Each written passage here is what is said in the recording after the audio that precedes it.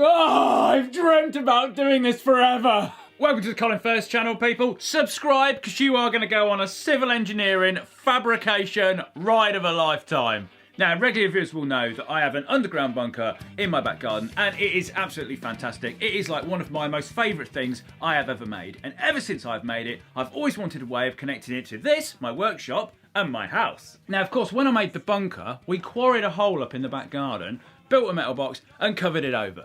But I can't do that here, can I? Because the workshop and the house exist on top of it. So we've got to dig down and actually tunnel underneath it. Okay, this is the general setup. We have the bunker, we have the house, and we have the shed. Now, of course, this bit from here to here can be done above ground with a JCB. But from here along to here, no. We have to do it all by hand, digging it, going underground, boom. Now, this is going to be a very time-consuming and a very expensive project, but it doesn't matter. We have a sponsor, Free Trade, the share dealing app. What's buying shares got to do with this? Calm down, come on. This is like mining. Mining shares like lithium, they're doing pretty well at the moment. Anyway, more about that later. Now, I'm actually going to do this in secret so as not to alarm the neighbourhood. And also, a secret project is way more fun. Now, I actually started this a long time ago, so let's roll back the time before coronavirus was even a thing and start making ourselves a secret entrance.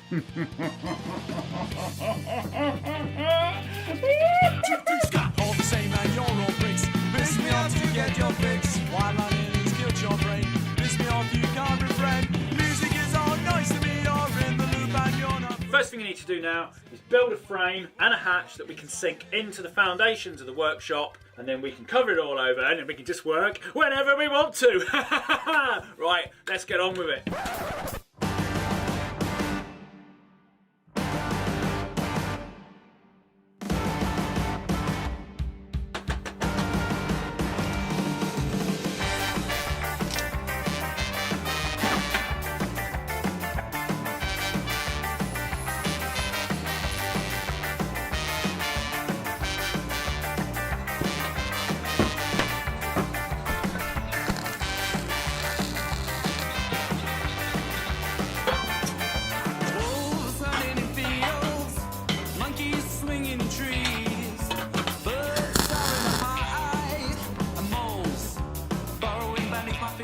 Right, so made this frame. That's basically going to sit somewhere around there. This sits in the middle. Sits in there. There's no hinges on it at the moment. Put the hinges on afterwards, and then we can lift that up, fold it down, and this is proper solid.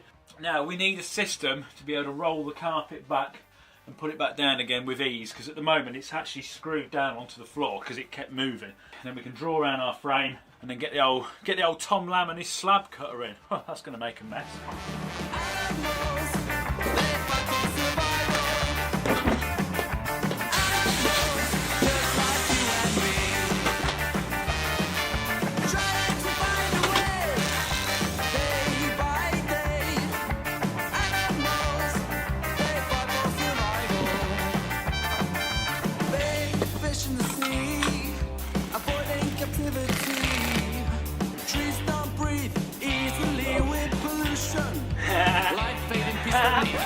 Now, before we start chopping this floor up, our sponsor, Free Trade. Now, don't skip this bit, because you can win. Oh yeah, you can win! That's right. Free Trade is an investment app where you can buy and sell shares with zero commission. Zero! So if I buy stock for £10, it goes up to 15, I sell it, I make £5. Yes, zero commission. It even says it in the app. On UK trades, there is absolutely no fees. On international trades, there's a small exchange rate fee, but there is zero commission. This is the wrong machine, isn't it? You need to spend thousands of pounds on shares to make any money. This is not true. Even by investing small amounts like 20, 50, £100, you have the chance to grow your money more than just leaving it in the bank with today's low interest rates. And within the app, you can see a stock's historical price from 1 day, 7 days, a month, a year, and the previous 5 years. So you have all the knowledge. And with Free Trade, you can start investing from as little as £2. So you can create your own Free Trade account, clicking on the link in the description, and you will all receive a free share worth between £3 and £200. And 5 lucky people will receive a share worth £500. So it is a fantastic app. Now, if you don't know much about shares like I don't, it doesn't matter. After doing a bit of research and working out what investments are best for you, you can navigate them within the app in the categories section. There's like green energy, tech giants, cars. It's all in there. It's simple. Now remember, with all investments, your capital is at risk and the value of your portfolio can go down as well as up, and you may get back less than what you invested. Okay, let's mark this floor up. Let's get it chopped up. Click the link. Click the link.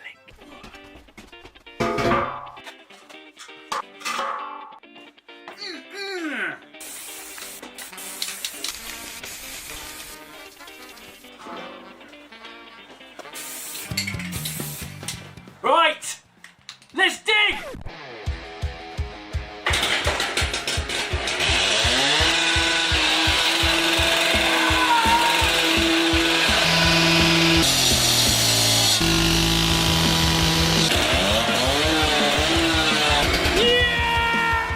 We're gonna have to sort the dust issue out. Right, we've rigged up the water system on the saw, so we'll have another go and see if we don't completely fill the place with dust. Right, Tom, come on, he's itching to do this.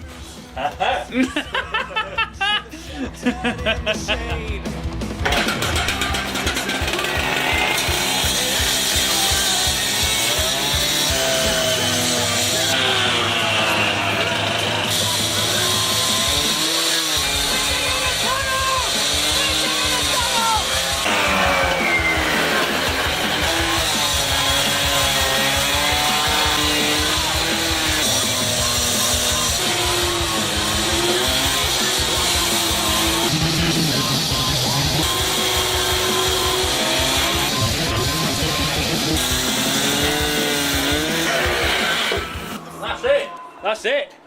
Right, that's the square cut. And now we've just got a lot of mess to clear up. No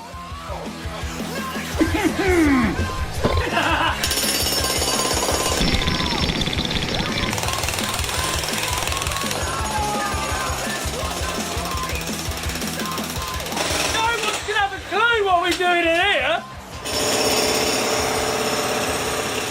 This is our idea of stealth.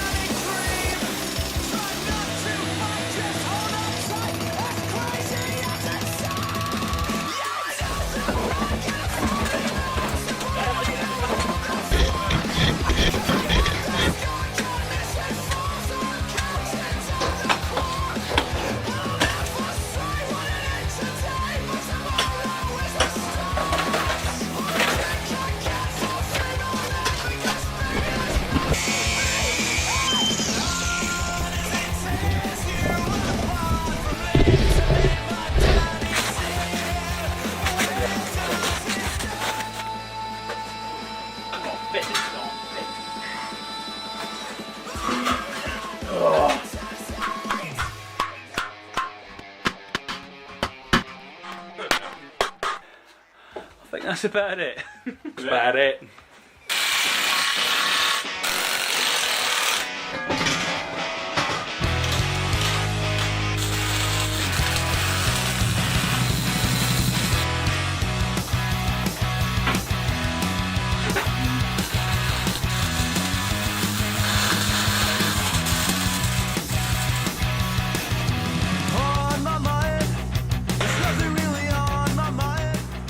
Seem to have forgotten the handle.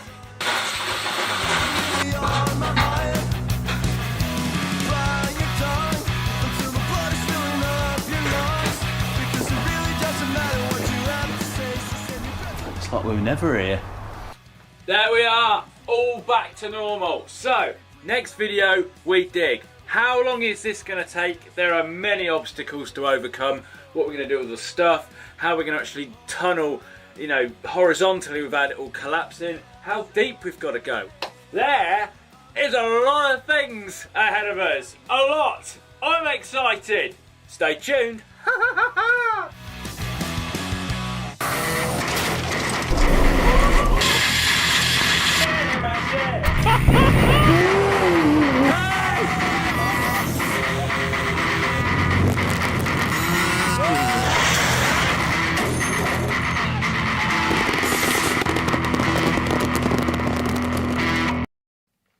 Welcome to the colinfurze tunnel project, where I am digging a secret underground tunnel from my shed to my house and eventually onto the bunker in my back garden. Now, if you like the sound of any of that, subscribe. This is an awesome project. Now, this is video 2. In the last video, we chopped the floor up and we put in our secret entrance. Now, as you're probably thinking, this is an expensive and a time-consuming project, but we have a sponsor in Free Trade. So if you want to grow your wealth rather than your shed space, there's more about them later. Right, we need to dig.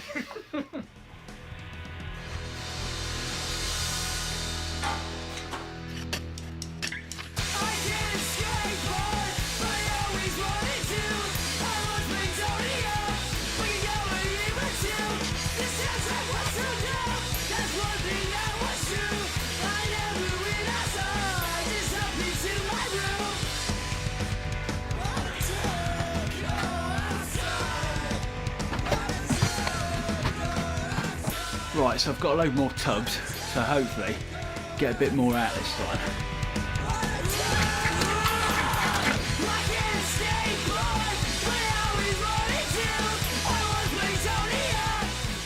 That's got through the base. We're now into actual soil. But I know what you're thinking. Where are we going to put all this? I have a plan. You fill these bags with the dirt from the tunnel. Then, wearing them inside your trousers, you wander out into the compound. All you have to do is kick it in. Unless you're a complete fool, the ferrets will never see a thing.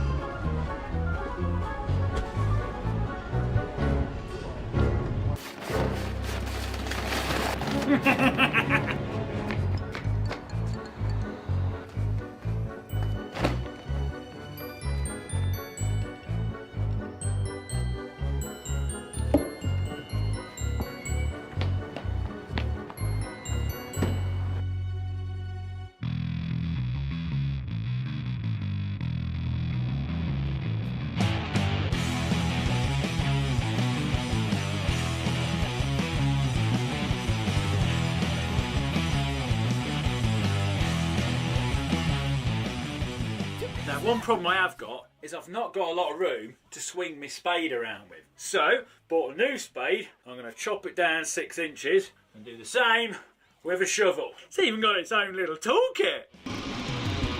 Oh! My body's out of control, and I'm falling way down low. So I'm gonna ride it alone. Yeah, I'm gonna ride it alone. Oh, I'm jumping. Voila! Right, dig 4, let you commence. I'm gonna ride it alone. For right to left and back again, the thing you crave, your only friend, utopia is bound to you. Insanity is bound to you, held up and now you can't deny the goals on the later. Now, I've been digging this hole with loud music on so no one can hear the sound of me digging. But tonight, Tom wants to come and help me, and I thought it would be a bit weird if 2 people were in the shed with really loud music on because we wouldn't be able to talk to each other. So, to cover the noise, tonight it's band practice night. Hey Tom?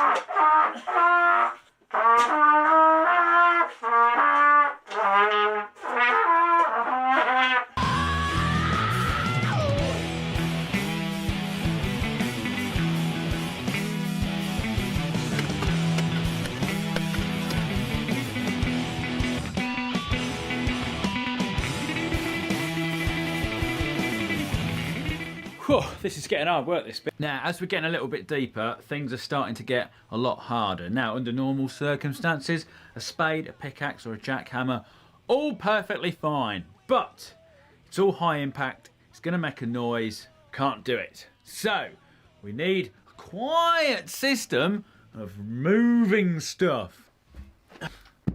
240-volt hydraulic pump, big fat hydraulic cylinder. Fix this on the end of it. Right, I'm not going to explain too much, just going to build it.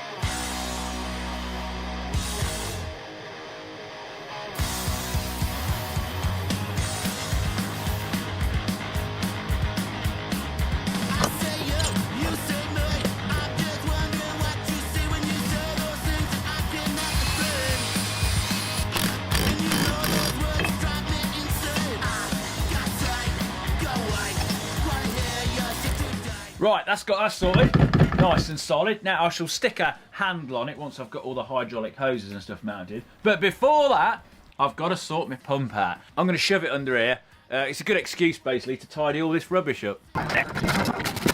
There's still bits of Christmas tree under here from the Undecor 500C. Oh, look at that, look. I mean that's a fit, that is. Cable will come out there. Thingy will come out there. Yes, yes, yes, let's bolt it down.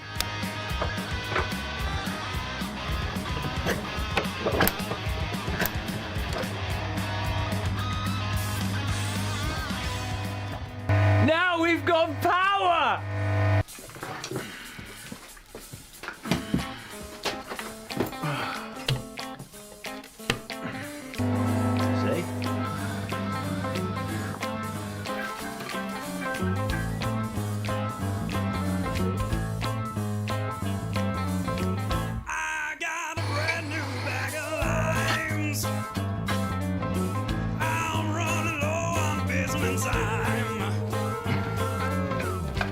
Right, I think this system is going to work. I've tidied it up a little bit. I've reduced the length of the hydraulic hoses on the ram, and also I've installed these little gate valve things, these little lever valves, so I can swap between the ram and this wedgie thing, whatever you want to call it is. Also, we haven't got hydraulic hoses and cables everywhere. Well, look, I still have got hydraulic hoses and cables everywhere. It doesn't do digging down particularly well, but it does force the rest of the muck into the hole quite well, which is a lot easier than chucking your spade in. But I just won't have a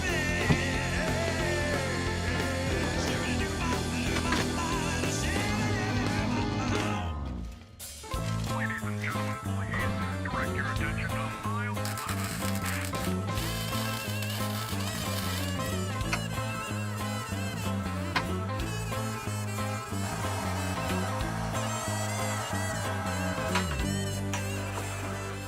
Like literally scrape the surface off. This is solid rock. You whack in the pickaxe in and it's like boom, boom, boom.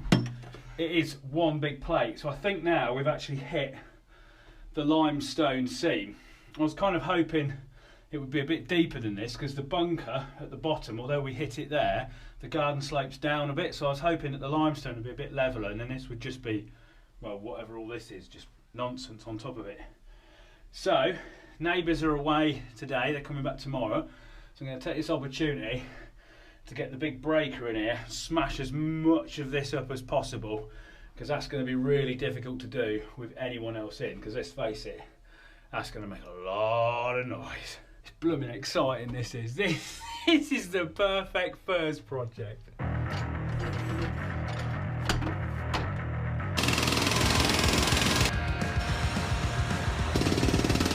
Right, something quite remarkable has happened. I'm digging down, look, I'm getting quite deep, and all of a sudden, I like felt a draft, and I'm like, where's that draft coming from?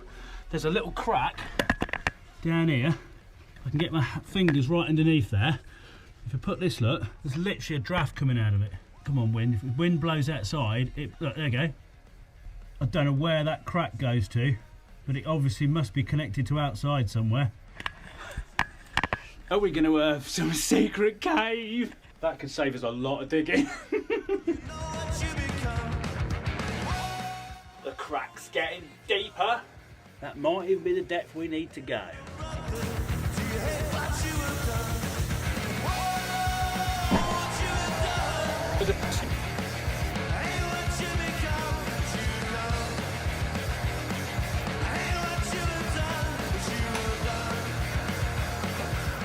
Look at that!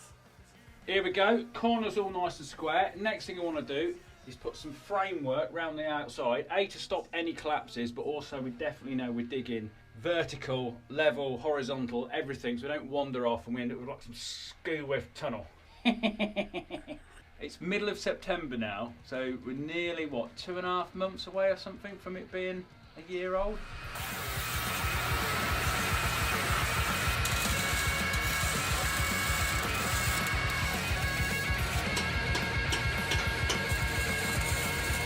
Right, that's the chassis in, nice and solid. Got these little pins in here in the corners to help it in.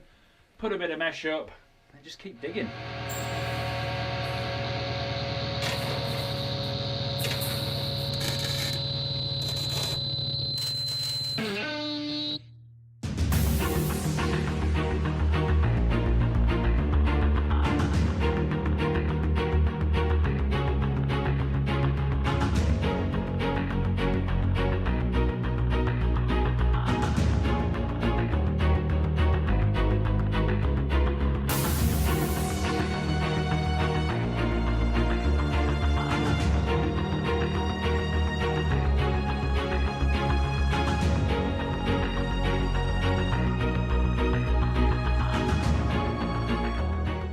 Okay, here we are, we're down to maximum depth.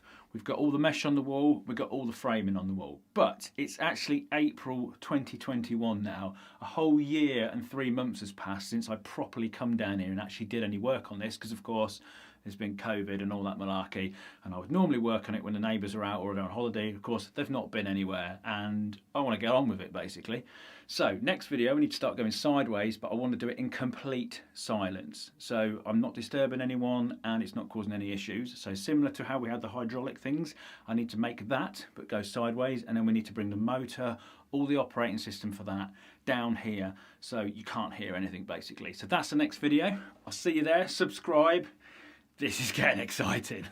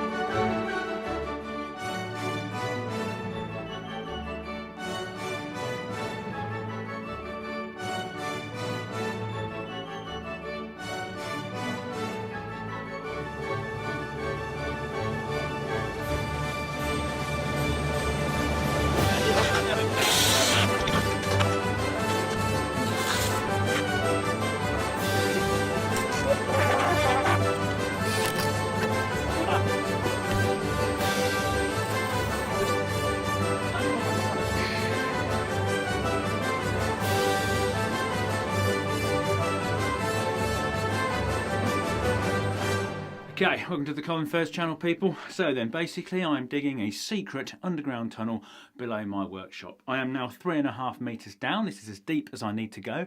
The next part of this is we need to start going sideways. That way towards my underground bunker, and that way towards my house. Now then, we're having to do this in stealth, so this part of the project has got to be done in complete silence. We need to make some tools, some equipment, so we can break this rock face, making no noise whatsoever. Yeah.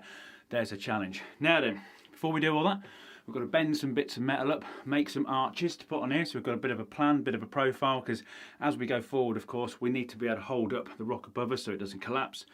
Got to get that sorted and then work on my hydraulic motors and rock crushing implements. Right, let's get on with it. Hold me close as I lie dying in your arms and feel the heartbeats in your chest. Don't grieve for me as I lie dying in your arms. Watch me take my final breath.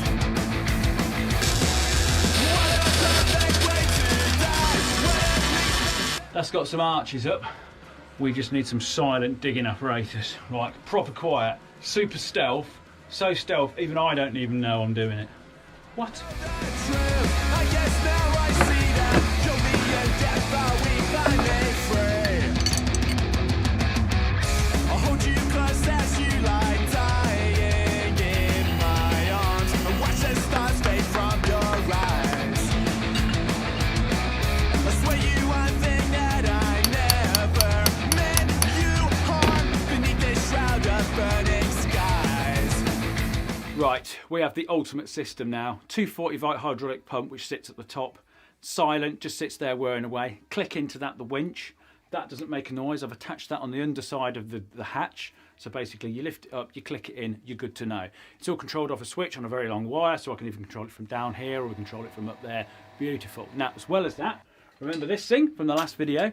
I've basically kind of added a long tail to it, welded a nice long pole, which is adjustable so we can stretch it out. That can basically pin itself in between, push itself into the rock face and break it, all in complete silence. We basically will hang this off the winch as well so I can get it at the right height, move it around nice and easy. I've not got to try and lift it up and lump it around, which is one of the problems it was with before. Right then, let's give it a test. I'm going to have to do all this on time lapse because there is barely any room in here to have a camera and a tripod, as you can see.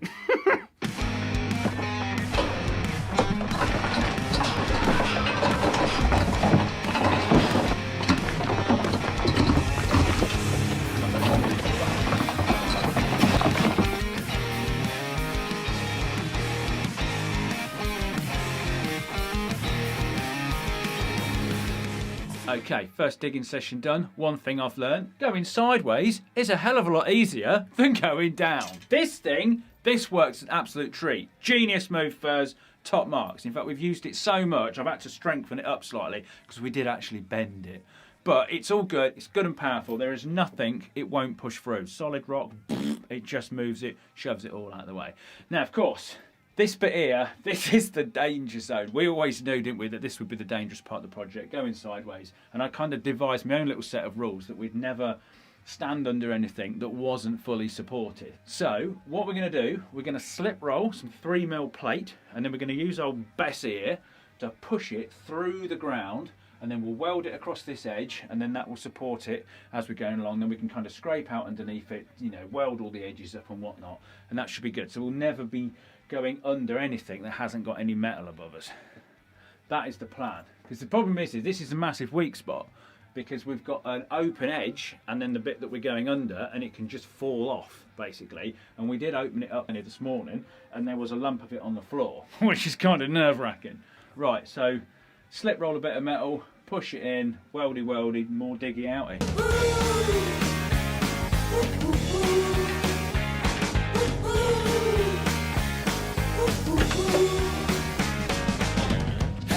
I've seen you walking around, I've seen you out before.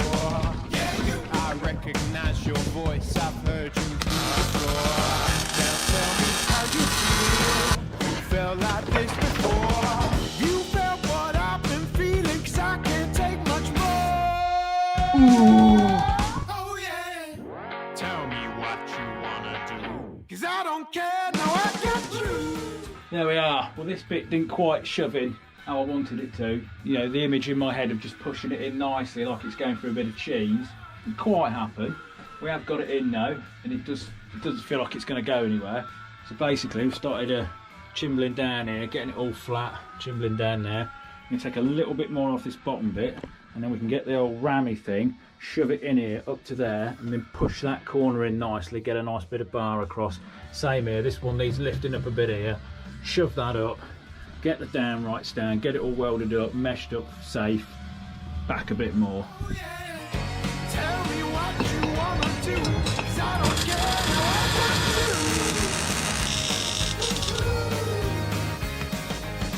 Now show me what you wanna see. Show me how and I'll show you me.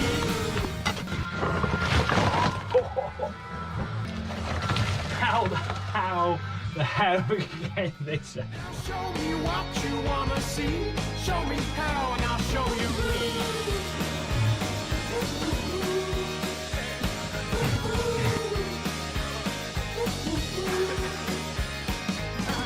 Right, so I've got all these ooking massive bits to do something with.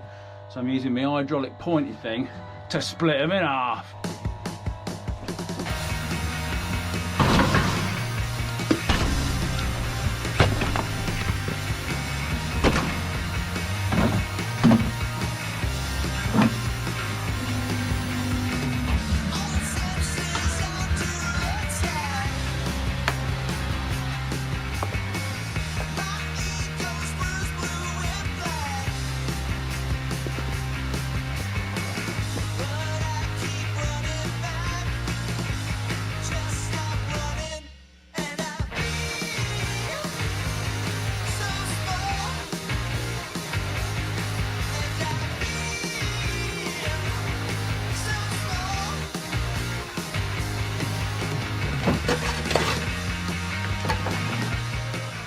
Okay, we're about 1.5 meters down. We're getting the systems down now. We know exactly what we're doing. Now I've brought the pump and the welder and everything down here now, so it's completely silent.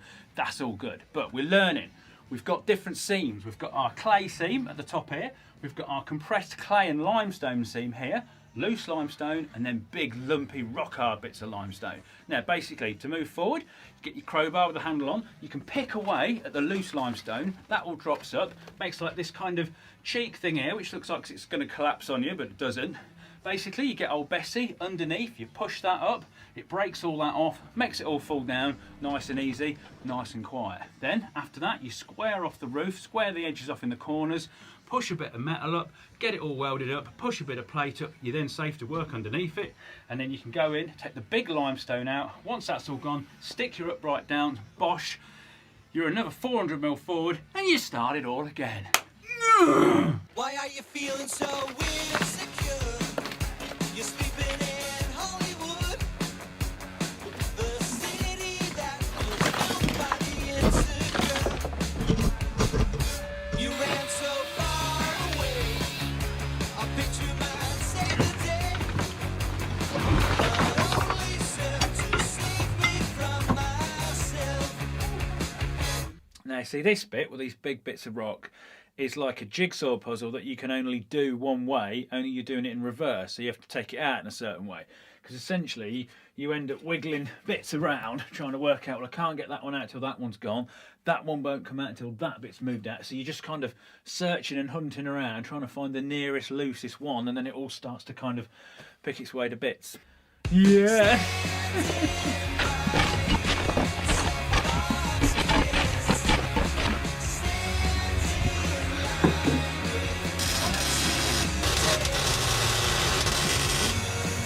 Oh my God!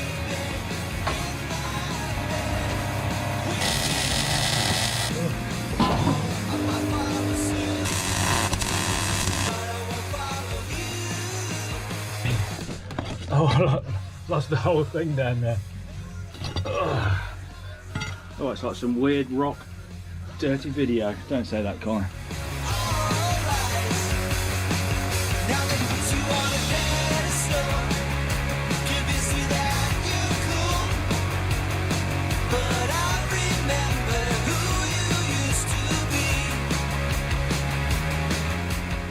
Get teased, look, these massive cracks, but I want to open up like a cave.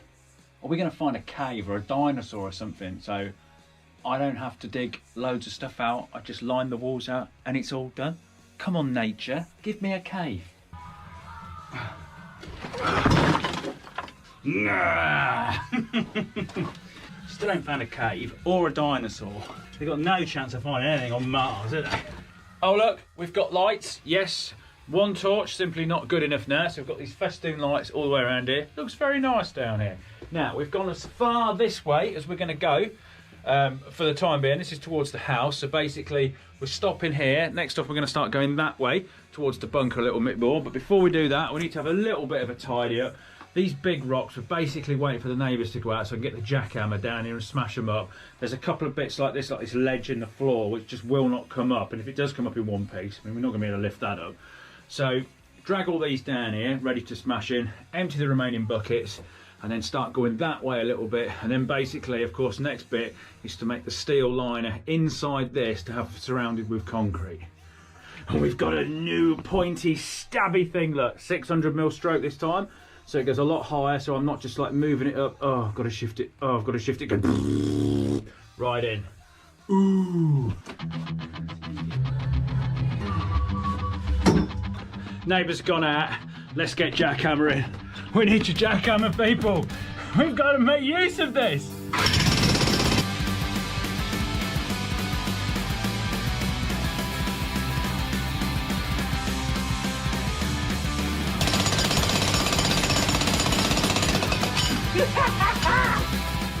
I brought a canary down just in case we get any toxic gases down here and we need to escape quickly.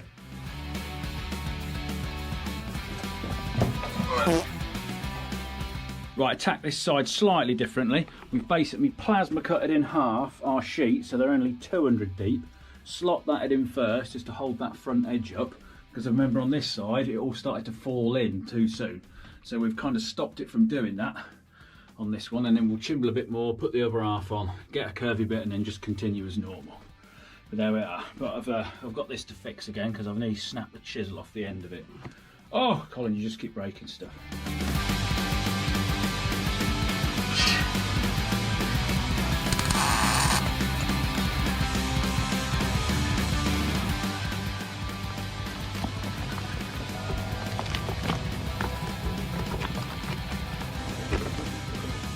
Wonderful colinfurze little tip here. If you want to make a ram cover sleeve, just cut the arm off one of your jumpers and Jubilee clip it on at each end. But not a colinfurze hoodie. No!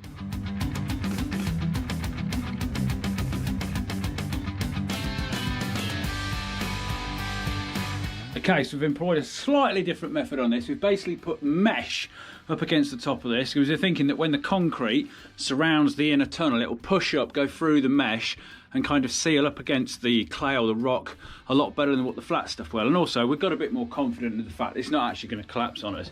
Now, you can tell we're getting a little bit closer to the surfaces because my garden slopes down slightly as it goes to the back of the shed, because we've seen little holes in the clay where roots used to be, because this used to be all flower beds before I built the shed. They've rotted away and left these little holes in the rock, which is very nice. So, just got a little bit more to clean out and a little bit more to piggle off, and we're about there.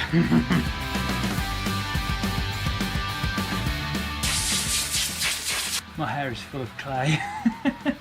Seems to be the only way to get rid of it.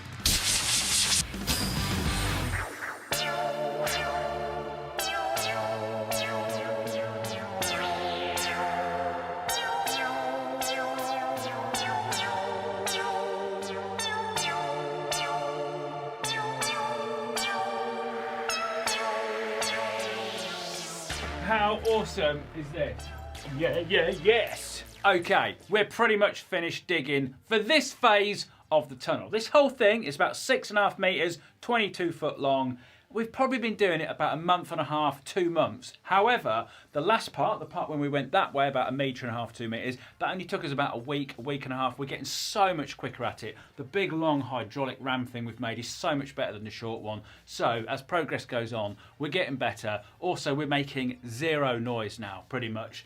Other than the odd little tap, hammer and thing, you can't hear where we are. Now, we're about halfway across the yard, going towards the house that way, and we're nearly at the end of the shed, popping out into the garden in that direction. Now, next up is to build the tunnel within the tunnel. All this framing and everything, this is just support structure to hold this thing up. So what we're going to do now, we're going to build another tunnel within this, surround it by concrete, and then it'll look just like the tunnel that goes towards the bunker. So that is the next video. Do not miss that. Once we've got all that sorted, shored up, safe, it's concreted, we've got power, proper lights, then the next thing, full beans, connect it into the house. Boom. See you there. Subscribe. This has to be one of the most...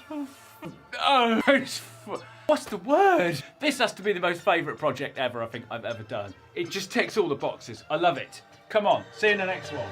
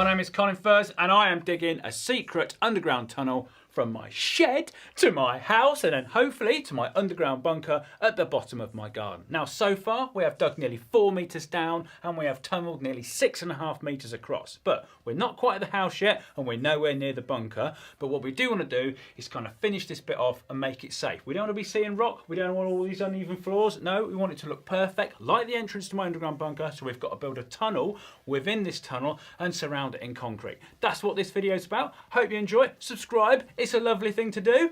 Enjoy the ride.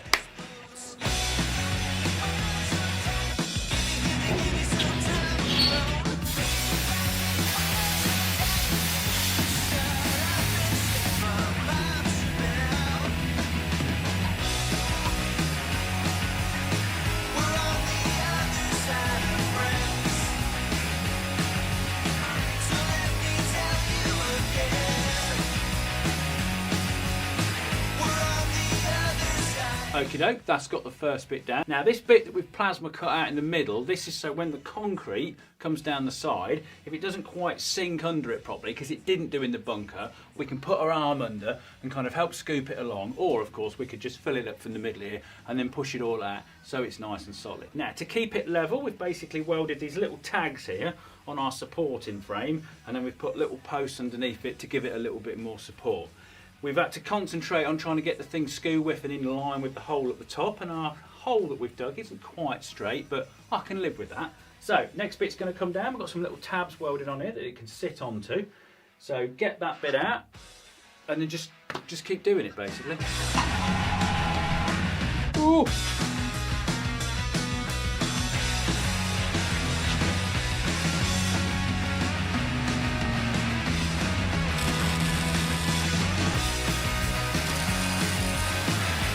Right, got 2 bits of floor down there. Now we put this 50mm box section here. Basically, we put Kingspan insulation in between this and then the floorboards over the top of it. A little bit of insulation, keeps it nice and toasty. So, that's done that. The third one's ready to go down and then we'll put a 4th one down and then we start putting some walls up. And hopefully, the dusty jobs are nearly over with. I got absolutely covered in it yesterday.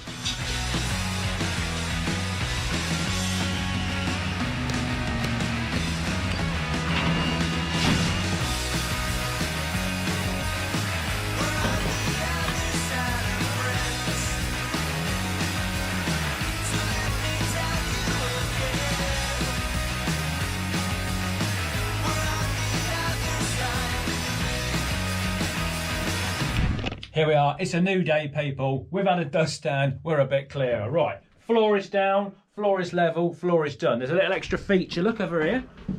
I've put this little extra bit in because we're going to house our hydraulic pump there so it can basically be in here all the time, and then when we want to do the next bit we're not dragging it around on a piece of wood like we were last time. It's all plumbed in, the hydraulic lines can kind of run under the carpet and then we can get on with it. Right, next up, exciting part, put some walls up, cut some noggins, just make it feel a little bit more like a tunnel. Colin, how can this not feel like a tunnel now? If anything, this is more tunnel-like because you can see rock. Shut up. Just shut up and get on with it.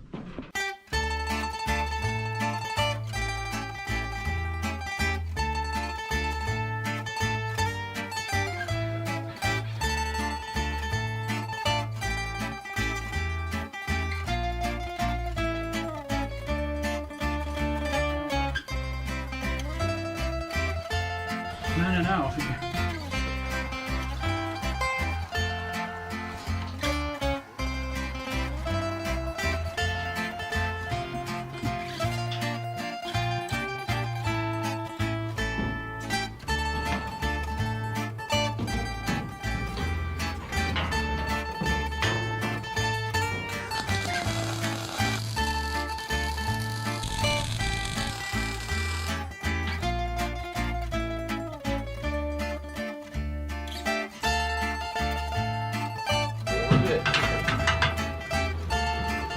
Got a bit of wall.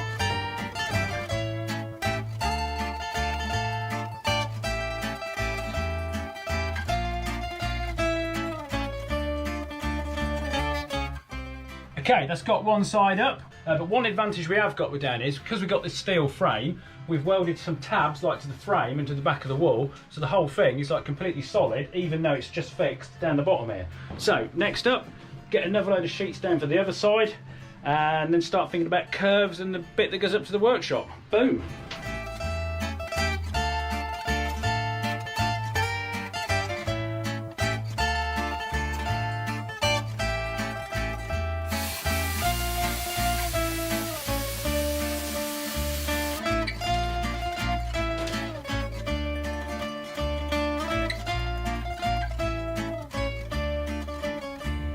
Okay, both sides of the walls are all done. We've got our little fireplace dog kennel area down here where we're going to set the pump. Now we've had to plasma cut the top edge of this so it's all nice and straight, so we can now sink the arches onto the top. And that created so much smoke, we've lost another budgie. Right, next bit, we've got to do the sides up to the surface. A bit more.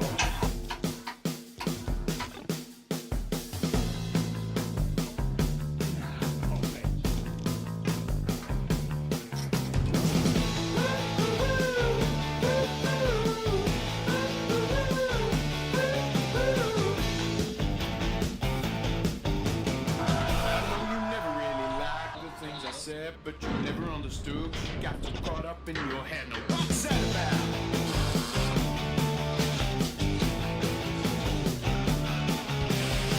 And even after all these years, you never tried. You only tore apart these subjects that meaning in my life. What's wrong with you?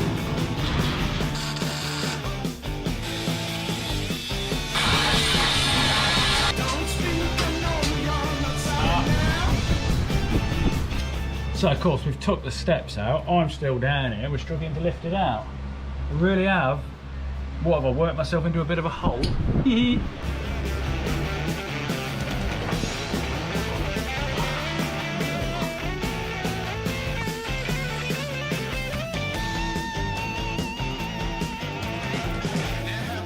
Single time I walk away, you get the style, you call me names, you never think it goes your way. So won't you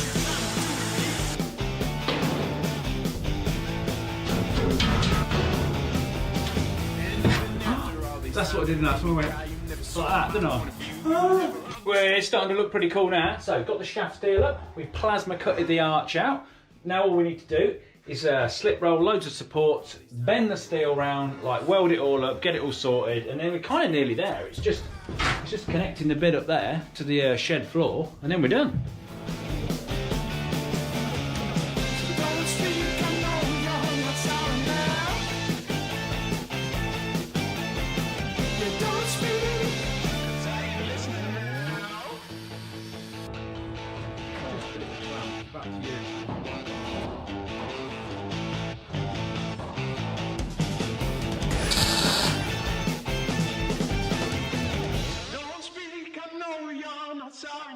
Okay, slight oversight, and our little bits that were bracing the wall, a bit of metal's now touching them. Got to cut a bit out of that.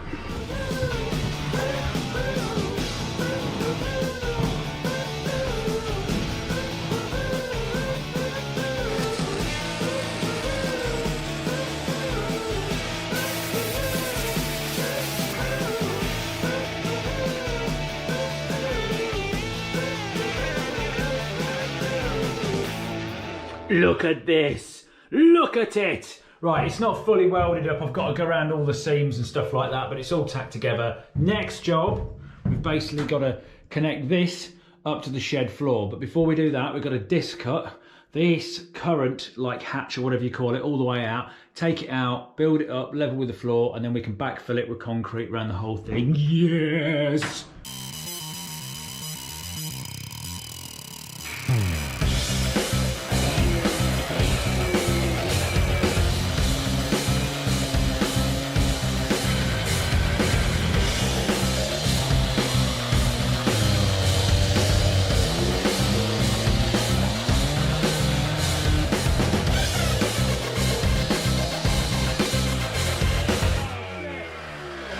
Of course, the electric cable's there, isn't it? Did you film that? Yeah.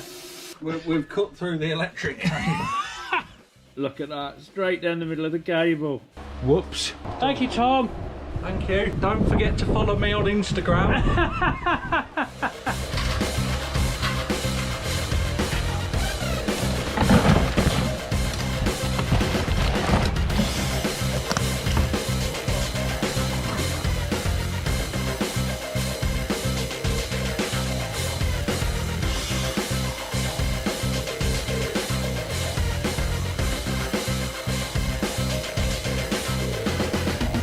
We've got a proper rim, we've got all the bits and bars all set up, and of course we've got the first part of our lid. Next up is the concrete. Pour it all down the outside here and start to finish the whole thing off and stop it sounding like a blooming drum.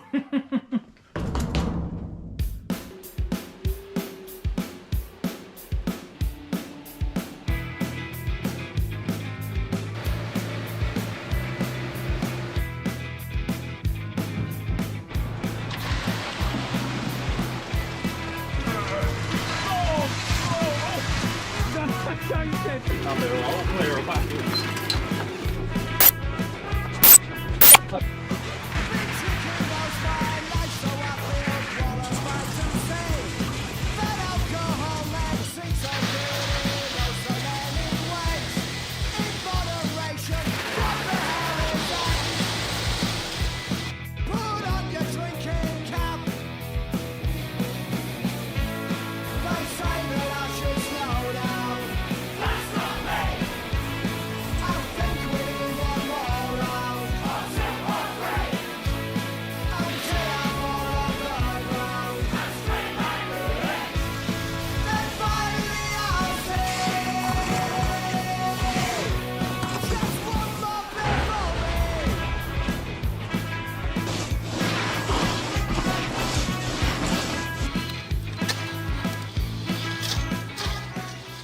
There it all comes, look.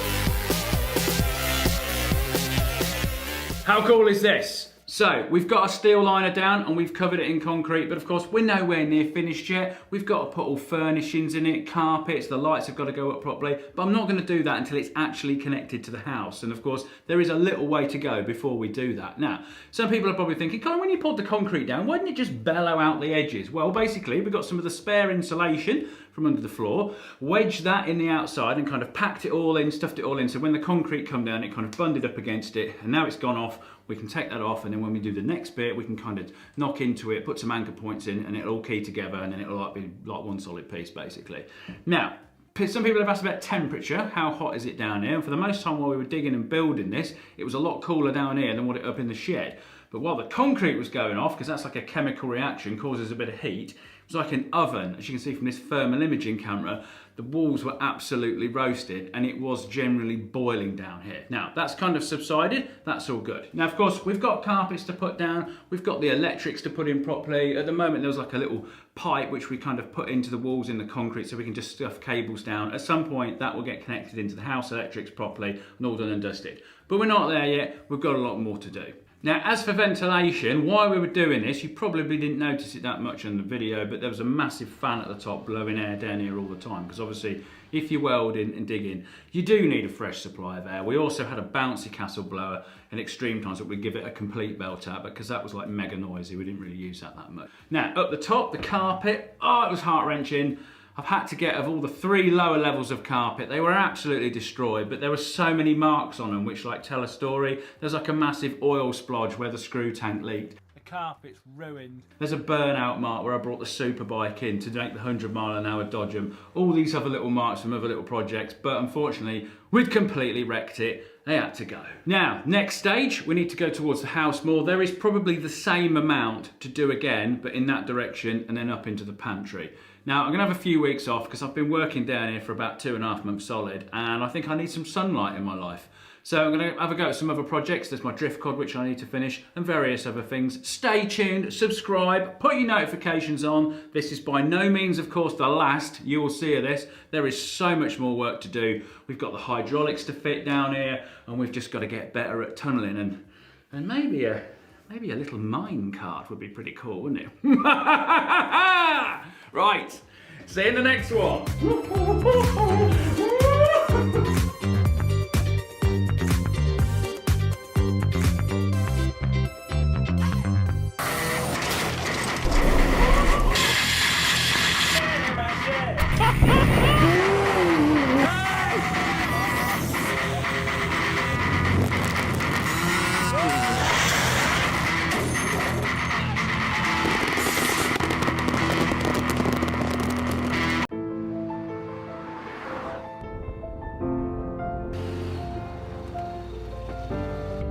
Wait!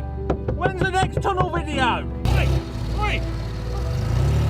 Come back here! Come back!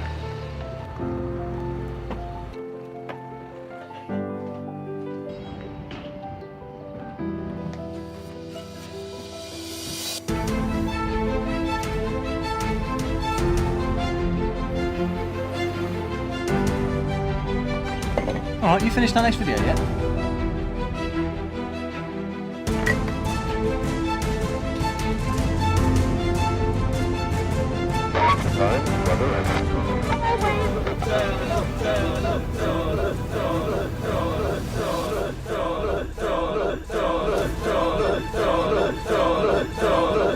Yes, thank you very much, channel members. Radio. Yes, here we are, we're back again. So, my name is colinfurze and I'm building a secret underground tunnel. We can't really call it secret anymore, can we, Colin? Because it's had like 20 million views over the previous 4 videos. So, I am building an underground tunnel now from my shed, which is where I am now, along here and through to my house, and eventually onto the underground bunker in the back garden. Now, in the previous 4 videos, links in the description, we basically dug the hole, broke the floor, dug all the way down, tunneled across, lined it all with steel, concreted it all up. It looks awesome, it's all done. But before we progress and cut ourselves into the house, we've got things to fit into this ready part of the tunnel. Basically, we had a hydraulic motor which powered all the pins and digging equipment, and a winch which used basically to pull it all out to the surface. So I'm going to refit that now because I've made like this little cubby hole inside the tunnel for it all to sit in. So I'm going to get all that in, wire it all up, put all the hydraulic lines underneath the floor so I'm not tripping over them. And then once we can do that, we can start digging a bit further. So then, let's get on with it. Now, since the last video, I've kind of cut the carpet now so it goes over the hatch, because beforehand we used to have to roll it all back, which means we had to close all these cupboards, get rid of the bandsaw. It was a bit of a pain. So now you just lift it up. Hell yeah! Now, some of you may have seen that on some of my social channels, Instagram, TikTok. Links are below. So go and follow me over there, because I do random things and you get a little bit of a sneak preview. Right, let's lock you on in place. Let's go down and sort it out, boy.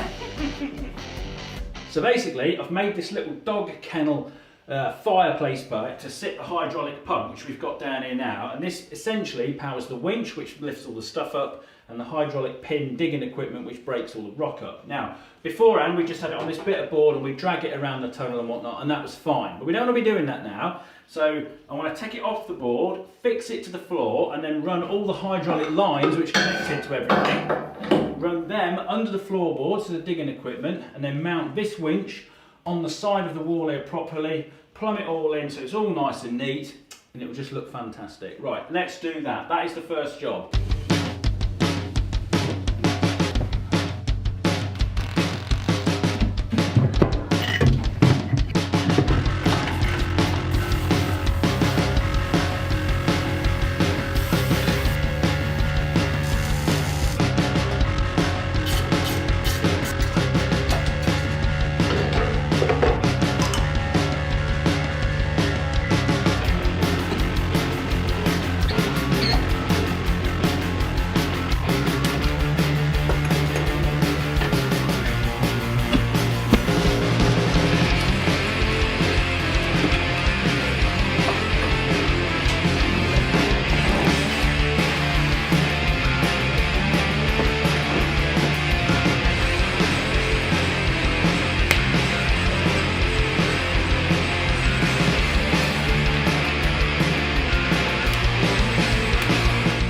Right, pump's fitted, nice little light stud welded up there, so it kind of gives it a nice little glow. Winch is all working, everything's done. We've replaced the cable on the winch because there was like this frayed bit which never used to be in a position that was worth worrying about, but of course now the winch is at the bottom of the hole and not the top. It was in a horrible position, so we spent ages cutting it down, crimping it all back up, putting these weights on it to keep it all nice and taut, only to lower it down, and it was a foot shorter than what it needed to be, and we'd run out of cables, so we've had to wind a whole new one on. I've also got this nice little cable tensioner which stops the whole thing from like going zzz. Right, now we've got all that fitted, we can do a bit more digging.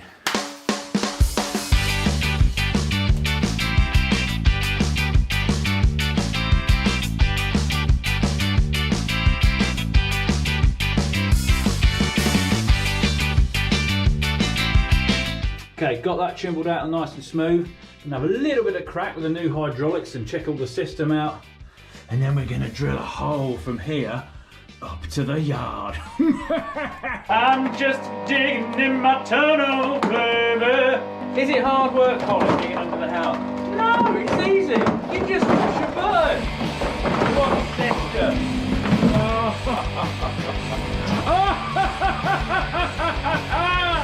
Boom, boom, boom, boom. This is brilliant.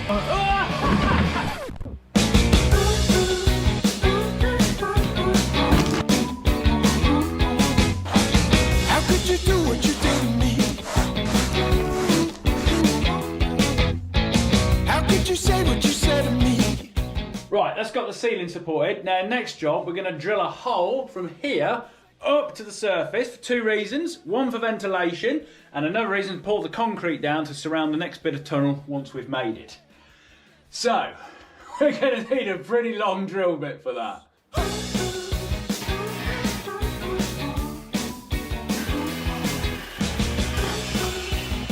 Okay, this is the plan. I'm going to get one of these core drills. These are diamond tipped. They'll basically go through brick, through concrete, you name it. I used to use these as a plumber for like putting like boiler flues in. So, got that. Big fat bit of pipe, which is pretty much the same diameter. We'll cut this in half, weld the top and bottom halves to each end of that piece of pipe, effectively making a really long core drill. So then we can go in, drill up through the top of the tunnel, through all the dirt, through all the muck, and of course through the concrete bit of yard. Yeah!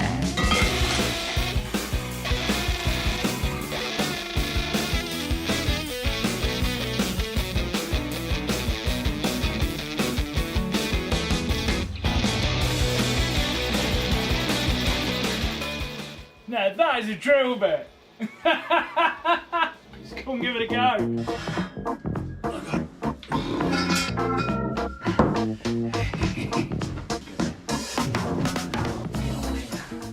Get on it, yeah. You gotta hold on that.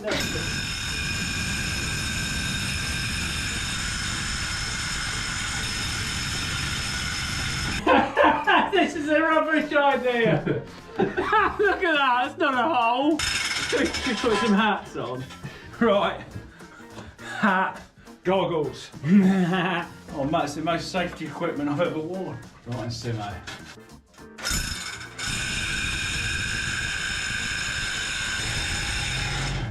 Smells like your drill, Rick.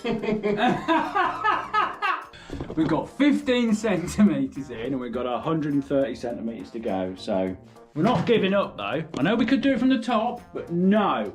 We want to see that come up out of the ground. I will not accept.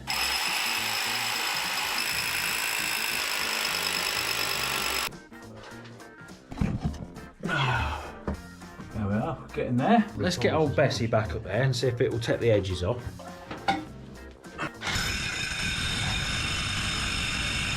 Oh, look at that. Look. Right, let's get rid of that little... Oh, look, we've had a wonderful idea. The old weeder. There we are. A little bit more.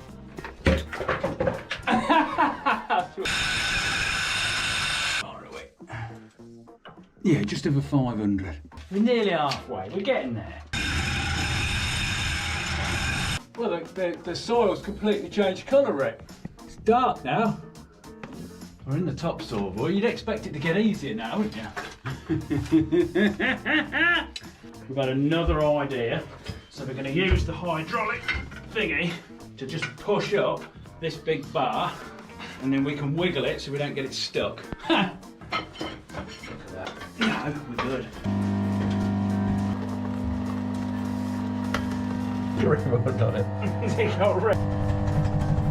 Right, we're kind of struggling to get it out, so I'm going to weld some, like a periscope, arms onto it.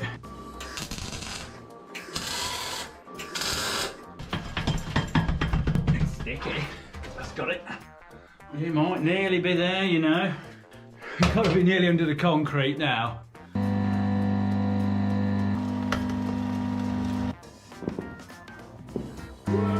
Yeah? Whoa! Oh, shed door's just got a bit stiff. Yes, boy, on the bottom of it now.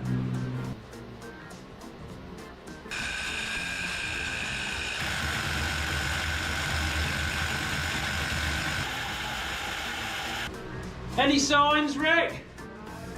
Might need to swap, my arms are knackered.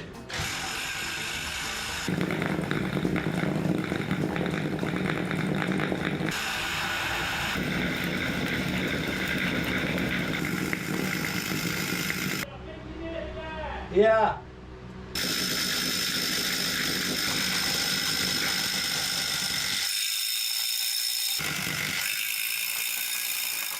Hey! Way up, Sebo! Oh look, it's Rick. Hello, Rick. Didn't quite hit the spot. Right, that's got the hole drilled. We've laser cut a hole in like a cap end, plopped a fan in it, so we've got a nice breeze coming down here, which is great for ventilation. It smells a lot better down here already. Now we've drilled that hole, we can kind of see how far along we are, and we've got to go about another metre that way, and then after that, we basically need to put the junction in to head towards the house to come up into the pantry. So, that's what we're going to do now, just get on, plough forward another metre, and then we'll review the situation after that.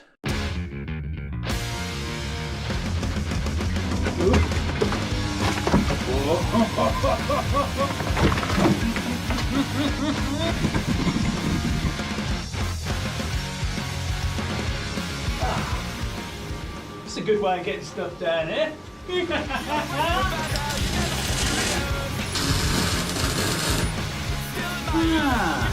Go on.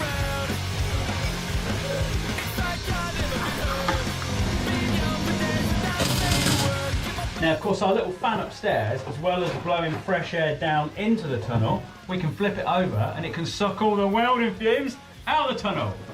And to demonstrate this, I will perform a smoke machine test.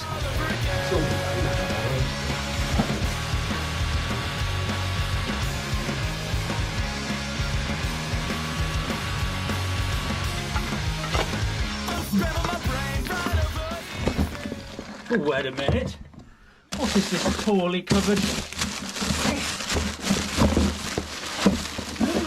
It's a colinfurze bundle box! What, with a t-shirt, a mug? Oh!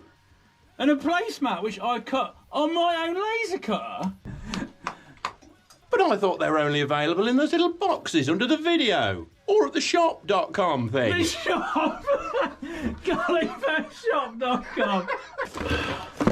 But how did I get under here?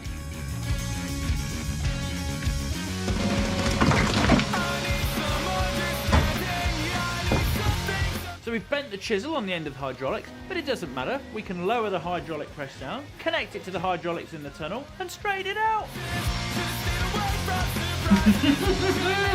Oh, that's not a small bit.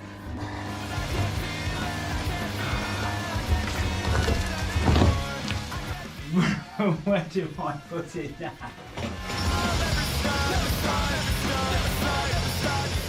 This snapped and bent the blooming thing on the end again. Never mind, all part of tunnelling.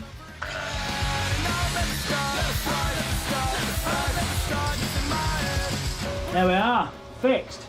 Look at it though. Look at it. How cool is this? The longer it gets, the better it gets.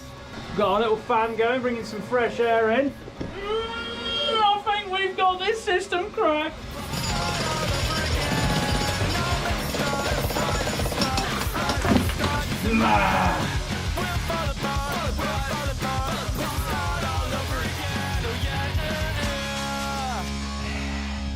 Got it all dug out, swept it all up. It looks very nice. Now then, gonna build another bit of box. I've been round the edges of these, grinded it all up, made it all nice and crisp. There's little bits of concrete. We're gonna put some few more beams underneath the floor this time to kind of stabilise it a little bit while we build it. So we're gonna come out another panel, another 1200, and then at the ends, instead of putting that like insulation stuff that we stuffed in the corners, we're gonna do mesh all the way around there. So it acts like a little bit of reinforcement, and also it'll stop the concrete trying to blast all the blooming insulation forward and fill in the whole thing up with concrete. As you can see, there's a little bit of concrete which didn't quite flow right to the front there. So we need to make sure that we get that bit completely full. Right, let's get on with it. Yes. Just get this little nice and straight, because you don't want wonky tunnel.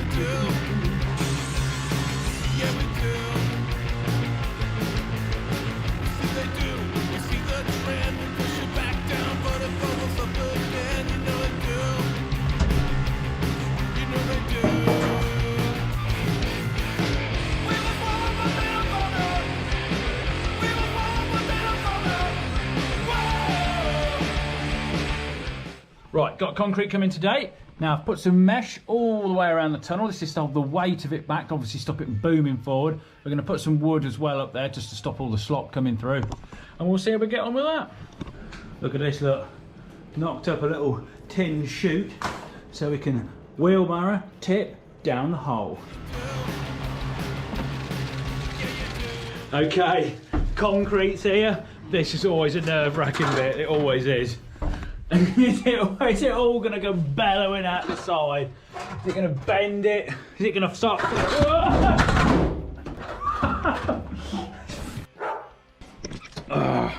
Yeah, I fell over, it's alright. I got it on camera though.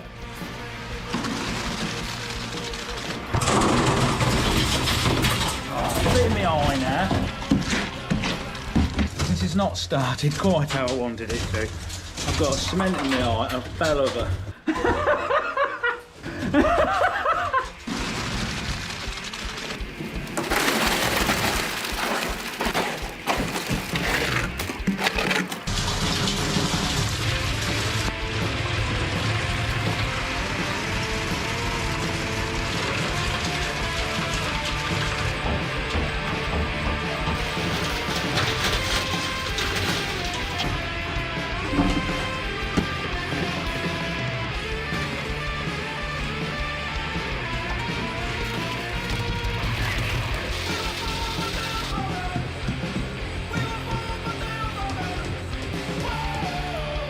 Okay, that's worked so well. The mesh has held back the concrete absolutely perfect.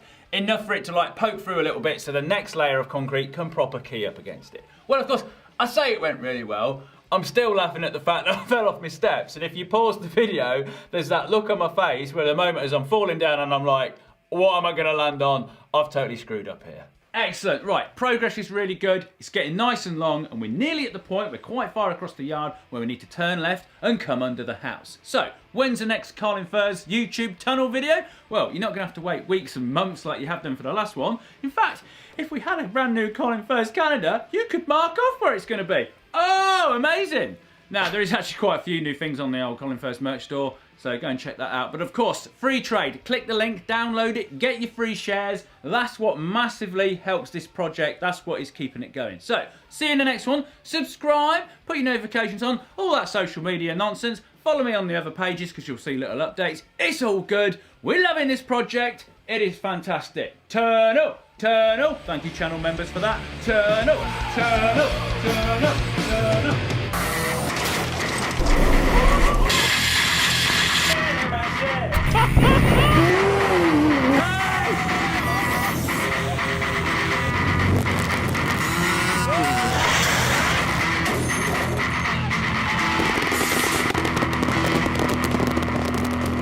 Secret tunnel!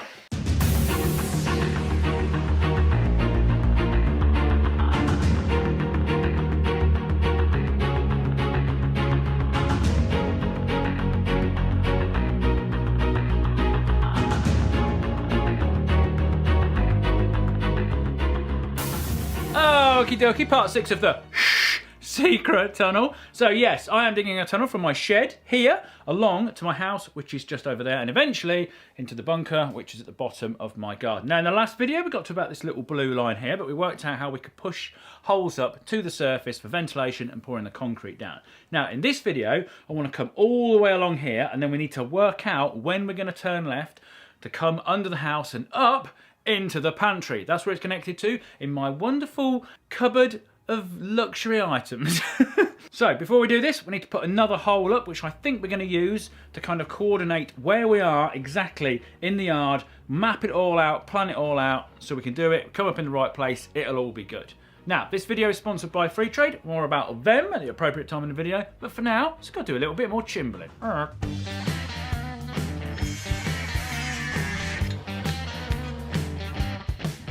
met a lady. Didn't have to look too far. Because I was thirsty. Oh no! That's a bit of my house!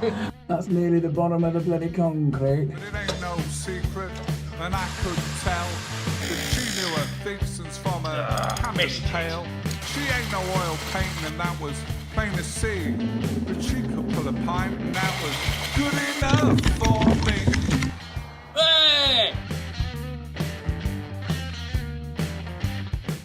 Got our ceiling supported. Now we need to find out exactly where we are before we start turning left to go into the house. We need to know when we need to turn left, and also we need to know the centre of that piece of tunnel, so when we come up under the house it is up in the right place, and you end up going down, you know, to the centre of the tunnel and not all wonky and all that sort of stuff. So what we're going to do, we're going to drop a bit of box section down, clamp another bit of box section to the side of it down here and the side of it at the top, so it mirrors the straight line. So if we lay it in a straight line down here, it should be in a straight line up there, and then we can see exactly where we are and where we're going and how far across, up, down, whatever we need to be.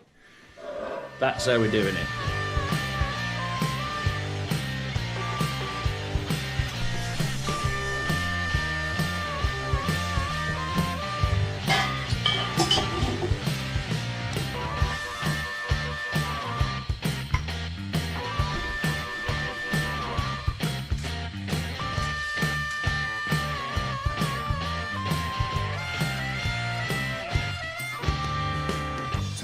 Later, seems like 25.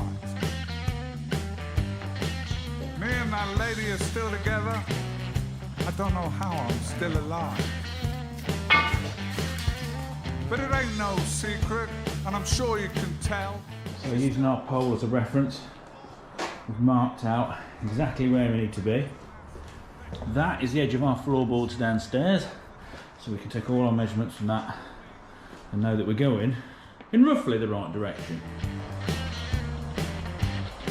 'Cause good enough, it's good enough, and good enough, it's good enough. 'Cause near enough, is near enough. Right, we know where we are now, we've got it all marked up, we can see where we're going, we just need to dig a little bit. Not in these clothes.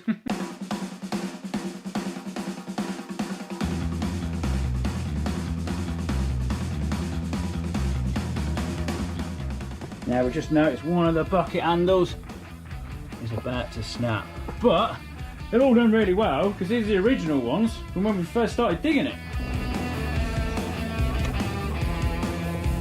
Why don't you say nothing to me? I gave you my opinion to the nth degree. I grew up round here, I know the history. Okay, so we're going to stick a beam down here, and then that is the edge of this part, and then it needs to start going that way. Before we do that, we've got to dig a lot more further in that direction. But of course, if we carry on at that height, when we go to go that way, that'll be too low. So we're going to go up a bit and then across to support this part of the ceiling. If that doesn't make any sense, I will do it, and then you can look at it and go, oh, that's what he meant. Does it make sense now? It's got to go up, across, and then there'll be a curve over there. No? Oh well, just keep watching. 5 or 6 minutes. It'll all make sense. Hope it's gonna pave the world. Oh, you got a lot of tidying up to do here, Furze. You got a lot of tidying up.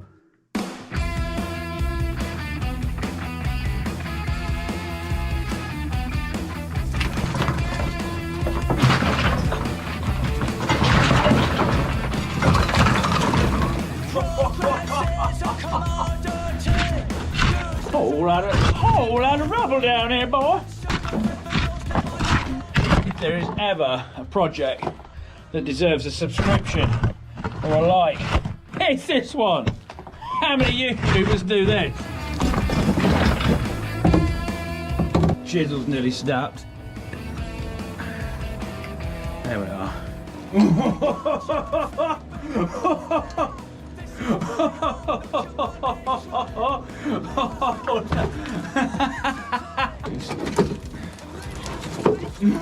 It just fell over, couldn't stop it. I think we're just gonna have to leave it on the floor because that's the biggest singular rock we've had out of this thing. There we are. I fixed the pin on the end of the thing, straightened it up with a hydraulic press again. Ah! Tunneling. I think you'll stay in there. So after struggling with the weight of that rock, I've been kind of thinking like, how much weight are we taking out? So I'm going to weigh a bucket.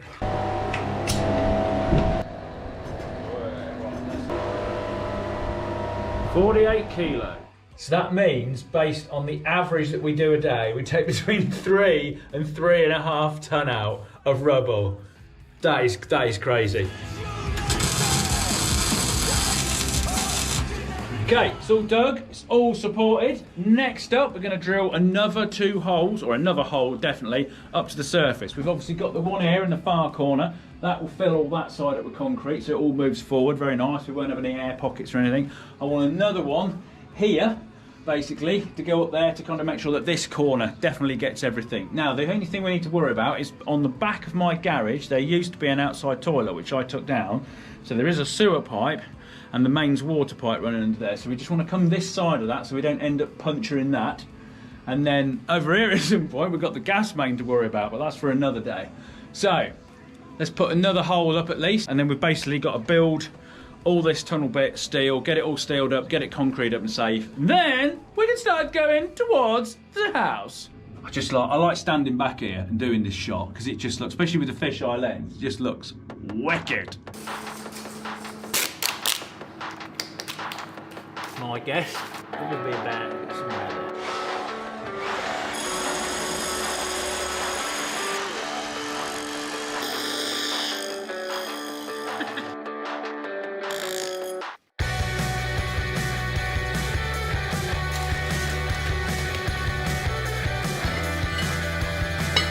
Hole number 2.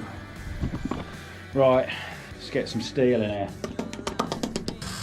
Oh, this is a lovely boy.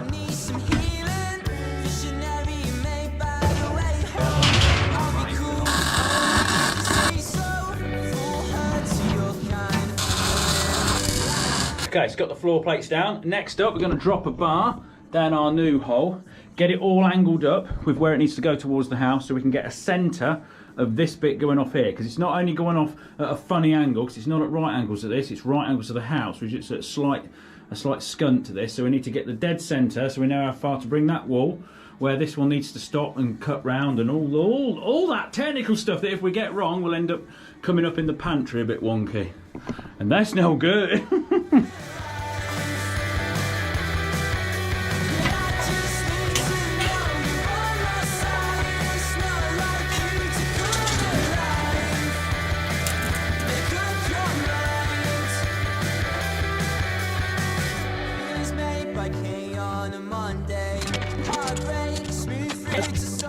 Right, got it all marked out. So basically, there's some lines you can't see obviously on this camera. So we've got our angle. It's at it goes off at a 7-degree angle or an 83-degree, whichever way you look at it. I was going to do the end of this bit of tunnel at right angles and then go off at an angle, but I think that's going to make the roof and there's going to be too many wiggly bits. So come off, 7-degree, 80 up there somewhere. And if we get it wrong and end up in the middle of the kitchen, you can rewind to this part of the video and say that that was when the mistake was made.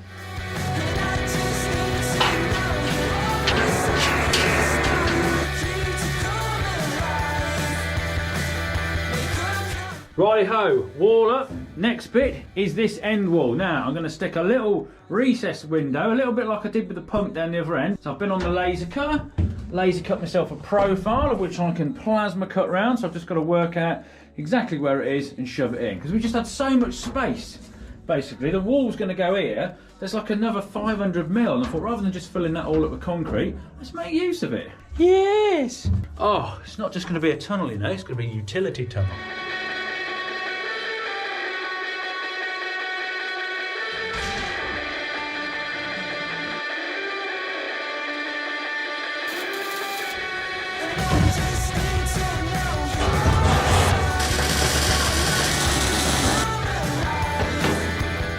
Like a little seat, look! Ideal for sitting here in my new Furze branded shirt. Or considering the dates in the 2022 calendar. Yeah. Or having a drink from my Furze drinks bottle. Right, let's got these up. Now the other wall which I've put up, there's quite a lot of space behind it still, and rather than doing this again, decided to put a little game in of Plinky Plonk. Basically, series of pipes welded up, fit it to the back, put a ball in the top, which one's it going to come out? Ooh!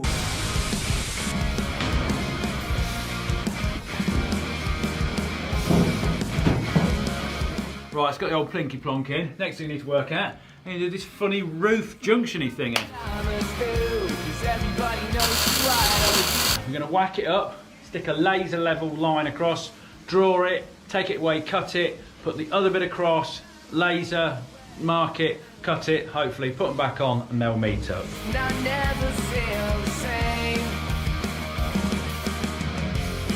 I'm tired of all the questions and all of their suggestions, cause I'll never learn my lesson. And I don't wanna lose you, but I think this time I'll have to end. I want to get past you, if I want to get past you.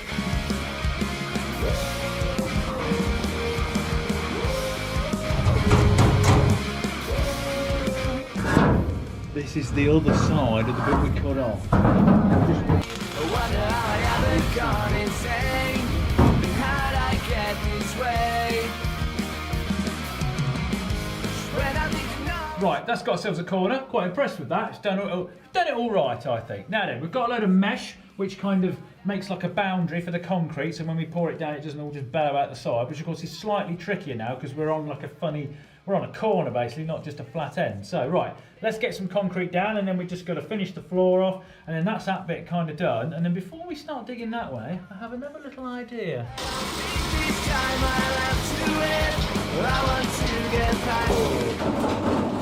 It's running! So to help with getting the concrete along, I've made this little rubber thing at the end and we can helps it go along, because a lot of you did suggest we should have had a vibrator last time. Yeah, giggity. And we didn't, but we've got one now. We'll have a chop around in there.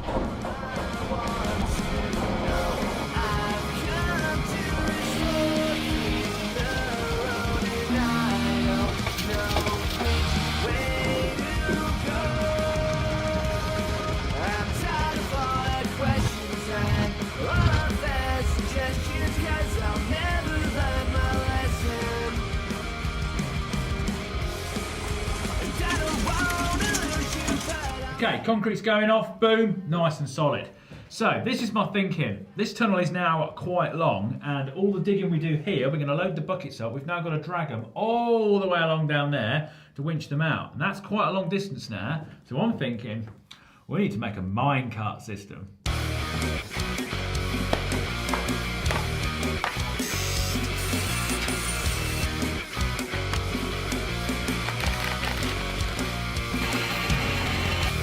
Got a lot to get through, and I know.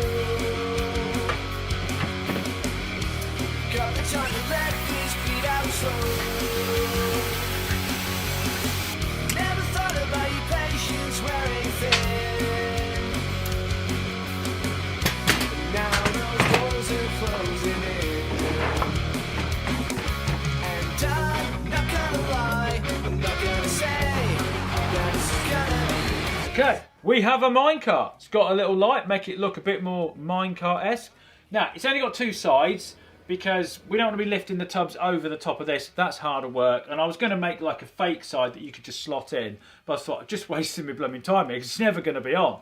So, basically, got some rails which have been knocking up down there. 2 bits of 20mm box section with just some bits of flat to hold them at the right distance. We're not going to screw them to the floor. We're just going to lay it on because we might want to move this. Right. Let's go and give it a test. We've got a minecart!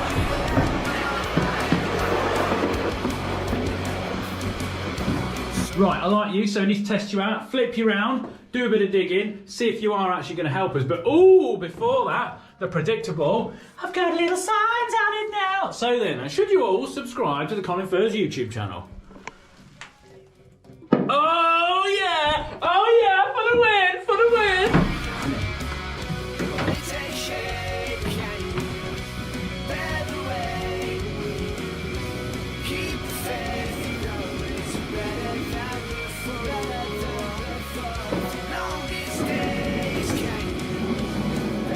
This works so well.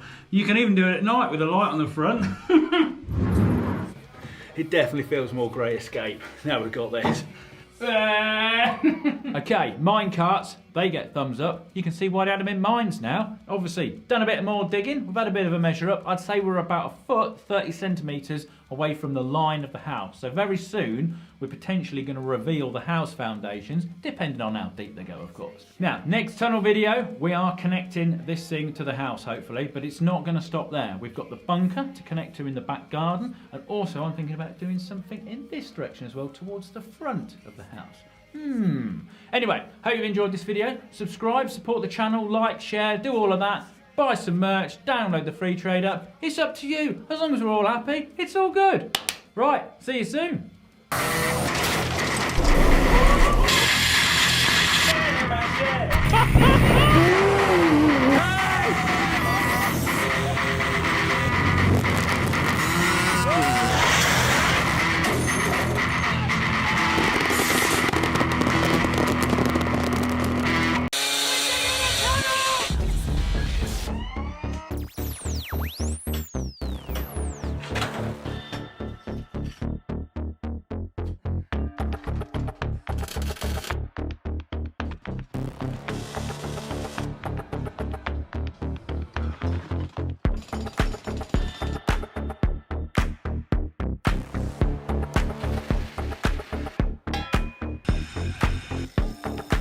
This video is sponsored by Surfshark. More about them later. Yeah, this is the video! Oh yes, now, my name is colinfurze. Over the past 3 years, I've been digging a tunnel from here at my workshop, along and up through to my house, and this is the video where we finally break through. Now, if this is the first video you have seen, as you can see from the intro, it's been a hell of a project. Go onto my channel, there are 6 other videos, some of the most well-liked videos I've ever made. Drop a subscribe and a like because this is an awesome project. But of course, it's been a lot of work to finally come up to this point where we break through to the house. Let me show you where we're at. Okay, here we are. This is the plan. I'm currently stood here in the shed, and we basically want to tunnel along down here under the garage and across and up into the house, and then eventually up here to the underground bunker, which is at the bottom of the garden. Now, for the last 6 videos, we've essentially gone from the edge of the shed here right to this corner just underneath the garage, but this is the video where we need to turn left, come under the house and come up into the cupboard. And this is the most exciting part. There's also a lot more to consider. We've got the house foundations, we've got the sewer pipe, we've got the cold water main, all of that sort of thing to try and negotiate. Before we did that, we just wanted a little bit of extra ventilation, so we've pushed a pipe up at the edge of this tunnel and out underneath the lawn. Always looks really weird when you see a pipe come out the ground. So to get started on this, we need to now put another one here, because these pipes not only act for ventilation, we also pour the concrete down them to then surround the inner tunnel with concrete and make it all secure. Now, before we go drilling holes around here, I have a sewer pipe running down the passage, so we need to locate that first. Yes, we do. It goes off at the angle. Okay, not quite what we wanted to see. I was hoping to see a nice elbow on a straight line going up the passage, but it goes off at a 45 degrees. But of course, how far does it go before it then kicks under? So, GoPro on a stick with a torch.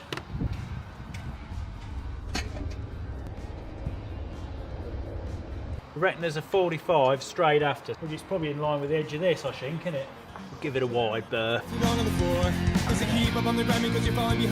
So, add a measure up in between these two bits of tape, we think is the sewer pipe. So I think if we drill a hole just here, all the way down, it should come out in the little corner in between a little bit of mesh, which I should be pointing at now on the video. So if we get the long drill bit, drill a pilot hole down, see if we're anywhere near, and then we'll push the tube up and put a vent up.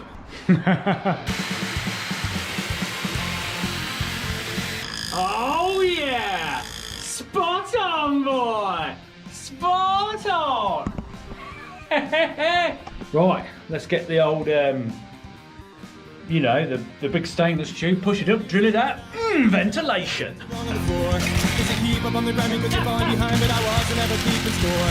Nobody can be trusted, and when you're right, blessed, I understand, I feel the drive. The way to tell the winding, cause time is always flying, gotta make the most of being alive. Oh, paladin, predictable, I'm a move. You gotta keep momentum moving, even when some pity's in mood. I say the yes, and they say get serious, and I won't stop putting around. Like it's like a delay, no, cause she's a bit. The old swing o Simpo. Get ready for the drop, Rick. Oh! No. We were totally ready, weren't we?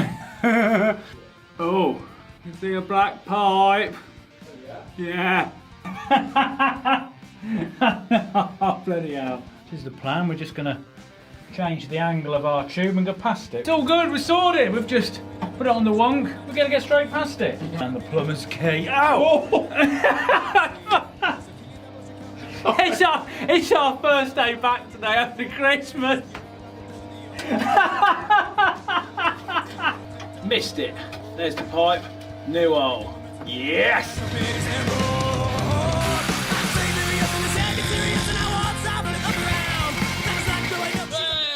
There we are. Hole done. Well, that was eventful. Right, this way. Now this video is sponsored by Surfshark VPN, not this shark. Now a lot of us, when we think about protecting our devices, we think about protecting them in the physical form, protecting them from accidental damage and whatnot.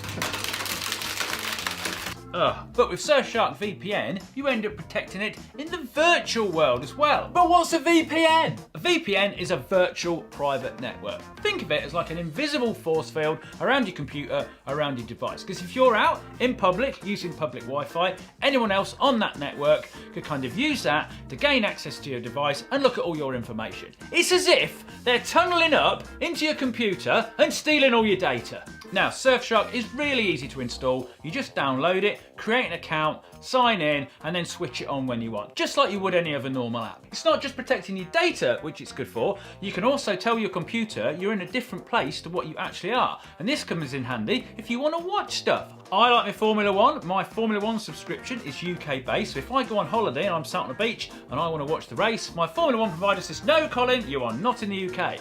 Turn on Surfshark, tell it I'm in the UK, boom, we've got racing. Oh yes. So to get Surfshark yourself, use my link, as you can see on the screen. Of course, it's clickable in the description, and you will get 83% off and 3 months free. Woo! Also, it's a 30-day money-back guarantee, so there's no risk in trying it. Now then, of course, support them. They are supporting this project. They are supporting the channel. So then, tunnel in. Where we at?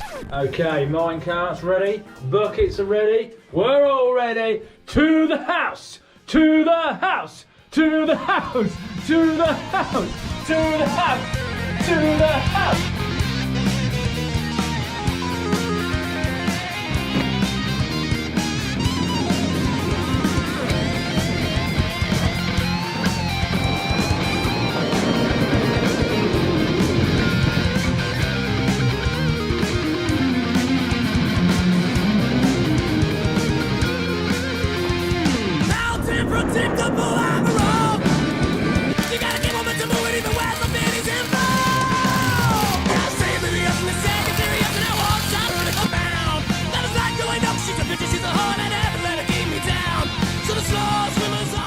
Okay, exciting bit. Roof supported, so we can start moving forwards again. Now this is the dig where we probably end up getting level with the house. So, are we going to see the house foundations, or are we going to end up going straight underneath them? All will be revealed very soon. So, do I want to see my house foundations when we're digging? Because there's a few things to consider and a few different ways we can look at this. Now, if we look at a cross-section of the tunnel, we've got this clay at the top here. That, of course, is not very hard. Then we've got this soft, looser stone, not too bad. And then we've got the rock-hard stone at the bottom, very good. Now, if we dig down and we see our house foundation either on the soft, loose stone or the rock-hard stone, then we know the house is on completely solid footings. It's not going anywhere. We can dig under it to our heart's content. Nothing's moving. That's all good. But of course, the downside, we'll have to chop a big arch out of the house foundations. That could potentially disturb, vibrate things, might cause, you know, a bit of cracks and stuff inside. That's not so good. Now, of course, if it's up here somewhere, right up here, we've got less to chop out. That's good. If it's completely not here, we don't have to chop anything else. That's really good. But, of course, that means that the house is sat on something which is slightly softer, and therefore us digging under it is more likely to disturb it. But there is another thing to consider.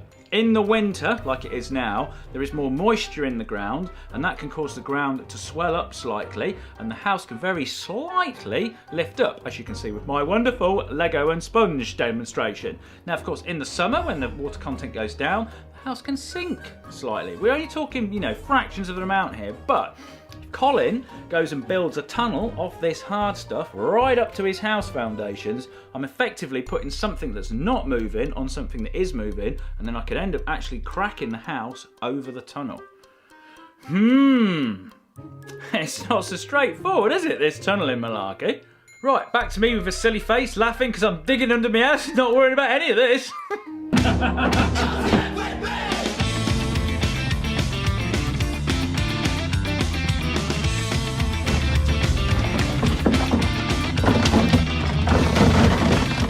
Right, despite a lot of digging, there is no foundations to be found. So we've got the steel up, we've got it all like supported properly. What we're going to do, we're going to drill a hole down the edge, right down as close to the house as we can, see where it comes out here, just to double check that we should be seeing the foundations by now.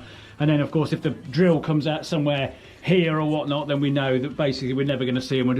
We'll just keep going straight underneath them. That's the plan now. We're just reacting to what we find.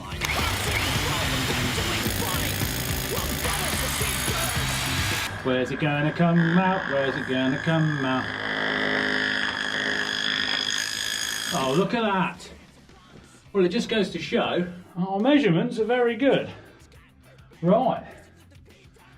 No foundations. I can see the drill. It's literally 4 inches the other side of our framed thing. Right. So yeah. Yeah, you'd think we would see them by then, wouldn't you? No, definitely not there. Right, I've got a plan.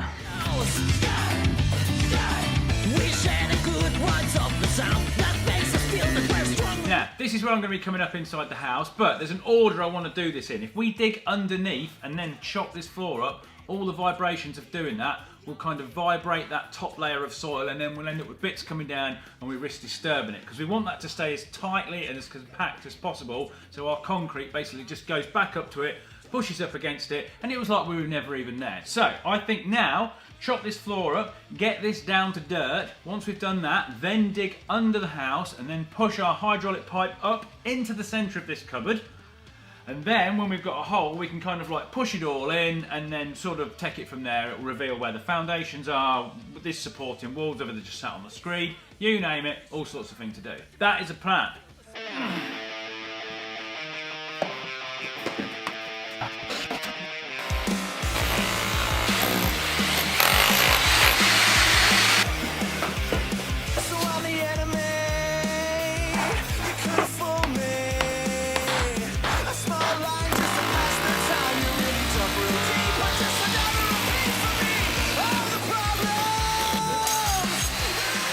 That went down quick, didn't it? Yeah, it's not much of a make that.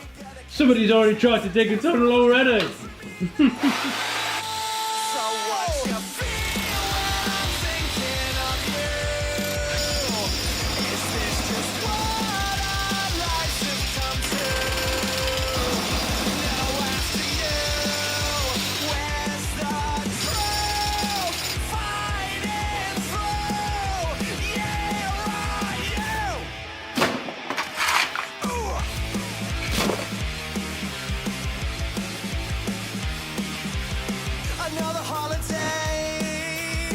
Right, that's got the pantry floor dug out. Basically swapped it for a small allotment.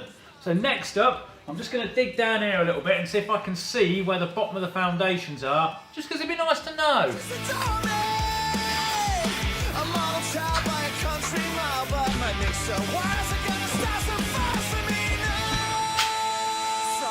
Okay, right, got a plan. So, we dug down, found the concrete foundations under here, so we've got a measurement now as to how deep the whole thing is. We've actually drilled a hole through the concrete foundations. We know that they're about 8 inches, 200mm thick, which is not particularly thick. So we know that in our tunnel, we're actually very close to them. There's not much dirt above us underneath them. We're going to try and keep that there if we can. So what we're going to do, we're going to dig a bit more out, and then we'll drill that hole again, see where the edge basically of this wall is in terms of a thing in, and make sure we don't put any framing on the ceiling too far forward, support that, and then of course is the lovely moment when we can dig under a little bit more and then we can break through and I can finally get into my house via the tunnel.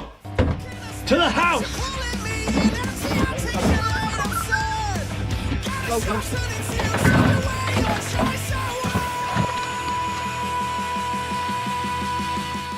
Right, Rick's going to drill a hole through that bit of foundation, flush with that wall, we can see where it comes out and then we'll know exactly where the inside wall is in line with this. So we don't put any ceiling stuff in the way.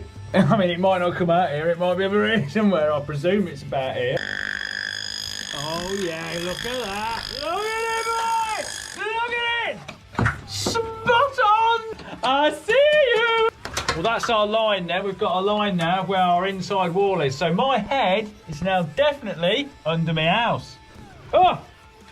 Oh, it's exciting. You'll never believe it. We drilled another hole again. We drilled another hole at the back of the cupboard, like dead in line with the wall. And it's literally come out there.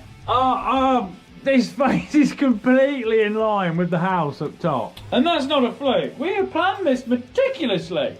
I'm very pleased with my tunnelling abilities, you know.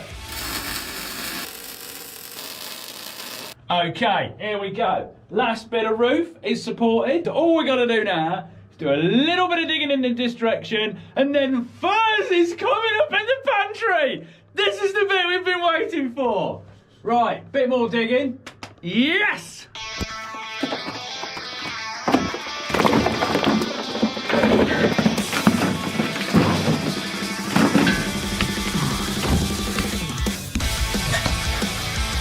There we are. House foundations. That's weird. You never thought you'd see the underside of your house foundations. We've dug a hole up and we've now exposed the house foundations. This is the bottom of my house foundation. We've dug a little bit more of a hole. We think we're about 2 or 3 inches away from the hole in the bottom of the pantry. Right, let's get in the house.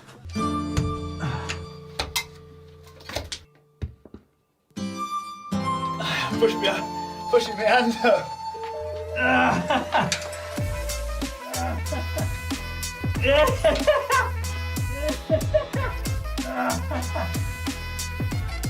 Oh, this is as cool as I imagined it to be.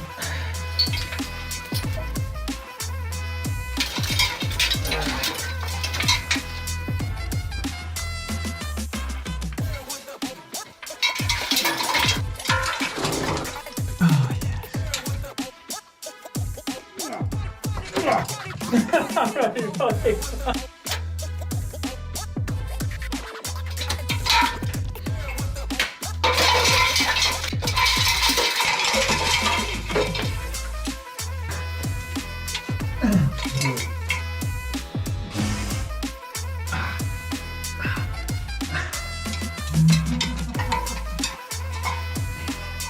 in the house!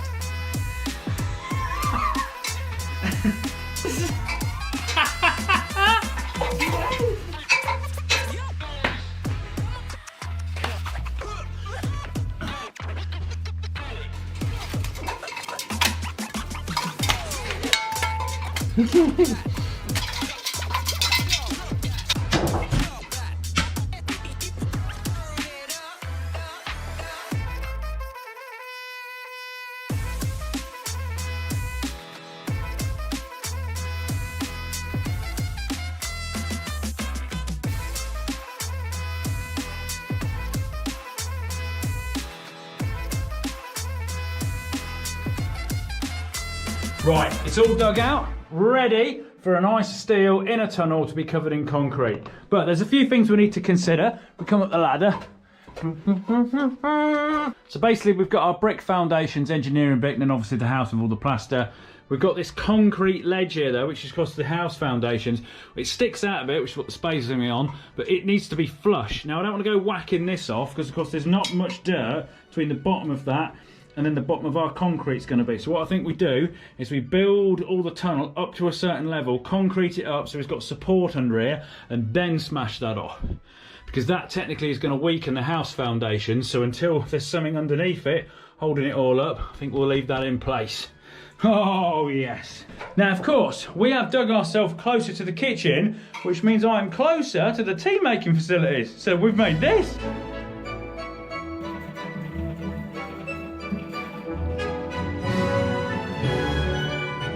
Oh yeah, awesome job. Now also, to celebrate this project, we've got new merch. We've got Furze Mining Company t-shirts, available in grey with black print, as you can see here, and also black with silver print. Very nice. Now of course, it's linked to the description where you can get them, colinfurze.com, and channel members get 10% off. Now, the next video, it will be finally finished, steeled up, concreted up, all in the next house. You will not have to wait months for it this time though.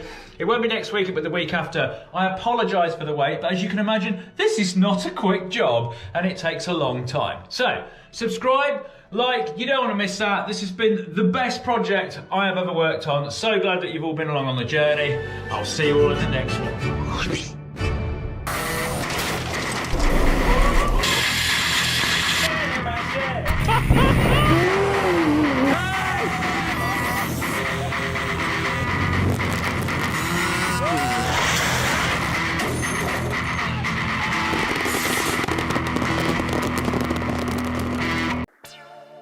2015, I dug a huge hole in my garden, practically turning it into a quarry. Inside this hole, we started to construct a metal underground bunker. The end result was absolutely fantastic. 3 years ago, in secret, I started digging a tunnel which would go from my workshop to my house and eventually onto the bunker in the back garden. And this is where we're at.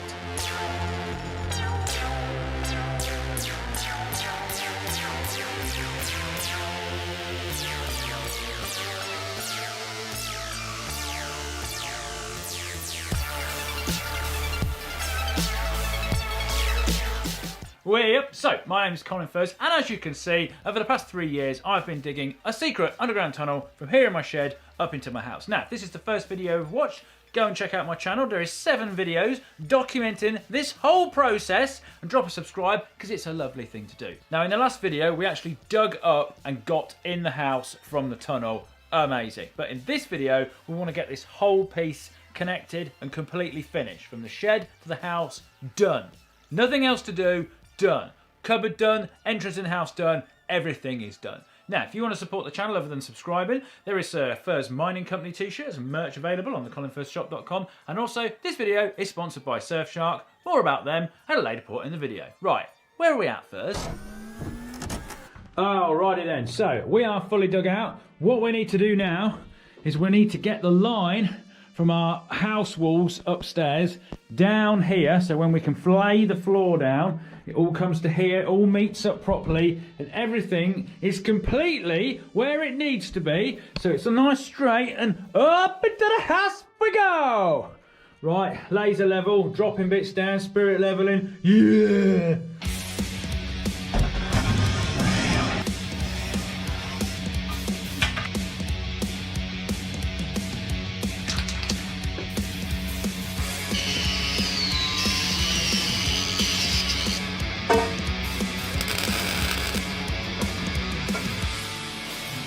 We start by laying a subframe that's welded to the outer walls. This gives us a good, solid, level base to lay the floor sheets on and gives more support when fabricating the walls. Mesh is added to hold back the concrete, stopping it from going to places it's not wanted. Terrify something new. Stuck in the daytime. Scary being me and you. A blood attraction. Laughing last, laughing for. Of the reaction. With all the floor and wall sheets plasma cut to size, it's time to roll back the carpet, open the big hatch and lower them down with the tunnel's inbuilt hydraulic winch. Ooh, very cool. Staring into the mirror's soul. Stuck between the lines. Breaking the glass, you take control. I promise I'll be fine.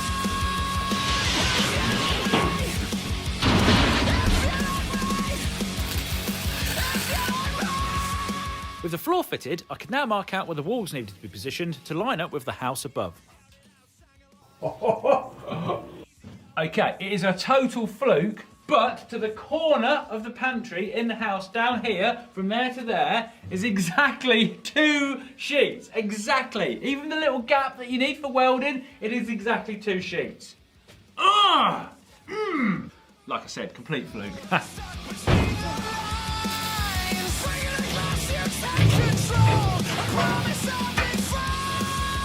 That.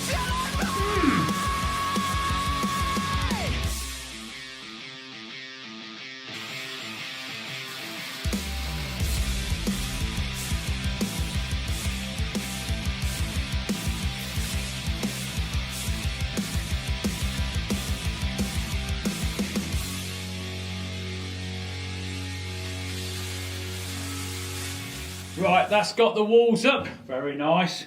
Starts to feel a bit more like a tunnel when you put these things up. Now, I know what you're thinking. Colin, you've left a gap here. Well, this is actually going to be a T-junction because I want to go this way as well to the forward of the house to give me some more options. I'll talk about more about that at the end of the video. But of course, now if this is a T-junction, we've got a right fangled, weird ceiling bit to do here. A little bit like we did with the corner. We've got to do that sort of twice. It's got to intersect into itself.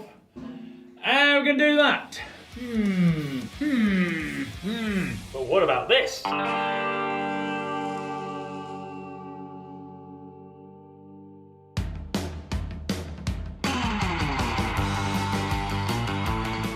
this video is sponsored by Surfshark VPN. Not this shark. The VPN is a virtual private network, and Surfshark is an app which you download onto your device just like any other app. It keeps your online identity safe by encrypting all of the information sent from your device to the internet, so keeping all your data protected from cyber criminals and big companies. You can also set it up so Surfshark sends you alerts if it detects your passwords are being hacked. Isn't this just for hardcore computer users, though? No, Tom, anyone can benefit. It's safer when you're using public Wi-Fi, you get extra antivirus protection, and you get truly organic search results. It's exactly what you need. So, click the link in the description, using my code, you'll get 83% off and the first 3 months are free. 83% off? Boom! What an offer, Furs! What an offer! Right, let's get back to working out how we're going to do this tunnel roof.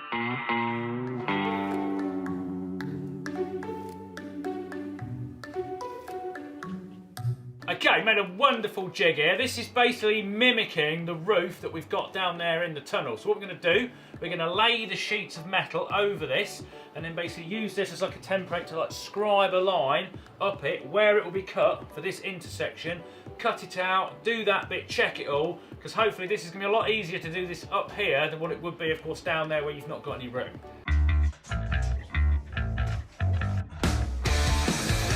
Now the roof plates themselves are made from 2mm steel, which we have to slip roll into a lovely curve in the garage, which is clearly not big enough for this operation.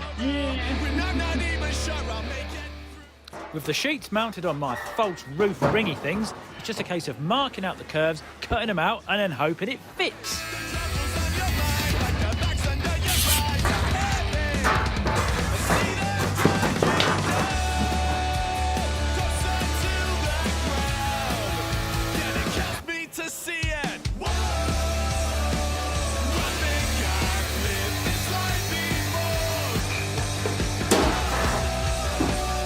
Okay, we think we're about there. It obviously needs to pop itself into position a bit more, but I think we're going to get it much better than that up here. Right, let's go and see if it fits on the roof.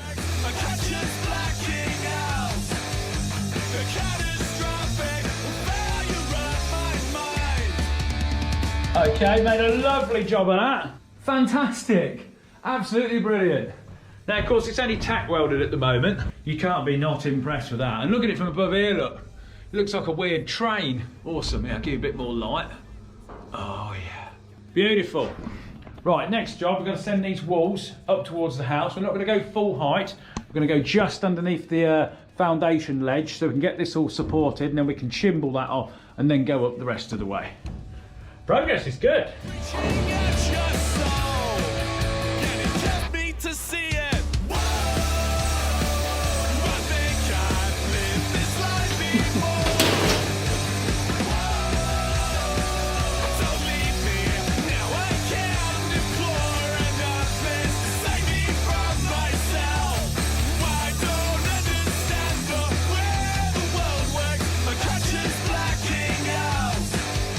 Right, she's all welded up.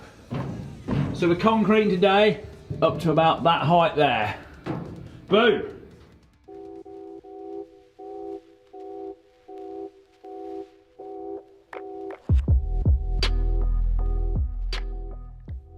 The concrete is poured down the holes, which while building the tunnel is actually our ventilation system.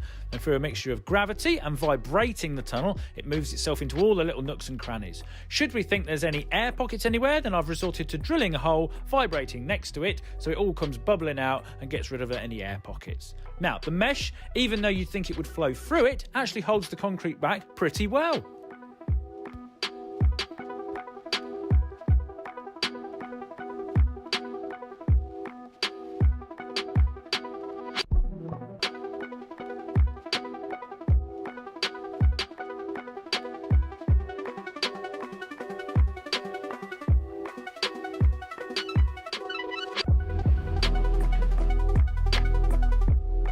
With the concrete going off, we paint the floor, put the insulation in, thread the cables in, put the plywood on. What a lovely job.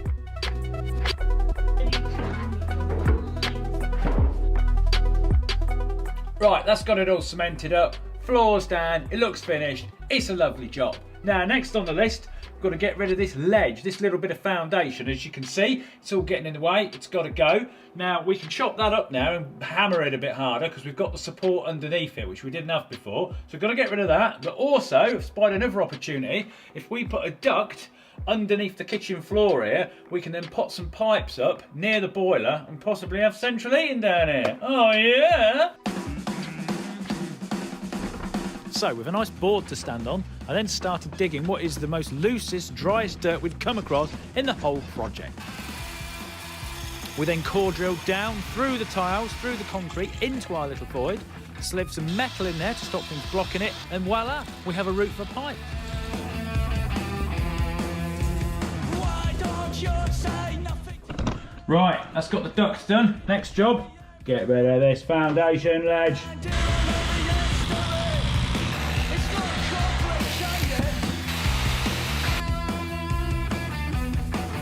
Let's get rid of that. We've even put a little gas pipe in because we're going to reroute that, send it under our duct.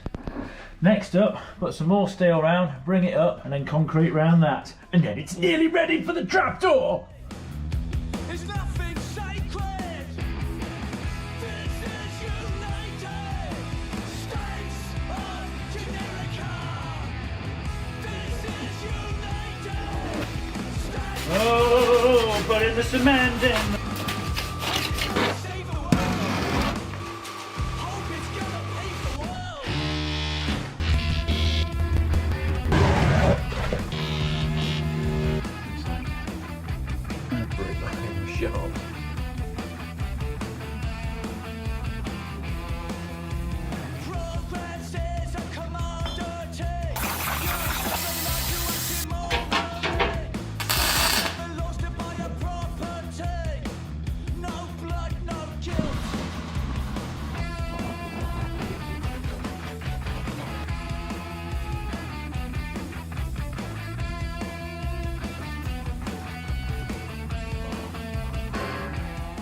It is finally concreted up as much as possible. Concrete is done. Thank goodness. This bit, if I'm honest with you, it's been a complete pain. If you're thinking about tunnelling up into your own house, come up in a bigger room, it'll make your life so much easier. Right, now put these little cover plates in so we can get access to the plumbing when we need to do that. The ladder, I've made that as a YouTube short, which will be uploaded after this video at some point, so subscribe so you don't miss those. Basically, all we've got to have to do now is to put another frame around the top here, which brings it up to floor level, just like this, look, out of this thicker stuff. And then basically we're going to fix in that the floor and the hatch, and I want to make that removable because, you know, you might want to do something interesting here. Fireman's pole lift. Got any suggestions? Stick it in the comments. Right, let's get on with that.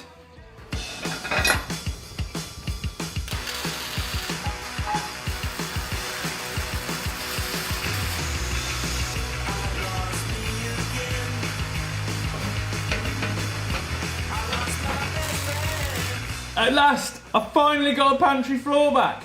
Right, next job, we're going to put some steel liner round the wall so it kind of blends from tunnel to house. But before we do that, we're going to put some chases down for the electric so we can switch the light on I'm going to put in the pantry from the tunnel and from the cupboard.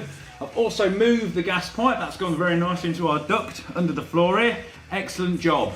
Right, let's put some steel round.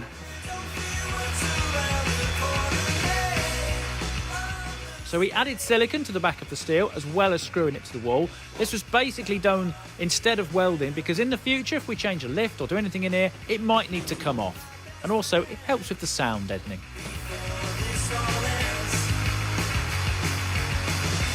Oh yes, we've got steel, look at it! How neat is that? We're very pleased. We have a light, painted the ceiling. All ready now, what we're going to do, we're going to tile this and sort of make it look like a subway station because they do that brick effect like you get down in the London Underground. Beautiful! Nice little close fitting hatch. Oh, Colin, you've excelled yourself, boy.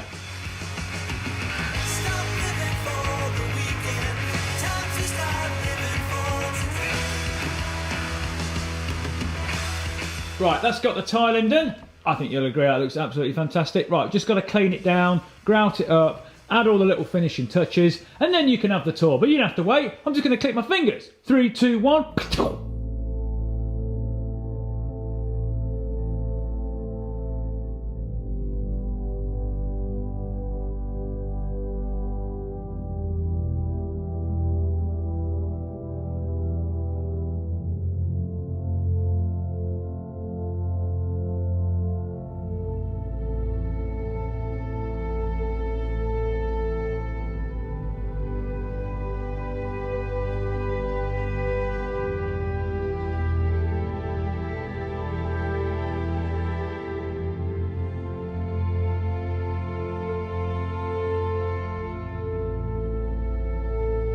How cool is this?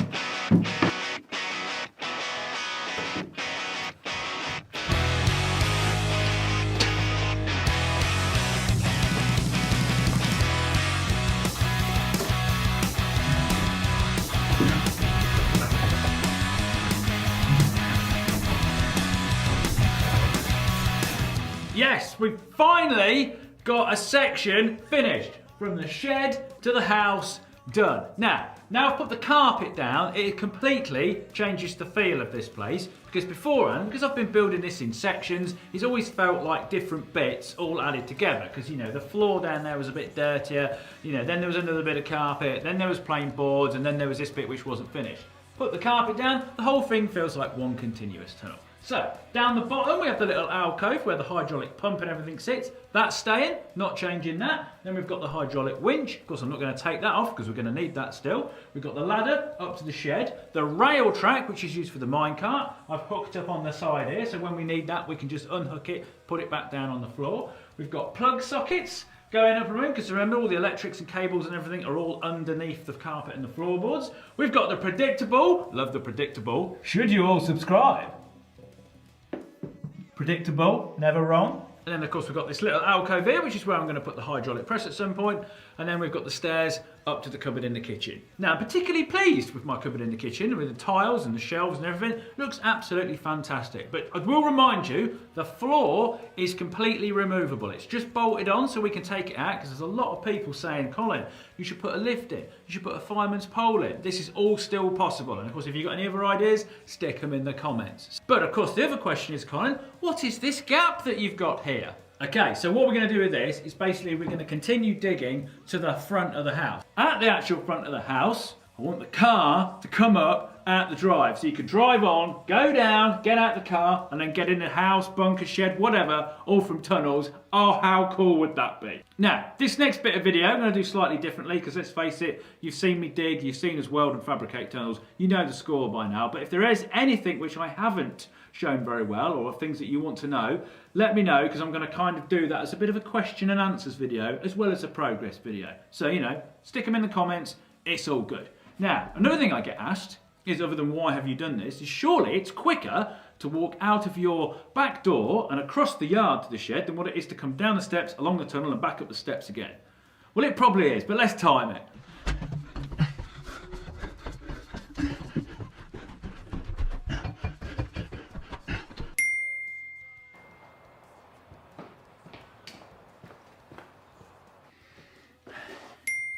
Yeah, obviously that's quicker, but this is way more fun.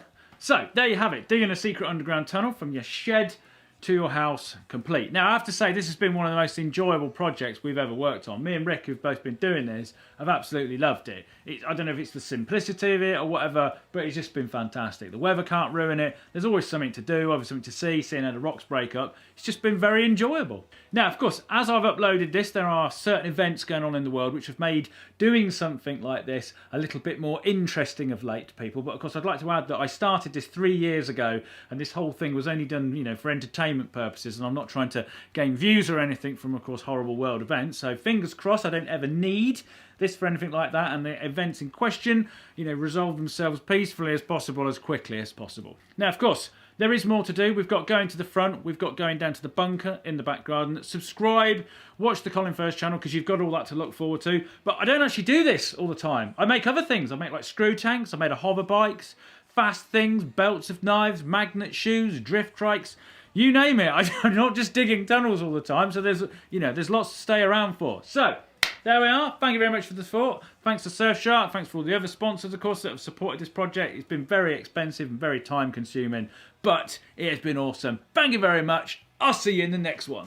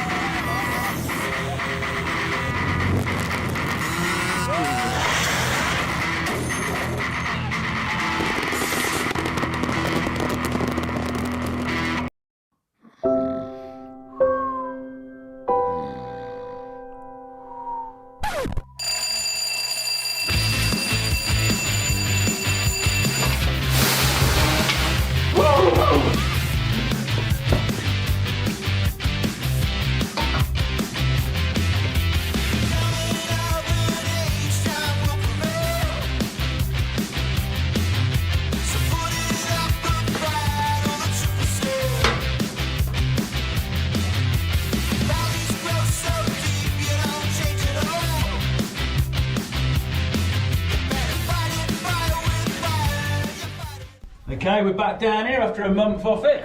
So, minecart's ready. We're going this way towards the front of the house. Now, we've tore the carpet up, giggity, and laid some more old stuff down. Basically, that's just to protect the floorboards, because this place gets covered in mud with us keep traipsing up and down it. Empty buckets ahoy! Hydraulics are all set on here ready. We've put a new cable in this morning because this had so many joins on it because of all the stages, so we've lashed a total new one right up to the pump. Right, this way. Now this video is sponsored by Surfshark, and if you use my link, you get 83% off and 3 months for free, but if you use it in June, you get their added antivirus protection completely for free. Oh. Righty-ho, it's back to tunneling we go. It's been a while.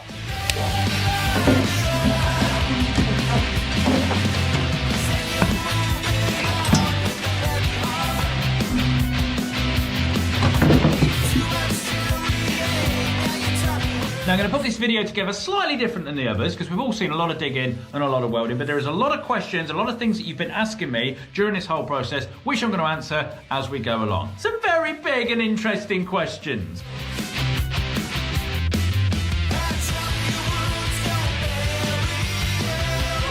Now, it's always quite tricky in these early stages of building a new section after you've just concreted, because these lower parts, you've got nowhere to push the hydraulics up against to push them out the way. So we've had to kind of compromise, put a bit of metal across the tunnel on the other side and push against that, which worked very nicely. Oh, that's what we like to see.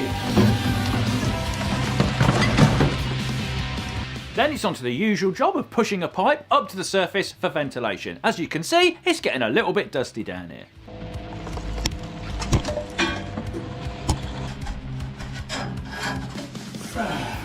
Oh, I can see daylight.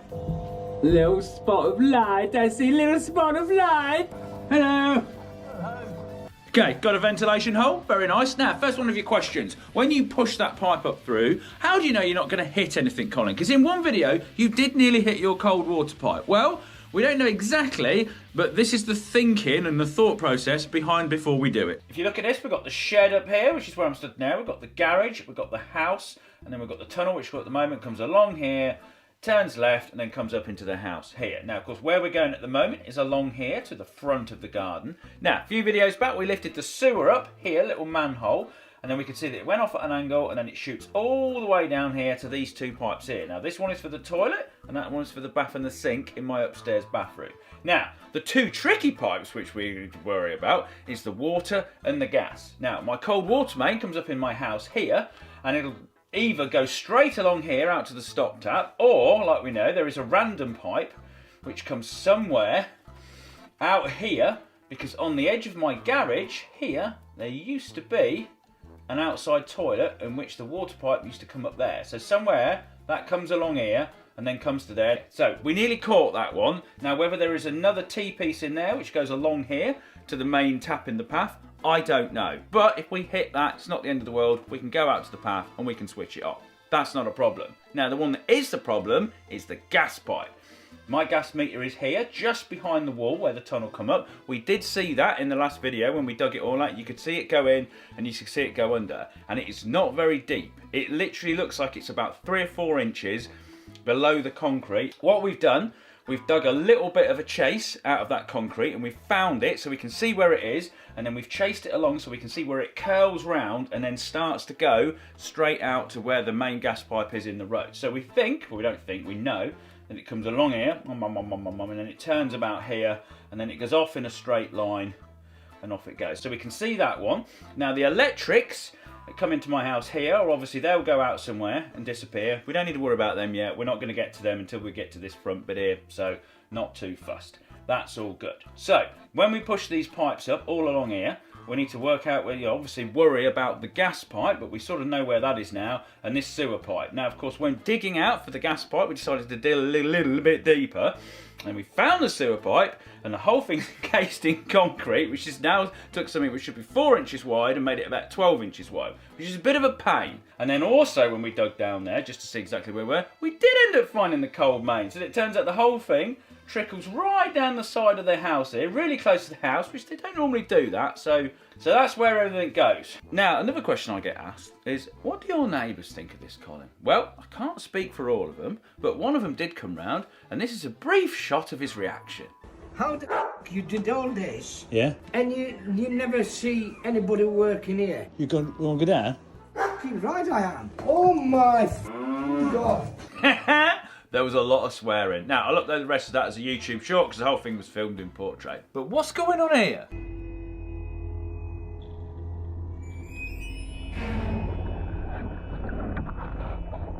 So, this video is sponsored by Surfshark VPN. Now, if you don't know what a VPN is, it's basically a security blanket around your device. Encrypts your data going to and from the internet, protects your passwords, and protects you on public Wi-Fi. And it also does cool little things, like when you're on holiday, you can stream services that you subscribe to in your country of origin, and the internet thinks you're still there. Now, this of course is a service that you have to pay for, but with my special offer, click the link in the description, you get 83% off and 3 months free. But if you download it in June, you get their antivirus software completely for free.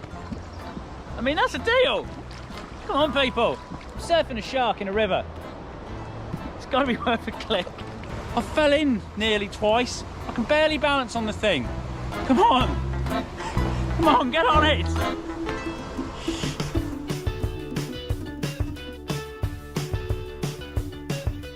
Okay, got another 2.5 metres this way. Progress is good. Now, just a little thing on the mesh. I basically used the 2-inch mesh on the ceiling because it's kind of big enough that the concrete can go all the way through it, but small enough to stop enough rubbish and stuff and to still support the ceiling and all the rocks above it. And then, of course, we use the inch mesh on the concrete down there because that actually holds it back. But, of course, we want the cement to go through it up in the ceiling to meet the clay above it. Right.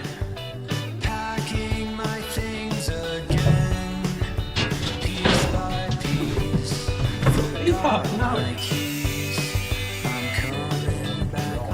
Right, start getting a bit of the steel in. We've got the floor down. Very nice, Colin. Now you may notice up here, what is all this? Expanding foam. Well, there was a tiny little bit of a gap where the cement like come down underneath the house foundations. There was a little bit of like a 1-inch or 2-inch gap at one point where it didn't quite rise up and meet the clay, which is obviously not very good. Now, we did experiment. We're trying to pump concrete down there with our little air-powered concreting pump device, but all we did is just spray it everywhere and get a complete mess. So instead, we've chucked a load of expanding foam down there, which is not my favourite material ever, but it's better than having nothing and having a little bit of a void. So we've done that, we've sorted that out very nice. We've got some walls, let's get this little bit of tunnel fabricated up, and we can get some concrete down, can't we? Walking away again, I'm not surprised, but I had to come back to talk to you. Will I get it Right, that's got all that welded and fabricated. Lovely, even painted the floor. Now, if you check out over here, because we've dug a bit further this time this way, if I get right this way, right up to the rock face, turn the camera around, you can see the mesh a bit better. How we mesh it all up and stop the concrete from bellowing over, which is nice. Now, this is the side where the house is, so we've got a nice big thicker bit here. That's like at least 12 inches all the way down there. That's a foot, 30 centimetres, 300 mil. And then it's obviously nice and thick over the top to support it. It's a tiny bit thinner down there, but it's not much. It's still like 250. So there we go. Right, let's get some concrete in. And also, somebody watched the last video from Durafix and they've sent us a proper concrete vibrator. It's got all sorts of funny attachments on and everything. Thank you very much. If you own a company, of course, and you see me struggling with something, send away.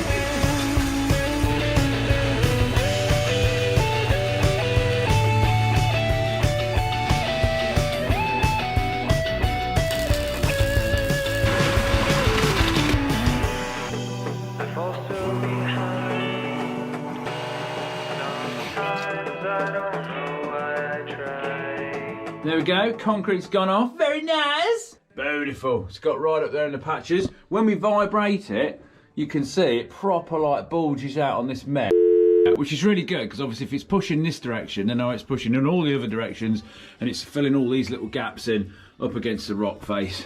And that is a good thing. Right, next thing we need to do, we need to dig in this direction a little bit more, build the next bit, and then just keep on going.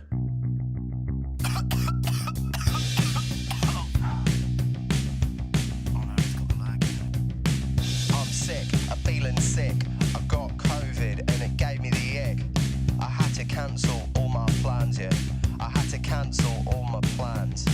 Just wish we could have a drink. A 2 or 3 or 4 sounds good, I think.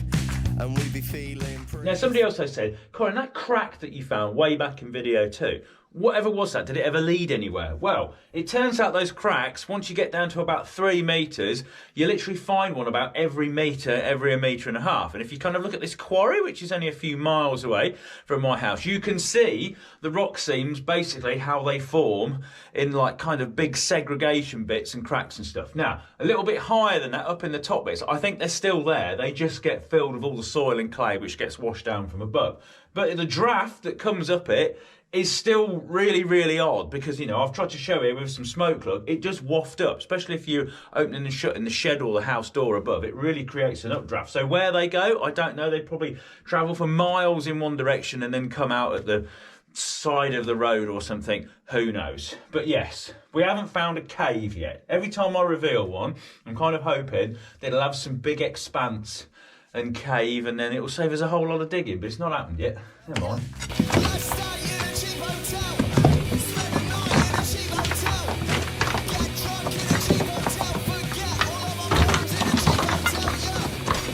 Well, this is easy.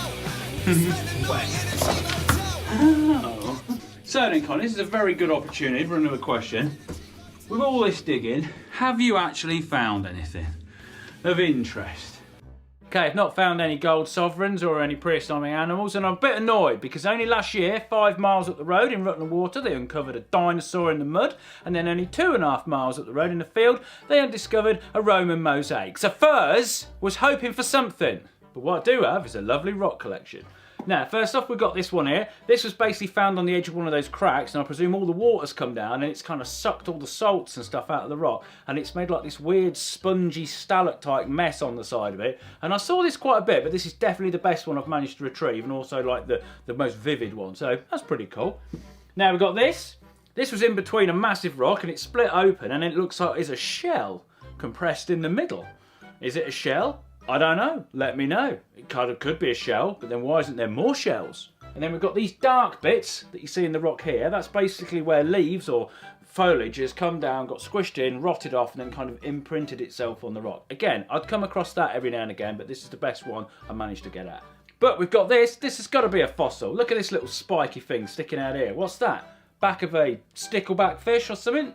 That looks pretty cool, doesn't it? Oh, come on, geologists, let me know. But of course, best of all, what we find, the most exciting, is quartz, which is basically like a naturally forming crystal, isn't it? There's some really good bits we found. Look, there's like glistening in there. This was the biggest single bit I found. I was pleased when I saw that. I was like, whoa, it's like Minecraft in real life. We've got these little bits here. Look, this is a nice little daggerhead one, which is nearly all quartz running through that. Oh, that's lovely, Colin. And then we've got this bit where it's like, they don't really form in lumps. They kind of go in seams and wrap round in bits, and like it's like they're veins of quartz.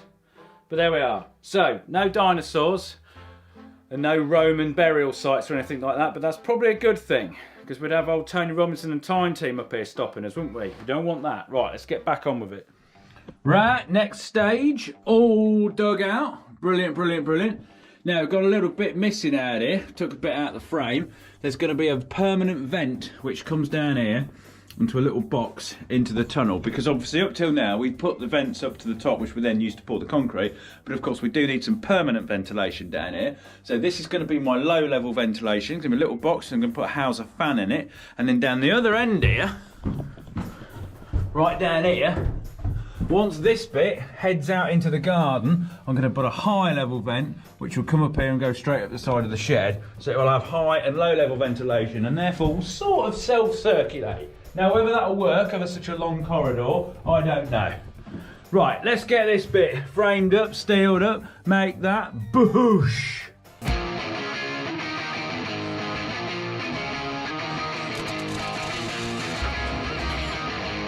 I can't reach it. Totally should have welded this pipe on the top of that before I put it in. But originally, I didn't think I was going to be able to do that, because we're going to drop it all in down in one length. But then, of course, we realised that the holes didn't line up, and I've got carried away, and I've sort of partially welded it in, and now I can't get it out, so I've got to go over here to try and weld it. Ah! Bloody hell. Oh, we're good. Now we're good. Now well, I'm down here. I don't know if this makes it any easier. May I've got myself in a bit of a pickle here, people. Stupid idea going to the stupid tunnel in your house. Well, I can't see what we're doing. This is not going to be a pretty weld. Actually, not a bad job. That's a win. That's a win. I mean, nobody said tunnelling would be easy. Furze is out. Furze is out. Right, what does that actually look like? It's probably look at it with a torch. Ah, that'll do. Yeah.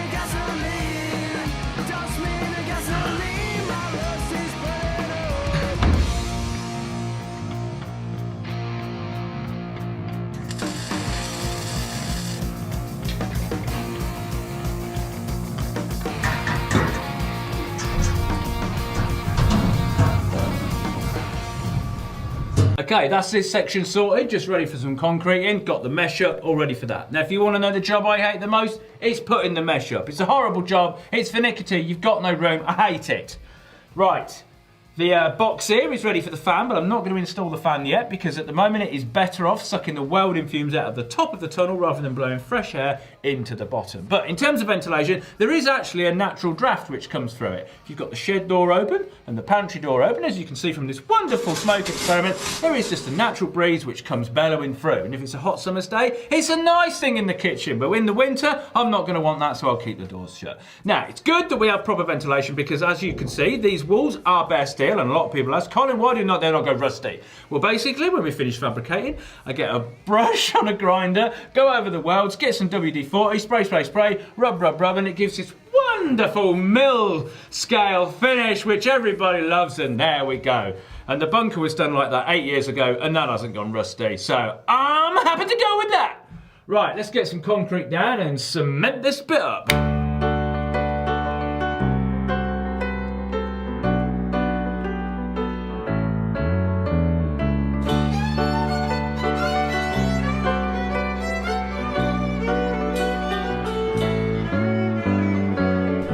Okay, all good, all set, all gone off. Now then, the main question, the big one, the one that is absolutely through all the comments in all of the previous 8 videos, and the reason why this video has been a little bit late in coming, is how on earth, Colin, did you get permission to do all this? From the council, the authorities, the state, the city, the building permit people, whatever country you're in, obviously it's all got a different name.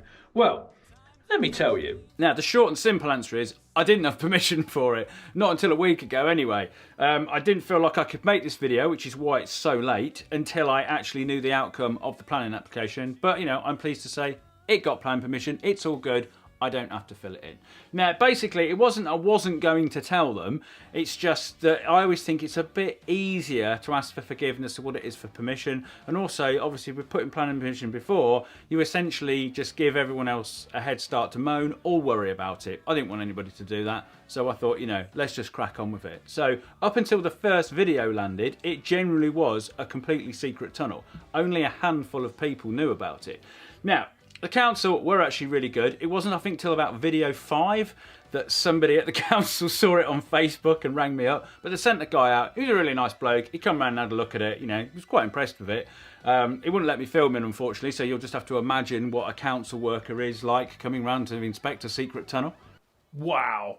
Wow. Wow. Wow. But anyway, basically one of the other reasons why I didn't apply for it is because they always want like detailed drawings. When I did the bunker, I remember applying for it myself, and my drawings, you know, like the one that you see at the beginning of all the other videos, is not good enough. Has to be scale, has to be done properly. Now with the tunnel, I could have got some of those done, speculating on what it might be like, but having not really known how deep I was going to go, the directions and everything, I thought, we'll do it afterwards. It'd be a lot easier. So, basically got these drawings made up. These are pretty cool, really.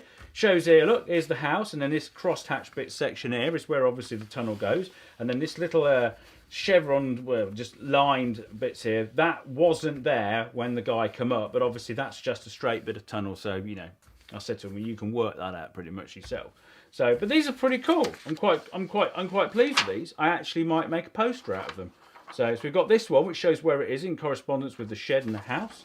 Then there's this one, which is just a tunnel on its own with the, you know, the thicknesses and everything. And obviously this displays the fact that the concrete got a lot thicker as we got nearer to the house, you know, because don't want the house subsiding, do we? So that's all good, quite like that. And then we've got this one, which is like a cross section, which shows all the bits. Got the alcove for the pumping, bit up to the shed, bit up to the house and whatnot, the ladders and stuff. How cool's that? So there we are. That bit of a gamble paid off. It's all good. Sailed straight through. Apart from the town council, they strongly object to it, but clearly nobody cares what they think, so it don't matter. Ha!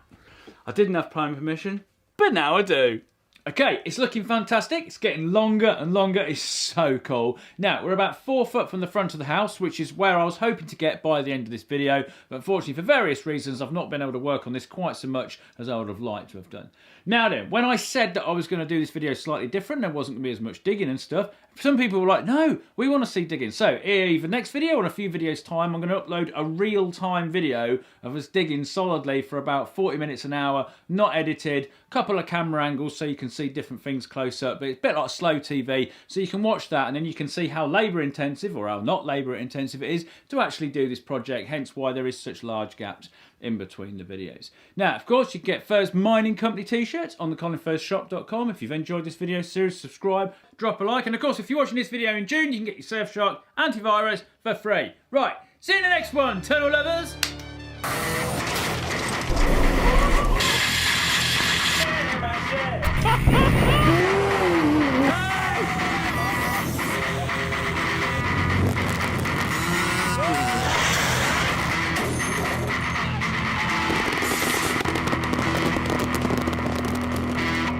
I got the lingo. Yeah, underneath it, who I am, you think I don't know. I got the hat, I got the clothes, I got the lingo. Yeah, underneath it, who I am, you think I don't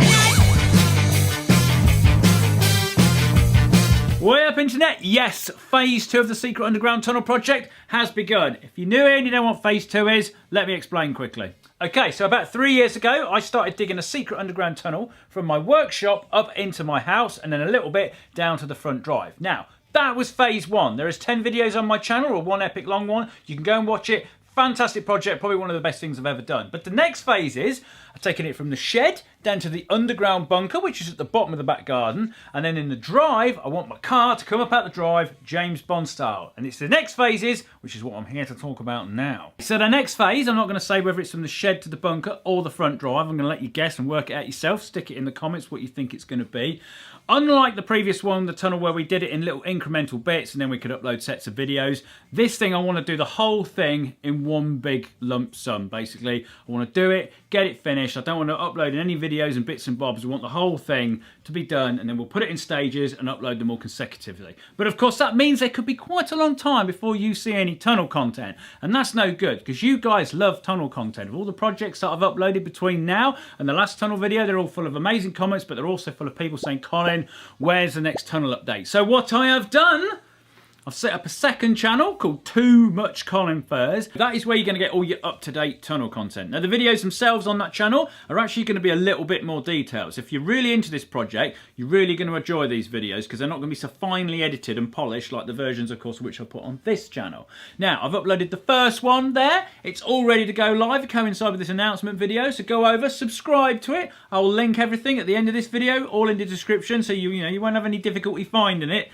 Now then, I'm going to give you a little tour in a minute, which is probably about a week behind where the actual progress is. So when you see the video, which I've already uploaded, it is a lot further advanced than the tour I'm about to give you.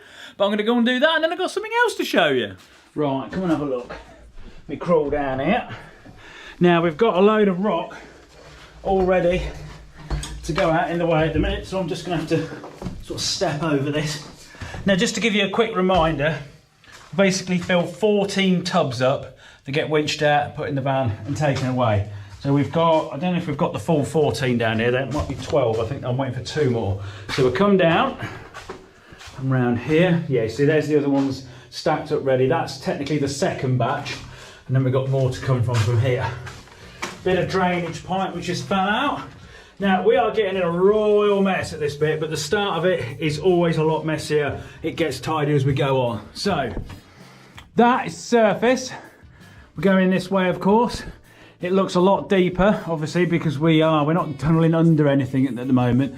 It's all up to the surface. And then here, rather alarmingly, we've got the electrics into the house, the water, the gas main, and then little pokey bit sticking out there is kind of the soak-away stroke. It's not the sewer, it's where the rainwater used to go. There's a soak-away, which is over there, which we're going to have to kind of get rid of and then redirect somewhere. So that is where we're at. It doesn't look much of a hole, but we've been working on this for about 2.5 weeks, but that's not the only thing that we've done in the 2 weeks. There's other things that have needed constructing, which is partly so that can happen. So a little bit cryptic, but there we are. But it's all good. As you can see, the floor is all covered, the carpet and everything all still under it. It's got this, it's like the things that they make for sale signs out of plastic covered in, taped over, so it keeps everything all nice and clean. And then we're back to making a complete mess. So the pump's all working, it's all good. I can't even say it. The predictable is on fire. Everything is good. Let's do a prediction. What can we predict? Will you lot go and subscribe to the second channel? Yes! Well, that's good. Well done, predictable. Right, what's this second thing I've got to tell you about then? Look at this! New in! Oh, I've dropped a load of them. Oh. Brand new Phase 2 Mining Company tees. Okay, we've got brand new Furze Mining Company logo Phase 2 t-shirts. Now the Phase 1, which I did for there was a previous Mining Company t-shirt. That was the Phase 1. There's very few of them left now, very limited sizes. They're obviously, once they've sold, they've gone. These are Phase 2 ones. Black tee, nice and subtle. Nice logo in the left-hand corner. Sits on your cheek, very nice, very discreet. Little Furze logo on the back. There we are. Get these, they're only available while this phase is being done. And once that's done, they're gone. So if you want a piece of timeline Furzeness, get them ordered now. And if they turn up with a bit of mud on the plastic, it's because I've just dropped a load down the hole on all my tubs of rubble. So I do apologise. Right, that's Furze Mining Company tees. Okay, that's it for this video. It's just a short and sweet one. Head over to the second channel, subscribe, turn your notifications on. It's free. I ain't charging you out for that. It's all good. Tunnel updates. Right, see you soon. Progress is good. Why am I out of breath? Just like shoving a box through the hole. Right, shut up, Colin.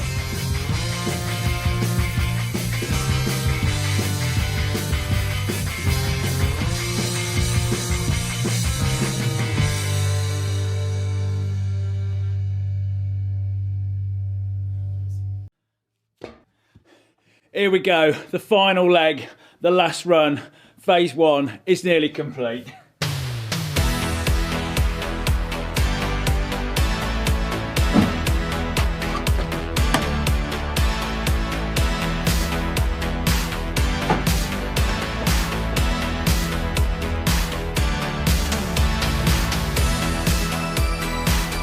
Well, it's so nearly there. Right then, Furze, where we at?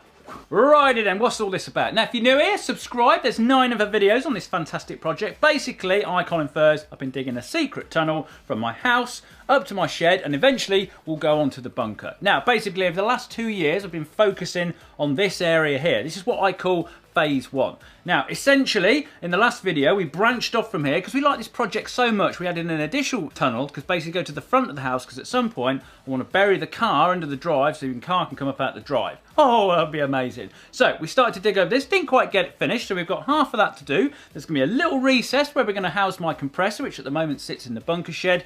Absolutely fantastic. Now, as you can see, this is a wonderful map, but I've got something better than that. Yeah, we've got a new bit of merch. So what we've got here is this print of the architect drawings of the tunnel, exactly how is it at the moment. Everything on here, we've got the cross sections, the side view, we basically keep on digging written across it because that's essentially what I've been doing for the last 2 years. So you can get these, colinfurzeshop.com, for a limited time only. They're all going to be signed. So if you get there early, you will get signed ones. If you buy this in 2 or 3 months' time, I can't guarantee they're going to be signed. Now, they're available in various different colours, but they are. Get yourself a piece of tunnel history. This video is also sponsored by Surfshark. There will be more about them in the video, but never mind all that, Colin. You've got a little bit of tunnel to finish. Hell yeah!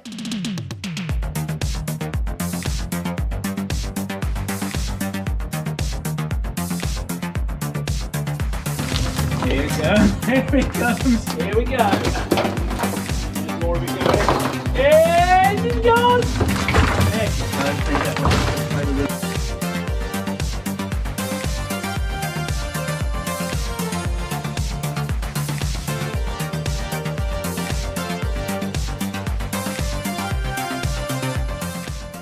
This is all really loose. Like really loose. It's been easy. Just get your bits in. Get your bits. Your pigler in. Look, look. The whole lot's just another bit gone. All under here, look. Look. Nothing. If ever there was a cave, or was a nice drop. Oh, better go and get me torch. Oh, been asking for a cave, and I might be. Now it's not gonna be a full cave that we can walk around in, but it might make a nice shoe cupboard. A shoe cupboard. Oh. Got my torch. Oh, the frame rate, don't like this torch. I'm gonna go and get a better camera. Okay, we've cleared it out a little bit more. This is officially definitely the closest thing we're probably gonna get to finding a cave on this project. Obviously, it's not the massive room I hoped for, but it is a slot which goes horizontal rather than vertical.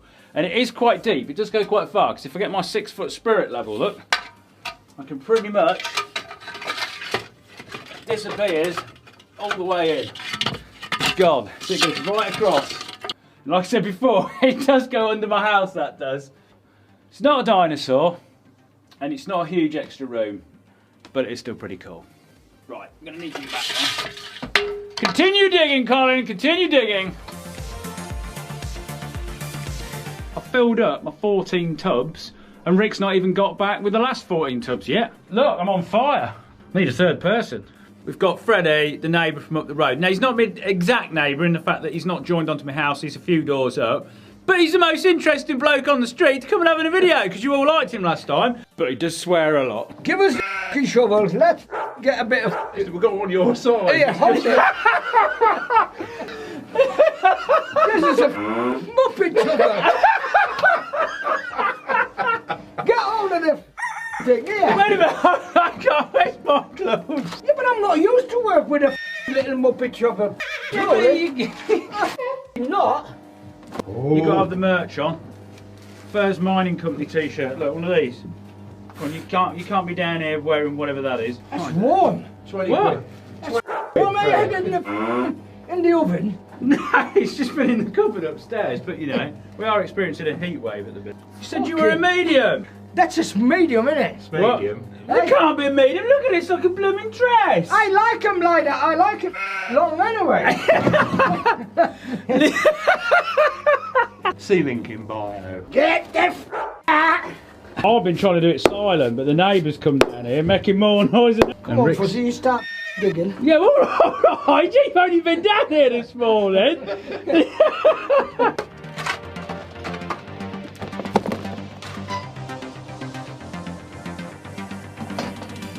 Have you enjoyed your tunnelling then, Freddie? Oh, fantastic.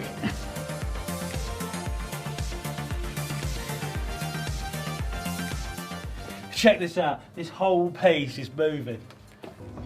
Look at that, look. Oh, look at those big bits, boy.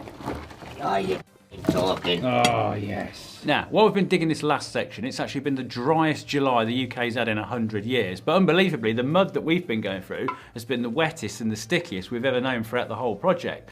And you kind of thought, like, well, why is this? Well, basically, I'm thinking, obviously, as the soil dries out on the surface, the moisture comes up from underneath to replenish that moisture, you know, osmosis, keep it moist, so to speak. Now, this makes a lot of sense, because if you ever have a really dry spell on a playing field and there's been like a Roman footing or there was a building there, you know, you always see the foundations bit where it dries out even more and leaves like a line on the grass. Now, I used to think that was because the grass above that wasn't as thick and then the sun could bake it and it would kill it off more. But it's probably the fact that the water can't come up past that foundation and keep the ground moist underneath. And it's the same in my back garden where the bunker is. You can see exactly where the bunker is now in my back garden.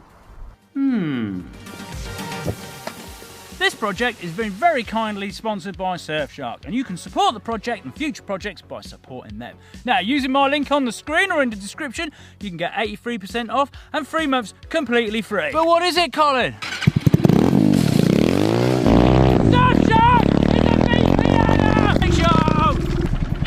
I've run out of fuel. Surfshark is a VPN. You can download it onto multiple devices all at once. It protects you completely while you're online. Protects your passwords, stop hackers getting into you. It protects your data and stops big companies tracking you. If you're on public Wi-Fi, it protects you even then. So basically, it is the ultimate cloak and security while you're on the internet. It can even tell the internet you're in a different part of the world. If you want to stream Netflix while you're abroad, you can do that, but you can select it to do that with different apps. If you want to use your banking app, you still can. It'll tell you that you're in the country that you're supposed to be in. So, use the link in description, get your money off, get your 3 months free. Boom. Support the channel, support the project, support the future project. Surfshark's got the fuel, it's all good. Right, back to digging.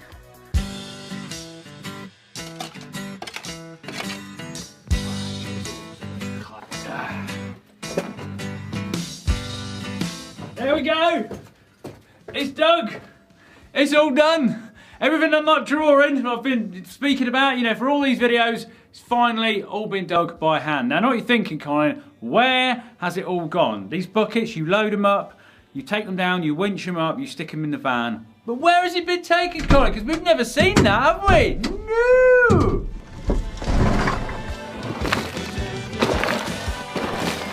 Now, this is a third of it, maybe a little bit less, but you get the idea. We've shifted a lot of rock. Okay, last bit, fabricate the tunnel, make the little alcove where the air compressor is going to go, and then of course surround it in concrete. You've seen all this before. Now, because this time we're building the tunnel right up to the rock face, I've got to block the sides off, so I've had to scribe the metal, cut it with this wonderful jigsaw-y thing, and fit it in before we go any further. You concrete holding back genius, boy!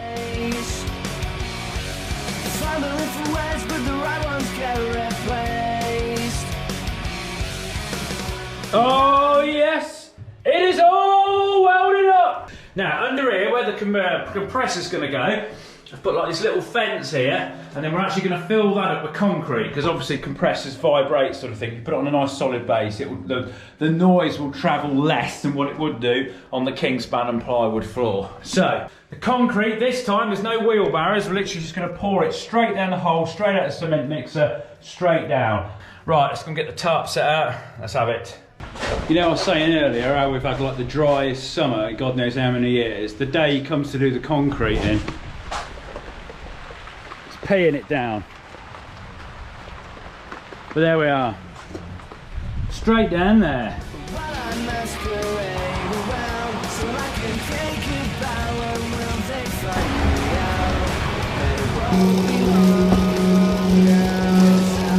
Oh, he got sandals on. Right, that's got it all full. This one's up to the top. This one's up to the top, ready to be smoothed off and everything. Now we've got a little bit of the excess concrete in these tubs, probably way more than what we need to obviously take down and fill in under the air compressor. And we actually had a bit more left over this time. So I filled the JCB bucket up. But it's good to have too much and not too little. Concrete's all gone off. Now I've shown in previous videos when the concrete goes off it gets really hot. Well, this time it got really hot. The walls were 45 degrees, the air temp down here was 36 degrees. It was like we were having another heat wave.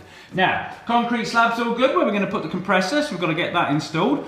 Basically now what we're going to do is all the little finishing touches. Tear the carpet up, giggity, get it all nice and clean, seal it all up, stop the moisture out the ground coming into the tunnel and kind of giving it like this fustiness. Clean the walls down, wax it all up. It's just finishing it off. It's the home straight now, people. Let's get it all looking nice.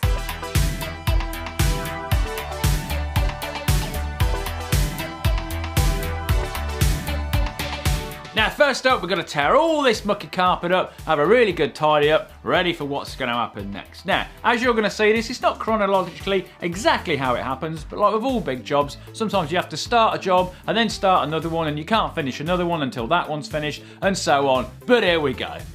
Now, first up, we've got a permanent fixture for the ventilation fan. So, after a bit of a measure up, a clean up with a wire brush, fully equipped with my safety squints, we then paint the back of the back box to stop any moisture causing any rust, and then it's onto the CNC plasma cutter to cut it out.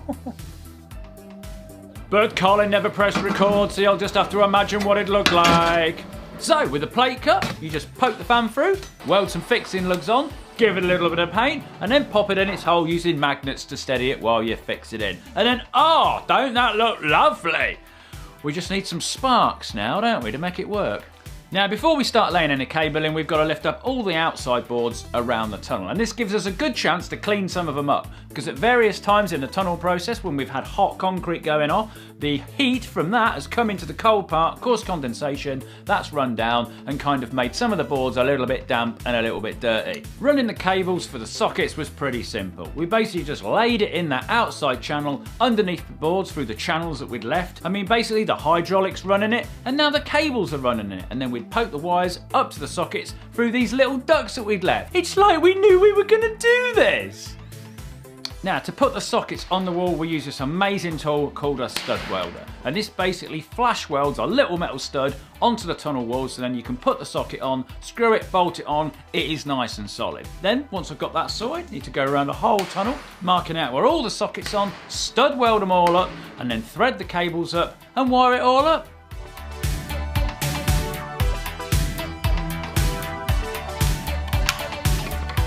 Now, fitting the lights, this is a whole trickier job. Basically, we've got to pull all the cables through the box section. Now, I'm mounting the lights on the wall, but of course I'm not just mounting one light. Oh no, there is lots of lights. There is 14 lights in total, and of course they spread out the whole tunnel. This could take a bit longer. But to help me make the holes for the cables to run through, I got myself a new tool.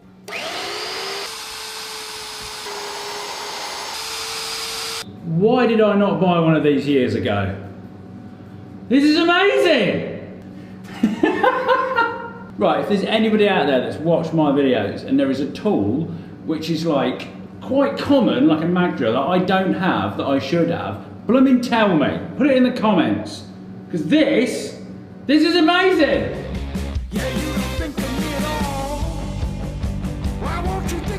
So, with my hole drilling method sorted and back to the old classic furze plastic bag on the end of a bit of string, sucked through with a hoover to thread the cables job. Oh, what a method!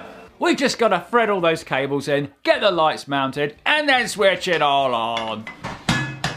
Now, I know this doesn't look too bad on camera, but I'm not that happy with these wall lights. Basically, this is how I've done it in the tunnel, in the bunker, and I thought I'd do it the same, so when it joins up to it, it all matches. But now this is a lot longer, it kind of looks a bit dark. And also, because you're glaring at the lights, this wall here is just like darkness to me. I can't see it. So, down here, I've experimented with putting them on the ceiling, which I like a lot better.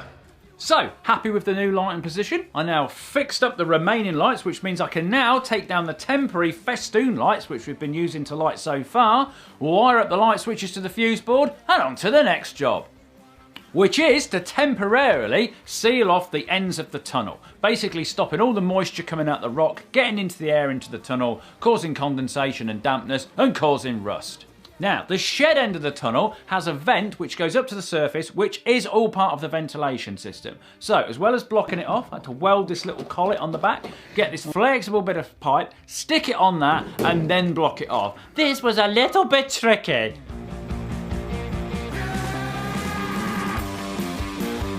So, with all the main jobs sorted, it's time for a few small ones. Tidy the hydraulics up, remove the minecart railway, get rid of all the welder and the tools, lower the compressor down, put it in its position, plumb it up, and switch it on. Right, that's got that finished. Just gotta clean the walls, put the carpet down. I might need to add some soundproofing for this, but then you might not be able to hear it. You might not be able to hear it in the house. So, with a good steel brushing up of the walls, wiping them down, get them all nice and shiny, it's then time for one last hoover up, get some carpet down, and feel the luxury of a finished tunnel. Before you start a project, you've always got some idea in your head of what it's going to look like, but what you don't know is what it's going to feel like, being in its presence or using it. I've made vehicles and stuff which are super well engineered, compact, and they do exactly what I want them to do. But this tunnel is essentially just a corridor. It's got a warmth, it's got a sense of solidness. I don't know whether it's the lighting, whether it's the details, the stainless steel ladder, or whether it's the fact that it's got dark walls and a light carpet, which is the polar opposite to what you do in a house. But either way, walking through it is just absolute bliss. It is a wonderful place to be.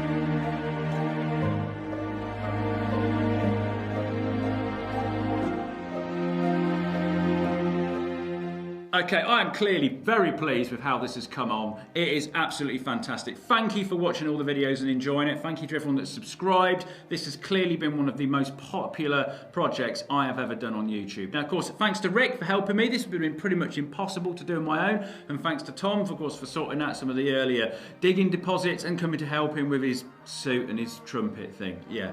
Right, now I've got a couple of stats because people are asking. So basically, this is just a rough estimate. There is 40 sheets of 4mm steel, 18 sheets of 2mm steel, 80 metres of 40mm box section, 120 metres of 50mm box section, and get this, there's about 444 metres of welding and about 75 cubic metres of concrete. Now, that doesn't include the frame which held the tunnel together while we were digging it.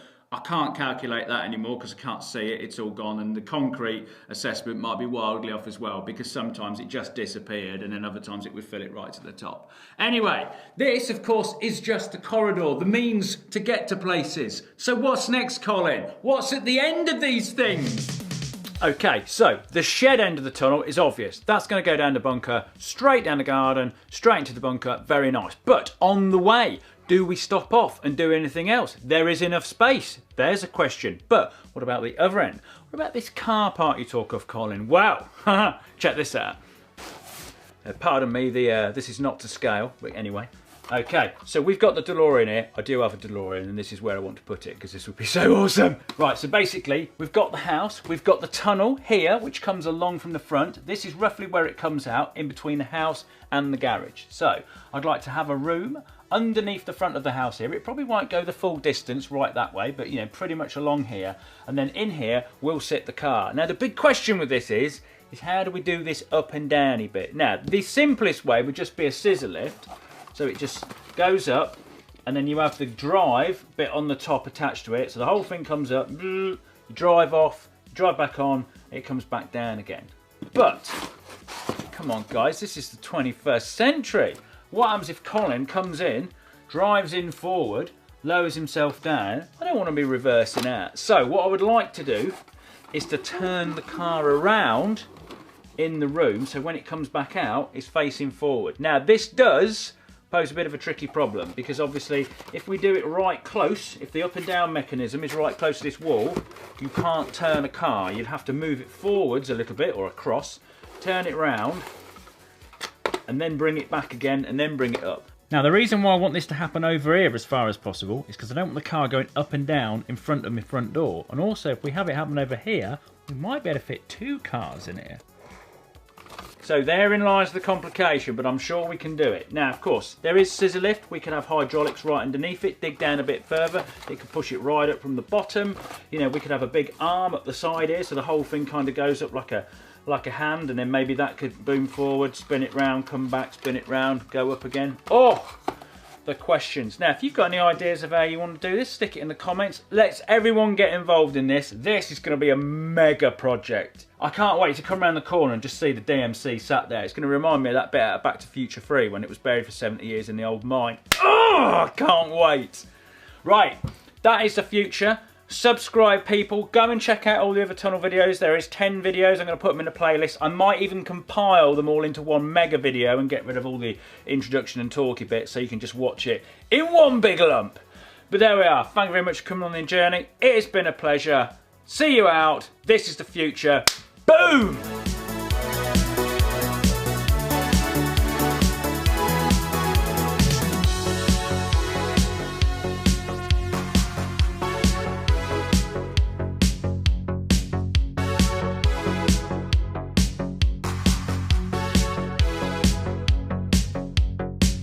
This is my drive. This is my secret underground tunnel system, which I've been digging by hand over the past 3 years. And this is my DeLorean. Now, wouldn't it be the most rock and roll thing ever if I could get out of bed, go downstairs, go into the underground tunnel system, along the tunnel, and then into a garage to find the DeLorean, and at the push of a button, ooh, the DeLorean comes up out the drive. Oh yes, that is the thing of dreams. We are gonna do that.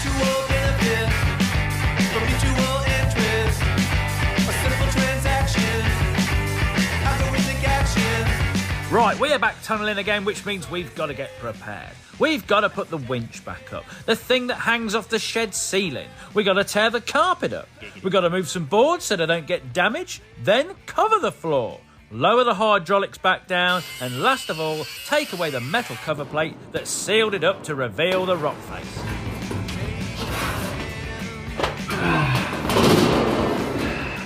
Here we come again!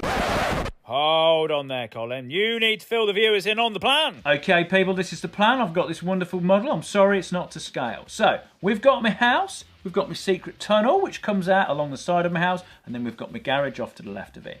The plan is you walk down the tunnel, come into what will be a huge room where the DeLorean sits. The DeLorean will go up and come out in front of the lounge window. Not in front of the door and not over here. We can't do it over here because I think the services come into the house up here, so we can't go up and through them, so it's all going to happen over here. Now there's various other issues going to be happening over here, but we'll cross them in later videos. But today we basically need to get this first part dug out so we can get everything lined up with the house. Not with the garage. The garage is slightly at a tangent, and the path as well, the neighbours' boundaries, everything. This is not a perfect square, but we need to make sure that our square room sits in the right position so we don't end up under the path, under the neighbour's house, under my house, or somewhere else completely different. So that is the first task.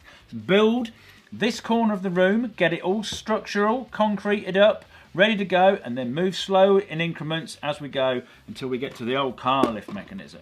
But wait, we need to be stealth. This is a secret garage, isn't it, Colin? So we're going to do this first bit by hand, but of course we're going to end up with a massive hole in my front garden that everyone can see. So I'm thinking we need a vanity shield. So we're going to get a massive metal steel plate which can sit over the drive that we can dig underneath and prop up as we go along, but it needs to be able to take the weight of the van on top. Don't have a model van. So we can fill that full of the rubble, drive it in and out, in and out. No one will know the difference, and we're scurrying along underneath. So then, let's build a giant metal plate.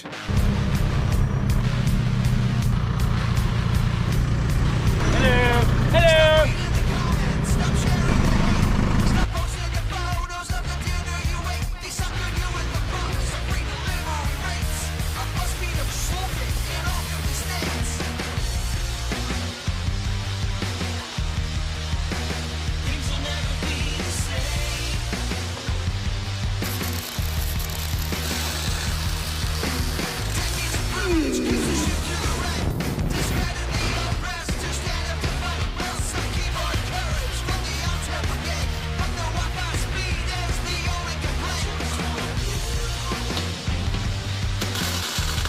Right, it's got that finished. Now I've driven the van over it. It deflects very little, which is a good sign if we're going to be working under it. But I've been thinking, how much does it actually weigh?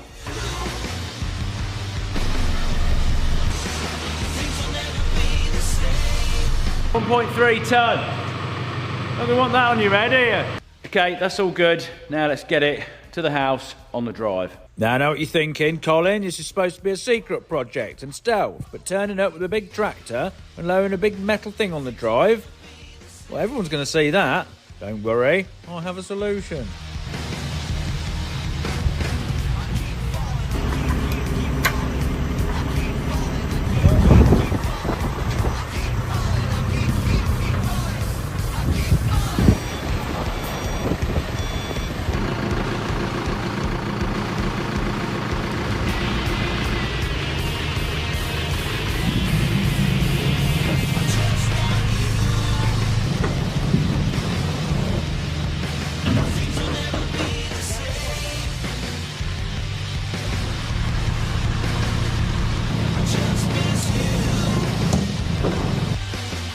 An additional wooden cover plate was constructed because our initial hole will not be under the metal plate.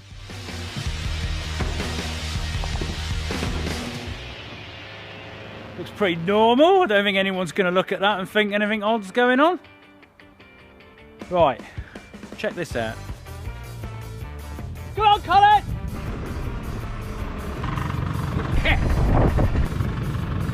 Now, if you don't know what a VPN is, or you haven't heard of Surfshark, you must be new here. This is the 6th video they have sponsored, because they are the VPN to get, and they know quality content when they see it. So, 6 times I've explained how a VPN makes surfing the web, not sofas, safer. by popping block-ups, vicious malware and phishing attempts. 6 times I've told you it covers an unlimited amount of devices, so you can cover all your family members from the one policy. This is good, isn't it?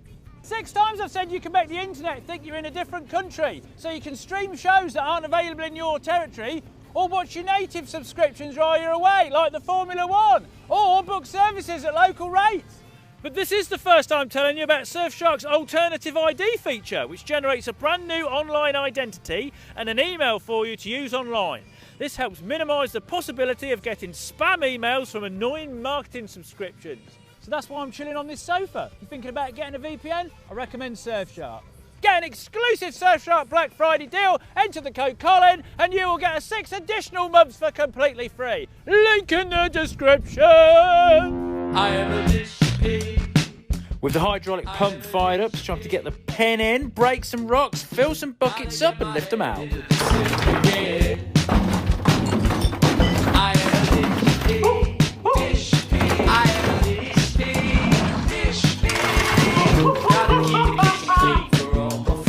That's the one we were waiting for on camera.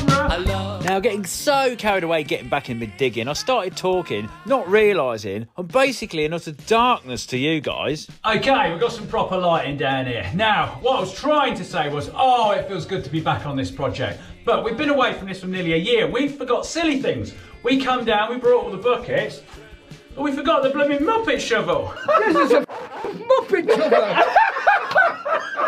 Now, I'm starting to get back into it now, starting to get a feel for it. Now, of course, I'm going this way, but I'm going to have to start going up very shortly. And going up is kind of weird because obviously normally when you're tunnelling, we go forward a little bit and then I'll build a metal frame above me, so when I go forward even more, nothing can fall on me. But of course, I need to start going up pretty much straight away. And I've got a little T-bar somewhere which I put on the end of the adaptation, so when I push it up, it doesn't poke through and get stuck. Because also, just above me, we've got the gas main, we've got the electric, and we've got the water coming into the house. So I can't go using the pin, because I might pierce one of them, and of course that's not good. So if we kind of push it, knead it, it kind of squeezes it out of the way, which is a lot safer. Right, I'm just going to clear a little bit more out of this, so I've got a bit more room to work in. And then we'll start going north. Oh! I'm out of breath. I've only been doing it a little while. Need to get back in shape first. Right, come on.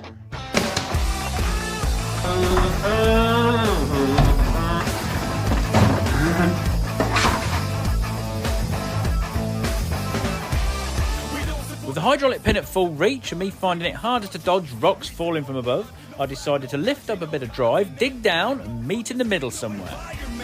Still no fortune, still got no fame. No politics shit, we're not a recognized name. No organization, no operation, no nation, no civil. So I thought when I did the drive that the gas main was just underneath the block work, but here we are, a whole shovel's depth down, and we've not found anything. Oh, there it is. I was right, it's just underneath the block paving. With the gas main found, it's just the water and the electric to go. What we found now, look, Rick, go on, get it out, boy. Is this a 1970 or 1967 milk bottle?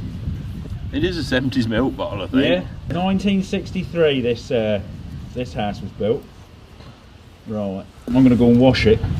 Now, rather ironically, it's got safety first engraved across the top of it, and then milk association. Now, if anyone can shed any light on these, that'd be very nice. We know that they used to do smaller versions of this for schools, but not bigger ones. So, who would have had this, and why is there one in my drive? What's that? I've only gone and found another milk bottle. Look. There's some fully milkmen in Stamford back in the 60s. I think I found the water main, potentially the electric. I'll possibly bust the soakaway. Look at that, look. I reckon that's the electric actually, Rick. Oh dear. That's too thin for a water main. Right. That's it, Colin. You just feel it with your bare finger. If you've nicked it with a spade, you're going to find out, boy. Full house. Gas main, cold main, electric, soakaway. Okay, we know where all the services are now, so we're going to drill a hole through, see where it comes out here, if it even does. Right, go on then, Rick, drill it!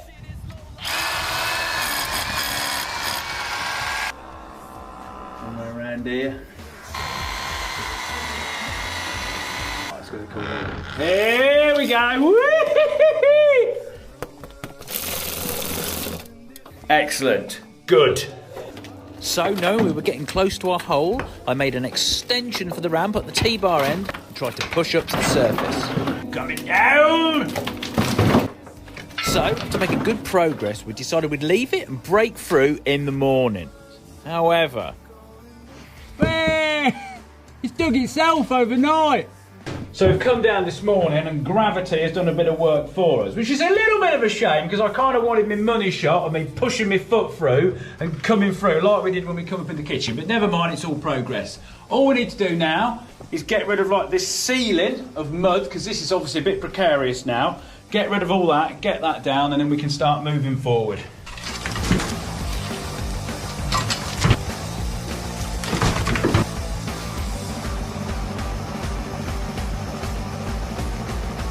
The sewer has landed on me. Don't think that was doing much soaking away, was it? Rubbish. Here we go. This is by far the most dangerous bit we have done in the whole thing. Till we get a decent hole out here that I can stand on a step ladder or something and be completely to the side of it, this is sketchy. Now, as well as dodging falling rocks, this bit was really difficult. I'm still working in a tiny space. The rocks and clay are wet and sticky, which is getting everything covered in mud, but it's okay. This won't last for long. I've covered the wooden boards with polythene and also some astroturf for that garden ambiance. So hopefully it'll all improve soon. I'm not sure if this looks more weirder than the bit of wood. So with our weather protecting golf course installed, let's get back to digging. Oh yeah. I found the garage foundation now, Rick. Right, we're getting somewhere now. Garage foundations are exposed. Corner of the garage, bottom of the garage, corner of the house, bottom of the house. Of course, we've got the soakaway which is disconnected. We've got the water main here, got the electric into the house, and then of course up here we've got the gas main. We're slowly getting more and more room. It's kind of funky that you can get a shot now where you can see the passageway and the tunnel all in one bit. We've just got to work away getting this ledge over so we've got no overhangs, and then we can start going back in a nice, neat, uniform way. But look at that, that's exciting, that is. I mean, it would scare the hell out of most people to be able to see your house foundations and your garage foundations from underneath, but it's the sort of thing I've grown used to now. Right, let's dig a bit more out, put some stuff in some buckets. Now we are.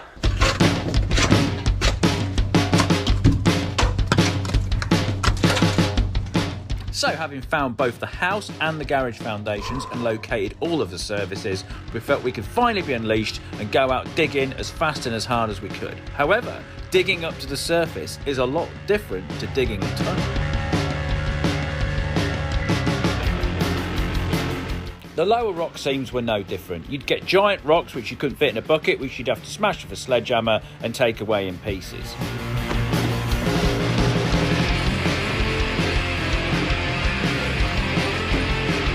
The mid-range seam is absolutely fine as well. It crumbles, it falls down, it falls in the buckets, brilliant. The problems start when you get higher up into the clay. This stuff is sticky, it is heavy, the tools are constantly getting stuck in it, and despite our best efforts, the tunnel is getting in an absolute mess. But mess is mess, and that's tunnelling. We can deal with that. But the main issue is the overhangs. The clay just doesn't fall down like the loose rock. You have to physically get up the ladder and pull it down manually. We've tried to make taller pieces of equipment to kind of push it and help it a bit more, but that's got its own issues. Having to lift the huge hydraulic ram up onto higher and higher pieces is just getting more and more strenuous. This part of this project is physically a lot more demanding.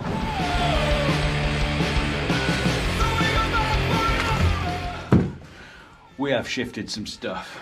We have shifted some stuff. But how much stuff, I thought? So, we've got some digital scales and we weighed each bucket as we took it out. Weighed all 14 of them, and this is the results.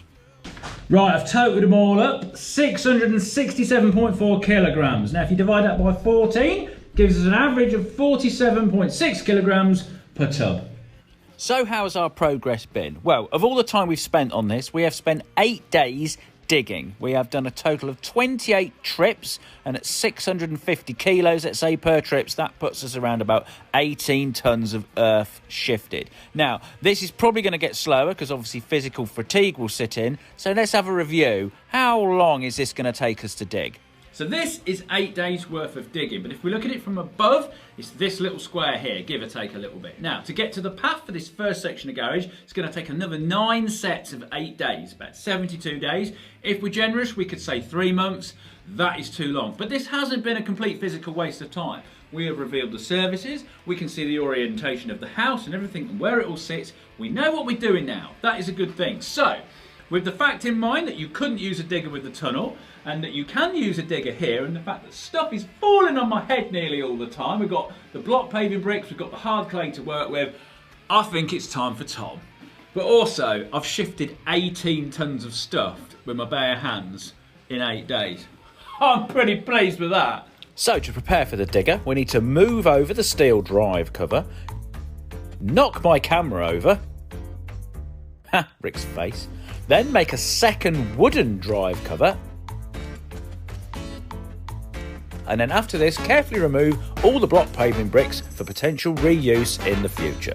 And then after all this is done, it reveals the absolutely excellent epic shot of a massive hole in front of my house where you can see the tunnel.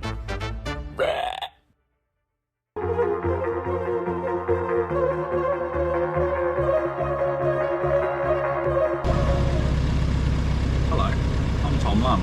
Right, here we go. We're about to see like a whole 14 buckets progress. Took out in one big scoop.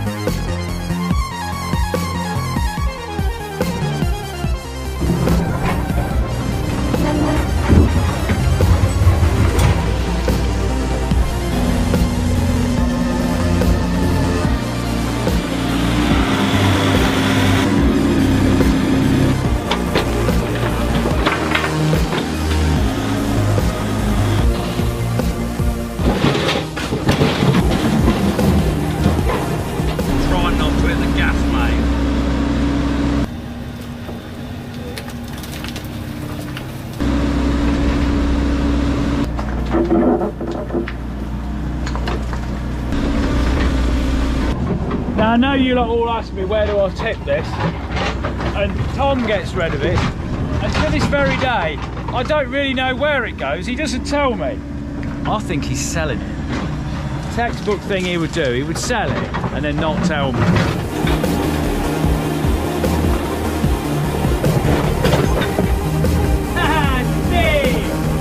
The old tape measure around the hole. Probably got to go another 200 mil that way.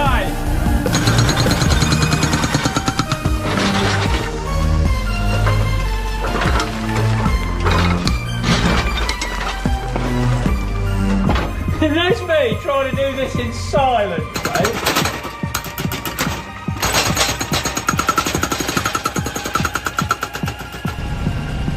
What do you reckon, Freddie? Just look at all that. You're gonna have to come and help us again. Hey, Lammy, watch the park, will ya? It's always exciting when Freddie's here.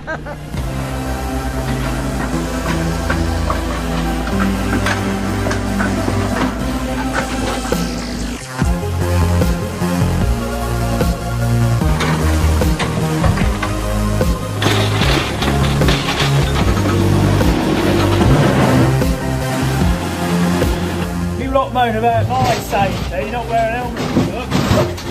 This other boy's got flip-flops on. Flip-flops, sliders, whatever you want to call them. That's madness. That is madness.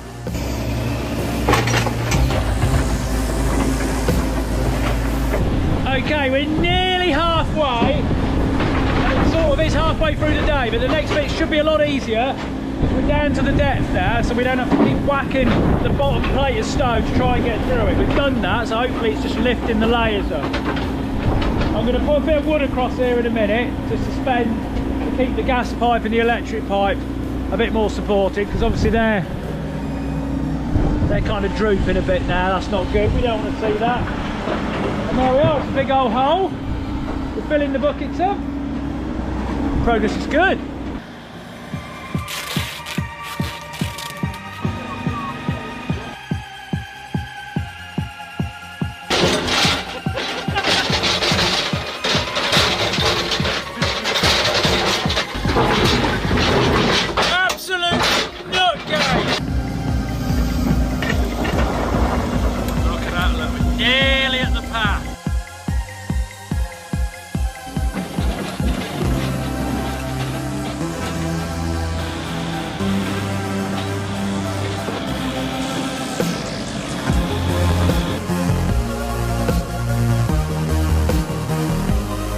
Just this last little bit to come out now.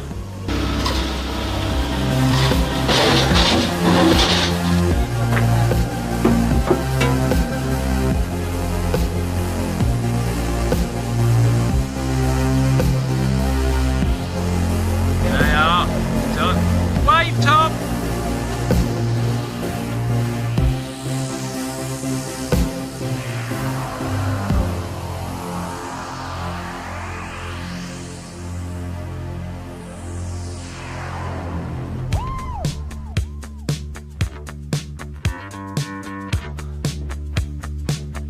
This hole looks absolutely huge. Now we put the lid on it, it's like it's just got bigger. But this is only a quarter of it. We've got to go that direction, probably another 3 times of what we've just done now.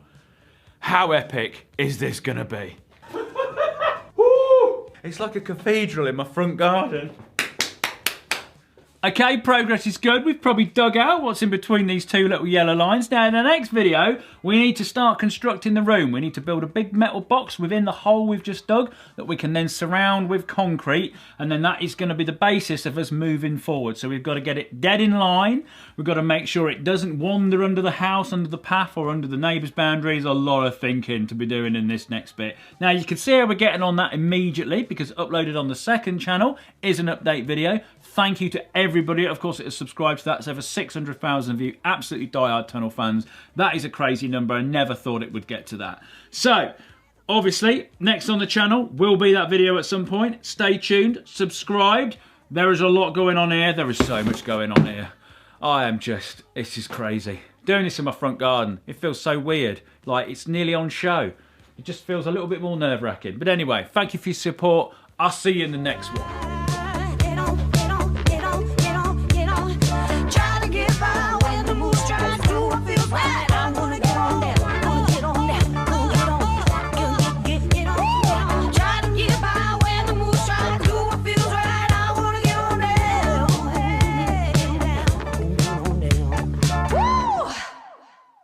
My dream internet is to dig a secret underground garage at the front of my house, and at the push of a button, my DeLorean rises up out of the ground and I drive off. It's going to be connected to my secret underground tunnel system, which I've already dug. We've dug a massive hole in front of that, and in this video, we're going to start fabricating the room.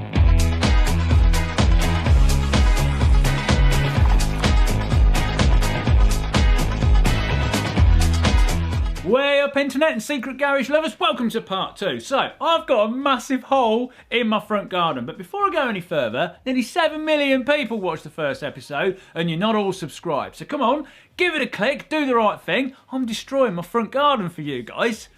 Right, so we've got a big hole. We now need to start constructing a steel room within that hole. But of course, digging a hole makes a lot of mess. There is mud and stuff everywhere. We need to get that tidy up. That is our first job. And then at the end of the video, we've got a brand new bundle box and a 2023 colinfurze Christmas jumper. Right, come on, get the brush and dustpan out. I've got to clean this thing up. I just passed up a job in the city, sitting so pretty on my big white jet. Could have been the man your dad wanted in a pinstripe suit, but took my bags and left. So with everything nice and tidy, it's time to get a reference of parallel off the house. So to do this, we get a nice long straight bar, space it off the wall, then use other lengths of bar to drop down into the hole, clamp them to the top bar, get them all nice and level, fix another piece of metal between these down inside the hole. We then use this as a reference to measure from. 67. 67, it's bloody spot on. The tunnel is absolutely bang on 90 degrees to the house. We have come down here in a complete straight line. Like millimetre perfect straight line. So now we've got a reference, it's time to remove the steel that held back the last concrete pour for the tunnel, tidy all the edges up, measure the room and see if there's any rocks in places we don't want them. The man your dad wanted in a pinstripe super took my bags and left. I just passed up a job in the city. That's a shot, isn't it? Right, overhangs are all gone, room's straight, walls are straight. Let's get some steel down, let's get a floor in.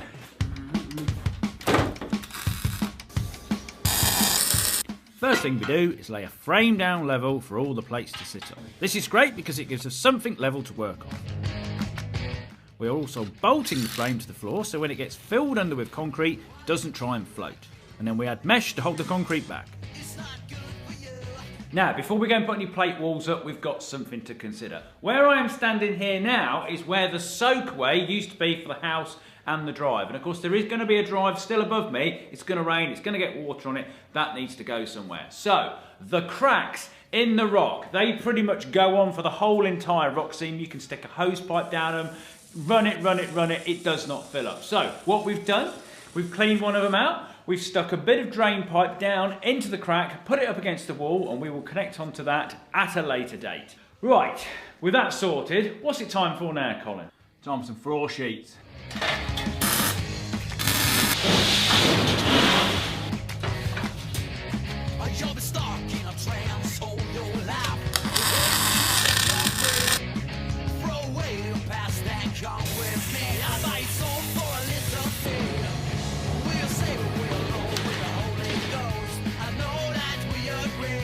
Okay, we've got a wonderful floor. It feels so much better not to be walking around on the stone. But our next job, we need some big steel beams coming down the wall here because they're going to be the supports for bigger steel beams which are going to go across the roof. We're going to put them in first because they're going to go behind the walls and weld up to the back of the walls. We're going to have one there, and then the same mirrored on the other side. Now, to get these down into our underground garage, I developed a lovely system of strap and lower.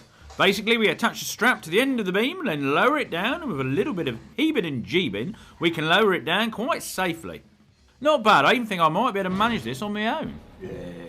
I then welded some flat plates onto the end of the beams to spread the load from when they've got all the weight of everything above them bearing down onto the rock. They'll be bedded in concrete, of course, but it's still good practice.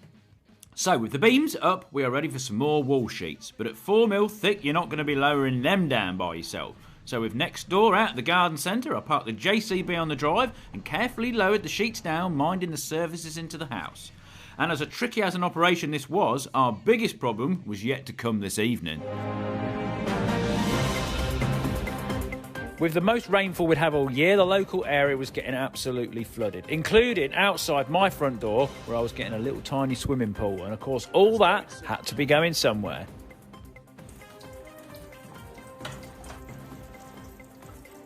With a constant stream of water dripping in, it was time to lay out the buckets and hope for the best. Well, it's not too bad. We've had a load of loose stuff come off the walls, obviously, but obviously having water cascading into place is not a good thing to have in the back of your mind while you're trying to get to sleep. This is the perfect link for the sponsor. If you're someone who struggles with sleep or is either too hot or too cold at night, oh, is this for you. 8 Sleep is a temperature controllable mattress top cover. A what? So you're sweating, your partner's freezing, or you're just generally an uncomfortable sleeper. This is the system for you. It's super easy to fit, you don't have to wear anything. Carefully and in your own style, remove the current bed sheets from your bed. Fit the 8 Sleep pod cover to your bed just like you would do a fitted sheet. Inside is a network of seamless sensors which track your health and your sleep condition during the night. The cover is connected to the pod, which can sit on either side of the bed. It is filled with water and connected to the 8 Sleep app. Refit your bed in, then switch on. And this is where the magic happens. It uses all the information from all these sensors to understand what you need to get your best night's sleep. Some people, when they're in a deep sleep, need a slightly lower temperature, and it can make adjustments in real time to keep you for prolonged periods in a deeper and in a better sleep. And it can make adjustments to the environment as well. If the room gets really hot, it will lower your bed temperature to keep you at a constant temperature. And of course, it can do it on different sides. So if your partner wants something hotter or colder, theirs can be adjusted completely different. It's absolutely fantastic. It will change how you sleep. So to get your own 8 sleep pod and mattress cover and change your sleep for the better, go to the link in the description, use your code Colin and you'll get £300 off. It is absolutely awesome. Last night I had it cool through the night and then set it to warm to wake me up. Right, let's go mop all this water off, get back to a bit of secret garaging. So with the rain all mopped up and wiped down, it's time to start building this end wall to give ourselves a reference point to build all the other walls.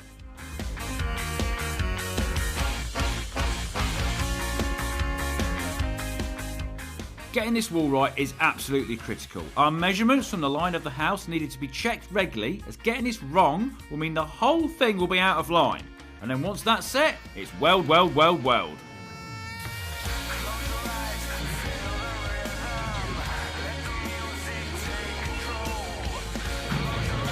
With even more rain expected, we put an additional tarp down, which seems to have done the trick. We've got a nice swimming pool outside my front door, but at least it's not come cascading into the garage. Okay, that wall's all fixed and welded. Excellent. Next up, we need to do this wall. Now, it needs to be dead 90 degrees to that one, obviously, or all our measurements are a waste of time. Now, the easiest way to find out if something's wonky or not is to measure the diagonal. So I've been on the computer, drawn it. I can see now what this measurement should be. So I've laid my tape measure across. I've put a bit of 50mm box section along the wall here. I've got it in the right place. Now I'm going to get a load of little tabs, weld them to the floor. So when we get the sheets, we can push them up against the tabs, push them up, weld them all together, put all the uprights up, bang, we've got a wall at 90 degrees to that one. Now with Rick taking an early Christmas holiday over at the Donkey Sanctuary, it's over to me, do it by myself.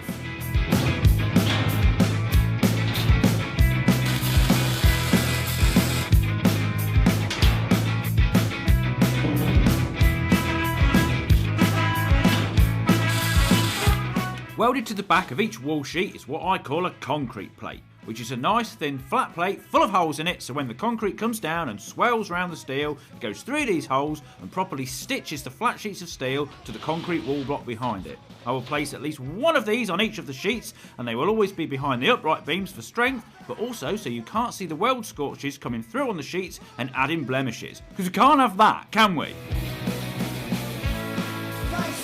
Once the wall sheets and uprights are tacked in place, you add a horizontal length of box section across the top, checking for level and checking for straightness. You can see there is a little bit of warping in the sheet, but with a simple tool you can pull this back to shape, weld it together, and bang, your wall is straight. We've got a wall! Yep, that's all sorted, that's all tacked up. Next job, we've got to get 2 RSJs and put down this side, same as we did over there. They've got to be parallel with those ones because, of course, there's going to be 2 big beams go across the top of them, and they want to run in a nice straight line. Without a tunnel to brace off this side, I found myself knocking pegs and pins into the clay and stitch welding it to the frame at the bottom. This is all good, it just will add reinforcement to the concrete when it goes in.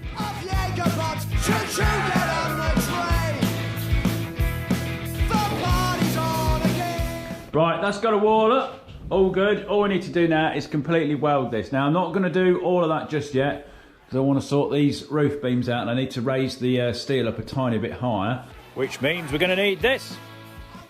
Roof bends. Best machine I've got for this is the Swag Off-Road Bender. I've clamped it down to the Siegmann mini fabricating table. This is really good because this thing's heavy, the wheels lock off on it, and it's a nice height so your arms don't ache. There is definitely some jobs you can struggle on your own, but this is one I definitely can't. So I've drafted in the person, which you all go on about in the comments, as the person you can't believe let me do this to the house. With the measurements checked, the ends marked and cut down to size, it's down a little tiny hole and stacked up onto the roof.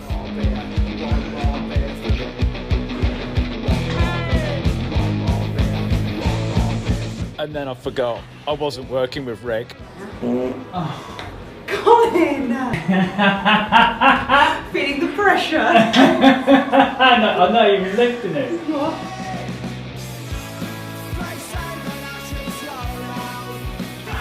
Okay, so while I'm waiting for a lovely delivery from Newark Steel this afternoon, I thought I'll do some welding. So I've welded all the walls up, but this has caused an issue.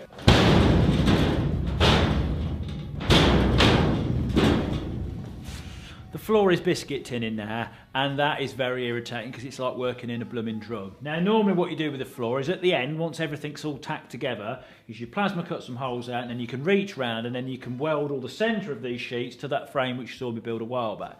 Now, I don't normally do that till the end because you don't want holes everywhere while you're trying to build everything, because obviously you can fall down and drop stuff, just a pain. But biscuit tinning is way more of a pain than a few holes. So I'm going to do all that now and do the floor bit. Yes.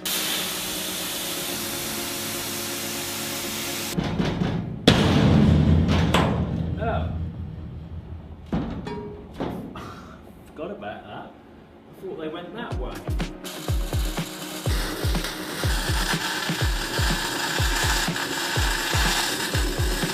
Check this out, look. This looks a bit weird.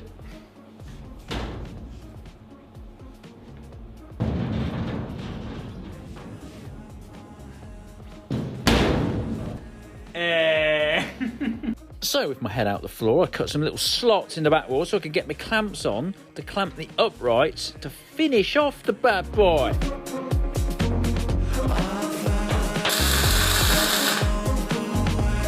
Okay, with the back wall done, now I need to drop another roof arch down and then lower a roof sheet down somehow, pull it back up, sit it on top of the roof arches without them all trying to flip round on themselves, and then tack weld that to the back wall. Not sure I'm going to do this. Well, a winch strapped onto the telehandler tine sounds like a plan. This is great as it gives us a really easy method of moving the sheets up and down without anyone having to be sat in the telehandler where they can't see anything that's going on. And with the winch pendant being long, you can operate it from inside the hole.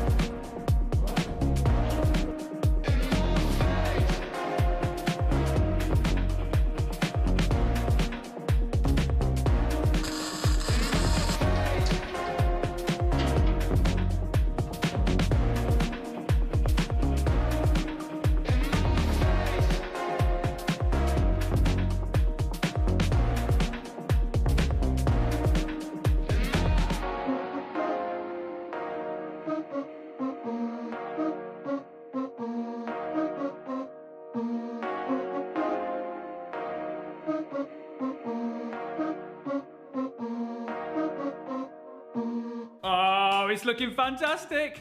Right, next job, very crucially, got to put these services in some ducts. We've got the water pipe, not worried about that. We've got the gas pipe, which is what the camera's attached to. Not really worried about that. That's a bit of 3/4 steel. That's okay. The main one, of course, is the electric cable. This one looks a bit old and craggly and pretty rubbish. So the sooner we get this covered, more supported, the better. And I'll have a nice little plan. So I've got some flexible, stiff pipe, and then I'm going to cut it open with a grinder, straight down the middle, and then we can split it open with a bit of wood and hopefully slide it over the cable. I'd be lying if I said I wasn't slightly nervous about this. No, get out the way. Out you come. Oh, there we go. We're getting there now.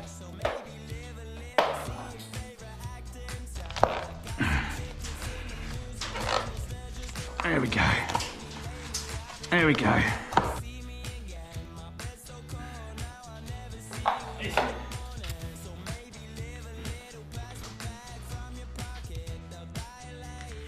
That's got that ducted, strapped up, supported all the way along the way. Feel a lot more comfortable. I've done that now. The water and the gas I'll sort out once there's a roof, of course, because I'll be able to sit on it and just do that. It's going to be a lot easier then. Right.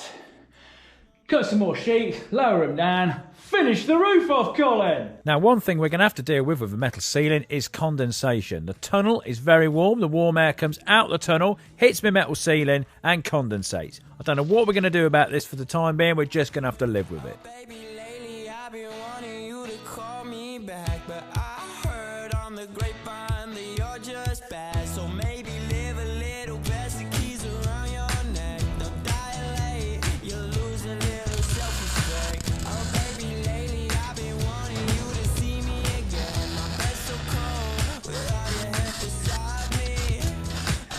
So with the ceiling tacked together, it's now time to fully weld the seams until...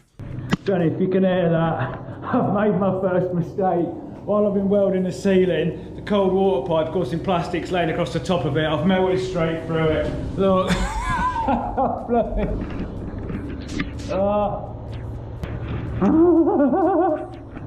Luckily enough, I used to be a plumber. Right, let's go and switch it off. So after cutting the pipe too short and laughing my head off, I then finished the floor frame off, welded it up, welded the angle iron that supports the edges of the floor sheet, and I'd say that's room done and ready.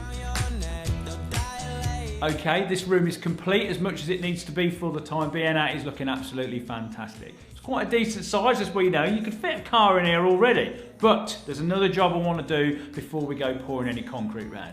I want to put the RSJ beams across the top of the roof so they properly brace the outer walls. Because concrete's heavy, and when it starts coming in, I don't want the room sort of like creaking in and warping and the roof going up or whatever. That will strengthen it all up, that will brace it up. So I've took the cover plate off the top. We've got a nice big 600 kilo RSJ to kind of swing in somehow. Now before we swing the horizontal RSJ in, we've got to cut the vertical ones down so the horizontal one sits level, which is an easy tack with a bandsaw and at the other end, the plasma cutter. Didn't have to look too far. Then with the 600 kilo beast swinging off the telehandler, it's time to delicately thread it underneath the remaining cover and onto our RSJ verticals.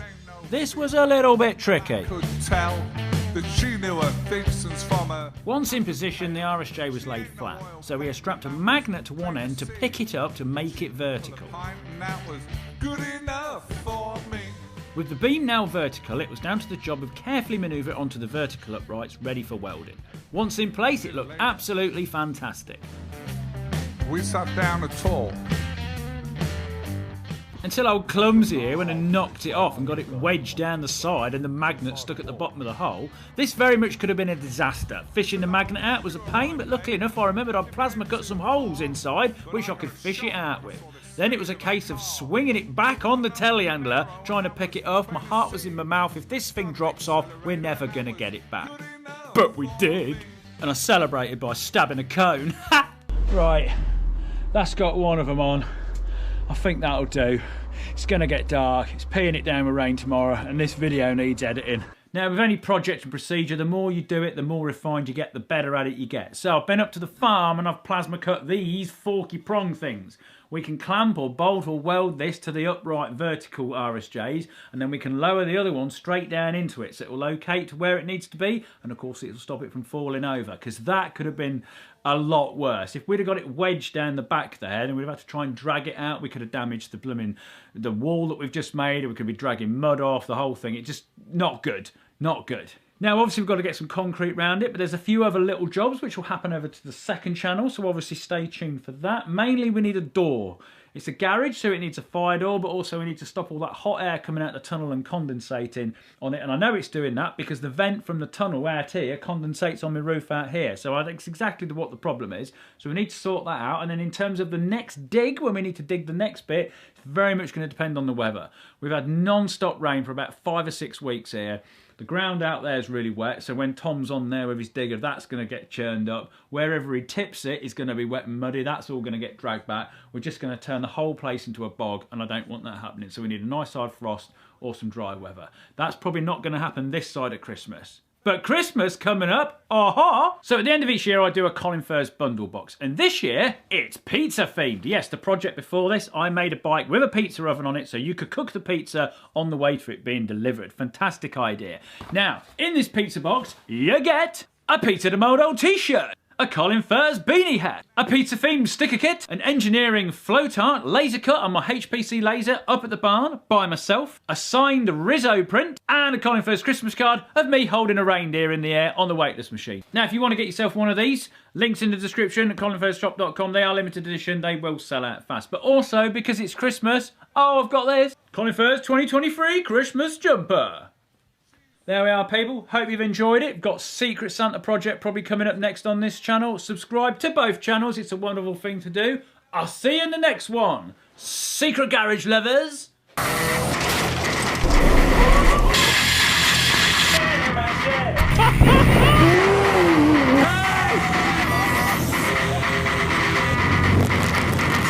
Hey!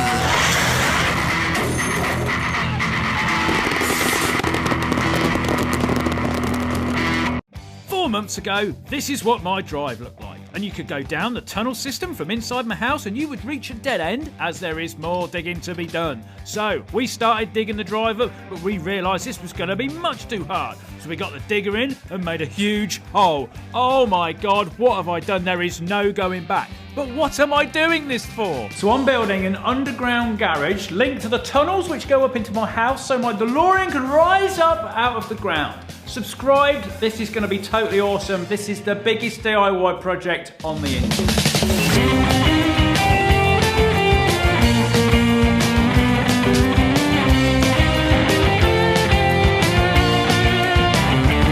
Well, it's getting there. Right, Colin, what have you been up to? Is this the year, people, when the DeLorean comes up at the drive? Okay, welcome to Secret Garage Update 3. Now then, people that have been subscribed to the second channel, thank you very much. It has passed 1 million subscribers. Absolutely amazing. You've been watching all the construction, some of the long form videos of how this thing's been built. Now, today in this video, I'm going to talk about the design, talk about the whys, because let's face it, I've been doing things in completely the wrong order. It's been making my life difficult, as well as the weather. Now, up until now, this has been my CAD model, my cardboard aided design, as to what's happening and what's going on. But there's a lot of questions and a lot of people are obviously not quite understanding the scope and the full picture of this project. So I think we need, in true Doc Brown style, we need a model. Colin Furze does whatever a Furze does. Half a bag, set a fire, build an underground town. No one tells, here is the Colin Furze. How cool is this? This is brilliant. No, sorry for the crudeness, and it's not quite to scale. Actually, that is totally not true. It is bang on scale, but you've got to get your Back to the Future references in, haven't you?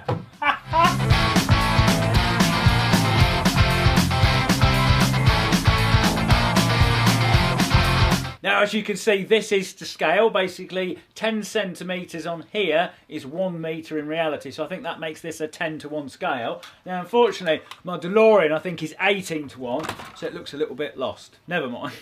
Need to find a bigger DeLorean model. So you can see where we're at. We've got the tunnel sticking out down here, just below the house. Very nice. And then basically we've dug up to this little line here. That's what we've excavated so far. And of course, the bit of room that we've made is this. So this bit here goes in here. That is what has been constructed so far. So here we are in that beautifully fabricated steel room. Now, while I was doing this, or particularly when I was doing the ceiling, that's when I looked up and I thought, there is a lot of concrete going over the top of this. It's not just really thick, but it's also really wide. And at that point I thought, I better just get this double checked. So my design consisted of the steel room set in the concrete with some vertical steel joists welded to the side of the wall, mirrored on both sides, and of course across the top was some bigger steel joists. So at the central point here, the concrete was looking about being 500 to 600 mil thick, and of course that across the whole thing, that's a lot of weight, that is. So had a structural engineer check this. This part actually okay. It's in the reinforcing mesh application where things started to differ. Right, so here's Colin's rebar. He just slides that down into the concrete for the floor slab, which by the way was a nightmare to put in. We're not doing that like that. I'll get onto that later. But as well as that, Mr. Structural Man, he wanted a second one right up against the wall behind it. Now, that would have been okay. I'll just slide another one. But no, there's more complications. He just didn't want it flat. He wanted it bending and tying in to that bottom floor slab so it keys into the bottom bit. And as difficult as this was to get in, it does make sense. Which I can demonstrate with this wonderful test. Now, all the forces on my walls are coming from the weight of the ceiling, the expansion of the clay and the rock basically trying to push itself into the room. Now, if you can imagine, this is the reinforced mesh in the concrete. When something is pushing against it, it's trying to bend it, but also as it bends, it loses height. It gets shorter. So basically what that's doing is it's pulling on the top slab and pulling up on the floor. And by bending that rebar round, you divert some of those forces, so they're not just pulling up, but they're pulling across, and then they're pulling on the whole concrete slab, going across the floor, distributing that load even further. Now we can calculate these forces quite precisely because I had a geotechnical survey done. This is basically a dude which comes out, takes rock samples and sends them off for crush tests, and then has this little twisty device which he puts into the clay, tells him how firm the clay is. Tested it, we're in firm clay. What's after firm? Can you get, is there... After firm is stiff. Stiff? Stiff after firm. Very stiff. Then very stiff. We got a firm on, we have. Now it's about 5 minutes into the video, and before you see me struggle trying to get this bent rebar in and actually bend the rebar, it's time for this. Choose a sponsor, choose a VPN, choose Surfshark. Choose to be safe on public Wi-Fi so the people next to you in that coffee shop can't steal your passwords and data. Choose to protect your privacy by changing your IP address to one that can't be connected to your digital identity. Choose to protect unlimited devices in your family from one policy. Choose to surf in a web with no ads, trackers, malware with a clean web feature. Choose a service that doesn't track or store what you do online. Choose camouflage mode, so even your internet provider doesn't know you're using a VPN. Choose to watch shows outside the subscribed region or stream native services while away, like sports and catch-up.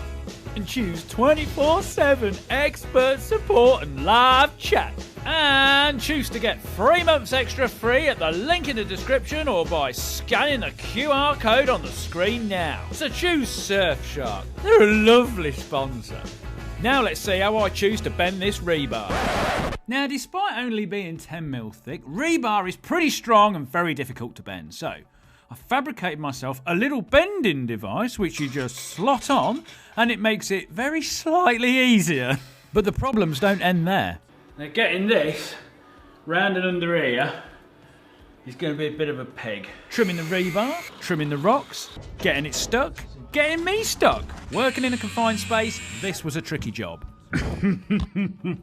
Now, adding to this already difficult job is the fact that in an ideal world, this stuff doesn't want to be touching anything other than concrete. Doesn't want to be touching the ground, doesn't want to be touching my steel room. So as well as trying to bend it and fish it under the floor, I need to hold it in a position so when the concrete comes down, it doesn't shove it and move it all around and get it in the wrong place. Now, we achieve this by welding pegs onto the steel room and onto the rebar to hold it into position. And this worked an absolute treat. Even with concrete flooding round it, it never shifted anywhere, and once it's all set, we're good to go with the next bit. So we're left with this, about 400mm of rebar sticking out of the concrete, and the 400mm is important because every time we join our rebar, we have to go 40 times its diameter. If it's 10mm, of course, that gives us 400mm. Boom.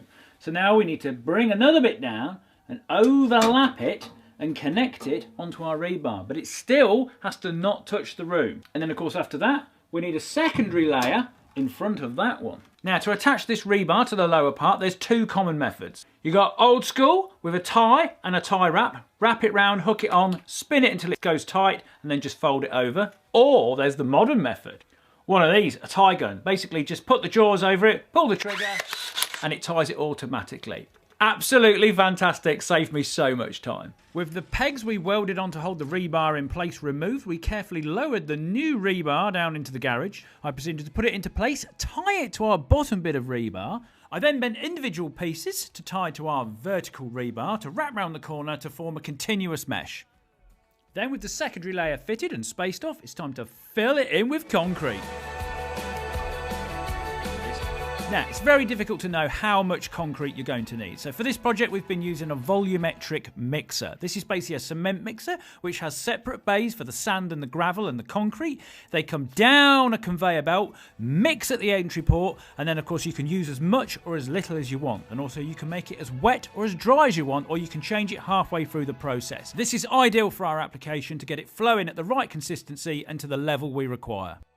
That's all gone off nicely, as you can see in there. Now, we didn't form this whole wall in one concrete pour for 2 reasons. And the first one is weight. Concrete is heavy. When we were doing the bunker, we absolutely piled loads of concrete down on top of the tunnel, and we noticed a very slight bow forming in the walls. So to mitigate that, we just distributed the concrete more evenly, but these walls are a lot taller. This room is a lot higher. They're going to suffer from that even more. So we've got thicker box section, but also down this side wall, we put a load of 45-degree braces to properly hold it up. And if you remember when I actually built the room, I had these plates with all the little circular holes in. So we're halfway up, they'll get knitted in. So once it goes off, they're proper solid, it's good. And now the second reason is damp-proof membrane. Now, the damp-proof membrane doesn't come all the way down to the bottom because at this layer of the rock, This is better draining than anything. When we dug the tunnel, anything below this point was bone dry the whole time we've done it. Any moisture or water that gets down to here will just dissipate through the rock. But as well as this, we want the concrete to fill in all these gaps, so like properly stitch it into the ground, because any stresses, any forces, any movement pushing against the room, the more it's connected to its surrounding area, the better. So, bit of damp proof membrane down to there. Fantastic. There's your second pour. Boom.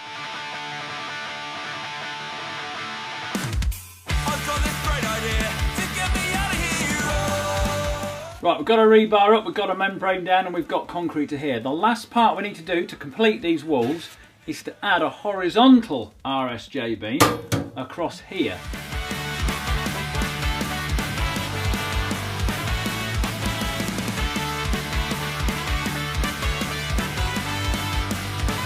Now this is to basically take the expansion of the clay, because this top seam is in the clay. When that gets wet, it expands. It is going to push on these walls with a lot more force. So that is to basically keep the whole room level and straight across the whole thing. All good. And then we need to get some rebar and attach it over the top here to knit the two bits together. And we do this with these little hoops, which I've had pre-formed. Very nice.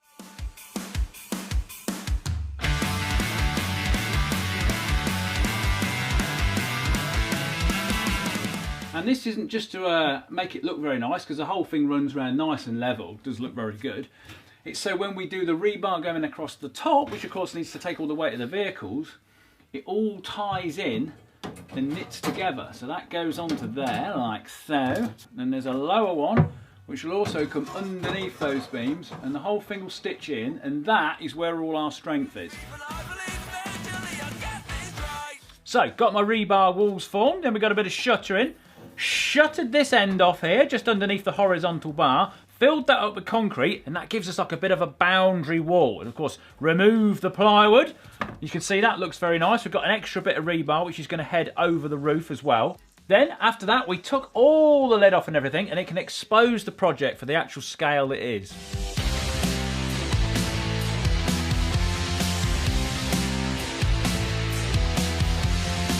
I've said my thank yous, I've said my goodbyes. I've really done it this time.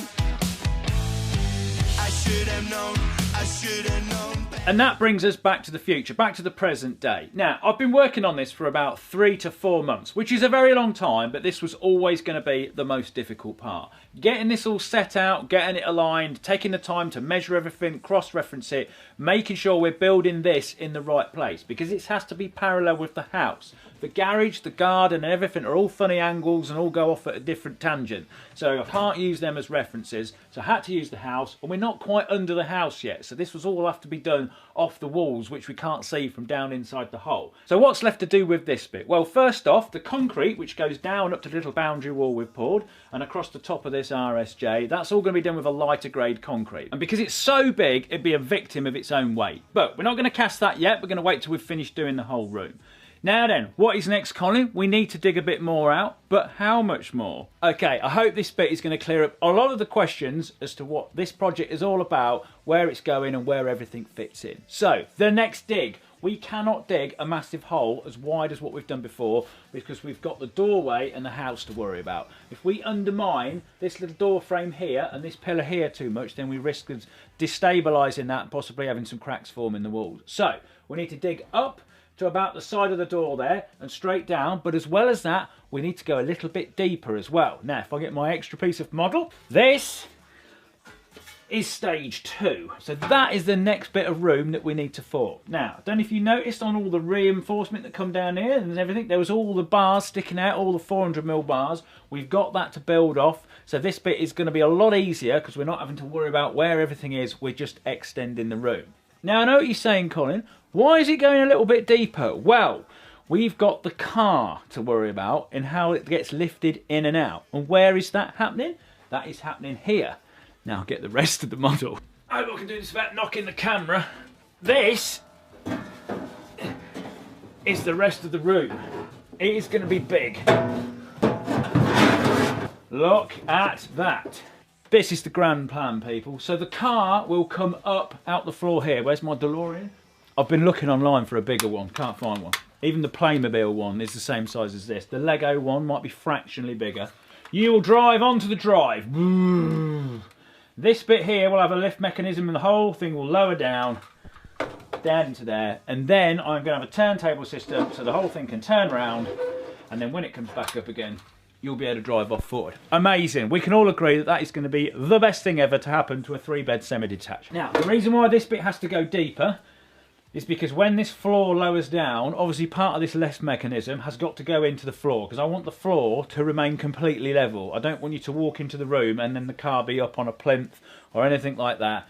I want it all to be level. So that has got to sink into the floor. Now, the exact depth of this, I'm not totally sure yet, but I've got a rough idea. It's probably going to be the same distance as the bottom of this horizontal bar to the surface. Because when the floor comes up, this is kind of like a bit of a point where we can't go past very easily with the lift mechanism, because that sticks out past the wall of the actual roof. And it's the turning of the car, which is why it has to get lower over here and not just underneath the car. Because if you can imagine like a massive circular disc that's got to turn round, that's got to sink into the floor as well. Hence why the floor is lower right over here and right over here. As this is to scale, you could see if I put the camera in here, it's going to be a big old room, but this is what we've got to do. So there is a lot of work ahead of me, a lot of work. But as you can see, it's going to be epic. Now this hole here is just purely so you can see through it, but I have left another hole over there because there's been so many requests for you to still be able to see the rock, because obviously the rock face wall we've got at the moment does look pretty cool, and when you come around the corner and you see that, it is kind of impressive. So I am going to try and leave that exposed. I am worried it is going to condensate up and it's constantly be getting wet, damp on the other side of the glass, not the room side, the other side. Now you can use those systems that they use in skyscrapers where there's like a magnet and a squeegee that you could go around, but if it gets to that point I might make it so if it doesn't work you can kind of retro fill it in and go over it, because I don't think we want, you know, condensation and stuff everywhere. Got enough problems with that at the minute. That is the grand scheme of things. We shall do this bit next, just up to the doorway, and then this bit will probably be done in another 2 sections. Yes, there is a lot of work for me to do. A lot of work, but it's going to be well worth the effort. Now, before we dig this next bit, there's a little bit of prep that we need to do outside before we go digging out a load more. First up, we need to do a little bit of power weeding and pulling a tree up with the JCB. But fear not, people, I don't believe in chucking trees away, and it has been replanted in the countryside, although I think the journey has took its toll on it slightly. Fingers crossed it pulls through. Then next up, we set out some supports to move the massive metal thing we made originally that the van was going to park on while we dug underneath it. Then it's time to remove the boundary stone between me and my neighbour's driveway, which of course I will be replacing afterwards, to add some tracking down. Now what this is to save the gardens being completely chewed up by the JCB and Tom when he brings the digger in for the second time. This is the sort of stuff that you get events that you put down on like concerts and stuff, so this will keep the ground protected while we drive all over it. And then it started raining again. I'm like, come on weather, Tom is ready with his digger. Okay, we're all ready to dig some more out. Now, of course, the next bit of room is going to be 1200mm. It's going to be that because that's the thickness of a sheet of metal. Now, this time we're going to put the reinforcing mesh and everything down first. We'll put it up the walls and everything before we even start building the room. And if you're wondering, well, why didn't you do that before, Colin? I've been doing the tunnel for like 2 or 3 years, and the methods of which we use there are kind of ingrained into my head, and I just continued it coming out here. But of course the tunnel's slightly different. It's a smaller room, it's not so high. The concrete walls are, if not just as thick as what we use in here, and what we used there was fibrous concrete, where you get like the polymers mixed into the concrete, and that's kind of like reinforcement but within the concrete. Now that is okay for the tunnel, but out here of course we need to be a little bit more stronger because we've got cars, we've got all sorts, you've got the width, the height and everything all to consider. So we'll put the stuff in first and then we'll build the room and then we'll put the concrete around the sides and everything afterwards. But you don't need to worry about that, that's my problem. And if you have a look in here, look, little milking tea mugs, they're still available on the website. Thank you very much to Barrett Steel for supplying all the steel for this. I'm sort of keeping an eye on costs, so at the end I can give a note as to how much this cost. If you want to try and guess how much this whole thing is going to cost by the time it's finished, that's a good thing to put in the comments. And if you've got any other questions, put them in as well, because I'm going to do a questions video on the second channel next. Because even though I've done my best to explain what I can here, there's no doubt going to be things I've missed or things that I've explained in a slightly weird way, which I think's okay, but you guys might not. So, they are. That is the project. Subscribe, don't miss any of this. It's obviously going to take a long time. I want to try and get it done this year, but I'm going to have a couple of weeks off it now because I'm kind of, after working for 3 or 4 months on this thing, I'm sick of the sight of limestone. So I'm just going to go and do something quick, and then I'm going to come back on it. And hopefully the weather will have improved as well, because we have had officially the wettest February ever, and boy do I know about it. Right, see you in the next one.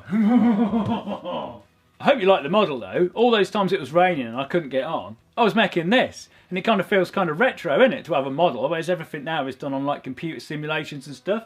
This is cool.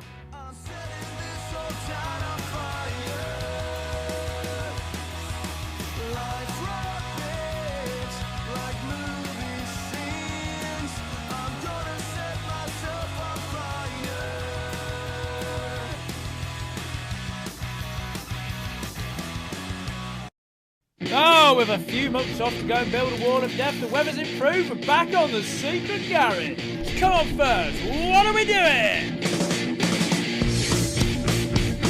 Finally, after what seemed like the longest and wettest winter ever, I'm back on the secret garage project. With Tom and the digger coming tomorrow, I've got to make safe and cover up what we've already done.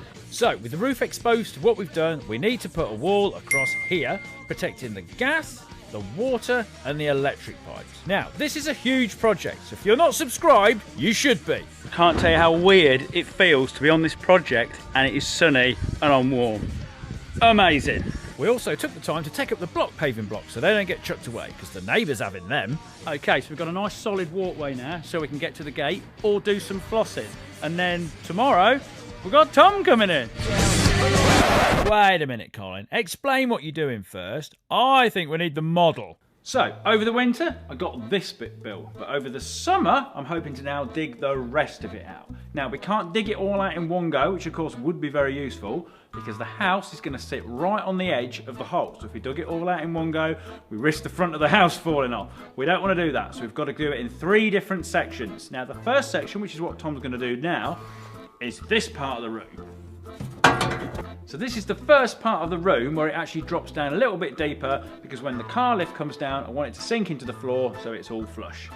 So we've got to go a little bit deeper with this one. So we need, of course, Tom Lamb back. Guess who's back? Back again. Tom Lamb's back.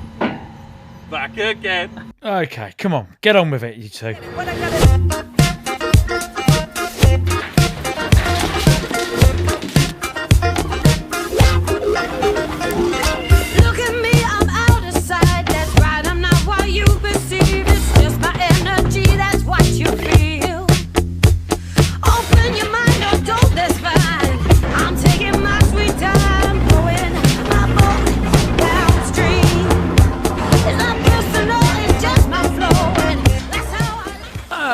Again, but this time we're in front of the house, which means at some point we're going to find the foundations.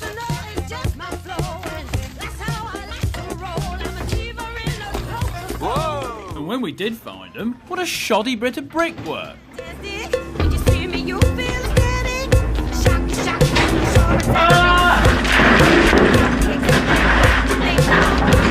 As the hole gets bigger, the true scale of this project really hit me.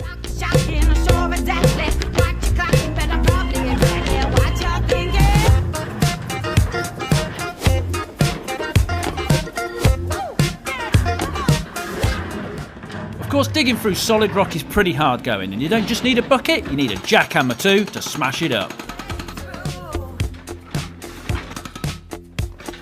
But the top surface is pretty soft, so placing the digger near the edge of the hole has its dangers. So we moved our aluminium tracking right up to this point so we could get near the edge without falling in. And you can see this was a wise move.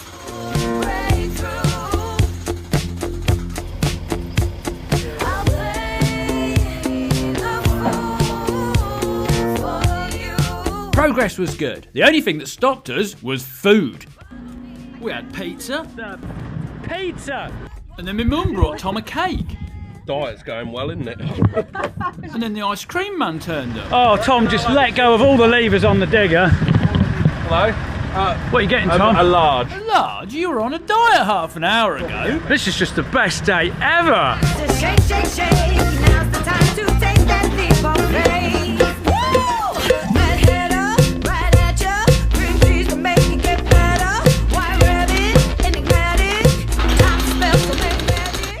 about dug out, but there's some little bits in the corner which need chimbling away, which we can't get to with the digger because the house is in the way, essentially, or there's a hole where the digger needs to be. So how are we going to do that, Colin? Well, don't worry, Tom has a fantastic idea. Lower the smaller digger into the hole, which then led to Freddie having an energetic conversation on the phone in his native language. I don't know what he was talking about.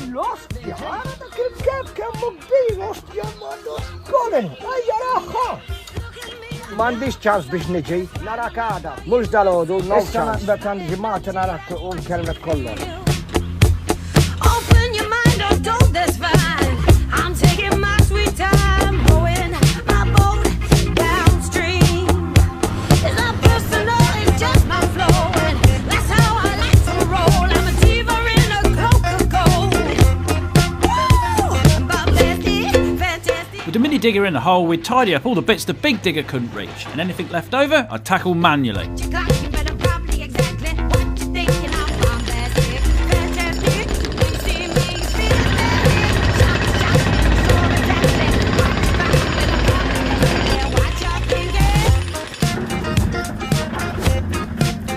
The remaining spoil lifted out, it was just a case of tidying up the edges, cleaning it out, and then of course covering it over so nobody falls in it.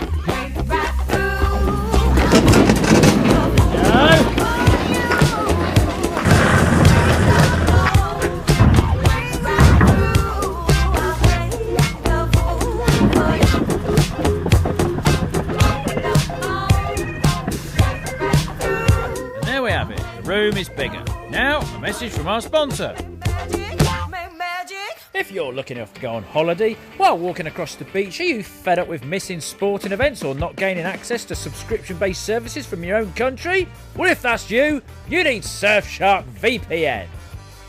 Now, Surfshark isn't an actual shark, it's an app which you download on your mobile or your computer, and it acts as a safety barrier between you and the internet.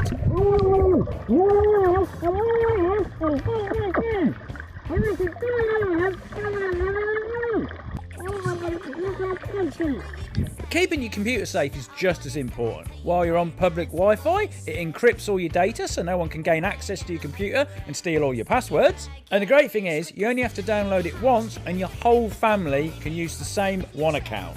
And if you use Surfshark before you go on holiday, you can book excursions as if you're in their native country, getting them at local rates. So I know you can't all be a shark, but you can get Surfshark with the offer at the link in the description. And here I am in a tropical climate, in a shark suit, I'm boiling hot. Yes, go to surfshark.com/Colin for 4 months extra free. What was I doing in the actual video now? So with the bulk of the hole done, it's time to clean up the edges, chimble away the bit of house foundation which sticks out, which will be in the way if we leave it there. Then with just a bit of edge cleaning with a nice clean hole. Okay, nice and flat, nice and square. Next little job, bit of damp proofing, bit of framing. We're doing it slightly different this time. I'll explain afterwards. So I did a couple of welds and something didn't quite feel right. Turns out I've washed my welding jacket. I've drunk the plumbing thing. Never mind. Time to get up, let's get ready. Washing my head to focus on the hollow spine.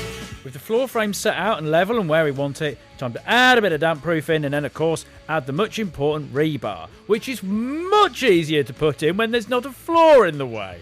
Okay, rebar's in, beautiful job. Now, next thing we need to do is put the concrete down, but of course the concrete, we only want it to go where we want it to go. So effectively, I've made like a little pond. Now, I didn't want to pierce and do anything unnecessarily damaging to the bottom damp-proof course, so I've added a little extra little bit, which I've folded up, whacked a bit of Kingspan over the bits of rebar which poke through it, pushed that underneath my little edge beam, folded the extra bit of polythene over the top, and then welded these little taggy things on to stop it all blowing out. And essentially we can fill that up, and that will be the first concrete base done.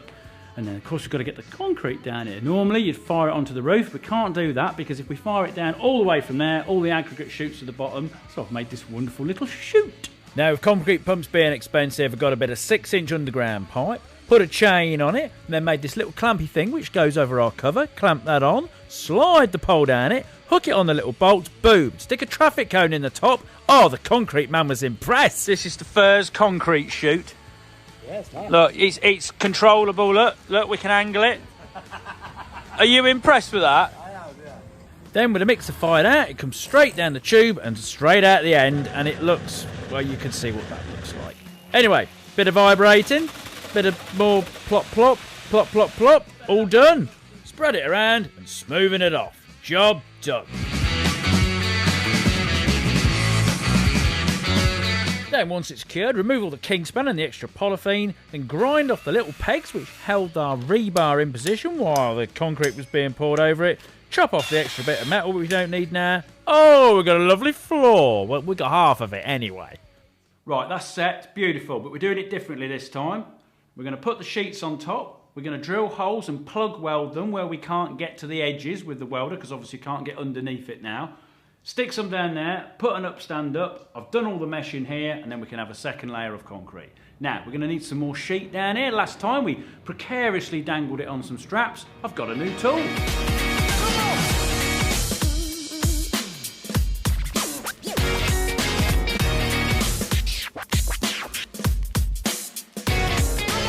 Ooh, slow motion, plasma cutting. I didn't mean to film it in slow motion, but I did.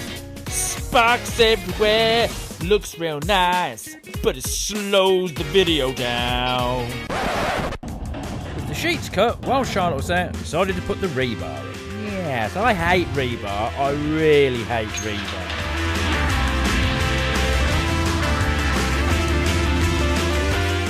Although, to be fair, this is much easier putting it up before the walls are up.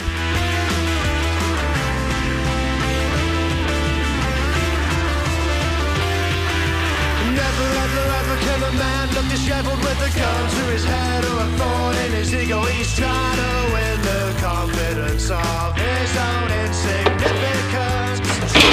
Covers what I should have, could have. Won't make a difference when you're crying for your mother. If I Okay, floor's done. Next off, to put the wall up, we've got to put this RSJ in first. So basically I've cut all these little slots down there, slotted it in there nicely, kind of like tucked it in. Now that is defined by where this next RSJ comes across here, and this is where we check if we've got the room parallel to the house. So basically I'm going to put this, extend this other one out across here, measure it to the house foundations, although they're a bit wonky, but we'll do our best. And then we can fix that to that, get that level, and then that will tell us where our wall needs to be. So we need to pull this RSJ up to here. Now I was going to do it with a telehandler, but I can't bother to go and get it. So I've rigged my winch up outside my front door, and I can winch it up myself. This could go horribly wrong.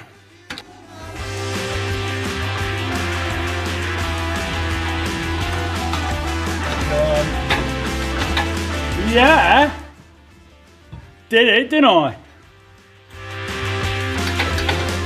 Right. Level the RSJ up, see where it comes to, and see if it's in line with the wall down there. So with it all welded up, it's time to do the other side. Now I went and got the telehandler this time, which means you've got to lift the lid off, and then we lower a beam down. This is way more easier than doing it by hand, Colin. And it's just a case of getting it all set up and welded up. And now with this RSJ in place, we've got something to put the wall up against. So we get the sheets across, we get the 50mm box section, clamp that on, weld it up, voila, we've got a wall. Right, that's got one of the walls up. Now, rather annoyingly, I've had to do this bit separate down here. I thought it was going to be one full sheet with a little bit cut out, but Colin's gone and added 4 centimetres onto something somewhere, so it's not quite high enough. But it doesn't matter. It's all good, because you won't see that. It'll be under the floor. Right, that's that one. Got to do the other one, and then we've got some more concrete coming tomorrow. Lovely.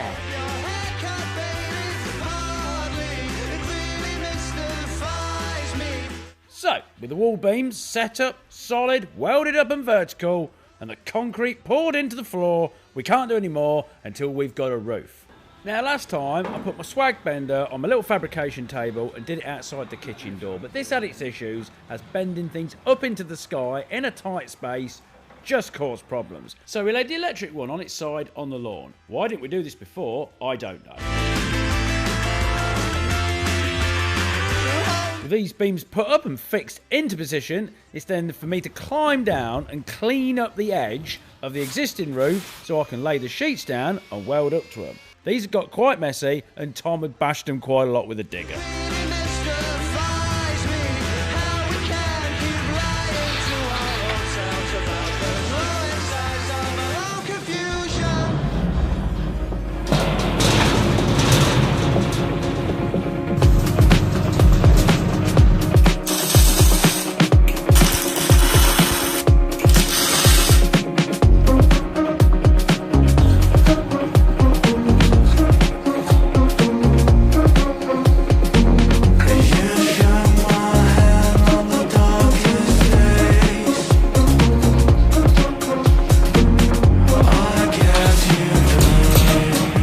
roof on the face of it is a simple job. We've basically got some beams going across, which I call ribs, with just some sheets on the top of it, which you just weld together.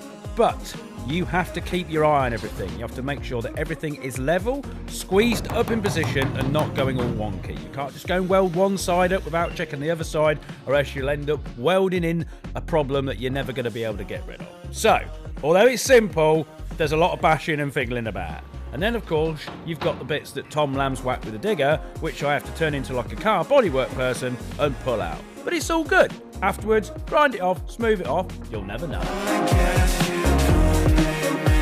And once finished, my front door becomes a lot safer. Then the final structural job is to set the patterns up, which the RSJ goes across. And then bring the RSJ across and weld it in position.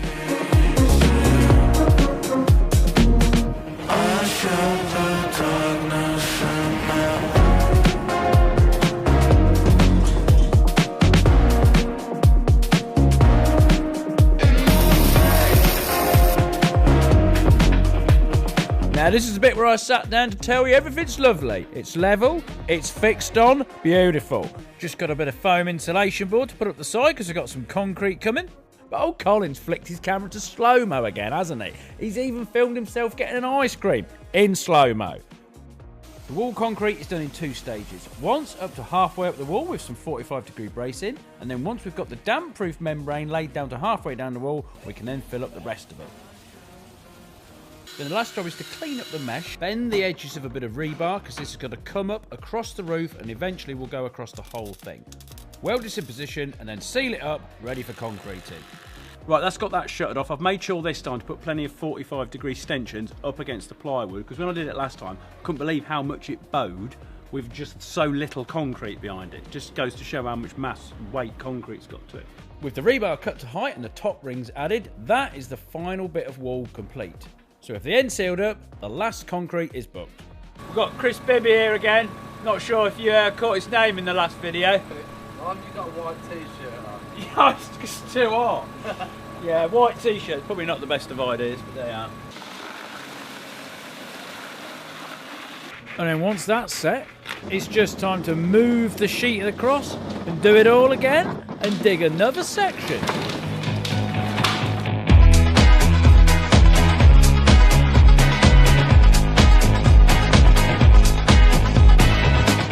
With it nearly dug, I had a brainwave of how to solve one of our main problems while digging. Now, one of the problems we've just got this last bit of corner here to chimble out, but Tom can't see what he's doing.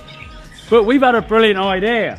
I'm FaceTiming him so I can film the rock face and then he can see what he's doing. It's working very well. What about that? You want to be coming in here? Tilt your thing in a bit.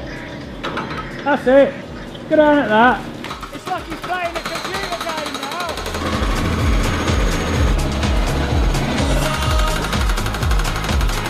It's your concentration, babe.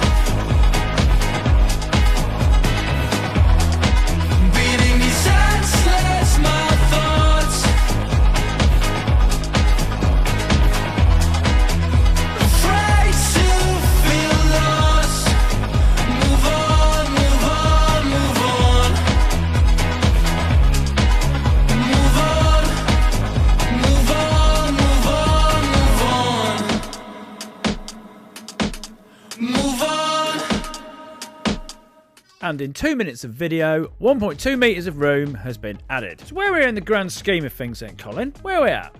Okay, we're now up to this point in the model. The next part we dig out is the bit where the car is going to come out at the top. So when we dug this, we don't need to build a roof on top of it. Now, hopefully, we can dig it all the way out to this, and this will be the final dig. However, the weather has severely turned on us. Now, it's looking like 2024 is going to be one of the wettest years we've ever had in this country. And yet again, it is raining and it is having an effect on this project. We thought, do we delay it because of the weather? But then we thought, no, we just got to get on with it anyway. Now, the weather may have been terrible, but we've got a new weapon. This thing has proven very useful. Thank you very much, Rhinox. It was working so well, it was steaming. And then the weather got even worse. This probably is the worst weather we could have chose for this. It is absolutely hammering it down. Collapsing at his feet.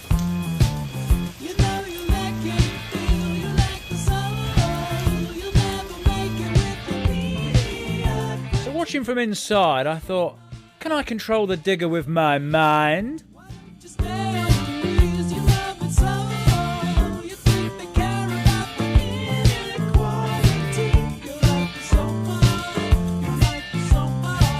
So, with the digging nearly done, I think it's time to give 3 cheers for Tom Lamb for his work on the digger.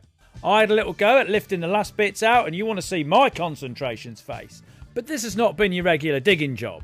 You've got to be millimetre perfect up against the house. He's had gas pipes and water mains to negotiate. Yeah, he's clipped the steelwork a few times, but I think he can be forgiven. So, if you want to go over to Tom Lamb's channel, give him a subscribe. It doesn't matter if you're not interested in farming videos or anything it does. It's just a note of thanks for saying thank you for excavating the colinfurze underground garage.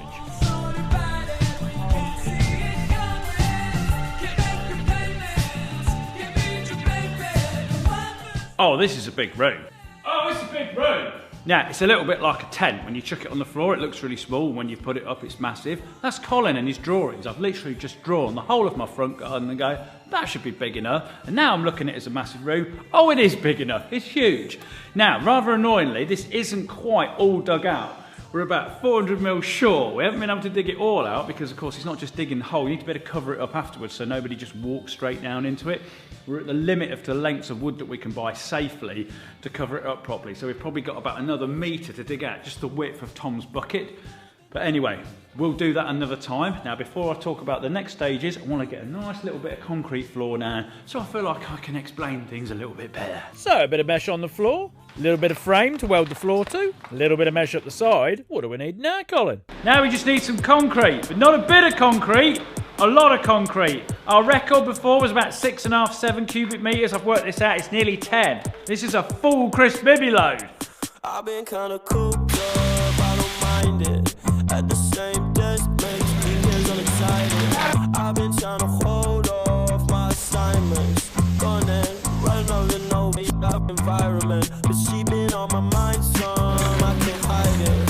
Gone here, blow, I so invited. I'm getting bored of hangovers and Oh, this is so cool. Now that looks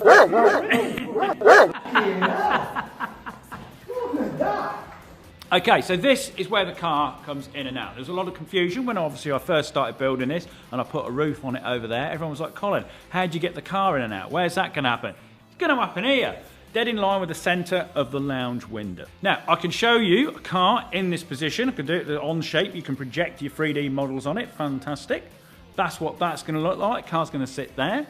Now, you can see now why I didn't want to dig this all out in one go. We had to do it in 3 sections because the house is literally teetering over the edge of the hole. This is the most I would like to dig out. Even this is even risking it. Okay, next part of this project, we need to finish building the room. But the RSJ work going across this bit where the car comes out is slightly different. I've had loads and loads of RSJs dropped off by Newark Steel. Thank you very much. They are the suppliers of the steel for this whole project. Now, because this is an opening, we don't have any of these big steel beams going right across the gap, so we need to kind of add more strength into this bit in front of the lounge window. So rather than one of these beams coming across here, there is going to be 2 of these beams going across here. Now, this back wall, we spoke about having a window here, didn't we? So you could see through and see the rock behind it. Not going to do that because I don't want to interrupt the shell of this thing and have a hole where moisture or anything or any other problems can come in. So I'm going to do it slightly different. There is still going to be something there. I'm going to talk about it on a second channel video. Keep your eyes peeled because I may need your assistance on this. So the next step is to finish the walls and then start covering it with a concrete and getting my drive back. Thanks for watching. See you in the next one.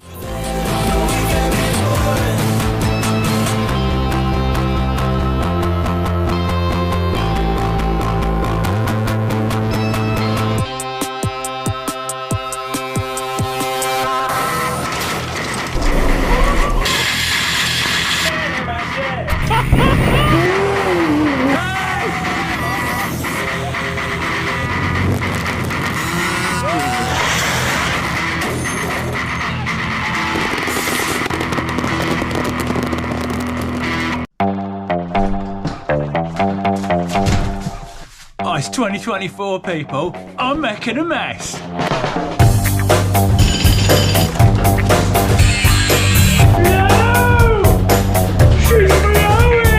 Okay, got a load more dirt out. You're probably thinking, Colin, why are you digging at the moment? You're normally doing that with a digger. Come and have a look. If you've been in the UK for the last 2 months, you'll know we've had some horrific weather. We started off with like Storm Babbitt or whatever it was in late October, November. And that begins with a B because they name them after they go through the alphabet, don't they? We're now on H. Everywhere is flooded.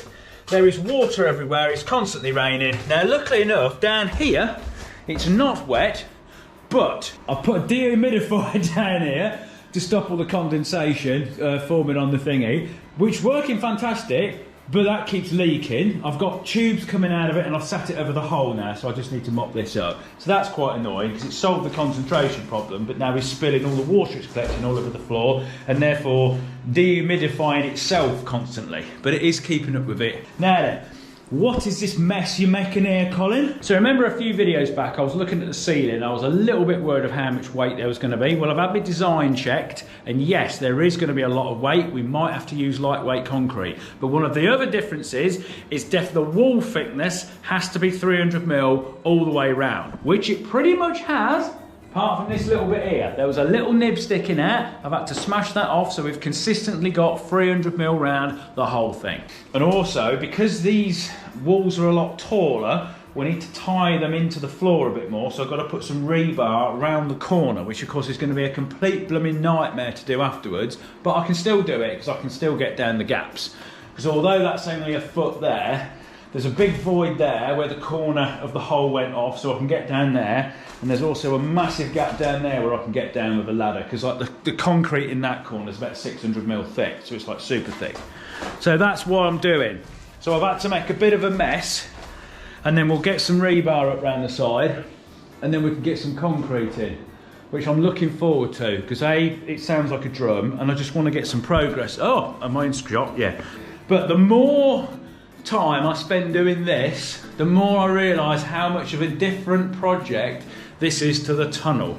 How we did the tunnel and how we did this, everything that made sense in there doesn't necessarily make sense in here. But anyway, I'm going to do another video at some point explaining everything, because there's loads of little tiny things and I keep forgetting them. So, right, 2024, welcome, here we go.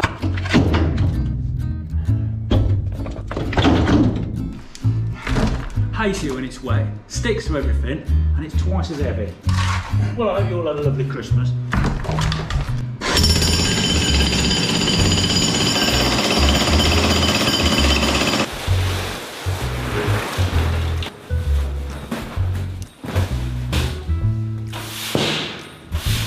Present Colin here. You know you love the milk and tea mugs. Well, unfortunately, we've run out of red mugs, but it don't matter because we got teas now. Yes, you can be at work or on site. They can look at this and go, oh yeah, good brand, I like it. And then they're like, wait a minute, that's this milk and tea. And then you can go, yes, 2 sugars, please. Boom, you got yourself a cup of tea. And I don't just do them in t-shirts, no. And we do zip-up hoodies, and there's also a grey charcoal full hoodie. For a limited time only, get them at colinfurzeshop.com. Right, let's see me struggle trying to get this bit of rebar bent round this corner.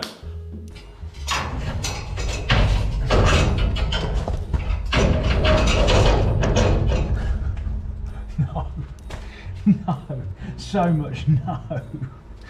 So much no. You don't give up like that. Oh, Colin. Oh, the square peg will fit in the round hole. Nearly. This is what the second channel's all about, isn't it? Seeing me struggle. I'm editing all this out the first thing. You'll never see any of this.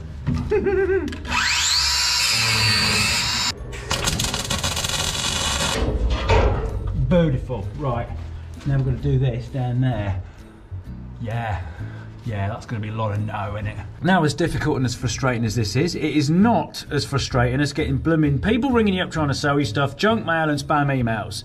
This video is sponsored by Incogni, and there is not one single person of you watching that this could not help. So much of how we deal with our day-to-day lives is done online. So every box ticked, every appointment booked, everything we've bought, all leaves a trail of data, and it's this information which can get gathered together, put in a little box and sold by companies on the internet, and of course to criminals to potentially use against us. Incogni, the sponsor of this video, is a service that on your behalf removes your data from as many of these databases as possible. Almost all of us have experienced robocalls or cold calls, and if you ever wondered how they get your number, data brokers. They will sell your number and compile lists to companies that will then ring you up. I get loads of blooming diesel emission claims once. Complete pain! And it's even worse if you live in the US, because there are people search sites which anybody can access, and this can have information about your health, about your children, and all they might need to access it is your license plate number. Now, it's super easy to set up. You just create an account, and straight away I could see that my information was on 46 databases,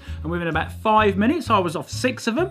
You can see all the statuses of all the other pending ones, or the ones that you've got to take off, and it'll even share how much time it saved you, because if you was to try and do this all yourself, how many hours saved it would be. So to get Incogni, go to the link in description, and the first 100 people that use the code TOOMUCH will get 60% off. Right, what was I doing? I was getting in a... Oh yeah, I've got to try and get this bit of blooming rebar down the back, haven't I? How are you going to do that, Colin? I don't know. If only Incogni could help me with that.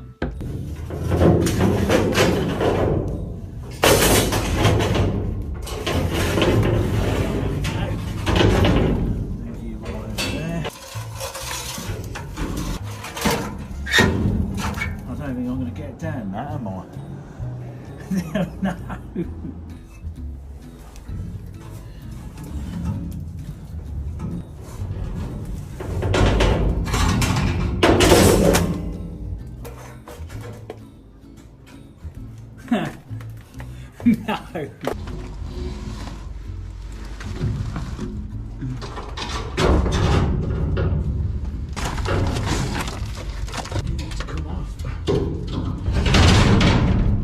If you're claustrophobic, is this like hard to watch? If it is, I do apologise. Right, how are we going to do this bit then, people? Because I'm in the way.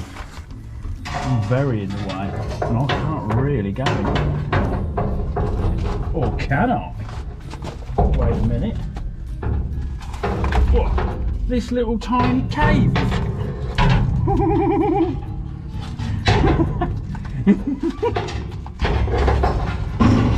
Oh yeah.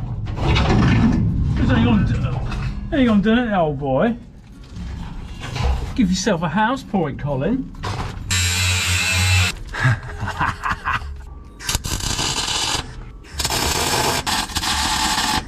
That's good. That's good. Bend round the corner. Bends round the corner. Can't see. Right, I've done that side. Let's go and do the other side now.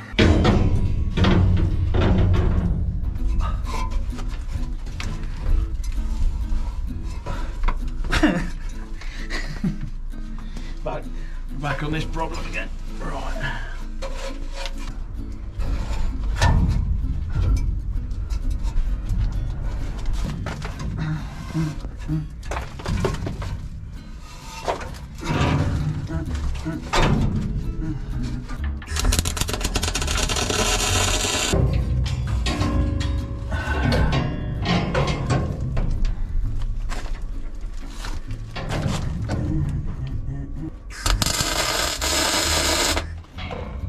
Okay, we've got all the rebar in. All the bits, looking up, round the edges. I'll explain more again why we're doing this in the proper main video whenever that comes out, because it's just easier to do it with like little sketches and diagrams and drawings, as you can see. Right, we've got concrete coming, just to do obviously the floor slab. Now, the more I think about this, the definitely we are doing this the wrong way now. I have been so used to doing it a certain way in the tunnel, and potentially what we did with the bunker as well, that how we're doing this wants to be completely different. But anyway, I will compile all of my list of things I've done wrong, and I'll talk about them in another video. But am I prepared for concreting? It's always a little bit of a worry, especially the first time you do it, because you're never quite sure where the concrete chute will reach, because I'm using a different guy this time. Normally we used to use Breedens, but I've got this other bloke coming out where it mixes it at the exit of the concrete lorry. And the reason why I'm doing that is because I only want to do this floor level plus about an inch max, whereas when you order it from the other place, you have to specify like how many cubic meters you want, and it's very difficult to work out because the floor, obviously the stone floor underneath is not level, so it's all over the place. So you're just guessing half the time how many cubic meters you want. And then of course if you've got too much, they don't want to take it back, so you either pour it in and fill it up a bit more, or you have to then, I bring the JCB here with a bucket, we tip it in that. It's just a complete pain. So this other guy who mixes it on exit, we can get the perfect amount in, and then he can drive off and it doesn't matter. Am I prepared? I've got to take the lid off the top, or bits of the plywood off, so we can get it in here. I'm hoping his chute for this back bit will reach to nearly the middle of the roof, and then we can just basically fire it down the roof, down into that back corner. If not, I might make a little bit of a V-shaped, like little, like a chute basically, so it can like travel down it. Now, in terms of what I've got in here, I've got the welder, because obviously I need to weld up, put the plates around these, because once the concrete starts to flow, you kind of make sure it's travelling along everywhere, get it, vibrate the hell out of it, and then obviously if it starts to come up over this, you then need to scrape it out of the way and then tack weld the plates on there. So I've got the welder, I've got the mini SDS with my little sock thing I've made a brand new one for this steel one, and then I've also got an old jumper which I can put on the floor and vibrate the whole floor, and then that also helps it move along. I've got that. I've got the proper concrete vibrating pole. This is to basically get all the air out of it. So you put that in it, that deaerates it, make sure it's not got any air bubbles in it. So the combination of that, the two spades to kind of drag it along, hopefully we should be able to get the whole area clear. I've also got a drill, because sometimes if I think it's not quite got to places, I drill a little hole, like gyrate it until it all starts to come up out of it, and then you know you've hit everywhere. But I mean, I can roughly see, because I can look down the end here into the cage. You can see there's a cage. Don't know if you can see that because it's probably not very bright. And you can kind of see where it's all travelling, and then, you know, with jabby. I got some jabby pokey sticks just to give it a bit of a jab and a poke. The dehumidifier will disappear once we start doing that. And I think that's everything. The key is just getting the consistency of the concrete right with this. You don't want to be too dry, obviously, because it's not going to flow, but then it doesn't want to be too wet, because the wetter it is, the more it contracts when it dries. So it wants to be just right, that it can flow under here with ease and go wherever it needs to be, but not be too wet and too dry. You know what I mean. Right, concrete's here. Now remember, as well as my DeLorean, I'm going to put my E30 in here, and that is being restored by Yorkshire Car Restoration. Now they're a small channel, but they're making a fantastic job of it. Go and check it out, it's good. Is that a Tom Lammy's a farmer? Can I interest you in one of these? What's that say now? Do you want to get my online shop? Is the link for the shop in the bio? Tom Lammy's a farmer. We've got way too much stuff for sale in this video. I do apologise. Concreting time. Is this exciting or scary? I hate it really, because of course if there's any problems, it's concrete. If it's in the wrong place, you can't just take it out very easily, and it'll start to set and everything. Oh god. Oh jeepers, it's here already, look. Oh, we're off!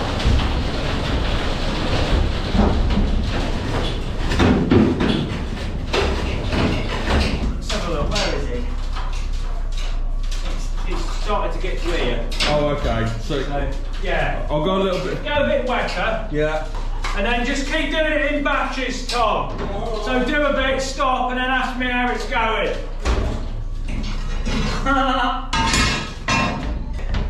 This bit's a bit stiff. Right, put a bit more down.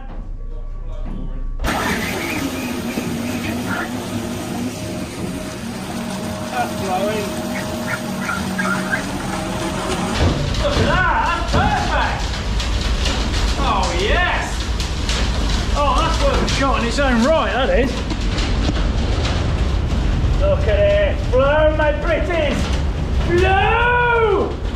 She's flowing! Beautiful. Excellent. Right. Right, give that pause a minute. Pause it.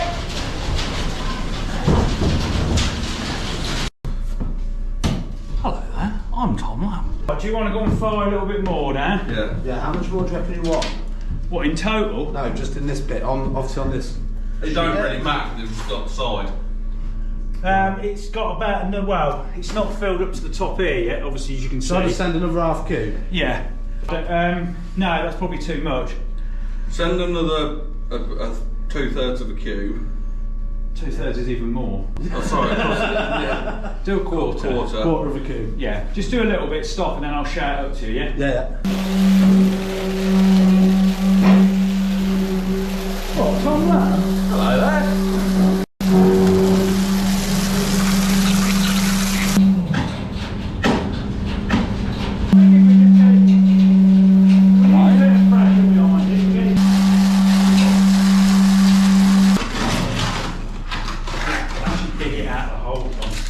Dig it out of the hole? Dig it out of it.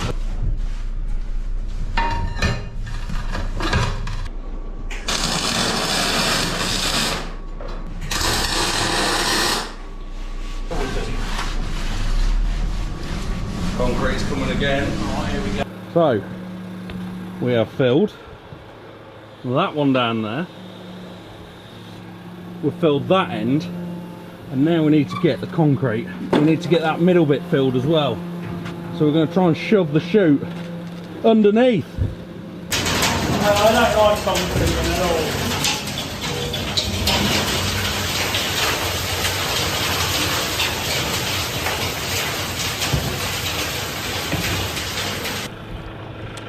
You're on lamb cam. Oh no, we've got some concrete on the lens. Colin won't be happy. Let's get rid of that. Ooh. There we go. It's got bits of splatter of weld on it, Colin. Oh dear. Right, I've lowered that down. Let's go. Oh, my phone's ringing. You are? I know I'm too busy. I can't answer all these phone calls. People want all these holes digging so cheap, Colin.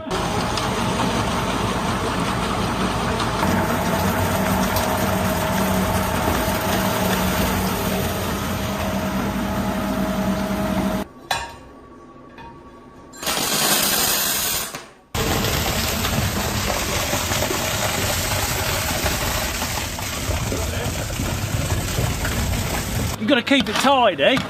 Unlike my camera, I can see it's covered in concrete. Don't know what you're on about. Here we are, morning after the day before of concreting. It's all good. It's all nice and solid now. I like it. It's not like a drum. It's not too bad. It's like bubbled up in places where the concrete's come up, but that's only a good thing. Now, next on the list, or next video, I suppose, we've got to chop these little pins off here. So this becomes free because the reinforcement in the concrete ideally doesn't want to be touching anything. It don't want to be touching the ground and it doesn't want to be touching this metal skin. So you definitely don't get any electrolytic corrosion or any damp travelling through it and corroding it. Now, if you're wondering why we didn't fill it up more with concrete to give ourselves a little bit more pressure, it's because of the overlap. When the rebar comes down this wall and connects onto this, it needs to overlap it by 4 times its diameter. This is 10 mil, so we need that 400 mil overlap, which is why we couldn't just bellow it up here. So we'll have one on here, and then we need another one about here, so we've got twin rebar within the wall. The bottom one, pinning it to the floor and stopping any shearing, and then the other one on the other side, just for a bit extra, and a bit more from the other direction. So there we go. Right. The next concrete pour will be a lot easier because it's just round the side of the walls up to a certain height. In fact, the future ones in total will be much easier. And then when we do here, I'm going to do the concrete slab first rather than trying to flush it under the floor here, because that's basically what we did in the tunnel because it was difficult to do it any other way. Right. Yes. I'll see you in the next update, people.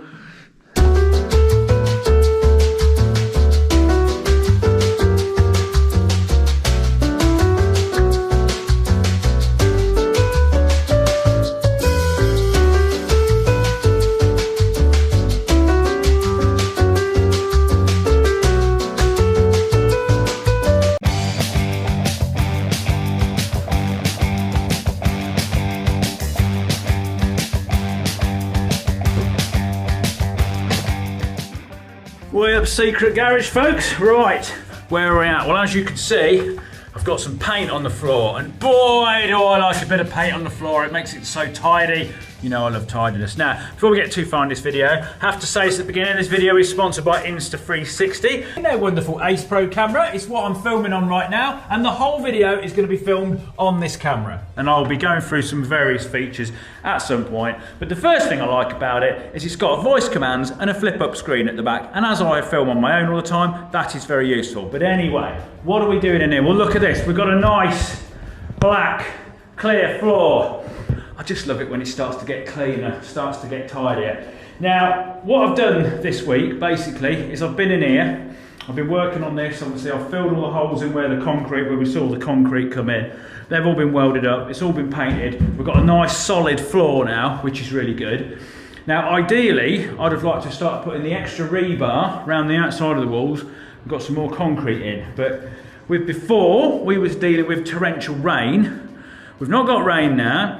It's blooming freezing, it's -5 outside. Now I know there's some people watching that are in Canada and are like, -5, I go out sunbathing in -5. You may do, but we don't, and obviously messing around in a hole with bits of metal, getting covered in muck in -5 is not very good. So I've got the floor painted. What I'm gonna do now, I'm gonna put some sockets.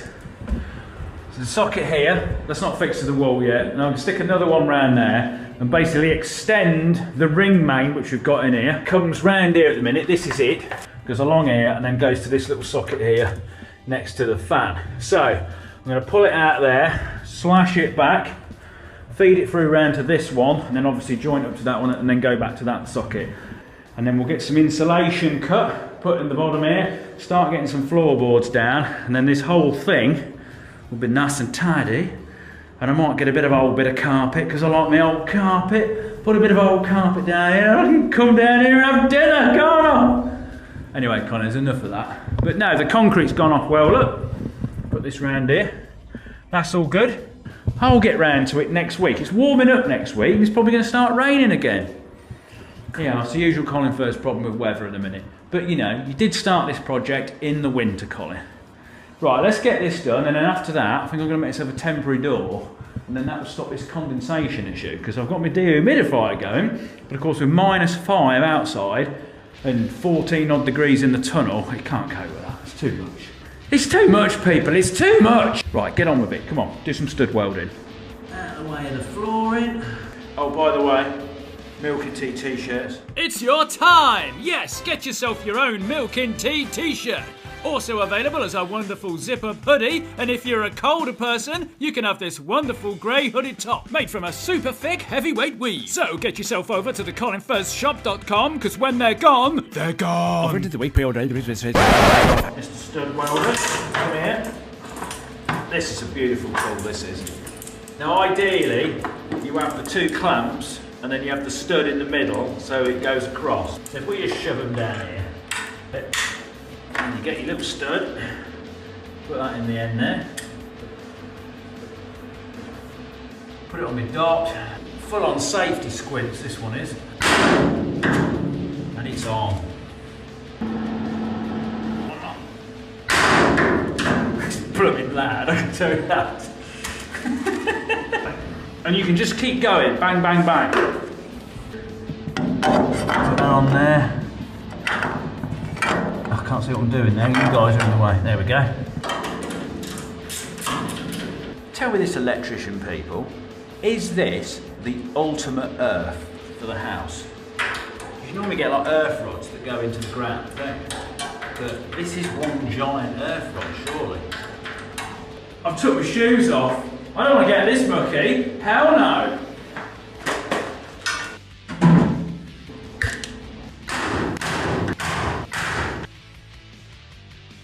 Now look, for all the electricians watching, look, watch this, look at this. Controversial, Colin, controversial. Under here, that's what these little gaps are here for, look. I've not got much longer, because the video that you watched the other week, the update 5, goes out in about 10 minutes, to give you an indication of what time it is right now. Oh, I've knocked it.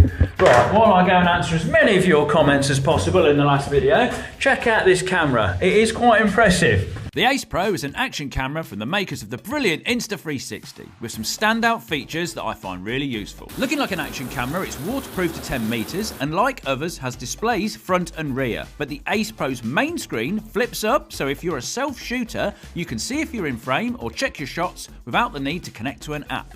This has been a game changer for me in tight spots. It connects to mounts via the popular system, but you can disconnect the camera from the mounting bracket with this brilliant locating locking mechanism, saving you time undoing screws.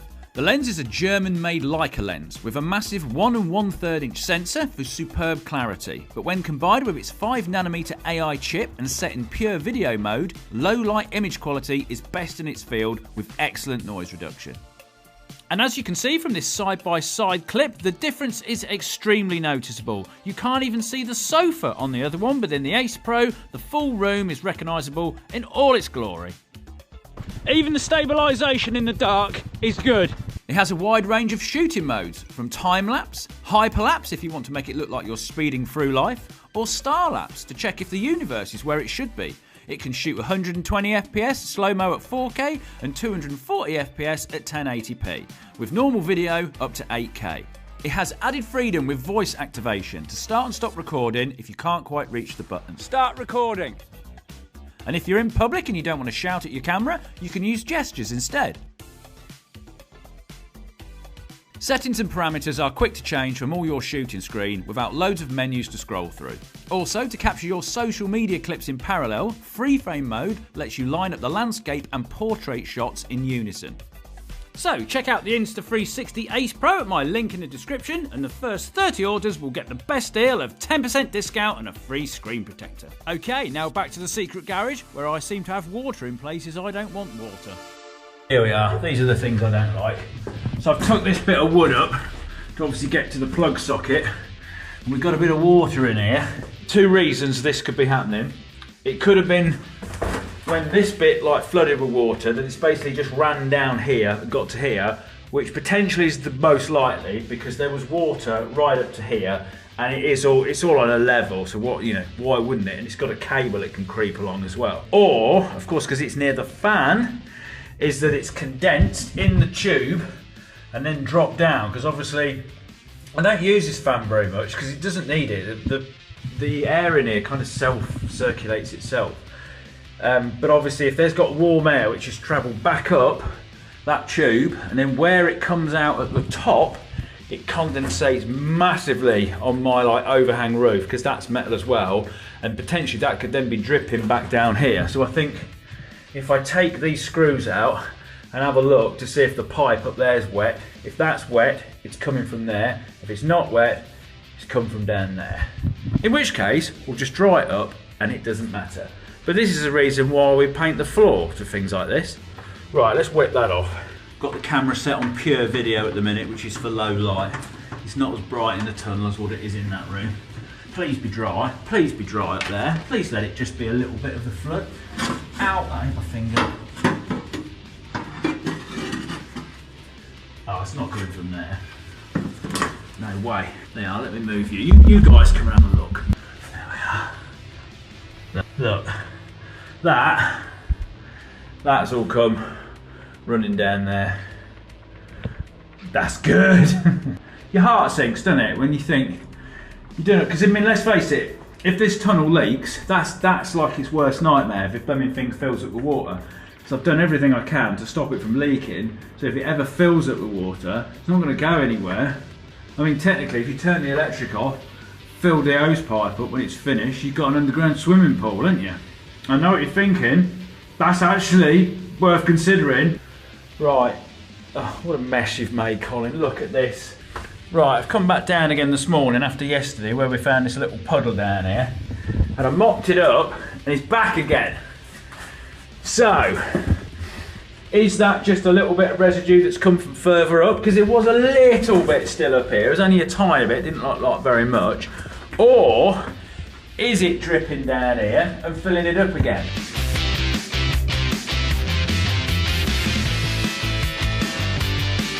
Right, that's plug sockets working. That feels good. I ain't got blooming extension leads lashed everywhere now. Right, next up, flooring. So, been up the barn and I've chopped a load of, I think these are like 180, 200mm strips, can't remember now.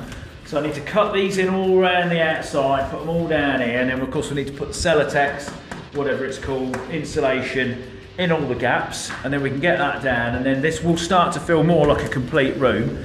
And then also I'll probably set myself up a little bit of a workbench in here, temporary, put the welders under, put all the tools and all the stuff that's just been lounging around everywhere, so it'll have a nice little working shelf. And then that'll please me very much. Then I can start getting this extra rebar in, because I think this is the last day of the cold. Of course, I forgot to add earlier, you can't pour concrete in -5, can you? No. So we can start getting that round, and then we can get the concrete about halfway up the wall, and then maybe if we've got time, we'll go up to like what I call the guttering height. If you can imagine this was outside, you'd have guttering along there, wouldn't you? And do that. Right, let's sort the floor out. And, yep.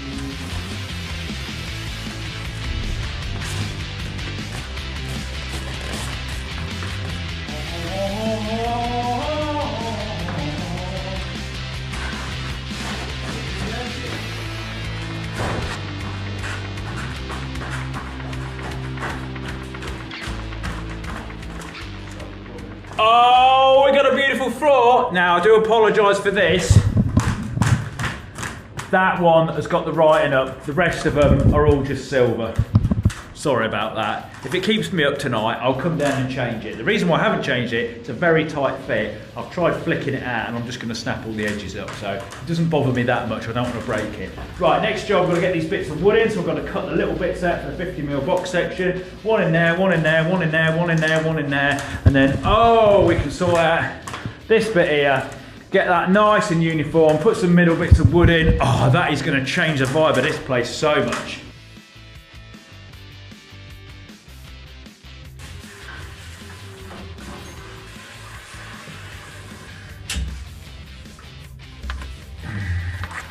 There we go.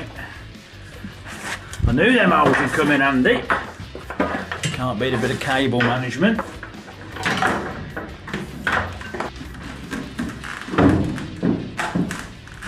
Okay, I've started lifting floorboards up in here to try and find the end of this water source. It goes back a lot further than what I want it to. I'm not very happy. Nope.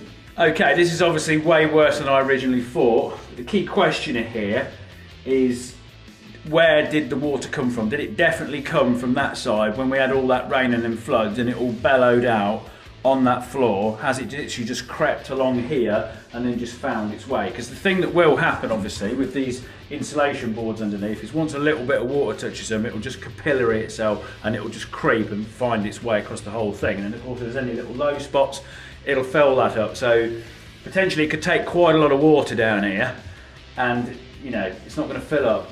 There's a gap over there on that side and that's bone dry, which is a good thing.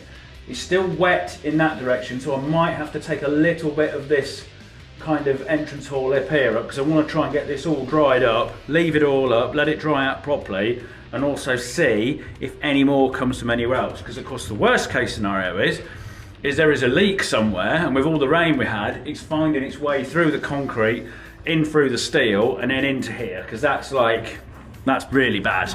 Because then of course this is just going to happen forever every time we get any torrential rain. I'm quite confident it's not that, and I am pretty sure it has just come from down there and crept its way along, because this bit has been up for what, year, 2 years, and obviously it had an open end here. We never had any issues like that. Right, let me get this all dried up and then swept up, cleaned up, tidy all the stuff out of the way. Oh, this is not the job I wanted to do this morning. Oh yeah. Get through some blue rolls today, you know. I could just go and get a mop, but we like mops. Not a fan of mops. A mop is conceding I've had a flood, whereas this is merely a spillage. I can accept a spillage. Although, do I go all clickbaity on the video and put I'm flooded? Oh, it's tricky. Not really a fan of things like that, but you know, everybody loves a bit of jeopardy, don't they? Ah, that's dry. Well, that's good. It didn't get that far. Yep, that's wet as well. Well, this is not exciting at all. Probably is for you guys, but I'm not enjoying this morning. But look, it's dried out already. I've only whipped them up a little bit and it's all drying out. So I think we've just got to have the 2 side bits over there and just, whatever. Whatever, just do it, Colin.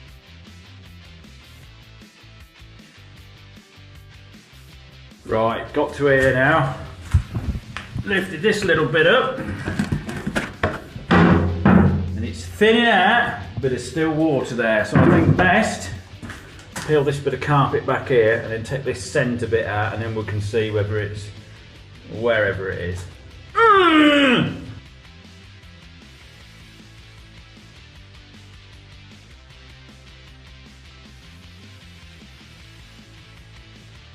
Right, we're there.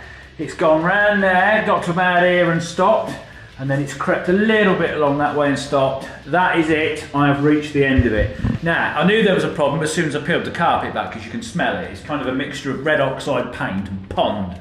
But it does explain something.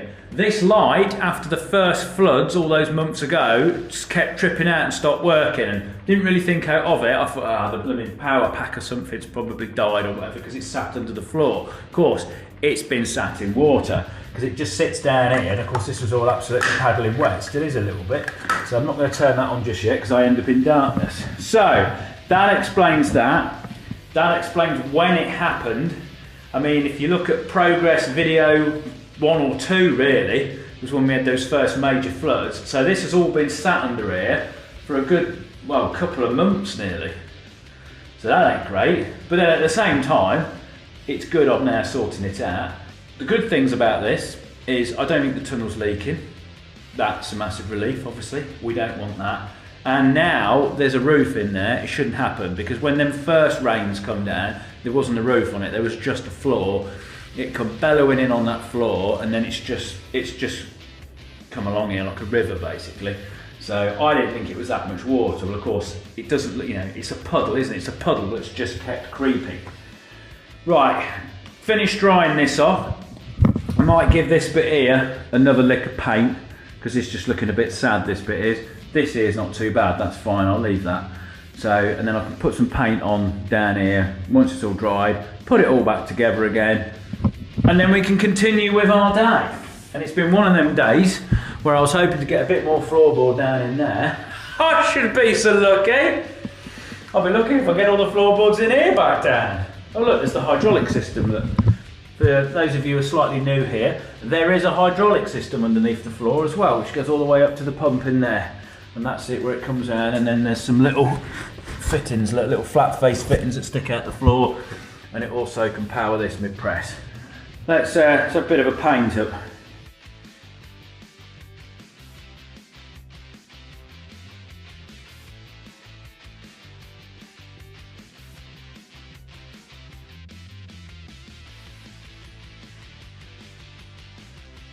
Okay, that's got that all back down together again, nice and dry. It's a good job done, but it's not how I imagine my Saturday going. Now then, I've lowered some bits of floor sheet down, and I've gone to put them down in here. Looks very nice. I don't know what my measurements were for though, because I've hit this bar nicely, but I don't hit this one. So I don't quite know what I was thinking with that, because look, they're like they don't bridge this gap. Is that supposed to go there? I don't know. I've got 4. I'm just going to lay them down temporary for the minute, I think. I don't know. Don't know what I was thinking that day, but I've not got that right, have I?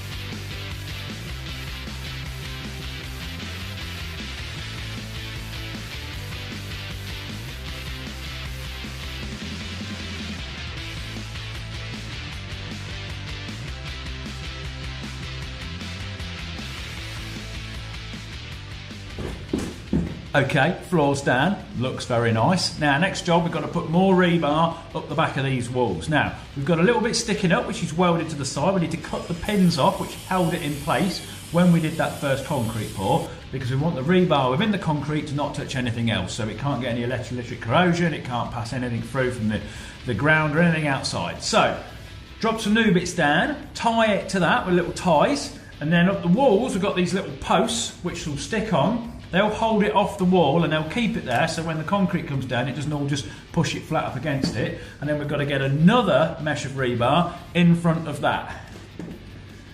And then once we've done that, I'd say that is all the tricky jobs done, because when we do it here, we're going to do it first. Yeah. Every day, the garage gives birth to a first. This camera's definitely brighter. Definitely, I can see from the it. You know what I mean?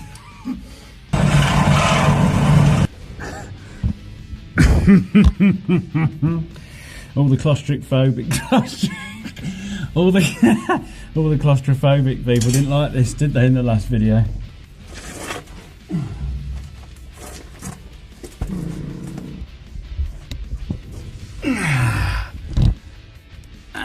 There we go.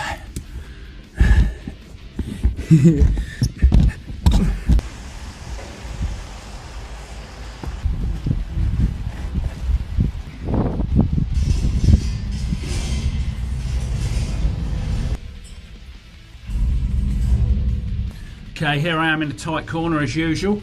Got my rebar up against the wall, got another bit round the corner here. Now we need to stitch them together on the corner, so I've bent these little 90-degree bits up, and we're going to put them across there and then tie them up. Tie them up, you say? What are you going to do that with? Well, you can do it by hand with a little wiggly tool, or if you want to be flash in 21st century, you can get one of these. Got this from Power Tool, mate. They were the guys that hooked me up with the Milwaukee tool wall back at the barn. And all you do is just put it round, look, press the trigger, boom, it's tied.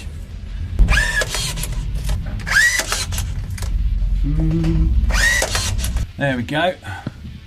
That's got that nicely round the corner. Beautiful. Let's get a bit down here and round there. Right, it's concrete day again today. Sorry I didn't film too much of me putting that rebar in, but it's a little bit tricky with me squeezing down there trying to set cameras up, even with voice recording and a flip-up screen. Right, that's all got that in. Look, it's all braced, it's all at the correct distances and everything. Beautiful. Then if we come down into the actual room, wipe your feet. Now, to stop the walls bowing, because concrete has a lot of mass, there's a lot of weight to it. I've been told to use the word mass, not weight. We've got these, 45 degrees. These are all pinned up, they're bolted to the wall there, and the floor beams there. So when it starts to fill up, there's no chance of this wall like bowing in, because concrete has got some serious power behind it, and the last thing we want is a banana shaped wall, because you'll notice it as soon as you come in the room. That ain't no good.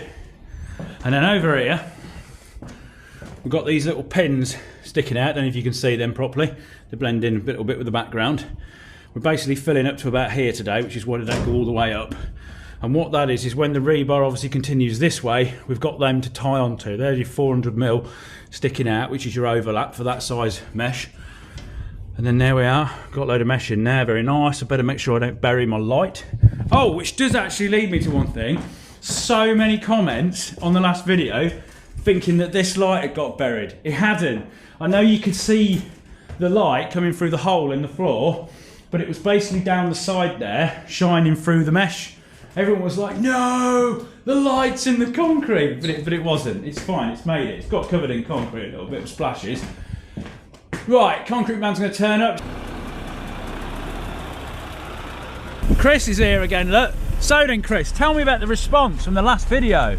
Mental. Mental, you see. Colin's good for business. Still charged me though, didn't you? Still charged me. So I've got my little plastic bit to stop it like taking any of the soil from the top down with it. Don't want that. And then I've got my super chute to go super in over here. Down in there. Look at this, look.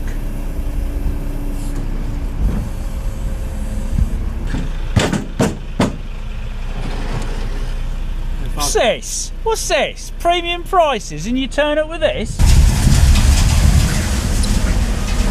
Let me just go and check my little barricade, because if that's not working, we're filling the room up.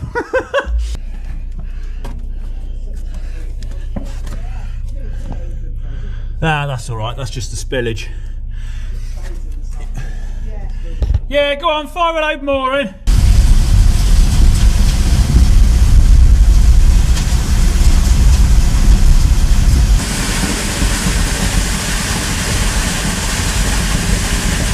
Okay, here we are, the morning after, the night before concrete, which I said before and I have actually realised makes no sense whatsoever. Right, it's all gone off. The walls this time actually got quite warm. The floor didn't for some reason. I was a little bit disappointed with that because when we did the tunnel, like because the whole thing was surrounded and obviously it's got all the dirt and earth above it, it's kind of encased in its own little capsule. It got mega hot. It was like 35 degrees in there. It was like being in some sort of weird oven.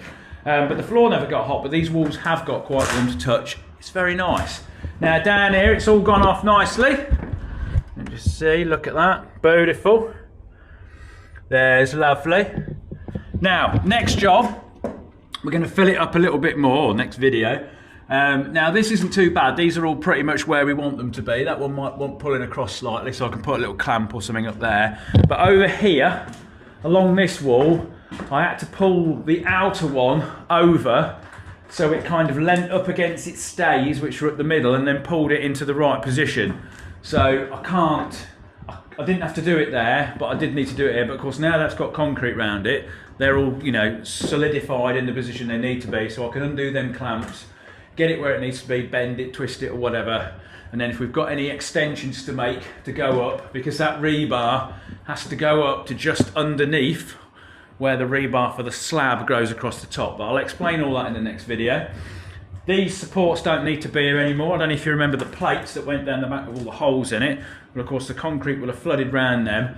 That'll hold this, held this wall in position, so this can't bend anymore because it's fixed to that concrete pour we've just done.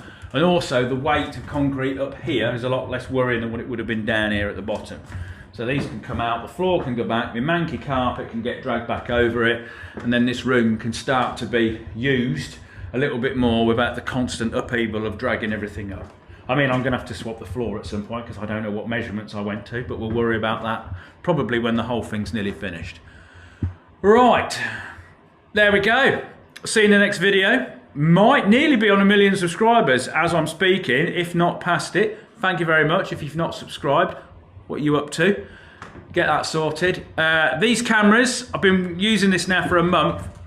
The things I would miss, the little clicky thing that you can take the camera off the mount, that is a very useful feature for swapping it on mounts, not having to undo all the screws. That is fantastic. The flip up screen again, that is very useful. I have used the voice activation a lot too, and of course it is good in low light. So generally, yes, I am very pleased with the cameras because I am a camera thrasher. I thrash all the cameras which I ever use, and these are good. I'm impressed. Right, you've got links and stuff if you're interested in that. I will see you in the next one. Oh! These will be coming off sale soon, so if you want one, get one.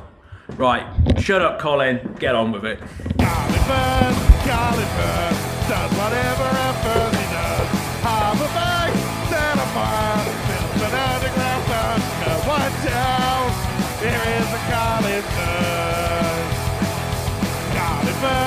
Colinfurze does whatever a fuzzy does. Have a bag, set a fire, build an underground bunker. Watch out,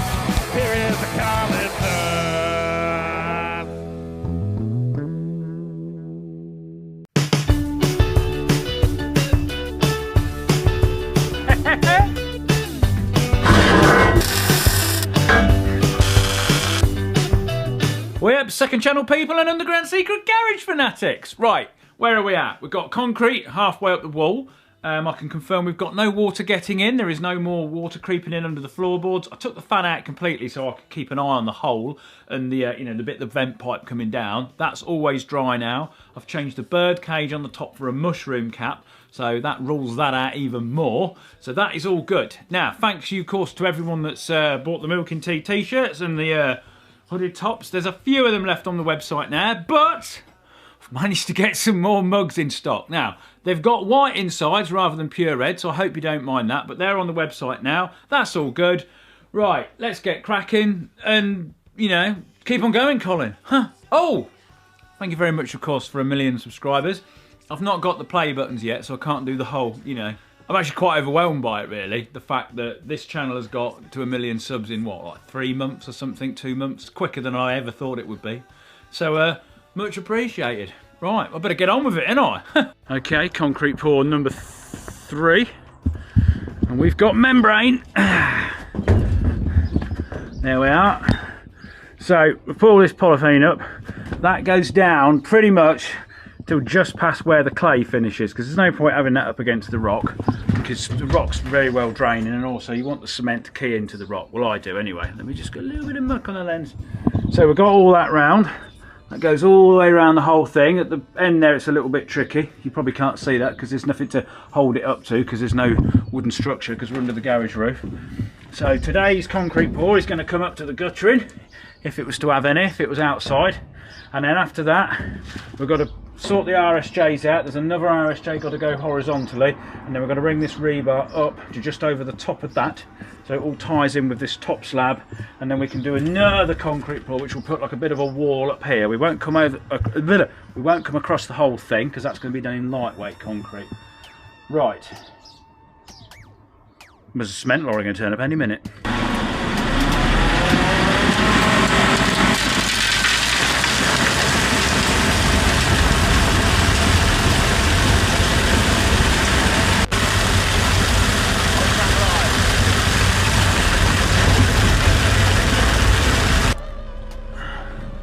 Why, that's beautiful.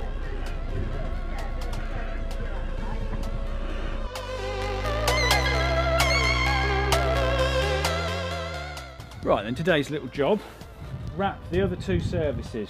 Electric, covered ages ago. Gas, water main, still to do. And also sort out my little faux pas of when I melted through it. So I think what I'm going to do, I'm going to do the whole length of it in blue poly, put the 2 couplings right at the either end, so hopefully if we want to change it, we'll be able to dig through, get to them, pull the whole thing out, and then maybe one day do it all in one continuous length so there's no joints in it, because I don't really want joints anywhere near this. And then I've got some more pipe which I've split, which I can wrap round it. Beautiful.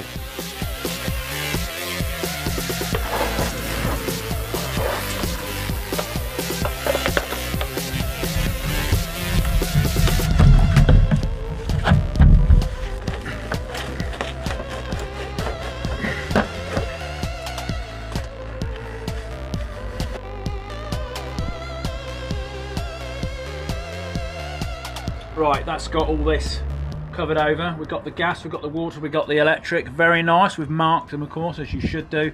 They're all nice and protected now, so when we cover them in concrete, if we ever want to change any of them, they're not set in stone. They can be dragged out either end. Very nice. Right, my next job is to cut down this RSJ down to size. That one, did that one before. I've took this big RSJ out of the way at a minute, because what I'm going to add is another one which goes horizontal across there, and that's going to be a lot easier to weld if that one's out of the way. And also it was always a bit precarious, and last time we'd actually knocked it and it fell down the back. Well, of course it can't do that now because it's full of concrete, which is very good. But I've dragged it out of the way, and then we'll get this all lined up. I've got my little laser level on here and stuff like that, but I've also got another level, because you know, technology, can't always 100% trust it, do we? So it's good to check it twice. So I'm going to get those 2 bits cut, clamp the old horizontal bits across, weldy but weldy, and then we can drop the RSJs back on, which will be quite easy then, because obviously if it's got a horizontal bar to sit on, we can just lob it on and then slide it across or whatever, and then it just needs lifting up because I think it's set slightly lower at the minute, just with how the plates and everything are all going to work out, and also so I can get round it with the welds and stuff, so there's not like a funny joint that you can't really weld properly. Now then, that's all I know. But this is all good. I might give this a little bit of a brush up. This has gone way rustier than I ever wanted. I mean, apparently it doesn't matter. It forms a barrier, but this does look a bit worse than ideal. This bit's took longer than it should have. But you know, I'm only one person. Okay, but now for a different type of update.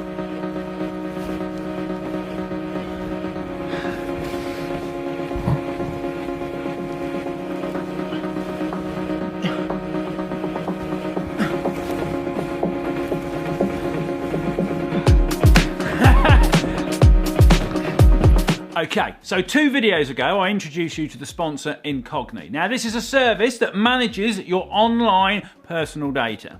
Now, every website you visit, every service you book, every form you fill out leaves a little trail of personal information of data online. And then this information gets compiled into like a virtual folder and sold on to a data broker. Now, data brokers can then use this information against you, or people that you don't want to have access to it can get access to it. So, I set up my own Incogni account and it immediately found 46 data brokers with my personal information on, and I've seen some people have over 200. Now, within 15 minutes, it got my information removed from 6 of them, and had I done this myself, it estimates that it would have took me 3 hours and 45 minutes. So now, with just over a month past, it's got me off 32. Had I done this myself, 24 hours that would have took me. But if information like this is left, then potentially criminals can take out loans in your name. Things like health insurance premiums can go up depending on what your online activity is. And I have noticed a definite drop in cold calls from people like diesel claims and PPI sales, etc. So if you want to take your personal information back with Incogni, use my code and get 60% off! Okay, let's get some RSJs in. See how we get on at cutting these, because last time with the other one, I didn't make a very good job of it. But then I was precariously standing over a massive great hole, whereas I haven't got that now. Right. Oh, a bit mucky, aren't they? Colin, come on, you're going to wear safety glasses and at least they're going to be clean. Right, I think we'll start off with the grinder, and then we'll move swiftly on to the reciprocating saw and maybe a bandsaw.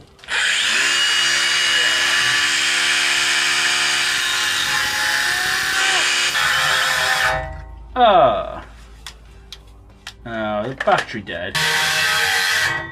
Right. Lovely job of that, Colin, but now it's the tricky bit. Get my haircut tomorrow, boy do I need it. Did I tell you how much I hate reciprocating saw? I think I may have mentioned it. Can't do that, it'll go in my face and I'll end up being a safety poster. Let's put a new blade in our reciprocator, because I think you are the tool for the job. I think you are. You know what? I think I might move you guys, because you're a bit far away, ain't you? Closer now, ain't you? Right, what should we ruin this? Oh, wait a minute, there was the speed thing on here. Where's the speed thing again? I can't remember where it was. Oh, it's here, isn't it? 2. Let's try that. That'll ruin it faster. You still can't see what I'm doing, can you? We're just here for the ride, it don't matter. Oh no, I'm not looking forward to that. Oh, what are you working there? I can't see that. Look what I do.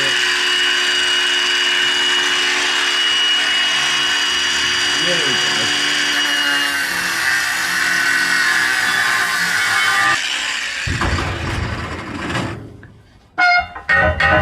And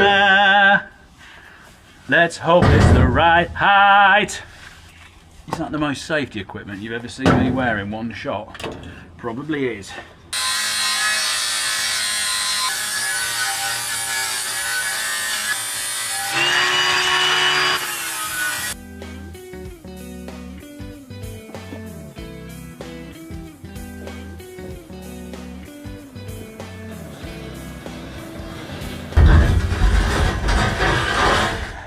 Well, that's a big old steel gun.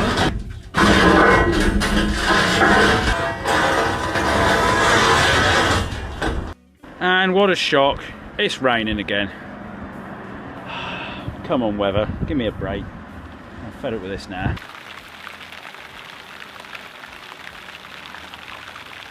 Right, today's little job, as it is absolutely peeing it down with rain, is to rub these down, get rid of all this rust. I don't know if you can see it on this camera, fill it with the other one.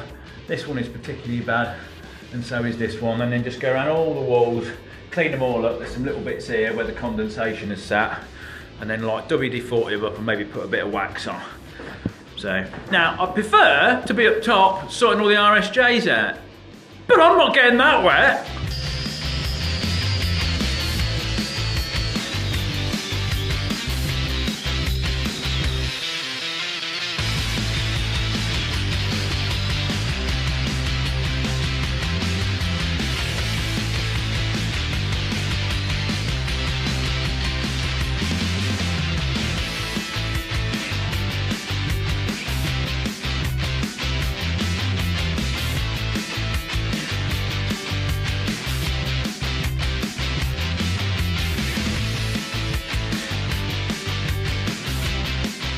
Okay, my second rainy day job is to get rid of this cable going down the wall here. Now, of course, the tunnel used to end here when it was all just blocked off, but of course we've got an extra 200 mil now, and we don't want the cable going up the wall like that, because I'd say that's downright sacrilege. So what I'm thinking, we'll take this off, because I haven't welded these on yet, drill a hole through here, drill a hole in the same place at the bottom, thread it up this bar, you can see that, you can see it's a bar. So bring the cable up, bring it along, down into the switch. We'll have to slot, there's a load of extra slack and stuff in here, look, because I knew I was going to move this, but I didn't know where exactly. Originally, I think I was going to have it in this room, but there's no reason why it can't be in here. It makes perfect sense. And then, like, I've cut a little slot out of that bit at the minute, make that massive, and then, like, put that across there, weld it up there, weld it up there. Hopefully, I won't melt the cables when I weld it up. If I do it in little bits, slowly, so it never gets too hot, should be okay. And then do that, and then that's that done. And then hopefully it'll stop raining and get some RSJs in.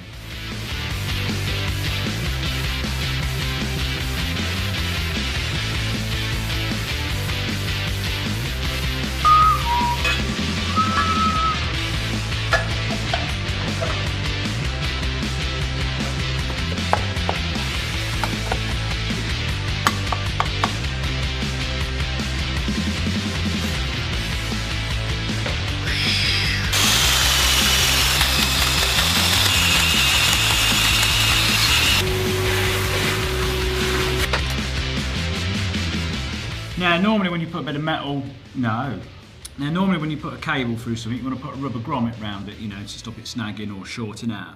But because this is such a thick piece of metal and there's this other little bit of plate that comes down, it ain't going to work very well. So what I'm going to do, I'm going to shove the cable through like this bit of tube here and kind of sleeve it in that way. So it's like a linear grommet, as I will come to say it. That might actually be its name, who knows.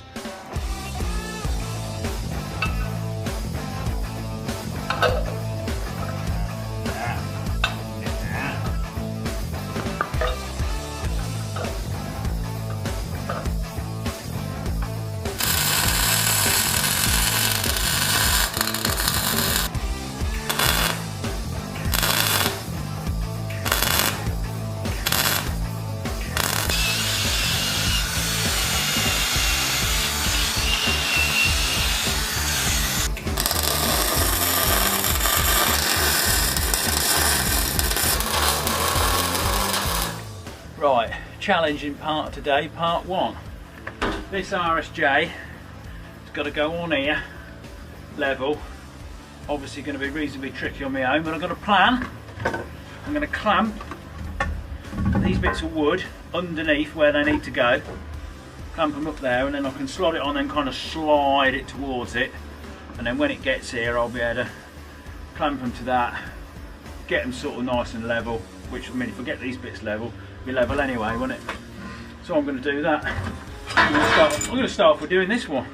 Some little bits of wood to clamp around the back, very nice. Right. Oh yeah. Got that there. You can't even see that, can you? Terrible comment. I've got no hammer down here. It's been one of them days where I've just been back and forth to the blooming shed, getting tools, but don't have a hammer. Got another clamp, that'll do. Tighten you up. Right, that's one. Oh, I ain't cleaned the thing yet. Wait a minute. I'll turn you back on in a minute. Got a hammer. Right, that's that sorted. Right, let's get in a mess. You up on there. Oh, you know what? Bloody easy. I think you smashed the technique. Look at it. Put you in there. Hold on a minute. Okay, that was actually quite swift. Right, this is all nice and level now. Very nice. Now basically what we're going to do, we're going to weld this like this to the uprights, and then these plates here will slot in here, and then there's another big plate here that will sit on there, and then the other RSJ, the big one that went across, will sit then on top of that. We never actually welded that other one on, which was quite lucky really, because it's made this job a lot easier. So that's what we're doing.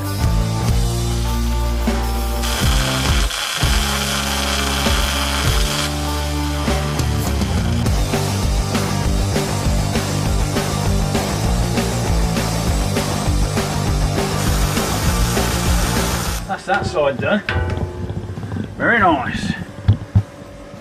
Beautiful. Right, I'll do it all again over there, which arguably is going to be even harder because the garage foundations are a bit lower.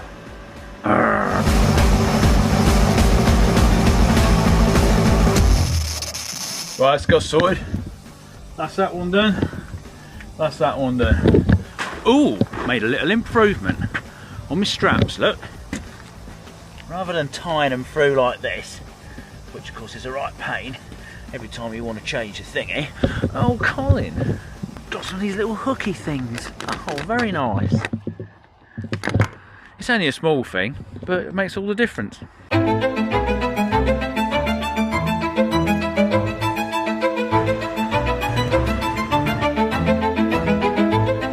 Got the RSJ beams in yesterday, then of course it absolutely thundered it down with rain, so we had to cover it all back up again.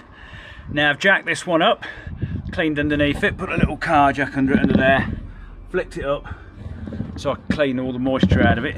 This one's not in the right place at the minute because the gas pipe technically needed to go through it, but I've been thinking might actually get the gas pipe moved. I wasn't going to do that beforehand because I wanted to get all this bit like concreted and covered over, but I don't think I'm going to do that now. I think I'm going to complete the whole thing and then do that. But anyway, I'll talk about that another time. So I might just shove this one near to where it needs to be, leave it sat on the old horizontal. I might weld a plate across here and then bolt it to it, because the whole point of these in the interim is to keep the pressure of the walls from pushing in and then kind of squeezing the roof up. So they're sort of like braces really at the minute. So I'm going to lower this one down, weld it up there, weld it up at the back. Colin, point the camera where you should do. And then that's that one done. And then we just need to extend the rebar. Let me flip the screen down a minute. This rebar's got to come up to like, well, it's got to come right up to just above here. And then I've got a load of loops. So we're going to get that in, shutter all this off, and then there's just another bit of concrete to put like a little bit of a upstand wall all the way around the outside to like this sort of height. And then once we've done that, it's actually time for more digging. Now whether I do that straight away or wait for the weather improves, we'll see how I feel, because at the moment I'm a bit annoyed with the weather, as you can imagine, because for like 2-3 months I've been doing this, it's just been horrific. Right, let's weld this on. Very nice, Colin. Got me welder. Oh, I mean, look, crawling down there. If you look at this job and think, Colin, this looks a bit of a mess at the minute, or this looks like a horrific job, you'd be right. I've got a lot of things to change once you've done this bit, but I'm sort of baked in to the system I'm using. So yeah, this next bit is going to be a lot different, but this is what happens. You live and learn, don't you? You get better, you change your methods. Right, weldy, weldy, weldy.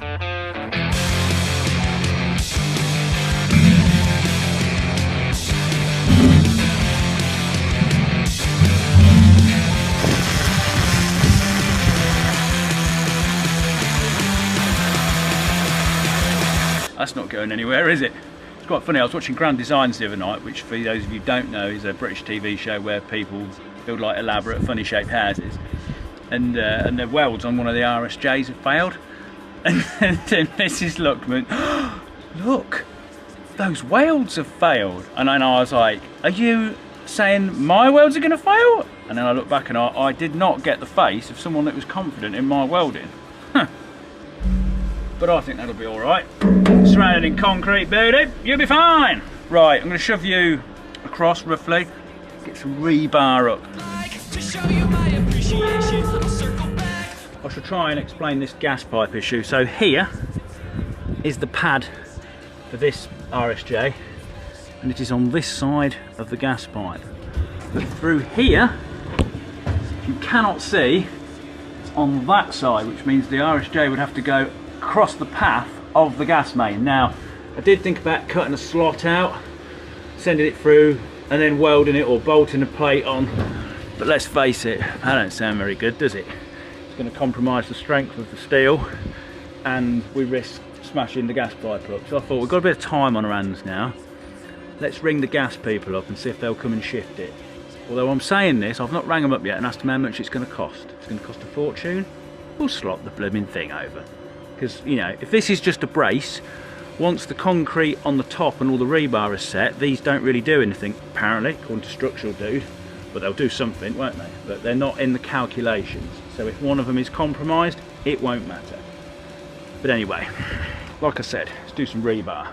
Okay, rebar lovers, this is the thing. Brought the rebar up to here. And I've had a load of these hoops made up because it's easy to buy them pre-done to the schedule or the plan sort of thing. And then we basically slot them on there, tie them all up. So we said about 65 mil above this, then they go all round, all the way around the outside, all nice and level. And then once we've done that, we've got some wood. I'm going to shutter this off, and then we'll pour up to about this height here, and then that will be like our final bit of concrete until the next bit, of course, which is the massive slab which goes across the whole thing. But we're going to do that at the end once the rest of it's made. Yes, so a lot of bit of tying. I'm not filming much of this because I just want to get on with it. It's not raining. I'm sure you can understand.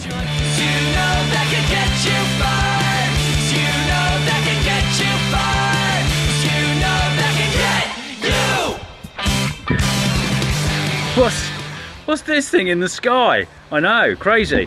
Right, look at that. That's looking good, that is. We've got it all shuttered off down the bottom here. We've got this bridging out, ready for some mesh that will go all the way over the roof. That's keyed in to the bottom down there. You probably can't see it very well, but it's all strapped up to it. I've put this bit of wood across here because I noticed when I was filming the other camera, it had a slight banana to it, so that's stiffened that up. The pipes and everything are all coming through there, very nice. The end bit's all shuttered off. So all we've got to do now, oh my god, I've got a shadow, what's happening? Put the lid back on this bit, and then obviously work my way down the side here, doing all these hoops, and then do exactly the same as this, but down the other end, underneath the garage, which is going to be a complete nightmare. Beautiful people. It's not as bent as that, obviously, that's the camera lens. Please don't worry. It's not that bad. Right, let's go and do the rest of it. About the current allegations, I'm out of town, but camera feed I will be watching. Warmest regards, sincerely from the corporate office. And if you don't, there we go, I've got the other side sorted now. Never filmed it because it's the same as that side, only this side was a lot harder, but obviously because I can't stand above it because I'm underneath the blooming garage foundations. There's a couple of bits here which I've sort of semi-missed out because obviously this beam is not in the right place, so that needs to be able to slide across. But I'll be able to sort it all out once something else has happened, and then at some point this bit here is all going to get chopped off because obviously the drain needs altering, so that whole bit will probably be exposed a bit more, and then I'll be able to get the steel work down there. Yeah, it's all right, I'm not worried about it, so you shouldn't worry about it. And then over here, I nearly forgot this because I've got the concrete coming today. Oh god, I'm falling over now. Got a vent. Got the vent here, it sticks up here ready. The next bit of concrete will only come to there, so it'll just be semi-submerged, so I can still get around that to weld a fitting on. And then that's probably going to come along here and then stick up the side of the garage or something somewhere. I was going to put it in the garage and I still might do that. I haven't decided yet, I've not ruled it out. Right, that's it for this video. I'll see you in the next one. I think the next one will be a main channel video. So there's this one, main channel video, and then we'll be back on here. I may have a small break because I've been working on this constantly for quite a long time now. I feel like now I've got this bit done, the next bit's going to be a bit easier. It's a bit more copy and paste because obviously we've just got this, which everything joins onto, and then we'll do everything in the right order next time. Hopefully it's going to get a lot easier. Right, see you in the next one. If there is a sponsor for this video, thank you very much. I don't know yet. I've not got that far.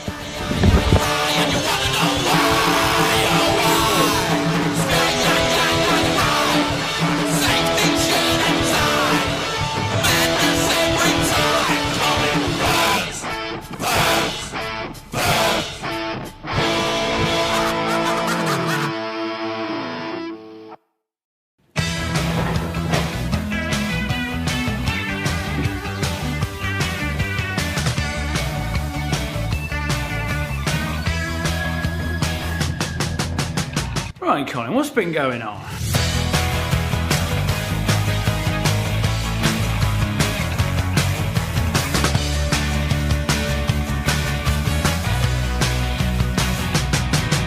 Now I know this is not the video that you want. You want to see more dugout, you want to see more things constructed, and unfortunately that's not happened yet, but we are ready for it. The aluminium tracking is down on the top, ready for Tom to come and park his digger across. There is a muck away service which is going to come and collect some of the dirt for me. Very nice, thank you very much. So everything is all ready for the next part. Now I've not been down here doing it, of course, because the weather has been terrible. I've gone off and I've done a little side project off in the barn. However, that small project has grown to be absolutely massive. It's not quite finished yet, but it's not far off. I've also got Maker Central coming up this month, so there's a lot going on before we actually come back here. But things have happened, which I can now talk about, which is also very good. You've got a lot of questions. I've wrote a lot of things down for me to answer.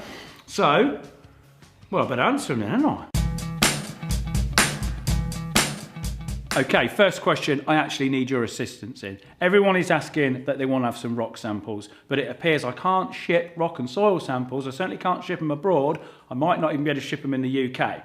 So, I need your assistance. If you work for a postal or a shipping company and you know a way around this, please let me know, because I've got myself a load of jars, I've had labels printed up, I've been hacking away at the rock face, and colinfurze tunnel dirt does exist. Now, if you want to get your hands on one of these, the only place you will be able to get it is at Maker Central, which is at NEC 18th and 19th, Birmingham. Now, I don't know how many of these to make. There is a ticket link in the description. If you are going and you do want some colinfurze dirt samples, please use that link, and then I'll know how many jars to fill up, because it's quite time consuming. And if only 50 people are going to want them, I don't want to fill up 200. And if only, you know, if I fill 200 up and 400 of you want them, then I'll need to know. I don't want anyone to come, turn up, want them, and they're not there. And also, I don't want to spend hours doing something that no one's interested in. So please, use the link in the description and I'll know roughly how many people want them. And then that is the only place at the moment you will be able to get colinfurze tunnel dirt.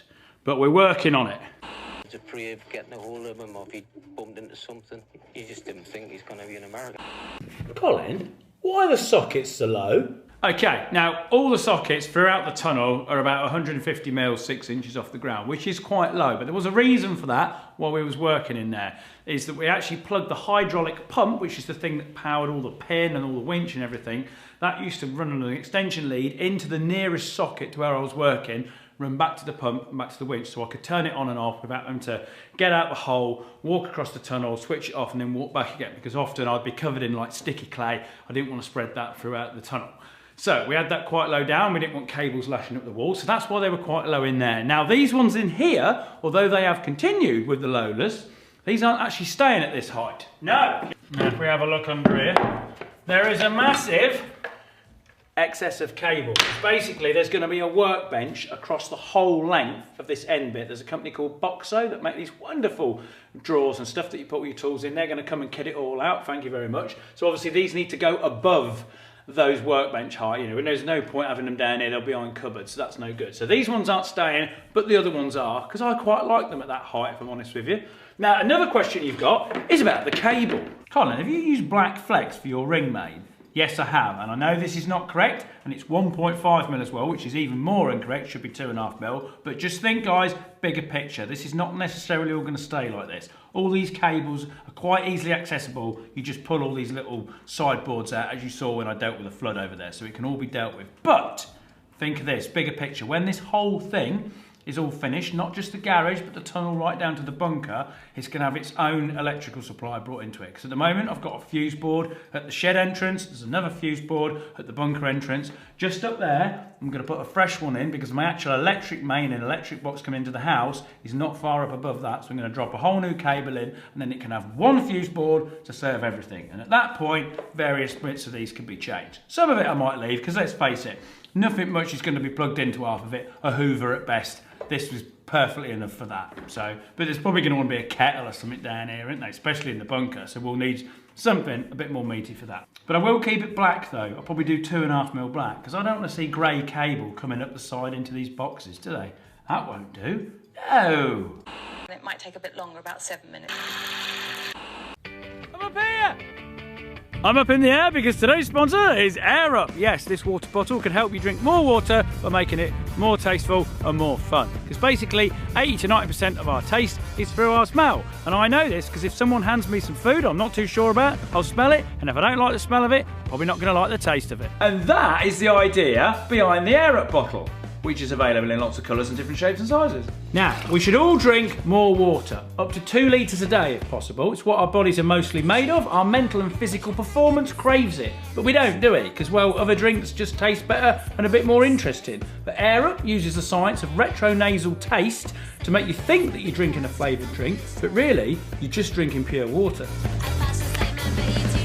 Okay, so you get the Sense Taste Pod, squeeze it into the rim here, and there are a lot of flavours. Wild berry, lime, pineapple, chocolate orange, just to name a few. So when you drink the water, you get the sensation of flavour from the pod, with the scent being right near your nose. Now, nothing mixes with the water doesn't pass through it, and each pod will last up to 6 litres of water. So this is a great way to cut out sugary drinks, and it's in seeing the benefits while seeing my kids using it, which made me reach out to them to sponsor a video. That's really nice. Yeah? Yeah. Which one's that? Bubblegum. Bubblegum. So then, if you want 10% on everything Air Up product you can buy, enter the code FURZE10 at the checkout, and that's what you'll get. Right, back to the questions, Colin. Colin, if you're driving a car on this, is a 3/4 plywood floor really fit for purpose? Well, there's sort of 2 answers to this question. The first part is that this bit might not ever have a car on it at all. The car lift, of course, is over there. It will come down, it will get turned around on its turntable, it will go back up again. It might never drive off that. Now, of course, if you do want to drive it off, to bring it to the side, because of course this room is perfectly big enough to have 2 cars in it, so you could fit 2 in here, then obviously it would need to support the weight of a car. Now, if I do end up doing that, what I might end up doing is taking this floor up, because this is 18mm thick ply, swap it for 12, and then put a layer of 6mm plate, checker plate, over the top of it, and that will be solid enough to hold the car. Now, there's also a garage floor company that's interested in doing something. I don't know yet what I'm going to do because I want to see what the final room looks like. Obviously, a dark floor, a dark room, might all be a bit dark. I might want to do stainless steel checker plate to match the DeLorean. Who knows? But there are the options. Now, this floor probably is going to get ripped up because there's that much damp and moisture coming out. Even with the dehumidifier running all the time, it's still got a bit muggy in here, and it's got a bit mouldy in patches. There was some carpet down here, which was another one of my questions, Colin. Why did you put carpet on? It was only an old carpet, just to kind of protect the floor when we did the next bit, but it kind of got a bit of damp and it made the mould worse. But once the room is done and it is all complete, and we won't get the condensation problem because everything will be covered in concrete, it won't matter then. The face of a 5 dice, there they are, and then go... So this rock face window, how exactly are we going to do that? Okay, we need to discuss this because there are many theories on how we are going to preserve this as a rock face. Now, the most common one seems to be put up some glass and fill the back up with it with resin and let it go off. But of course, I can see a few issues with this. You've got to get rid of all the bubbles. And also, when resin goes off, it does emit a tremendous amount of heat. So is that going to crack the glass if you use a bit of Perspex? Is that going to kind of mist it and frost it up. So bubbles and heat is an issue with the resin. Of course, we could have like a double glazed unit sat in front of it. Is it going to want ventilation behind it and at the top? So does it have low level ventilation coming in to kind of vent past it, and then high level ventilation going up to atmosphere at the top? I don't know. Is that going to have any issues on the room with bringing moisture in? Because obviously I know from all this being exposed how much moisture comes out of this rock face, tries to get in the room. So I don't really want that to happen. I don't want there to be any connection between the rock face and the room. I'd like it to be sealed off, but of course therein lies the problem with the condensation potentially. Now, I've not even kind of discussed this with the structural engineer yet, because obviously if we're going to leave a chuffing gret hole out the side of the wall, then we've got to have some sort of strength system above it. But I mean, I'm sure we can deal with that. It's, if anything, it'll just have to be a little bit smaller, but you know, we want it to be massive, don't we? We want to come round, and of course it wants to be lit up as well, so it's going to have a light behind it to light it up. Now, do we use that light as part of the anti-condensation? So is that light going to be like a heat lamp which keeps the area around it? Is it a heat lamp so the area behind the glass is kind of kept warmer, which stops it condensating? Because if it goes all the way around it, if there's lamps underneath lighting up, that would help.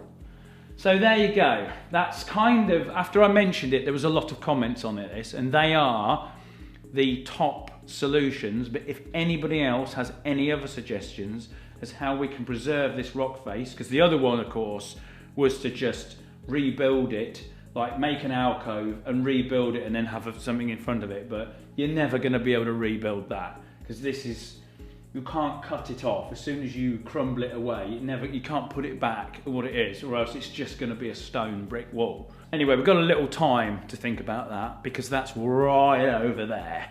There's a lot of work going to happen before we get to this problem, but I know you guys like thinking of these things. Now, if you want to see this model, I am taking it to Maker Central, so you can see firsthand how big everything's going to be.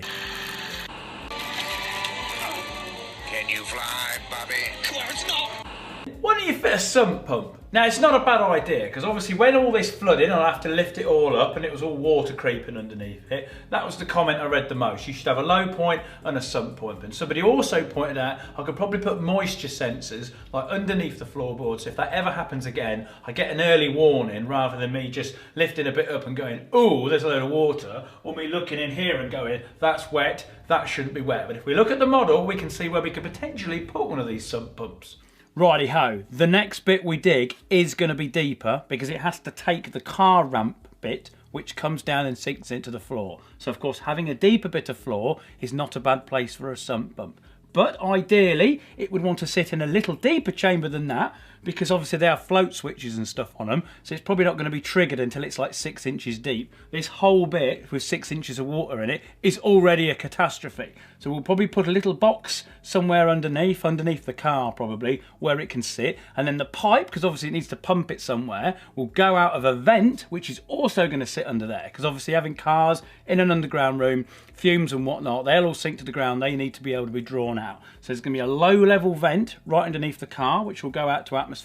There's a high level vent up here which has already been put in. Probably a fan in front of the low level one which is activated when the car lift is activated. So every time the car comes down, the fan will run for X amount of time, suck all the fumes out and push it all out. And then we can probably have the exit pipe to a sump pump going up there as well. Beautiful. It's kind of already in the making. Yeah. Also, thank you to everyone that emailed about getting the 1 in 10 scale DeLorean. I've had many offers. If I haven't got back to you, I will do in time. There was quite a lot of you. Some people are offering to 3D print them, some people that know of models, various other things. There's even channels that do model making. So I think what we could do would be good fun, is to get everyone that's offered one in some sort to do it, and then we'll have loads of them and we'll just have a pile of 1 in 10 scale DeLoreans everywhere. That would be awesome. Now, I noticed there was still a few comments asking, Colin, you've got a solid roof, how do you get the car in and out? Where's the car come down? Just remember, guys, the car doesn't come down here. On the model, I am stood here, and the car comes down over there. There is more to be dug out. Yep.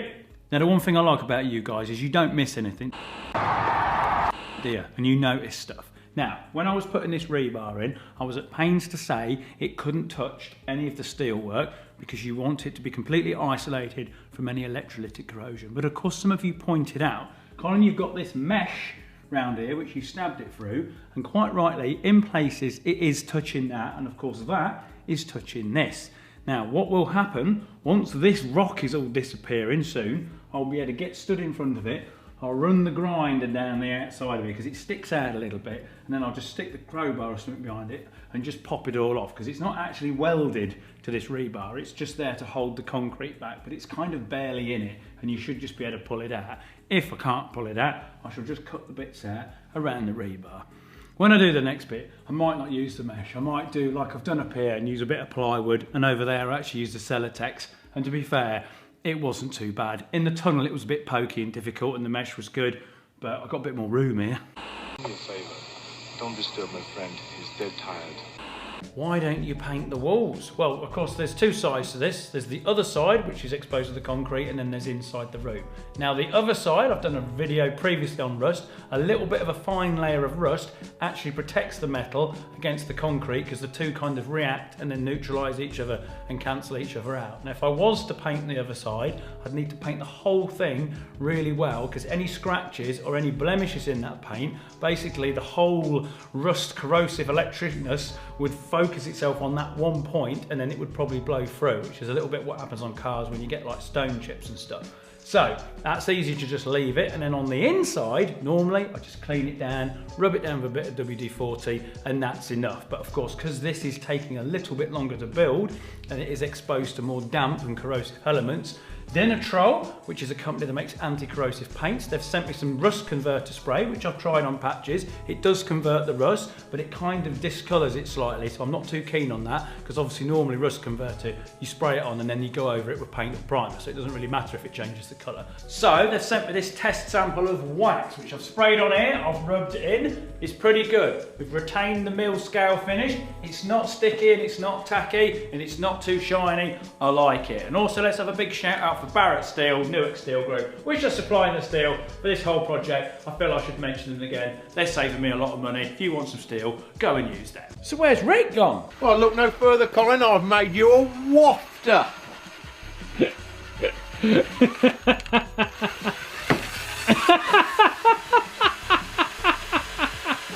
Okay, so Rick is 64 this year, so he's obviously getting close to retirement age, and also he hates winters, and it was around about the beginning of November that he decided, kind of had enough of this, and it was a wise choice, to be fair, with the winter we've had. But anyway, he didn't say he wouldn't come back and help me at all. He just said he was 3 o'clock on a Friday. Now, the tradespeople will understand this probably better than anyone else, because if you can put your head back into when we were plumbers, if somebody rang up at 3 o'clock on a Friday and said, Colin, can you go and do this job? You'd meet them with very little enthusiasm. So that is where Rick is. He's 3 o'clock on a Friday. So I have to imagine myself asking myself at 3 o'clock on a Friday, Rick, will you want to come and do X? Would he want to do it? Probably not. Essentially, he doesn't really want to do much at all, but he's quite happy doing that. Now, of course, while he's not been here, I've either been doing most of it myself, or of course, when it really is a two-person job, I've had Charlotte come and help me. And obviously, when you've been working with your mate all the time, and then you go to work with your partner, there are certain things that you necessarily can't do, but have to be a little bit more cautious about. All right now. Oh. Colin! And then, of course, there's other things like if Colin's super tired and struggling, and she's looking at you going, this is painful to watch, like me trying to undo this strap on this RSJ, and then me kind of losing my temper, and then she stepping down and doing it really easy. Got to eat humble pie every now and again, because if I'm not careful, it'll just be a funny story around the Christmas table. If you go and get the guns, I drive the car. And then, of course, finally, and most important, and the main question you all ask, how have you got permission to do all this? Is this legal? Okay, so in the UK, when you build something which is permanent, you need something which is called planning permissions, because I think in different parts of the world there's different things. I think in America it's called city approval, which I've noticed in some of the comments. So essentially here, what you're supposed to do is before you start building anything, you put your planning proposals into the council, and then they will review it, which says on the website it takes about 6 weeks. It normally takes a little bit longer. So you put your plans in, and then they will stick like posters and stuff up sometimes around the neighbourhood, which says like, you know, this is what this person's, you know, going to do. If anyone's got any objections or anything, then they can obviously write in or whatever, you know, there'll be a little thing on the poster so you can kind of object, and obviously they'll send letters out to all the neighbouring properties as well. So if I wanted to put an extension on the house, that was what happened. You know, the neighbours would get letters, there'd be a thing outside, and then anyone who wants to complain about it or has got anything to say about it, not necessarily complain obviously, they can get in touch, and then of course the council will look at it and they will say, yes, it's a good idea, no, it's not a good idea. But the thing that they're mainly looking at is things like what impact it has on the neighbourhood. Is it in keeping with the neighbourhood? Does it cause any harm or anything like that?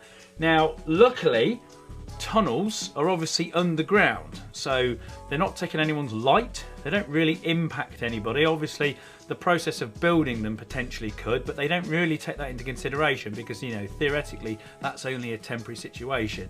You know, we've all had neighbours that have done alterations to their houses, and you might hear the hammer drills and stuff going all day, but fingers crossed, that's not going to last forever. It's only going to be a matter of weeks or months, and then it's all done with. So, when I did the bunker, because that was the first thing I ever did, I was going to put in planning permission beforehand, but Sky, who actually sponsored that, never actually signed that project off until the week before I was going to start. So it kind of got put in literally as we began it, and of course with the whole 6-week thing, we nearly finished it by the time I'd come out and actually had a look at it. Now with the tunnel, I didn't ask for permission because it was a secret tunnel, and I was like, I can't, you know, I don't want to raise the alarm on here because obviously digging, you know, underneath your house and stuff and things like that, I generally wanted it to be a secret. I didn't want to alarm the neighbourhood, and obviously putting in permission before and getting all the letters sent out and the things stuck outside on the lamp, you know, the posters put outside, but we don't want that. It's a secret tunnel, so I never bothered, and I just left it. And obviously had there not been any YouTube videos, they probably wouldn't have come round at all. But it was till about YouTube video 6 that somebody at the council saw it, and then I got a phone call or a letter, I can't remember now. And then the guy came out to have a look, and he literally come round at the worst possible time. We'd just spoken through up into the kitchen, like there was nothing underneath it, so there was no steel structure or anything. It was just a gaping hole, and then you could look up, see the house foundations, and I thought, oh my God, this is the worst time for anyone to come out, because this is the moment where this project looks like the craziest ever, you know, as you're digging under the house. But he came out, he had a look at it, you know, it was really good. And to be fair, the council have been absolutely fantastic with everything I've done. They've kind of said like, you know, you should give us a bit more warning sort of thing, but they've always been really good. So, you know, that's all good. Now then, the garage. This is obviously at the front of the house and is a lot bigger construction in terms of its size because it's going to be bigger than the bunker. And I thought to myself, I should probably ask permission for this beforehand, shouldn't I? Because, you know, we're working at the front. It kind of felt a little bit different that I was at front because it was like I was doing it in more public, whereas the tunnel and the bunker have, you know, they've kind of been behind closed doors. People don't know what I'm doing, and it just felt like a little bit more stealth, whereas this is right out on the front. So I went to kind of do it beforehand, and I sat there on my laptop, and I was just like, this don't feel right. I can't do this. I just couldn't do it. Couldn't ask for permission. I thought, no, this is not the first way.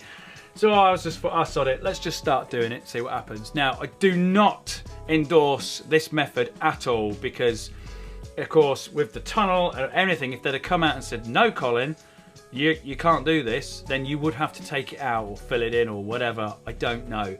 The council do have power. They have the power to be able to do that. Now then, with everything, you have to have drawings done. So I got Tim, my guy who did the drawings for the bunker and the tunnel. He came out and did some more drawings. And the best thing about this time, because I said to him, I said, Tim, remember your last drawings? We made a wonderful poster, didn't we, called Keep On Digging, and you guys absolutely loved it. I did signed versions. I had to sign so many of them, it took me ages. Well, of course, when this is finished, we're going to do that again because that was a massive hit. And I said to him, when you're doing these drawings, think of the poster. So he's only gone and put the DeLorean on the drawings, hasn't he? What a master. So here we have all the various drawings which you had to put in for the planning application. So you've got, like, you know, top views, you've got side views, you've got where it sits within the property. Do you know what I mean? All bits and bobs. Now, there isn't many technical specifications in this. There's just the room sizes and things like that. There isn't any structural calculations or anything because, like I said, the planning permission people, they're not bothered whether it's safe or not. They just bothered how big it is, what's it going to look like, should it be there. So we've got all these fantastic drawings all ready. But of course I never told him about it, did I? No, because Colin's a weirdo rogue. And it weren't till, I think somebody moaned about the path, because obviously when Tom was digging it, he kind of rooked the path up a little bit, but the path will all get relaid because the curb needs dropping, so that whole lot will get re-tarmac, so I wasn't too fussed about that. But anyway, someone moaned that I broke the path up. Some dude from the council came out to have a look at the path, knocked on the door, and said, oh, I've come to because apparently there's a complaint about the path. He didn't actually think the path was that bad, which is kind of funny. And if you live in the UK and know the state of the roads and everything at the moment, well, maybe there's a little hint there as to why they're so bad. But anyway, so I obviously thought he knew about everything because he knocked on the door and then he was like, I've come about the path and everything, but I don't have any planning application for any of this. And obviously he was just looking at the tarp and stuff on the drive. And then I said, oh yeah, it was just when Tom dug the hole, you know, this will all get redone when we drop the curb. And then he was like, what hole? And I was like, damn, he never knew. But anyway, I thought, well, they're going to find out at some point anyway. So I took him down the bunker first, and obviously that had planning permission. So that's a win. I took him down that. This has got planning permission. Oh, brilliant. And then I took him in the tunnels, of course. This got planning permission. Yeah, this is all signed, it's got planning permission. And of course, took him in the new bit. And all of a sudden that feels like not so much of a big error, I suppose, does it? Because, you know, the two things he's already been in have all got planning permission and everything. Anyway, of course, he said, you know, you've got to put planning permission in. And that kind of started the catalyst off of me having to do everything. So then I put it in, and it's only recently that it's actually been approved, which is very good. One of the concerns that they had mainly was not the gaping hole in the drive. There's seemed to be fine with that. Was the tree roots of the tree next to the thingy, because obviously councils and stuff do their utmost best, you know, to maintain trees and wildlife, so that's a good thing. So they're worried about the trees, so I had to dig a little test trench to see if there was any roots or anything, so when we drop the curb, is, you know, are we going to damage the tree roots? Luckily enough, there was no tree roots. And then obviously drainage, because there was a rule or something come up ages ago, because loads of people in the UK started having all their drives like block paved and stuff, and then of course when it absolutely is hit down with rain, then the water's got nowhere to go. Whereas beforehand, when it was all lawns and gravel, of course, it was porous, it could soak through it. So obviously they're asking about the drainage, but we're probably going to have a soak away put in the back garden. I've got my other little spouts that go down to holes and stuff. I'm probably going to use them as like overflow system. So if anything else, it really, really hammers it down, it's got somewhere else to go. But there'll be a new thing in the back garden. So that's what they were mainly concerned about. That's all good. It has been passed. I was nervous at one point that it wasn't going to get passed. And then I thought, like, well, if it doesn't get past, this one's a harder one to deal with because it's bigger and I don't want to fill it in. And then what do? I've got a tunnel that goes to nowhere at the front. But anyway, so that is how you play life of the skin of your teeth. Very risky, people, very risky. The actual cost of the planning application is not that much. I think it's about 350 quid. So now, of course, the other side of this is the structural engineer who's actually do all the calculations and stuff. Because, you know, when I first started, that was when I looked at it and thought, this thing's quite big. Colin, I think you need somebody to double check. And obviously with him being involved, the rebar and everything, it's all being done properly and stuff. So the structural engineer has done all sorts of drawings. So his, although they don't have the actual calculations on them, they're a bit more specific, and they give you these blooming rebar drawings, which to be fair they don't look that obvious to what they're supposed to be. They've got little arrows and stuff pointing everywhere, but I've sort of learned how to read them now. So he's given me them. I've not printed them out. I'll put them on screen sort of thing because they're more digital. And there we are. So stand by, people. There will be another poster at the end of this because this all looks absolutely fantastic. But yes, it got planning permission. It's not illegal. I don't know if illegal's the right word, but everybody seems to put that in the comments, so I've gone with that. So yeah, so that's why I never answer. We're never asked, you know, how'd you get permission for this? Most of the time I don't answer that question because I haven't got permission for it. Yeah, and like I said before, do not copy me in that sense. It's much safer to get it before, but I am also a ask for forgiveness guy rather than permission.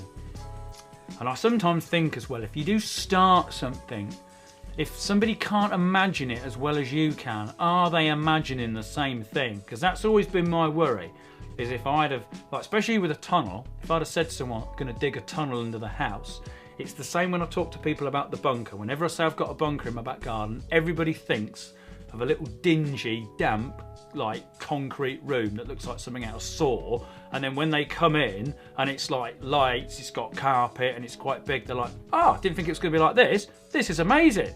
And that's always my worry, is that when I said I was going to dig a tunnel, are they going to think Great Escape, crawling along the mud with roots, everything, you know, hanging down? Is that what they're going to think? And they're going to say, no, you can't do that, Colin, that's ridiculous. Whereas, of course, you come in this and they're like, oh my God, this is epic. And there is not one person that has been down that and not thought it is absolutely fantastic. So there we go. Right, is there anything else left in this video? Well, we'll see. I'm going to go and edit it now and then I'll get back to you. Nah, I think you're about done. Okay then, people. The little clips I've chucked in, the ones that are films, can you name the films? Stick them in the comments. Little bit of fun. Okay, I think that's all the main questions answered. I've just scrolled through the last video to check if there's any more. I think I've got it all covered. Also, I'd like to say thank you very much for the appreciation of the model. The model was definitely the hit of the last video. So many comments about the transitions from real life to model or model to real life. This generally has helped everybody visualise what's happening, what's going to happen and everything like that, which is the whole purpose of it really, because you don't really see models nowadays, do you? It's all done on computers and whatnot. So, see people at Makers Central. For the jars of dirt, remember, get the tickets at the description so I know how many to make. Also, what do I charge for a jar of dirt? How much do people want to pay? I don't want to fleece people, but equally, you know, there's a bit of time to put in it. So, you know, put in the comments, what would most people want to pay for a jar of dirt? What is a reasonable price to ask? Right. Subscribe, but then if you've got this far into the video, you probably have subscribed, because at the moment, Editor Colin says it's looking at about late 20 minutes, nearly 30 minutes. And obviously, if you're interested in drinking water, get the Air Up bottles. They are fantastic. My kids have been using them for 2 years. What a brilliant sponsor. Right, see you in the next... Oh, my screen's just gone dead. Or the yeah, the screen's good. It's all right. You can't see it, but I've got a little monitor screen. It's just gone dead. The small project that's turned massive, I'm hoping will be finished in the next couple of weeks, and that will be on the main channel. And they are. I'll stop talking there, because, yeah, half an hour. Come on, Colin, shut up. Ah!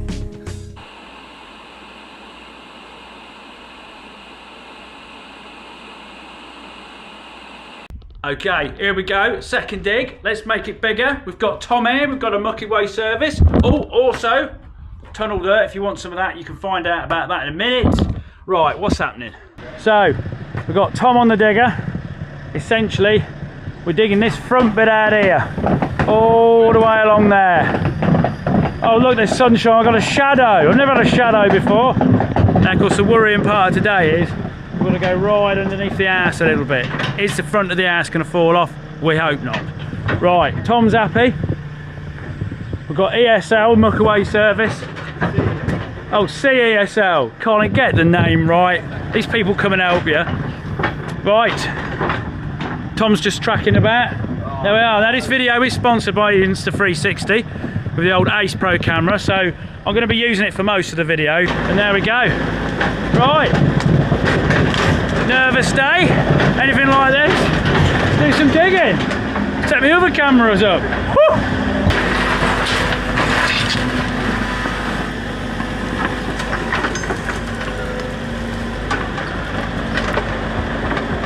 It started. If you ask me if I'm nervous at these projects, yes I am. This, even though we've already done it once now, is still like, you just worry about it. Not, you know, I'm not, if the house falls down, obviously that is a worry.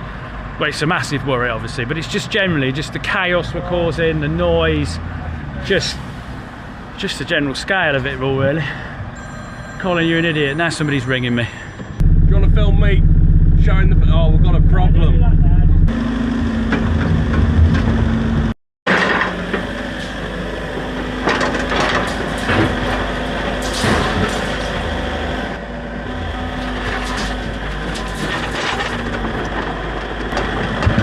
Well, at least we ain't going to worry about digging through the gas pipe this time, are we?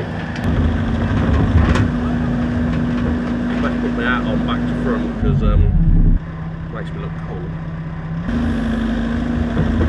Right, let's see what this looks like from down here. Oh, there's muck everywhere.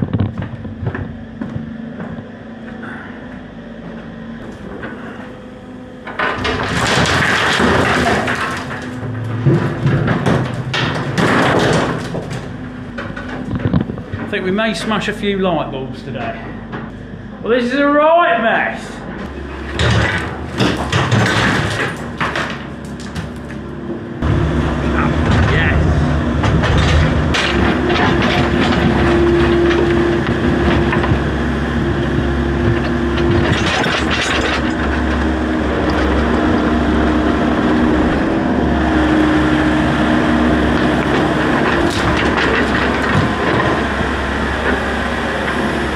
Right, we've got our tubs out, fill them up with more official tunnel dirt. Yes, I found someone that will post them within the UK, so if you live in the UK, you will be able to pre-order some tunnel dirt. If you don't live in the UK, I do apologise, it's just the rules I'm trying to work within at the minute.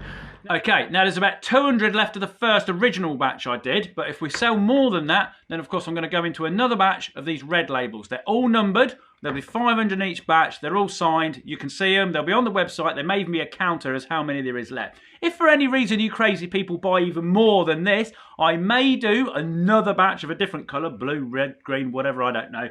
So if you're the sort of person that wants to collect all of them, then you need to keep your eye on it.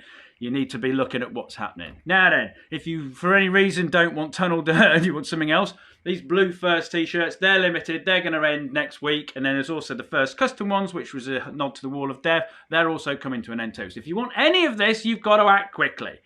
Right, back to digging, Colin.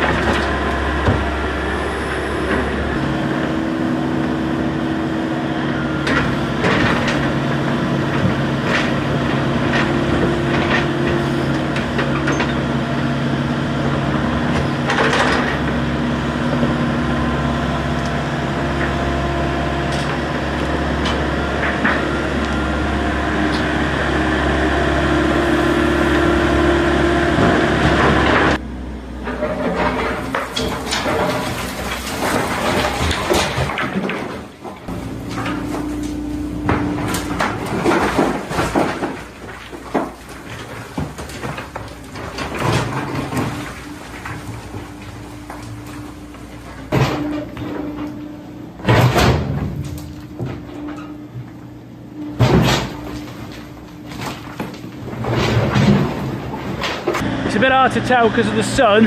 Who would have thought the sun would have actually been a problem in this project? You can just see the foundations of this part of the house, which is quite good because we were interested to know what happened in this bit, because it's like a little alcove. Did the foundations go straight across, or did they step back to do the bit in the door? And it was clear they go straight across, which is actually probably better. So that's good. So we just need to chimble a bit off here, get it down, and then sort of tuck onto it a little bit, because the foundation of the house is going to sit on top of the concrete ledge of the wall of the garage. So there's no like, I think that was the term the structural engineer gave. There's no, I don't know. The only other thing I'm worried about is Tom's making this hole a bit too wide for my cover. So I'm going to put my cover over it. It's not going to reach the other side at the minute. I don't know what I'm going to do about that.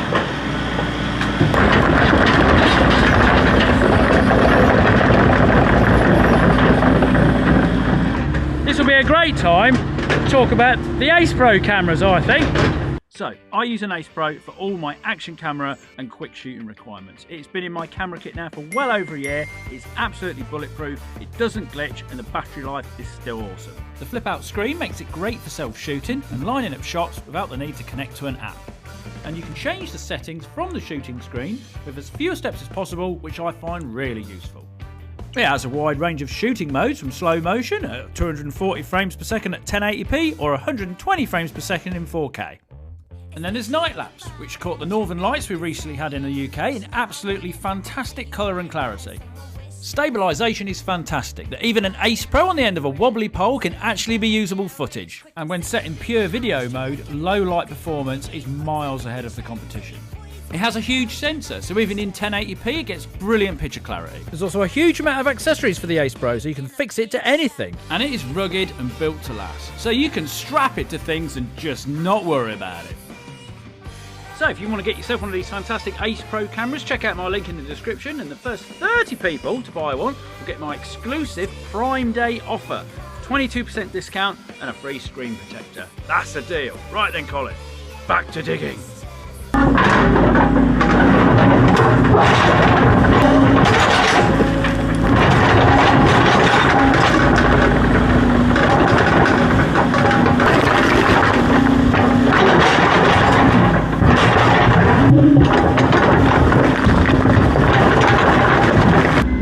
Right, mate. Put the sheet on and off he goes. Well, I've got a smashed mirror.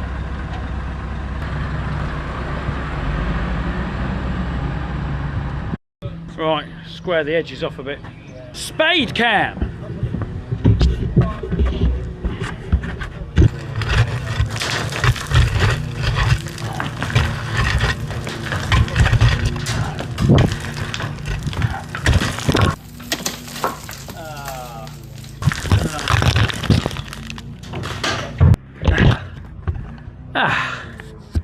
He's all right. Beautiful. Oh yeah! There they are. Wow! I didn't know they were there, Tom. Oh no! If we dig underneath them, then we can have a look at the underneath of the house foundations. Just to check. Just to check they're okay. What's going on here? Oh my, oh my. I think I dropped £1. Did you? Yeah. I swear it went down here somewhere. Perhaps I should get the digger and dig underneath the house foundations. I think you should, Tom. That is a brilliant idea. Bit of a bucket change.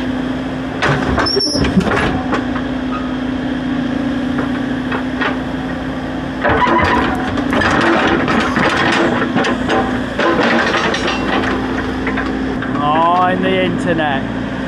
Mind the internet. It's not actually my internet, it's next door's, which I suppose you could argue is a bit worse, really.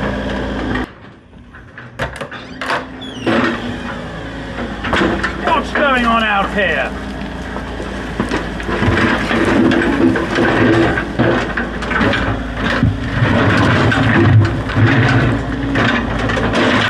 Yeah, I think that's the foundation, Tom. So come a bit forward, that's it. You're on the bucket on the other way really now, don't you? Huh? You're on the bucket on the other way? So you can flick it up.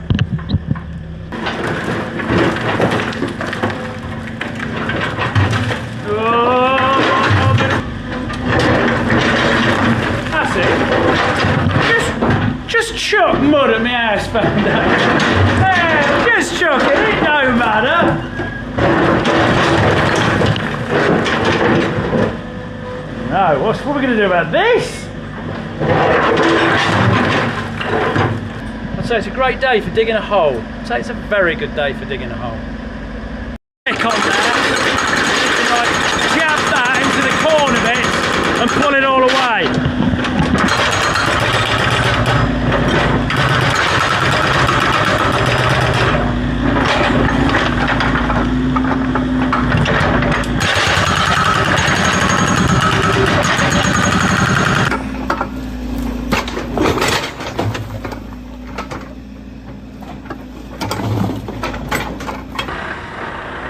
Load number 2. I think I'll do ya. Right.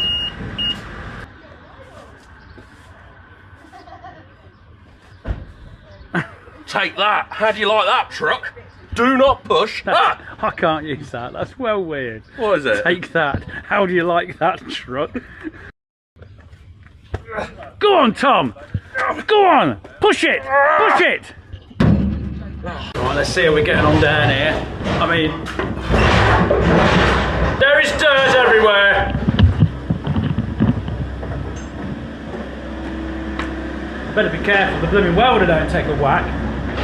This feels kind of like we're going backwards a little bit before we're going forwards.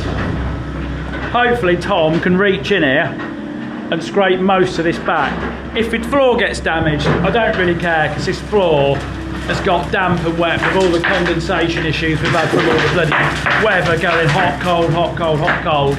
And of course there's been no concrete over the roof of it, so this floor's kind of scrapped now really. But yeah. Right, I'm actually too hot now today. All that moaning about the rain, I'm too hot now.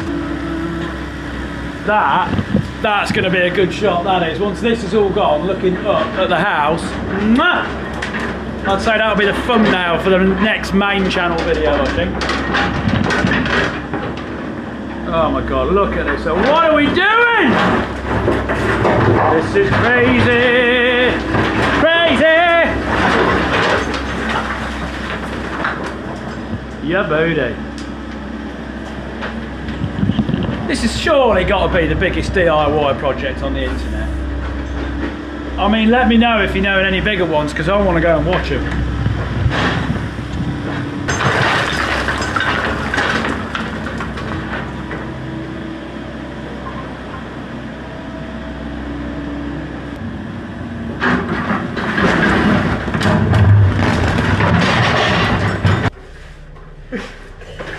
He thinks the broom's going to help. Look at this mess. I don't think the broom's going to cut it, Colin. It is. Is it? Yeah, it is. Is it? Everything is, it's all in the right direction. They are, Tom.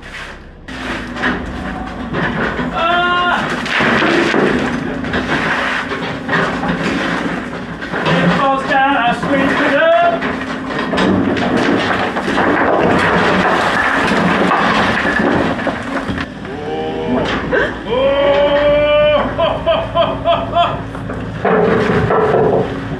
There goes my lights! Ta-da!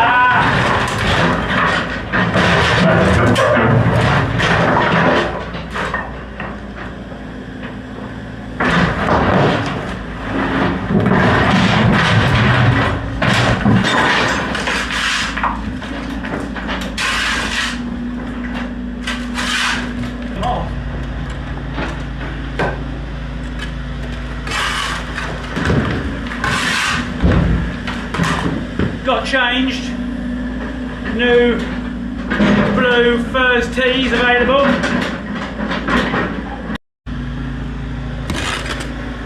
So if you think my shoes look a bit clean for this, they are, because of course my currently wearing work shoes got ruined on the wall of death, didn't they, when I ran over. A bit tight here.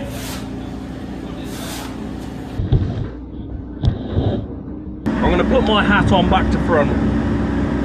Like that, because that's what happens when you're digging a hole. You put your hat on back to front, it means you're cool. He's hanging over the edge, Tom Lamb. I think he's on the phone again.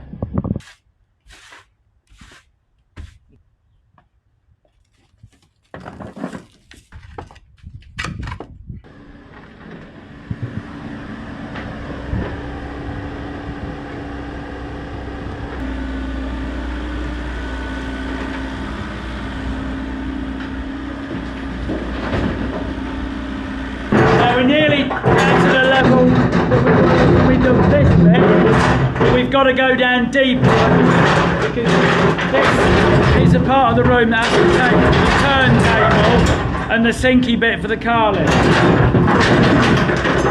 So we've got to go a bit deeper. There's about another 2 foot deeper than that, which we're not sure how we're going to do yet, because we might be at the limit of the digger. Now, we could get a bigger digger, but then that causes problems with all the blooming internet cables and everything stringing across the top with them getting caught on it.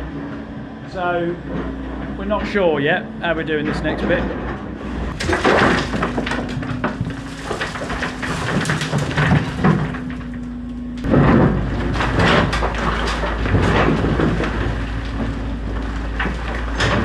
Look who's turned up, look! It's Freddie! Oh, I was here, right? It's always a good day when Freddie turns up, isn't it? I carried the pizzas. The pizzas have arrived. Pizzas! You've never had pizza on a job before, have you? No, I haven't. There's pizza, Tom! Pizza! We won't be doing no more digging until that is in my belly. Pizza, engine off, pizza. What's my mum brought you? Hello, Colin's mum. Colin's mum. So I can get You've got it upside down. Tom gave us some hay or some straw for her allotment. And Tom just can't accept payment. So look, Look at that. she's only gone and made him a cake. Diet's going well, isn't it? Is it your bed? Well, I'm not eating Freddie's all this. here. Look, it's a right little party, isn't it? Thank you very much. Shall we go and take it inside and cut it? I want it full in the hole. How many cakes do you think it's worth to dig this hole, though? Tom said no. You don't need to go that way anymore at all. You don't need to go that way at all anymore. What do you want me to do? It's just this bit of cheek here, so it's like it's in that direction, if you know what I mean.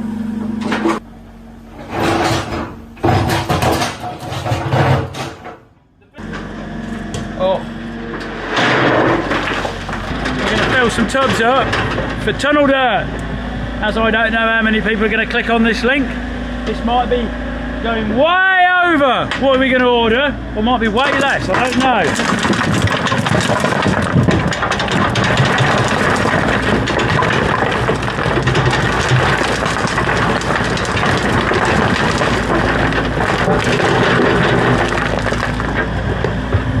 I have a feeling that is all a little bit too big.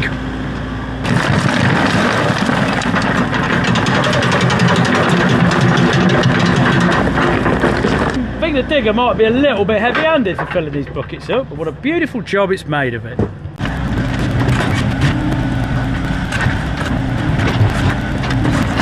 I've just found this from the last colinfurze video. It's subscribed to Tom Lamb on YouTube, and it's still in here from when we did the first dig, so you stay there ready for the next one as well. Last, well not the last corner, but the last of the bulk of it. So just got this bit, and then after that it's get it down to straight in the corners. Oh no, my time lapse was stopped. I better sort that out.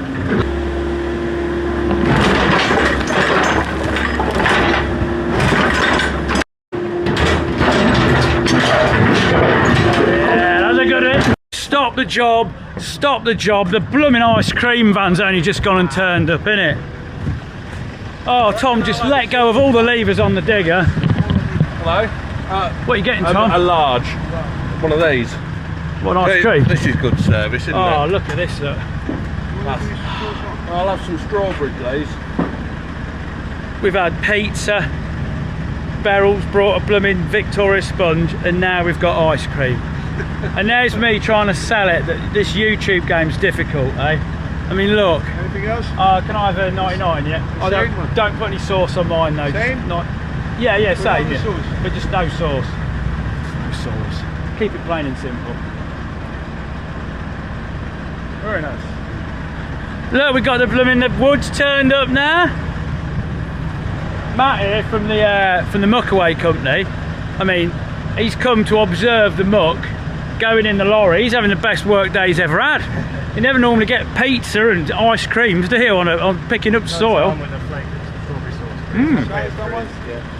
Like that? Yeah, Thank you, yeah. They are. Yeah, happy as that, yeah. Like and subscribe. I think we should have another one. Yeah. I can't have two. I'll get an ice cream headache. You can't do that while you're digging a hole, can you? Yeah. This is just the best day ever. It's just a big hole. Of course, because of how the sun shines on this house, whenever I point the camera in it, half of it's in darkness, half it's not. But believe you me, it's nearly done.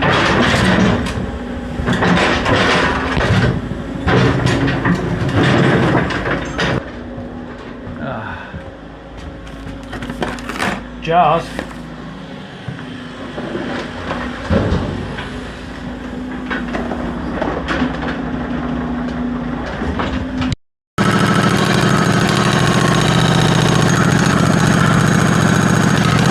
That'll do us for today. we've got to cover it over now, and the cover is not big enough because we've dug a bit more out than what I thought we were going to. So we've got to somehow stop the cover from falling in. Oh!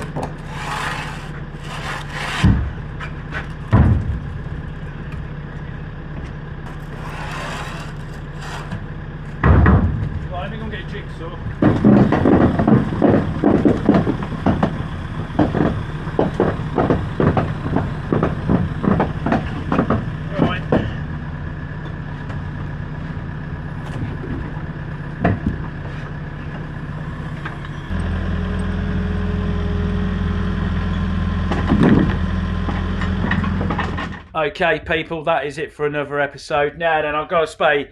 I ain't gonna spay anything here. Okay, that's it for another episode. Now, in terms of time-wise, this video is a bit late because we had the general election last week and we all decided it wasn't a great idea to put it out on the general election day, so I've shifted it forward.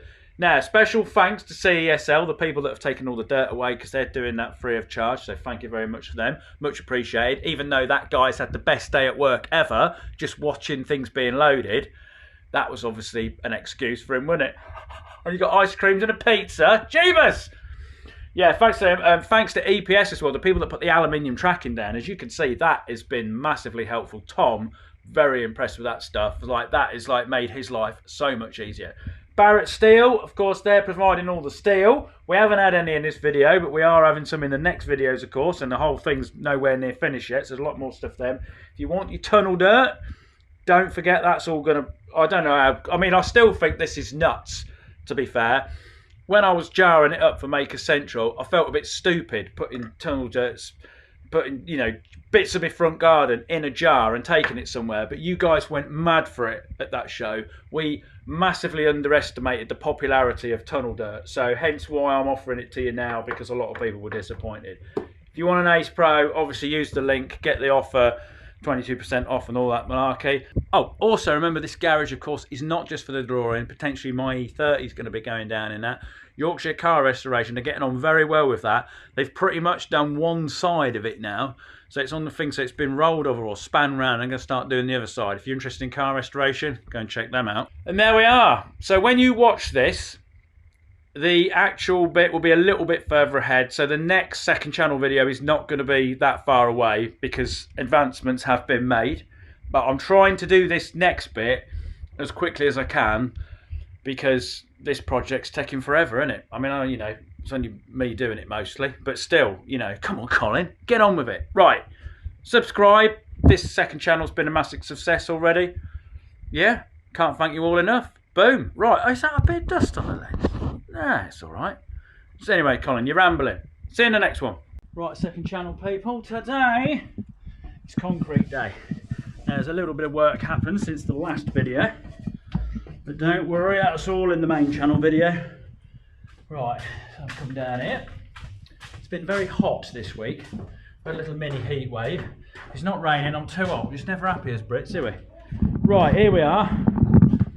We've got rebar all in, all the way along, and then sticking up the walls slightly, both sides. Now, we've got two floor levels, because this is the bit where it dips down. Can't remember what I've told you, what I haven't told you. Not even edited the last video you've watched yet. Do apologise.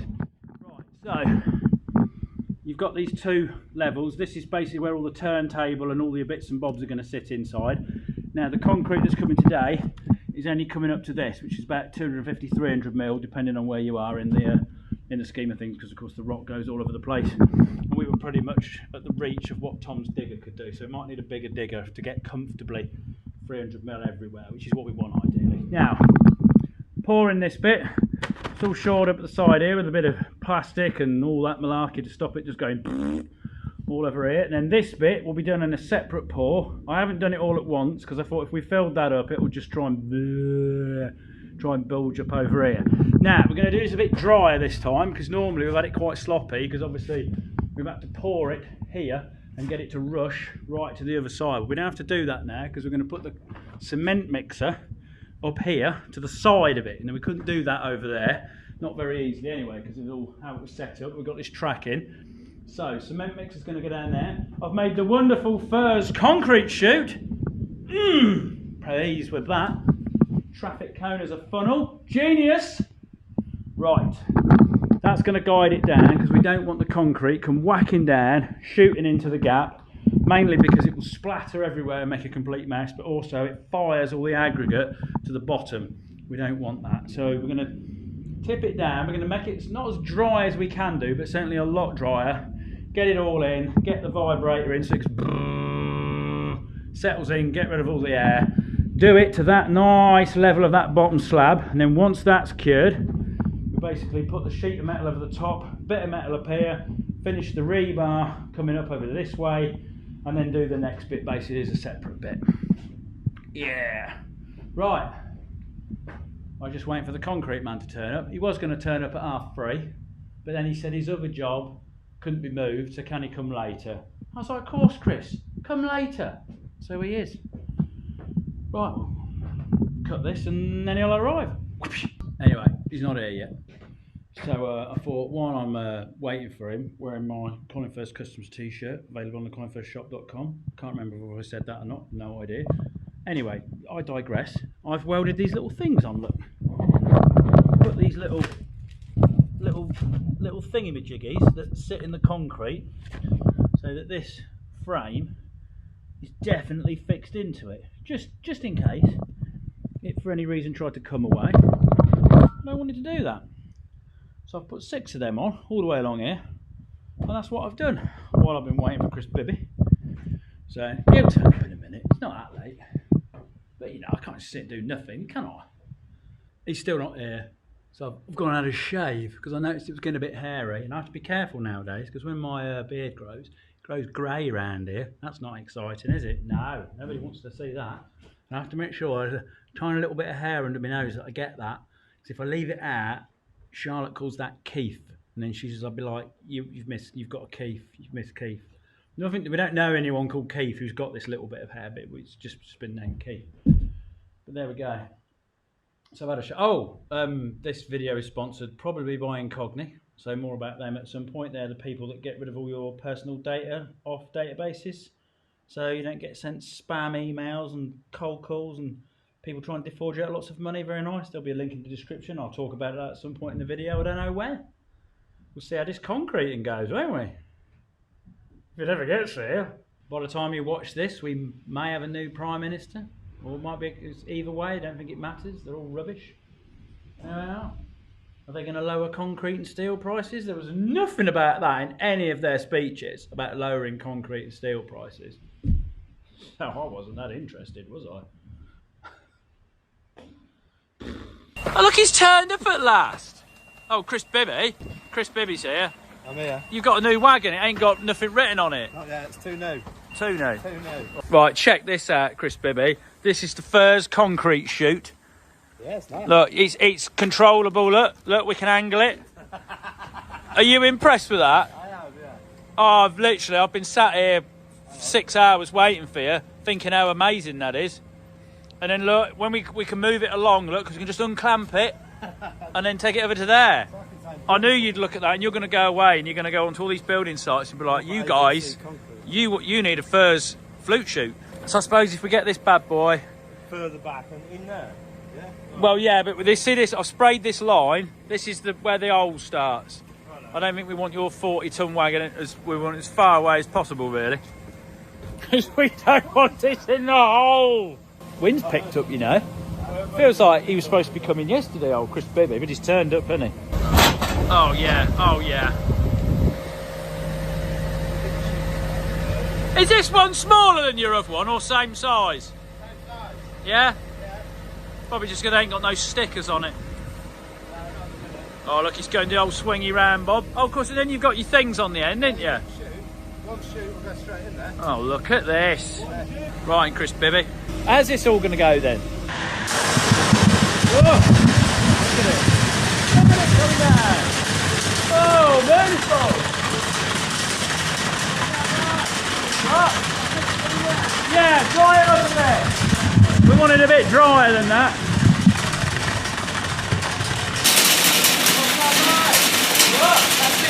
The Moped Chevelle.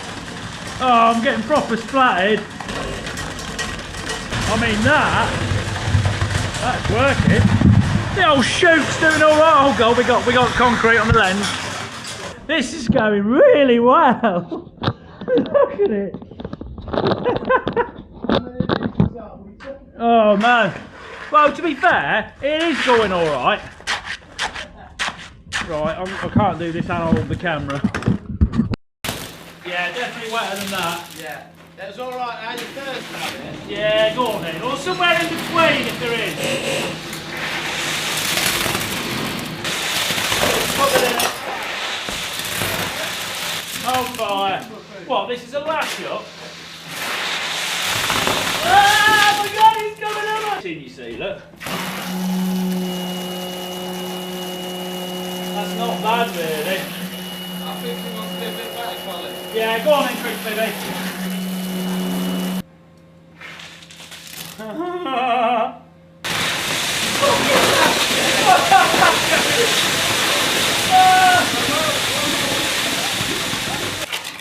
Right, if I bring this minute up and Let me pick this up and over to here, look. Right, here, fire it. That's it. If we pour it down the back, that's probably a better way of doing it. down the back. Yeah, because then it will go. We won't. Oh, Bird's eye view of Mr. Furze. Oh, he's filming. What about that? Are we going wetter again? Was that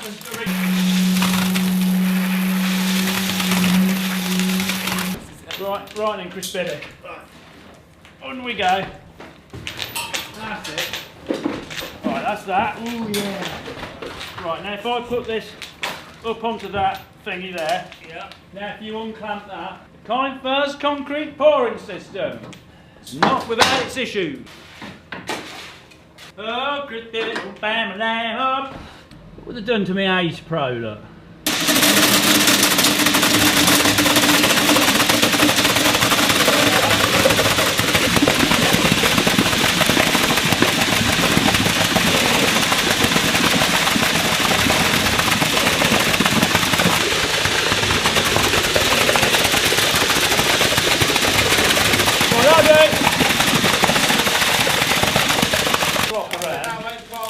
Yeah, I think that's gone quite well, Chris Bibby. I'm sorry if this is terribly filmed, but we're lacking personnel here, isn't it?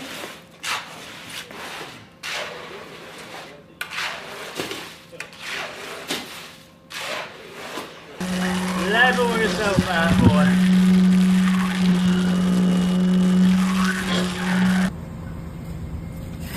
Don't get involved, mate, it's not my job. Oh, it's just cream and concrete. Saying no? Yeah, because I'm too busy. Yeah. There you go.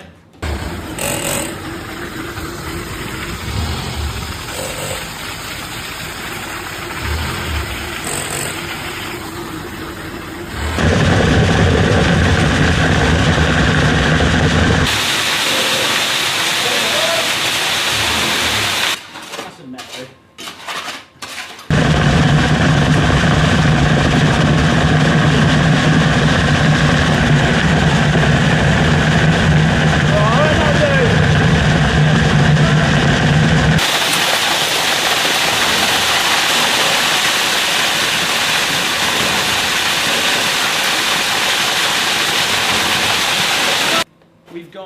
We've probably got way too much concrete, because I forgot when you say no, there's still more in the chute. So this will be interesting. But you know, better have too much than too little, maybe. Maybe not. I'll just have to heap it up in here somehow. Oh, I'm getting all the shoes. This will be interesting, Colin. How you get yourself out of this mess. So, while I struggle to get this concrete nice and level and sit here trying to cut wood with a metal angle grinder, what's today's sponsor got to say about it all? Every time you go online, you leave a trail of data, which over time builds up into a virtual profile of you. What you like, who your friends are, and where you go, etc. So, I've teamed up with Incogni, who's the sponsor of this video, and on your behalf, they clean up all this trail of data and remove it from all the data brokers which use it and sell it on. And this is important because in the wrong hands, scammers and general wrong-uns can use this personal information to take out loans in your name. Use your info to set up fake profiles or target you and your circle of people with fake ads. Now, when I first set my profile up, it found my information on around 45 sites. After a few days, it got rid of half of them. And now it's found like another 20 sites with my information on, and nearly 3/4 of the total number have been removed. Now, as a result, this has saved me hours and hours if I tried to do this myself. But I guess it would actually be way more, because I wouldn't even know where to start in doing this. Since I've had it, I've noticed a reduced amount of spam emails and cold calls calling up about diesel claims and PPI. So, if you want to take your personal information back with Incogni, use the code TOOMUCH at the link below and get 60% off an annual plan. Right. Back to seeing what a mess of concrete I got into. How did we do, Colin? How did we do? Righty then, people, quite a bit has happened since that last bit of concrete pour. Yes, we've got some walls up. Oh, look at it. We've got a wall up, we've got the RSJs in, all the reinforcements in here, ready for today. Got another concrete pour. This is the video of concrete pours, it would seem. So, I've done this side. The only thing I haven't done yet is weld all the way up there, because there's the bit in the middle here where Tom caught it with a digger bucket. I don't know if you'll be able to see on this camera, it's quite wide, but it's not quite straight. It needs kind of fettling into position. That bit needs pulling out, that bit needs pushing in. Bang, bang, bang, bang, bang. Not done that yet, because last night I was in here till like 8 o'clock welding this up, because what we've got to do this morning, we've got to pick this up. This is not fixed on. We've got to fill in across here, so all the concrete doesn't come bellowing out there, because we're basically filling up to this height here. So we're just going to do in here like we've done under here, which you can't see now, of course, because it's all been welded up and covered over. So from that level there, this little join here, this needs straightening out as well. Looks, in my tiredness, I've put a bit of a warp in that, but that's all right. I can clamp a bit of box section to that. That'll sort it out. Bridge across there, and then the same over here on this side. Bridge across here.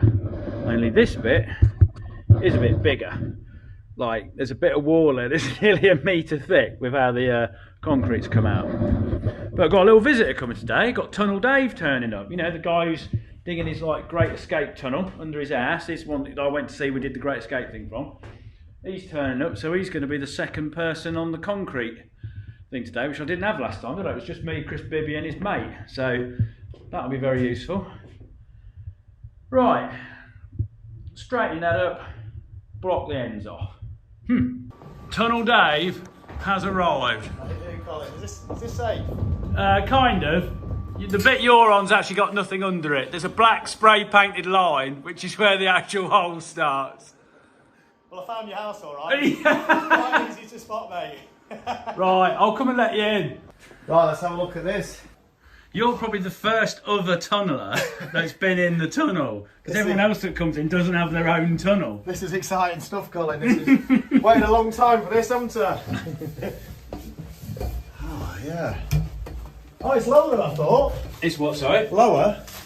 I thought you'd gone really high, but that's perfect. It's just high enough. Nice bit of welding there, Colin. If tall people come down, they struggle, but... Oh, it should be the right height, shouldn't it? Exactly. This is fantastic.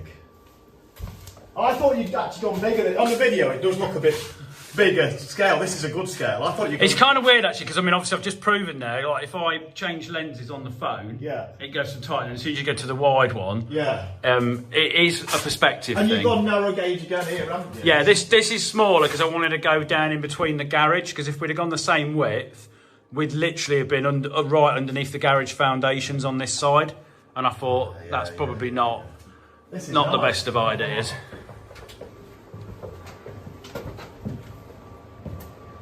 And then there we are. But there's a lot more to do. Construction, this is Colin. I'm building a submarine in my house, basically. Yeah, I mean, that's what I do, I make stuff like this, but this is big, isn't it? You know, my project, I mean, mine's just getting big now. I've just started digging the big bunker out, but yeah. I'm doing just one big pour, and I'm just going to use shuttering, where your shuttering is the actual bunker. Yeah, this is a giant mould, really, when you think about it. But, yeah, I'm impressed, mate. This is high. Yeah, well, I thought I need a decent height in here, because obviously with the car, especially with because obviously the DeLorean's got gull wing doors as well, isn't it? Oh, yeah, Do you know what I mean? So you need to, although they don't actually go up that much higher than the car. Oh, and there's your foundations. Yeah. But nothing underneath. So, well, there's a bit underneath. That's why I'm doing this bit in smaller bits. Do you know what I mean? So we don't dig the whole lot out. No, you've got nothing there anyway, have you? There's no... This area here has got... It doesn't matter, does it? No. It's the next bit along that's got some weight on it, hasn't it? Yeah. It's all tunnel in progress, people. We got Tom now. It's become a tunnel meeting, isn't it? Chief tunnel digger, well, excavator digger, Tunnel Dave, and myself. I'd say we've got the UK's lead tunnel diggers in the room. At least if there's another Armageddon where they take the spacecraft up to that meteorite, they know who to ring.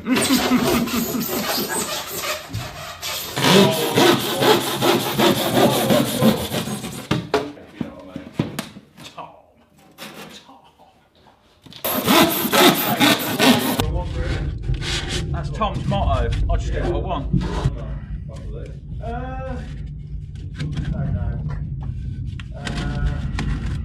I've got to make a staircase, guy, that goes down.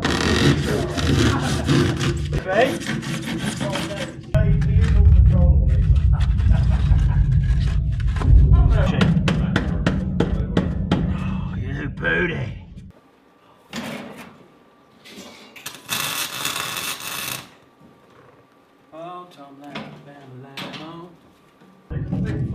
Yeah, when you're one person, it's if the battery goes and you don't know about it, you've lost all your footage, didn't you? Yeah. No concrete on there. So initially, I'm going to be shoot guide person, and Tunnel Dave's going to be concrete spread-o-matic, and then we might swap because you know we all want to go, don't we? So we need to remember that when we're nearly finished, tell Chris to stop because we've got all the stuff left in the chute, which I didn't remember last time, and then I had 2 wheelbarrows full of concrete I didn't know what to do with. I'll do. Get the vibrator on, Colin. I'm coming, I'm filming. Get vibrating. We need some water. Oh yeah, a bit of vibration, boy. Dave's upstairs with the chute now because poor old Chris is getting in a bit of a mess on his own. You ready, Colin? I'm ready! Oh, I'm not ready!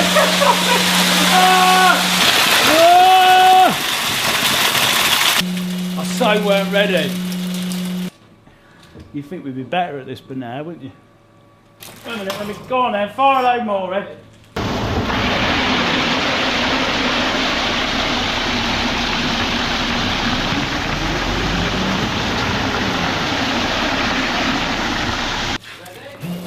Yeah, I'm ready. I was born ready.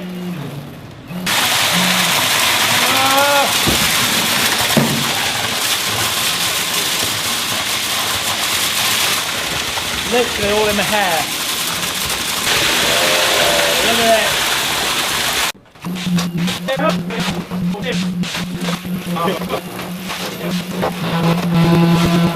it.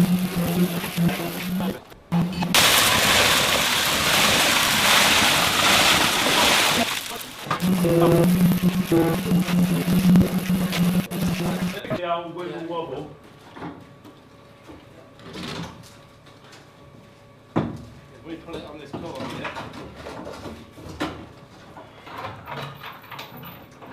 Right. What's that like? That's it. So if anything, we want to be a bit longer on the chain, do you think? Longer. Don't be shy. Hang on. Yeah. There we go.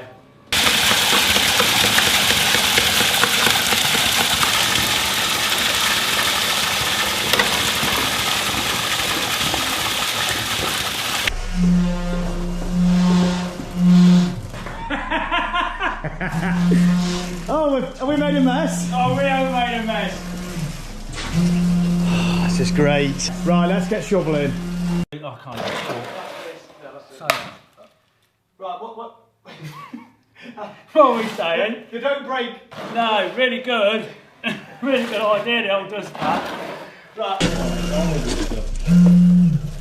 We'll never see any again. Right then, Dave, you've experienced the lash up that is colinfurze concrete day. No planning, just we did it, didn't we? We made a couple of errors, I think. Definitely next time we'll start in the middle. Yeah, definitely. Get your mix right in the middle and then go to the outsides. But it'll be different next time because we won't have this funny step scenario. And the reason why I've put the walls up, because this is second channel video, is because I wanted to make sure that this little bit down the bottom here was in line with where the wall wanted to be. Now on the next bit we do, it's all just one flat, so there won't be no wall in the way. So everything we've learned today is very nice, but we won't actually need that information in the future because it won't be the same. But there you go. So it rained quite heavily last night, and I've come down this morning, and there's loads of muck fell off here, that corner up there, which to be fair, looked like it was going to be going for a while. Whenever I worked in the corner there, I always kind of looked above me thinking that lot's going to go at some point. And there's just, well, basically a right mess. But the concrete's gone off all right. There's a bit of a puddle here because I think it leaks somewhere up here. But it won't matter because next week I'll stick a roof over it and then back we go again. Boom. Okay, people, progress is good. This is happening way quicker than the original bit, and the next bit we have to dig out will actually be even quicker than that. Tell I've got a bit of a hoarse voice at the moment, can't you? Don't worry about it. So, what am I doing? What am I even talking about? Yeah, that's it. So, you may have noticed there's some little bits I've missed out of this, obviously putting the walls up, all the RSJs and stuff. The second channel's success have obviously complicated things slightly with how I construct the two videos with the main channel and the second channel, and I don't want the main channel one to be like a season review, so I've kind of switched it up a bit. We'll see how it goes. It's all a learning experience. I know they're obviously a lot more edited. They're a different setup altogether, but you know, I kind of just sometimes as well, I just want to get on with it, and filming it, putting cameras everywhere is a pain in the So, right, I'll see you shortly on here, and then I'm going to do a little quick thing with Tom, a stupid idea. Well, it's not a stupid idea. Well, of course it's a stupid idea. So I'm going to do a little quick, because obviously there's not been many main channel videos this year, has there? It's been quite pathetic. I think I've done 2. I know one of them, The Wall of Death, took me like 2 months to build or whatever. It took me ages. But anyway, you don't know that when you look at my upload list, do you? You just see 2 videos and go, Colin, that's terrible. So anyway, me and Tom have got this little idea which we want to execute, and then as soon as we finish that, we're nearly ready to dig some more out. There's a few things I've got to do down there. Of course, there will be another update video coming on this channel. I'm waffling again. I'm going to go and get on it. It's all good. It's nice and sunny this week. Brilliant. And then hopefully my voice will go back to normal. We don't want that, do we? No. How are we doing, second channelers? Progress is good. I've got another section like built up. Chris Bibby's just pulling up, I can hear him. So we've got to put some concrete down the sides to form the walls. So let me just come up and get out of the way from him to go meet him. This video is sponsored by OnShape. Now, it kind of doesn't feel like a sponsor because it's a CAD program basically. And obviously, you know, we all use CAD programs for drawing stuff. And there's a really cool feature on this, which I can actually project things using AR onto stuff. So I'll be able to show you like what the car's going to look like in the room and all that sort of stuff. So keep your eye out for that. It's worth watching. They're doing that. Right, Chris Bibby's here. I need to go and take my shorts off a minute, put some trousers on and go and sort him out. And then we'll just, you know, progress is good. So we got Chris Bibby here. They all know Chris Bibby's name, but Chris, check it out. I've got a great new name. Rather than ABC, it should be ABBC. I mean, come on. It's bloody brilliant, isn't it? Yeah. Look at this, look. Chris Bibby turns around and says, the Shoot Might League, we've got a new one coming next week. It's got a chuffing great crack in it. I think we can fix that for Chris Bibby, can't we? So,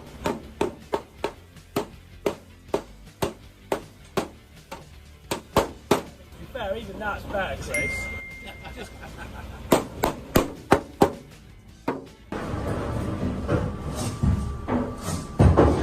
it. I've got hold of it, it's whether it's got me. Go on, let go. Yeah, go on. It's quite heavy. Go on.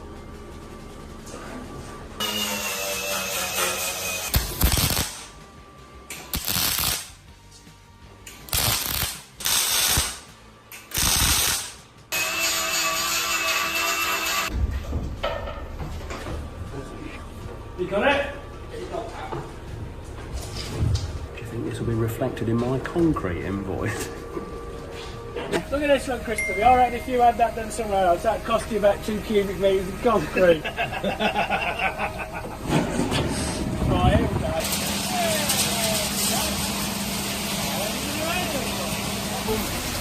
No, we're not far off the level with that, to be fair. I'll just wait a minute then. Yeah. It's nearly up to level. Right, go on, fire load a bit more, Chris, baby. Not much more, though. Not much more.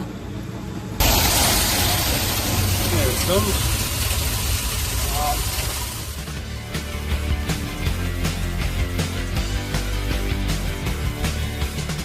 This is a big hole. Okay, so we've dug a load more out. It's really strange, actually. Initially, it was going way better and way quicker than the previous one, but the last bit was difficult for some reason. I don't know if it's because the hole that we dug last was actually a little bit bigger than what I wanted it to be, well, what I needed it to be for that section. And then with this one, we've kind of only took a tiny bit out, which is probably why it seemed to be going a little bit quicker. But because it's a smaller hole, Tom has trouble like leaning over and getting to the corners because he can't see what he's doing anyway. Whereas if you dig a bigger hole, you sort of don't need to worry about the corners nearly. You can leave them and then just deal with them in the next dig sort of thing. But we didn't do that because I didn't want to come too far this way, because if I come too far, I struggle to cover it over in a safe manner that's not going to be a bit precarious, because obviously you don't want this collapsing and you falling down here, because that's not going to do anybody any good. Right. It's been a hard couple of days. I'm a little bit knackered, if I'm honest with you.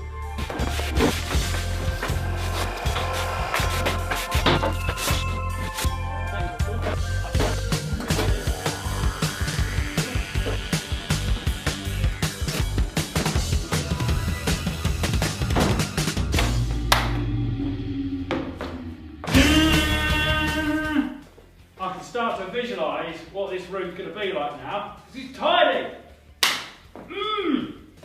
So while I admire my excellent tidying up job, let's have a look at this CAD program, Onshape, and see what this DeLorean's going to look like in this room. Onshape is a professional CAD and PDM system used by businesses to design their hardware. Now, if you are a professional engineer, there's a link in the description where you can sign up for a 6-month trial of Onshape Professional for your company. But why Onshape? Well, since Onshape is cloud-based, all the heavy lifting is done by their cloud services, so you can run professional CAD programs, even simulations, on any device. A Mac, a PC, an old laptop, even a phone, and it will still never crash. And this is very unique in the CAD and engineering world. Now, everything you make in Onshape is saved in the cloud, and this is another one of its unique features. It's collaboration. Because it is a cloud-based system, multiple users can access and edit a project all at the same time. It's a bit like Google Docs, but for CAD. No other CAD program does this. So if you're working in a big team and you're all working on something, you don't have to wait for other people to do stuff, sign it off, send it off. You can all see it happening in real time.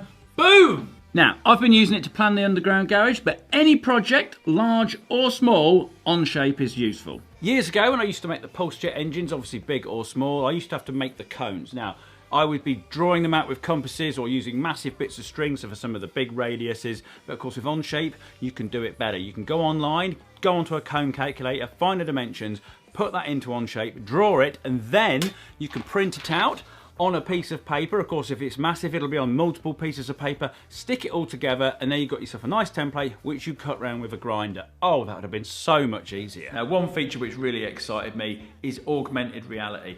Open up your project in Onshape, select AR view, and then you can project your model or your drawing onto what you see using your phone's camera. So the bit where the DeLorean's going, I've not dug that bit out yet, but I can kind of project the car on it, have a look round, see what it's going to look like, get a bit of a vibe for it, and of course this could be used for other things. The beams coming down, when I do the car lift, where all that's going to fit in, how it's all going to fit in, that is super useful. So if you're a professional engineer, use the link on the screen and in the description and you can get OnShape for 6 months for free. And if you're a student or a hobbyist, use the link for that, and there is also a free plan for you guys as well. Right, I got some rock to chimble away. Okay, today's job. Chimble off the bit of house foundation that sticks out, because that gets in the way. Cut all the rebar which holds back the kingspan, which holds back the concrete. Take all the kingspan out, get ready, clean it all up, clean all the rebar up, because we need to get more rebar connected onto that rebar, clean the floor, ready for more rebar, ready for more concrete. And also, we've got a wonderful Newark steel delivery coming again today. Oh, the cycle continues. We go like that. Oh, look, there's a slug. There's a slug. I've got to get that. Why, oh my God, what a mess you've made. Oh, this is gonna be, I've got to film this. There he is. There's Mr. Slug. And look, he's been all the way up there. Nearly into my blooming bedroom window, look. Sneaky. Sneaky. Got my chimbler.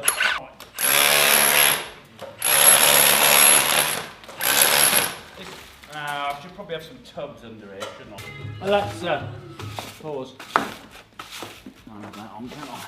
I've got the rights. The copyrights.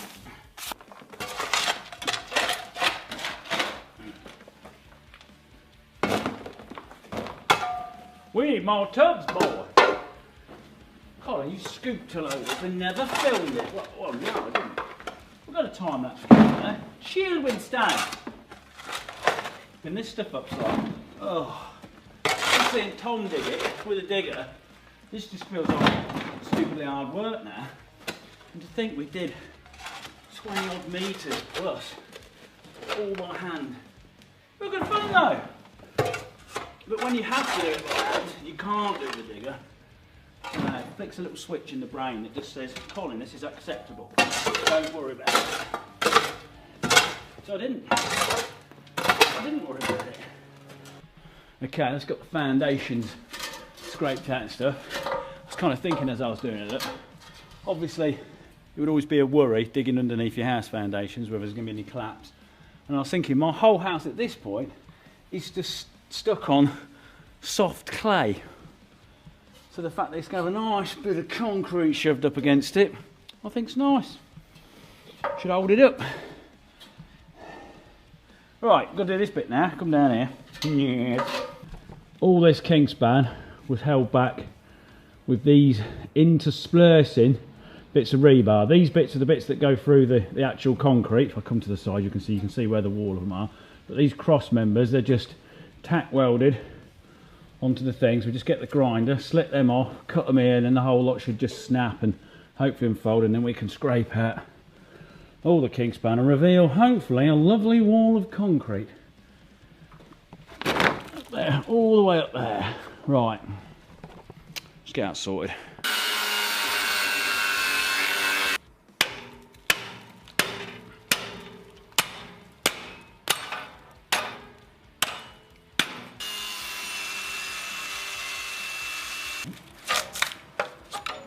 You guys are going to have to come out of the way, I'm afraid.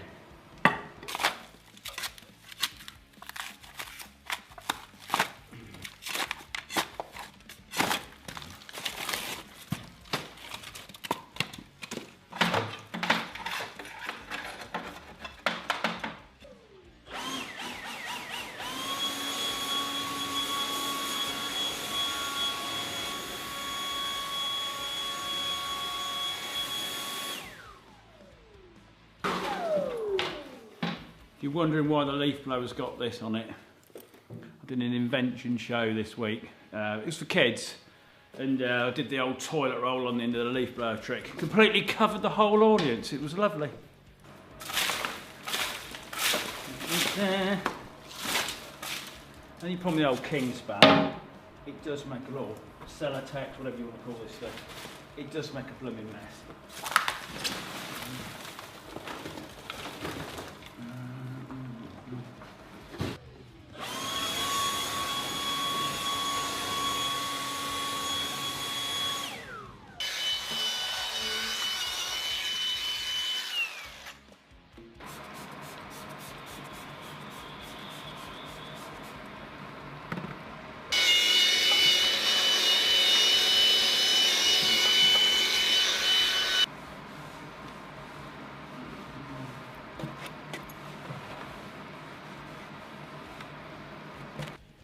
The rebar is all cleaned up, ready to weld onto. You may have noticed I've made the executive decision to do away with this bloody plastic membrane under here because I just think it's not worth bothering with.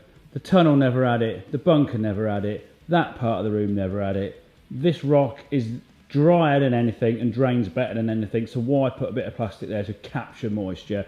And Tom makes a mess of it and it's just a pain, so I'm not going to bother. Whether that will prove to be the right decision or not, we'll see. Now, there's a few things we need to do better next time.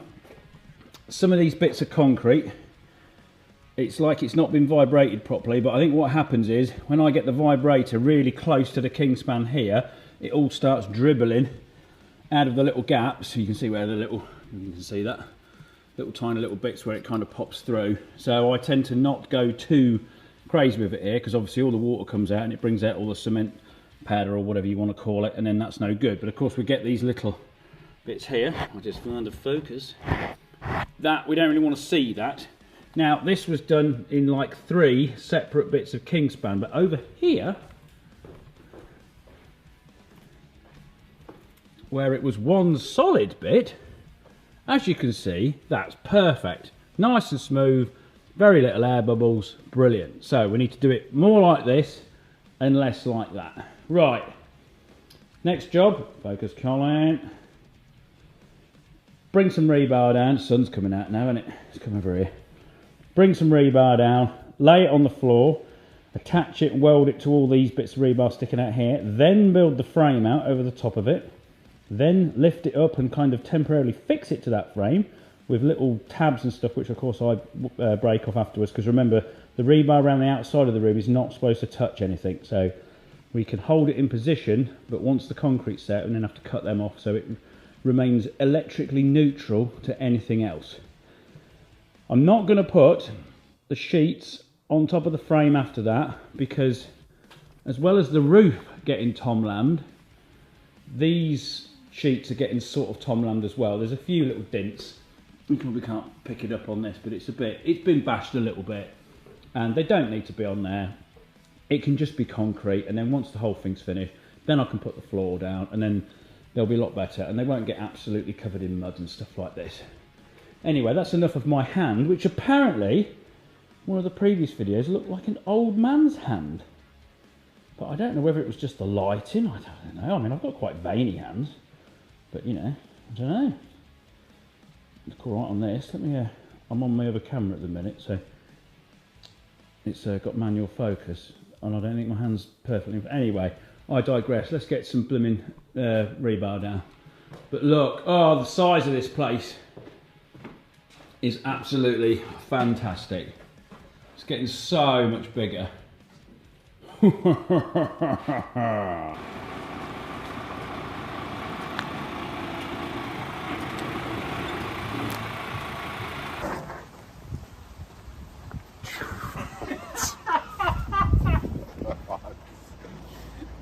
This is quick, I'm not.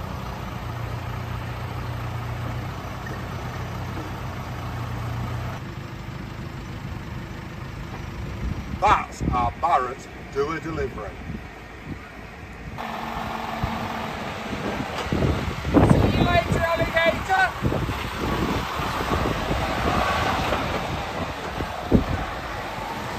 Okay, some of you with a keen eye will have noticed when I was talking about on shape and projecting the DeLorean on here that this bit of floor's been done. Concrete's down, the rebar's in, it's all set. I'm not putting the steel over the top of it because, as we know, Tom Lamb just damages it when he comes to dig because he can't see what I'm doing. That's not a knock on Tom Lamb, he's doing a lovely job, apart from the roof. Anyway, I've welded this original piece, or the existing bit of floor, all the way along this seam because it's going to rain tomorrow quite heavily and it still does drip in a little bit, and when it drips in it sort of puddles up on this existing bit and then it kind of goes a little bit rusty, and then I don't want it creeping underneath. So I've welded all that up and I've got some paint. So now I'm just going to paint this bottom bit and up here. I'm not doing this top bit because that still needs like box section and stuff welded on it, but I'm not going to do that till the very end, till I know where the whole car lift and floor system's going to be. So, do this bottom bit, but I need to clean it up a bit first, look. It's a bit mucky.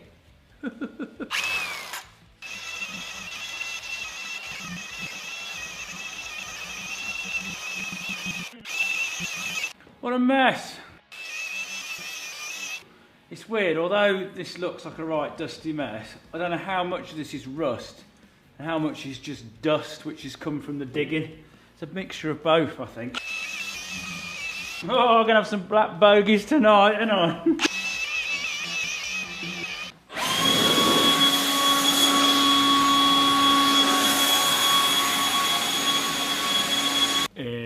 Now I would normally say this is definitely a job for a roller, but I can't find any. Even though in my mind's eye I've got loads somewhere, but I can't place my hand on them. But do have a brush. So brush wins today. I'm sure we've all been there, because we can just pour it on the floor. And luckily enough with this, I don't have to worry about painting myself into a corner of the room, because I can jump over this no matter what. Oh, get in there, boy, get in there. If you're wondering why I'm painting the walls here, this bit's under the floor, so I won't see it. So it can be painted. Beautiful. This is one of those jobs that does make the room feel a bit more complete. Because it's like, I mean, it won't stay obviously nice and black like this, it'll get covered in dust and all sorts, but at least it makes it look neat for a little while. You know, I'm like with my neatness. Beautiful. I think I may have put a bit too much down there. So then, what are Colin's second channel videos like? Well, it's like watching paint dry, literally. Now, this next section, or this current section, is taking longer than I wanted it to. I'm going to Germany tomorrow, to like a German version of Maker Central, I suppose. So obviously that's 2 days gone. And then me and Tom have been doing this little extra video. Because, you know, you've got to get away from this at times, haven't you? You're working on it 24/7, it drives you nuts. So I've been doing that, and we've been doing that up at Tom's farm, because my barn has still got a wall of death slapped in the middle of it. So, and I'm not taking that down yet, because I'm going to try and get some pro mountain bikers to see if they can ride round and stick to the side. I had to go years ago on a bike, on the original wall of death. But electric bikes weren't a thing then. You couldn't pedal fast enough, or certainly not stable enough to stick to it. But I don't think that's going to be a problem now. So I've got that to do at some point. But until I do, until I've done that, the wall of death's got to stay up. It's in the way. I've definitely put way too much paint down here. Oh, Colin. Rookie mistake. It looks all right on the camera, maybe. Don't anybody watch this on a massive screen in your lounge. Just watch this on your phone, this will look fine. Look at it.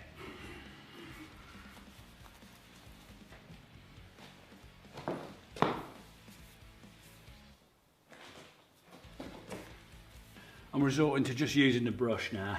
And I know what you're saying, I can hear you all typing. If you'd have just gone and got the roller, Colin, or gone and bought another one, you could have spread that out a lot easier than kind of picking it up with a brush. I can hear it, don't worry, I'm aware of my mistake. But you know, I had fun spreading it around, it's all good.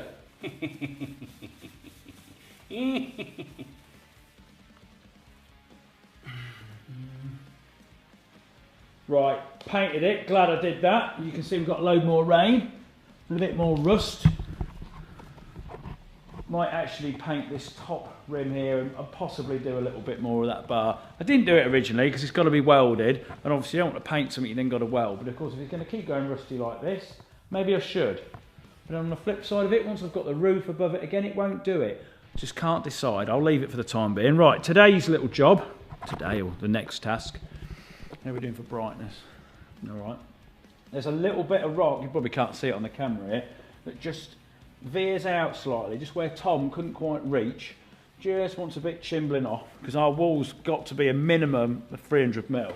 Now most of the time they're way bigger than that, because this is like 450, 400, so that's all good. But this bit, there's just a little bit of rock which just cheats in a bit. In fact, if I film down here, look, get your shadow out of the way, Colin. You can see there, it just skims up there. It's only this bit here, well, it's just that bottom bit basically, because it kind of falls away on itself, and then you back up to like thickness. So I just need to just trim that up. Now part of me thinks, is this even worth worrying about, because I'm essentially chimbling rock away to replace it with something nearly as solid as what I'm chimbling away. But you know, yes, it is worth doing. Right, let's do that.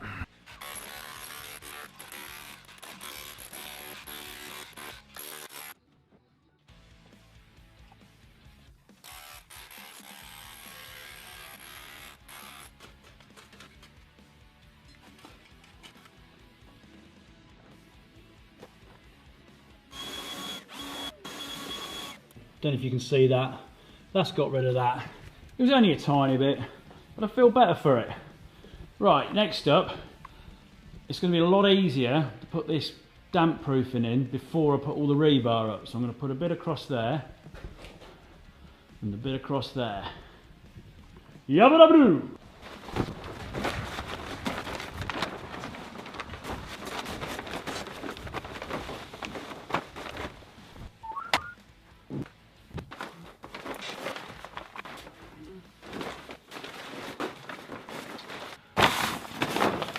This is so much easier to do it when there's no rebar in the way.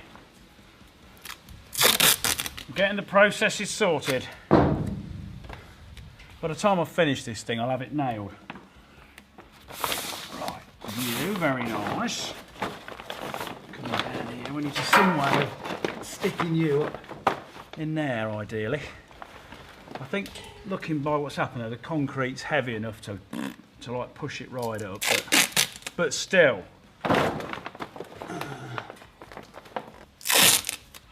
This is kind of helping. I've overlapped it, by the way. This bit runs about, well, as far as I could get it, so about 2 foot, 600 mil. You sit round there like that. Turn you off now.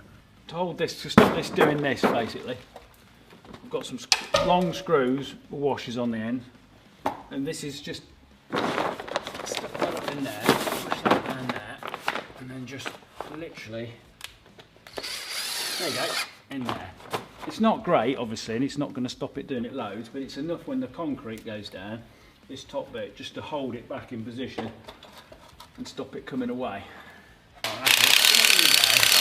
Right, your camera might wobble a minute, Mr. Second Channel people, because I'm going to, because you're attached to the ladder.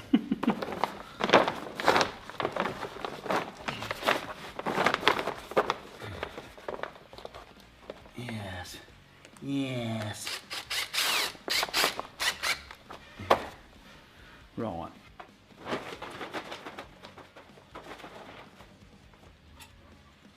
What's that? Colin's got a new tool? Yes, he has. Got a rebar cutter, ain't I? This little bad boy, look. Pincer thing. Comes out. Saves you grinding, chucking sparks all over the general public when they walk past, and making a lot of noise. I'd say that's a win.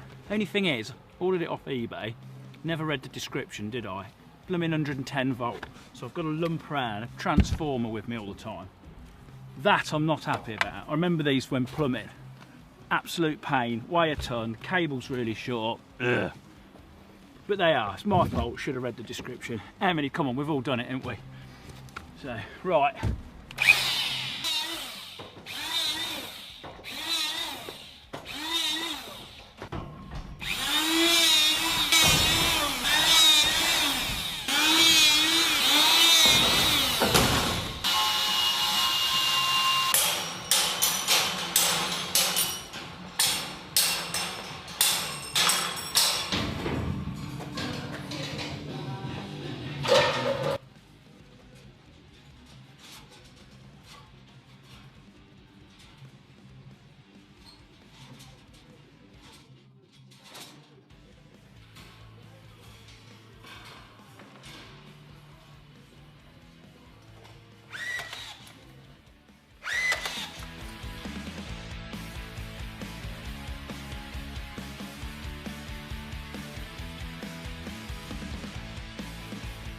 Right, that's got that mesh up. I've not quite finished welding it up because I've only gone and blooming ran out of welding gas, so I've got to go to Peterborough and sort that out. And it's Thursday morning right now, so I'm not going to have time to finish that off before this video gets uploaded.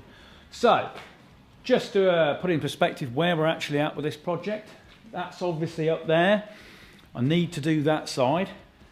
This next dig will be like a bigger one because it's where the car comes out basically. if you look up there at the house, let me just tilt that, the car lift will come sort of down just to the side of the window there. It's gone all dark now, isn't it? To come up, but obviously it can't come any further across because it will take my porch off.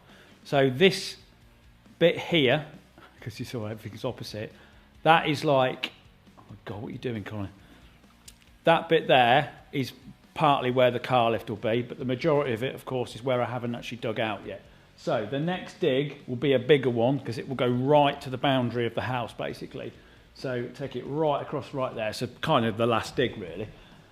And then we've got the hole opening. There'll be a little bit, tiny little bit extra. We just have to tuck under, which is nice. This bit here, I'm just waiting for the structural engineer to let me want to do. You see that beam there? We think with the car opening, because you've got a massive hole in the roof, obviously all the weight and all the forces that the house put on it, which I don't think will be much, but he's stressing about it.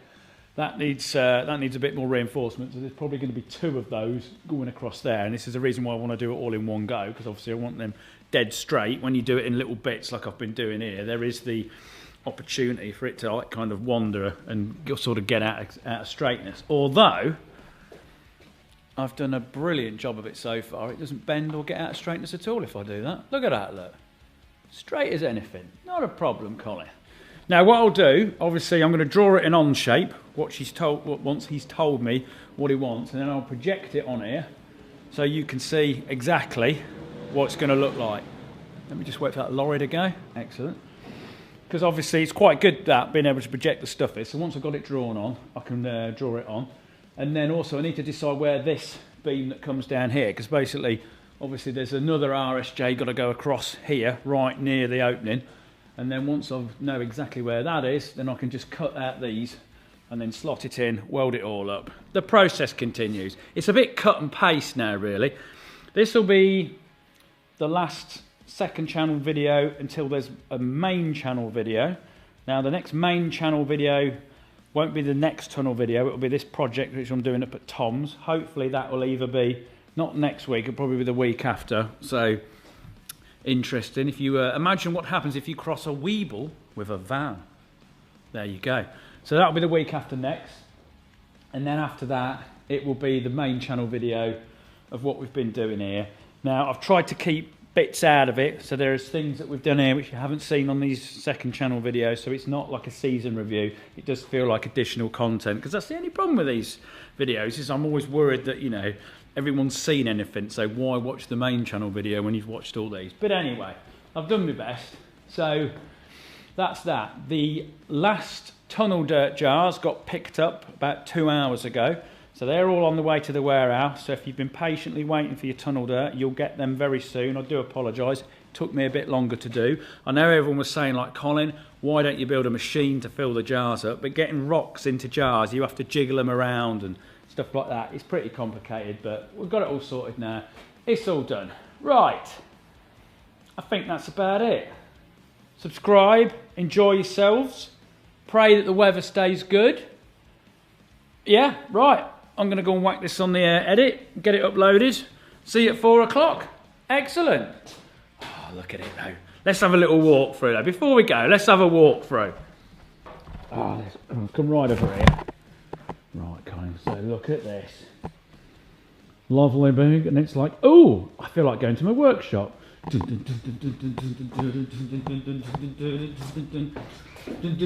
not turned the light on. Oh, this is just so awesome. So awesome. And then we're in the workshop. Yes! Beautiful. Oh, by the way, thanks to XL Tools for supplying this bad boy. They gave this to me nearly a year ago, and I haven't used it yet because obviously I don't need a mill for tunnelling. But it is lovely, and it will feature at some point. Anyway, shut up, Colin. Get on with it. Way up second channel, people. Time for a secret garage update.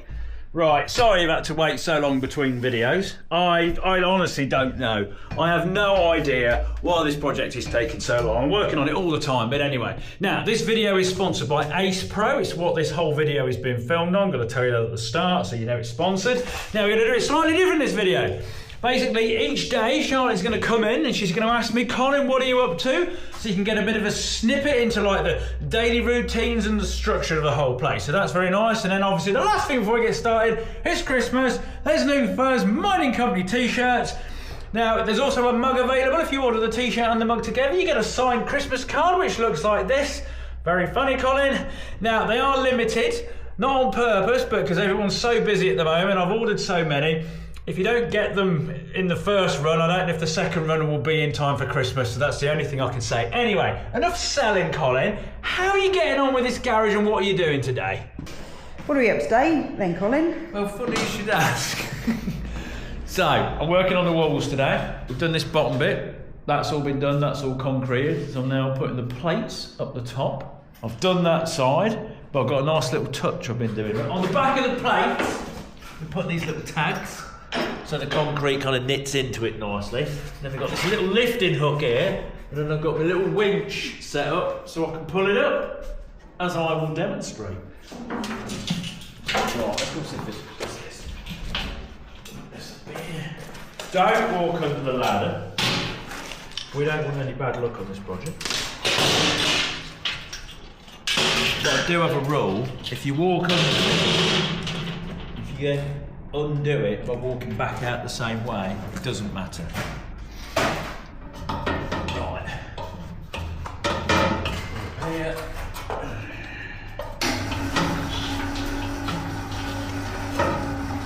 Let's down a little lift.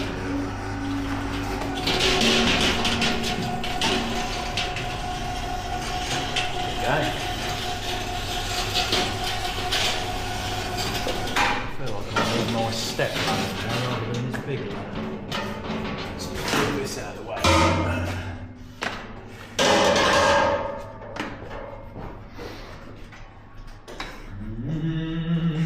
It's not my real ladder.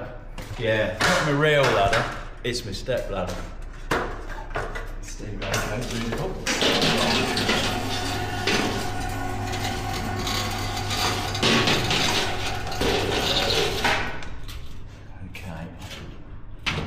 Colin, you may have gone up the wrong square. Wow.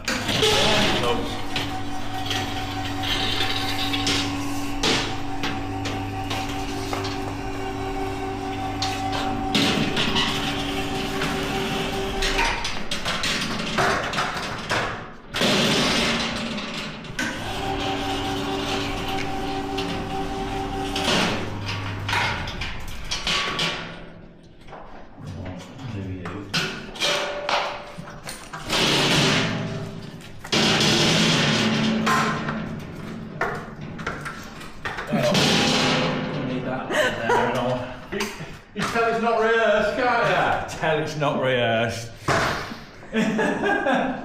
Up and down, in and out. Why is this garage taking you so long to build, Colin?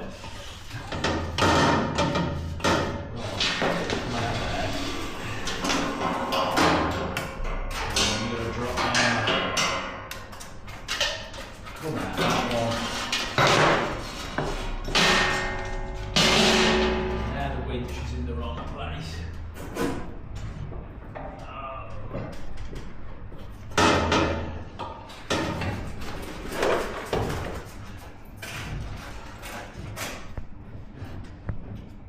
There's no. You know these shorts, do they do video for long? Yeah. People wanted unedited footage and progress, Rick, so we're giving it to them. Yeah. The real life struggle. Right.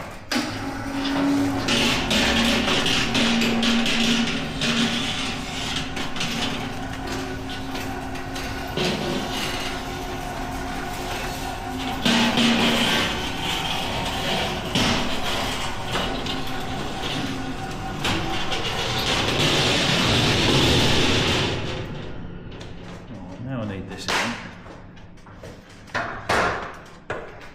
try and wang it in. And it's raining. Oh. Right. Come over there.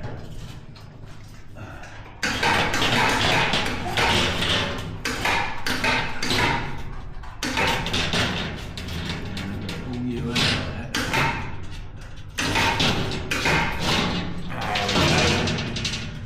In there.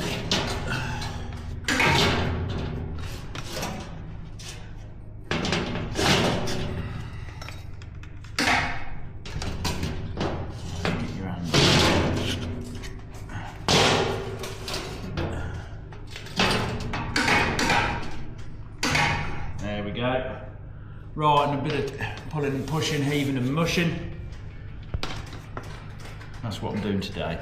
Okay people, this video is sponsored by Insta360 Ace Pro. Now I've been using these things for 2 years now, and there is two features, two main reasons why I think these are the best. The first one is the ruggedness and the durability. I have never had one corrupt a card, I've never had one stop working, even when the batteries are like, you know, got plenty of juice left in them, and I have put these through all sorts of things. They've been dunked in concrete, they've been dropped, they've been bashed around, and they still keep working. Now the second thing is the flip up screen. So you can see what you're filming when you're self-shooting. Now I know other brands do have screens on the front, but they tend to offer a cropped version or a cropped image of what you're actually filming, whereas of course with the flip-up screen you can see the whole frame. You can just set it up, look at it, so much easier. So they're my two main features. Now normally on these integrations I go out and film it in all sorts of wonderful things, but today, it's November in the UK, it is miserable. So I thought I'd just talk about it anyway. Now, it films up to 8K. I do most of my filming in 4K. This whole video has been shot in 4K, 25 frames per second. You've got slow-mo, you've either got 1080 at 240 frames per second, or you've got 4K at 120 frames per second. It's brilliant in low light when compared to other brands. You put them side by side. In pure video mode, Ace Pro is always miles brighter, and in some cases, the other ones have just filmed black and not even picked anything out. So that is an absolute win. Now, of course, it's waterproof, up to 10 meters, and it has loads of accessories. There's loads of different shooting modes like hyperlapse, which makes it look like you're going really fast, and then there's starlapse if you want to catch like northern lights and stars. And there's some futuristic things like gesture control and voice activation. Now of course, it's Christmas, there's a special offer. Go to the link in description and you can get yourself an Ace Pro plus a multi-mount tripod for just 300 quid. That's 33% off, and it doesn't stop there. An Insta360 X4 with 15% off, a selfie stick and a bullet time rig. Oh yes, colinfurze just giving away the Christmas joy. Right, back to the video, which of course is filmed on Ace Pro. You spent all morning putting that sheet up. What's the plan of attack now? So, what we're doing now, I've welded it all across here. Look underneath here. It's all welded up and grinded nice and flat. So now, we get this level, clamp it on either end, wipe it. No, not wipe it, weld it up, and then I've got these little bits down here, look, that they're all been nicely cut and numbered down there, and then they weld up and go up into there. Rick's taking the winch down because we don't need it anymore, and that's what I'm doing this afternoon. Okay. Right, now we'll see you tomorrow. Ah, it's nice and level. What are you doing today then, Colin? Well, funny you should ask. We're concreting today. We've got my wall built up from yesterday. Now we're going to go and fire a load of concrete into it. It'd be lovely. We've made this wonderful chute, look. Little ramp thing pouring in. Beautiful. But you may notice, no Chris Bibby today. He's gone to Turkey to have his teeth and hair done. Go and get the vibrating poker thing. There we are. That should go all over me, that should. Oh, I'm looking forward to getting covered in that. Are you ready? I think we are, you know.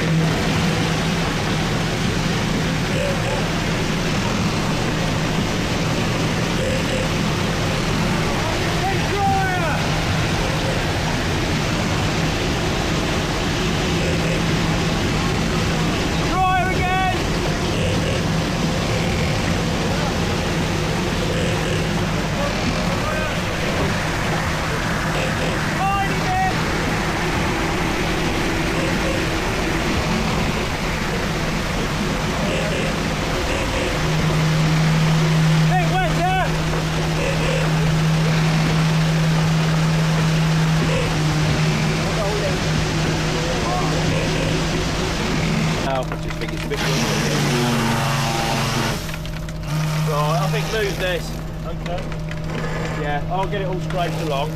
Like the good boy that I am. Never take the shoes off first. Colin's a good boy. So, just double checking where the concrete goes under the house foundations, that this polythene is not being pulled tight and therefore leaving like a bit of a gap underneath, because that's not very good. So I've got my inspection glove on, so I'm just going to put my arm down here and have a bit of a feel. See if we've got enough penetration. There. Oh, yes, Colin. That's no good. I can't get... Now, this is what I was a bit worried about, is actually my arm. No, it's got to go through there, I think. Not flexible enough. Oh, no, there's... Right, there's the house wall. There's the house.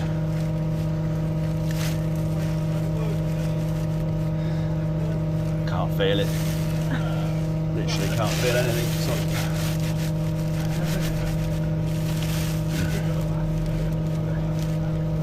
I don't know whether I'm feeling the house wall or just...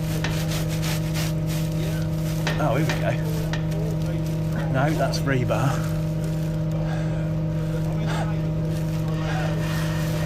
No, I'm a vet feels now, don't I? No, I can't bend my arm around it. Oh well, we'll just have to I think the bag split. Well, it was a lovely idea, Colin. Right. And then we'll do that. Right, I'm gonna go wash my hands now. My hands have been burning. Now, once this bit's set, it's time to get Tom Lamb in for the very last time. He's got a little slither to do, just along there. Then we get the end wall built. Oh, I'm excited! Look at that. Go on. Get rid of all those air bubbles, baby.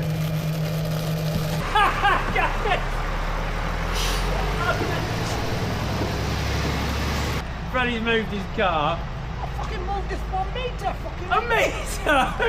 I take it up the road. He is alright. He's now going to mount the curb. It's alright.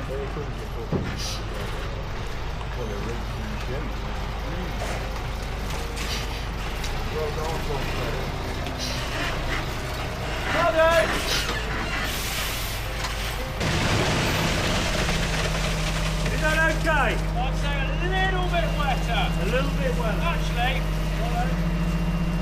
no, that's probably quite nice actually.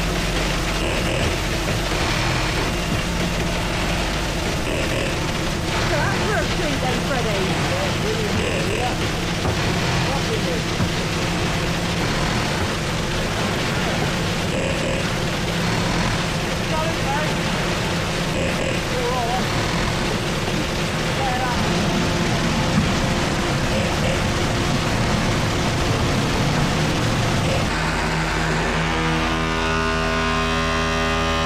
Doing it.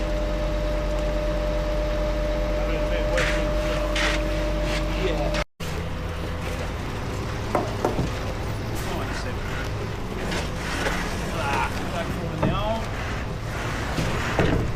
My car underway. Think then, Freddie? Very good. Very good. Yeah. Freddie's on the aeration and vibration technique.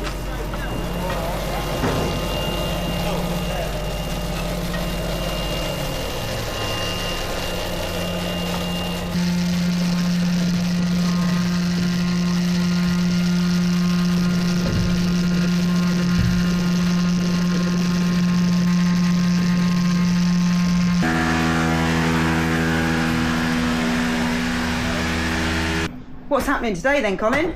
Well, funny you should ask. Come down here.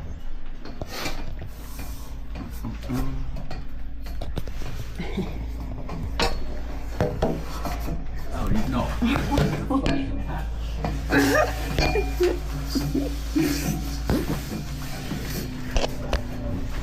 John, I was scared of getting down the ladder with cameras, me, are you? But anyway, don't worry about it.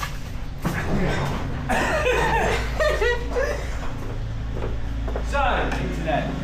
Today is the very last dig. I don't know if you remember on the last main channel video I said it was pretty much dug out. There was a tiny little sliver. So literally Tom Lamb is doing that tiny little sliver. It's literally the width of his bucket. So I don't know if you can see from that shot, that's literally all he's got to took out. That take out, it's that tiny little extra bit.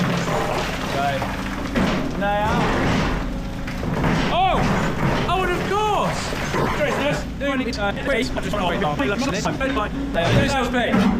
Right. Yeah, Tom's digging.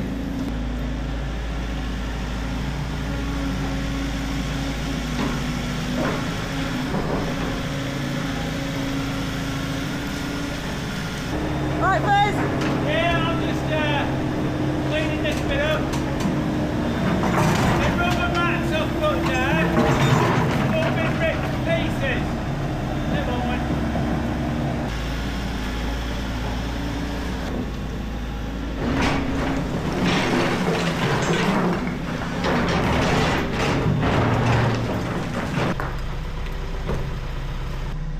Tom didn't want us in his video.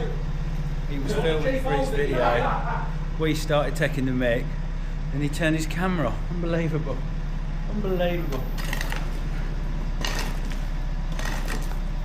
Because that corner where you are is that right, so there's obviously a little bit come down there. Yeah. Yeah. Oh yes. Blah, blah, blah, blah.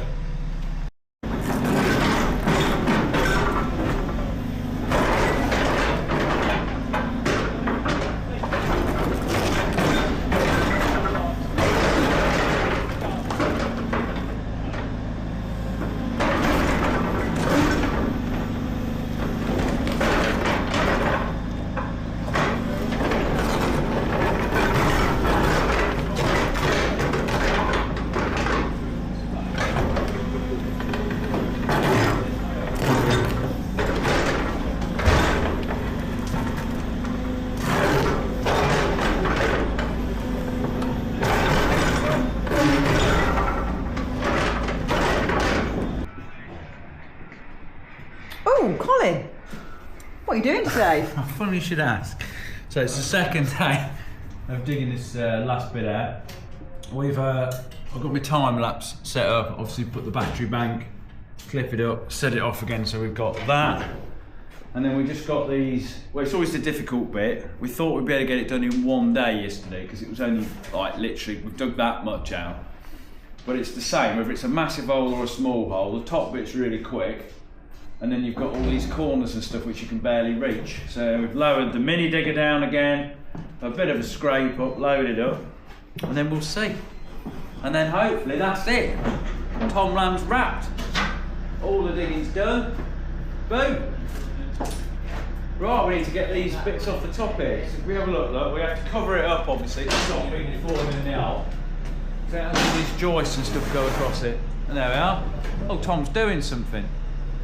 We were lifting loads of sheets off a minute ago, and funnily enough, he disappeared. Put the camera on, and as if by magic, he turned up. Yeah. Who? You. You switched the camera on, and you've shown up. Miraculous. A minute ago, when it was all the heavy stuff, nothing. Absolutely nothing. Unbelievable.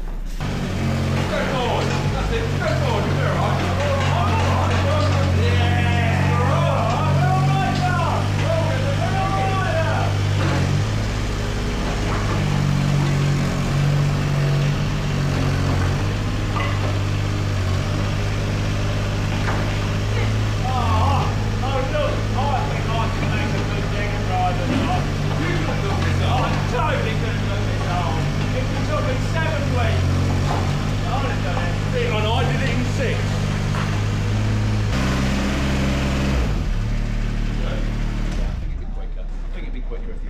Come on, Tom. We got no time for Look, I've got to go, haven't I? Doing my apprenticeship in digger driving today.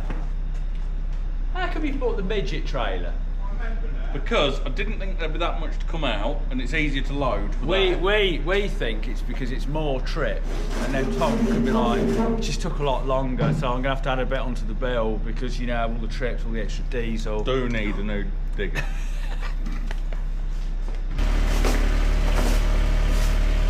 These maps are a good idea, but they're kind of wrecked, so it's a shame. They were quite nice maps.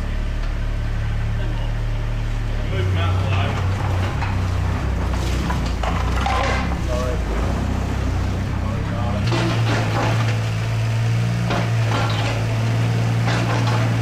Got a dirty face already, Colin. You got a dirty face? Yeah. Have I?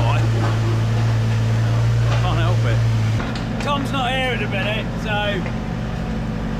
I don't know what I'm doing. Pull it.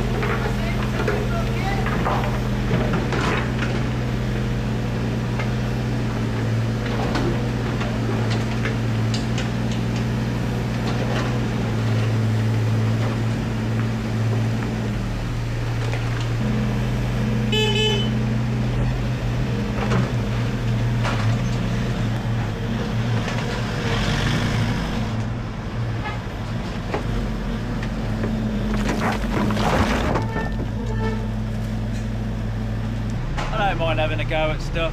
I mean, I'm clearly not confident enough to be scooting around the edge like Tom is, but I'll have a go.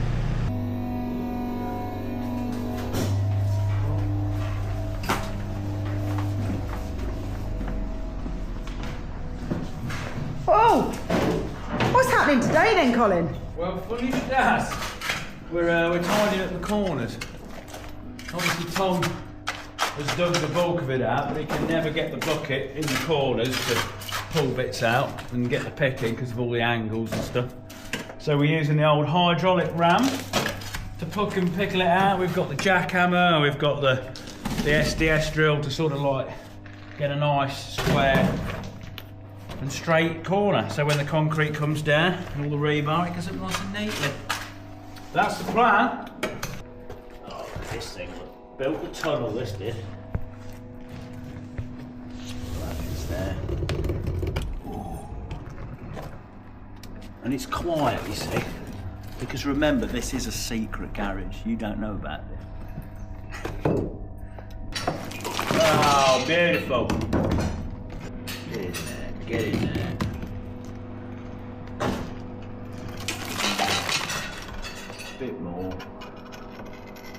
Let's see if I can get this big one off at the bottom here. Big one at the front, Rick.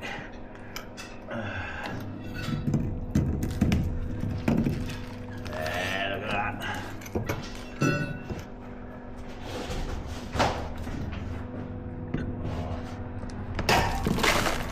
Oh,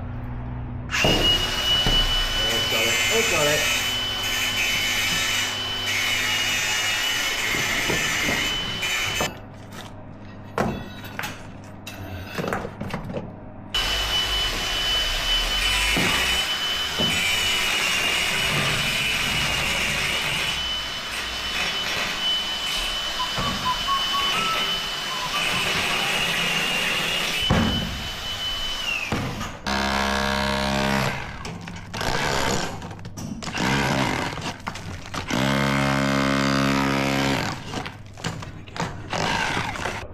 So the structural engineer wanted a minimum of 300.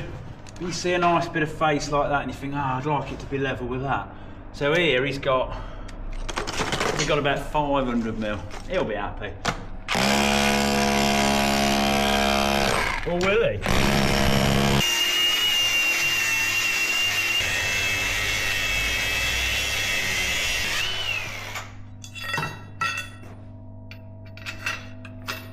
Oh, look at that.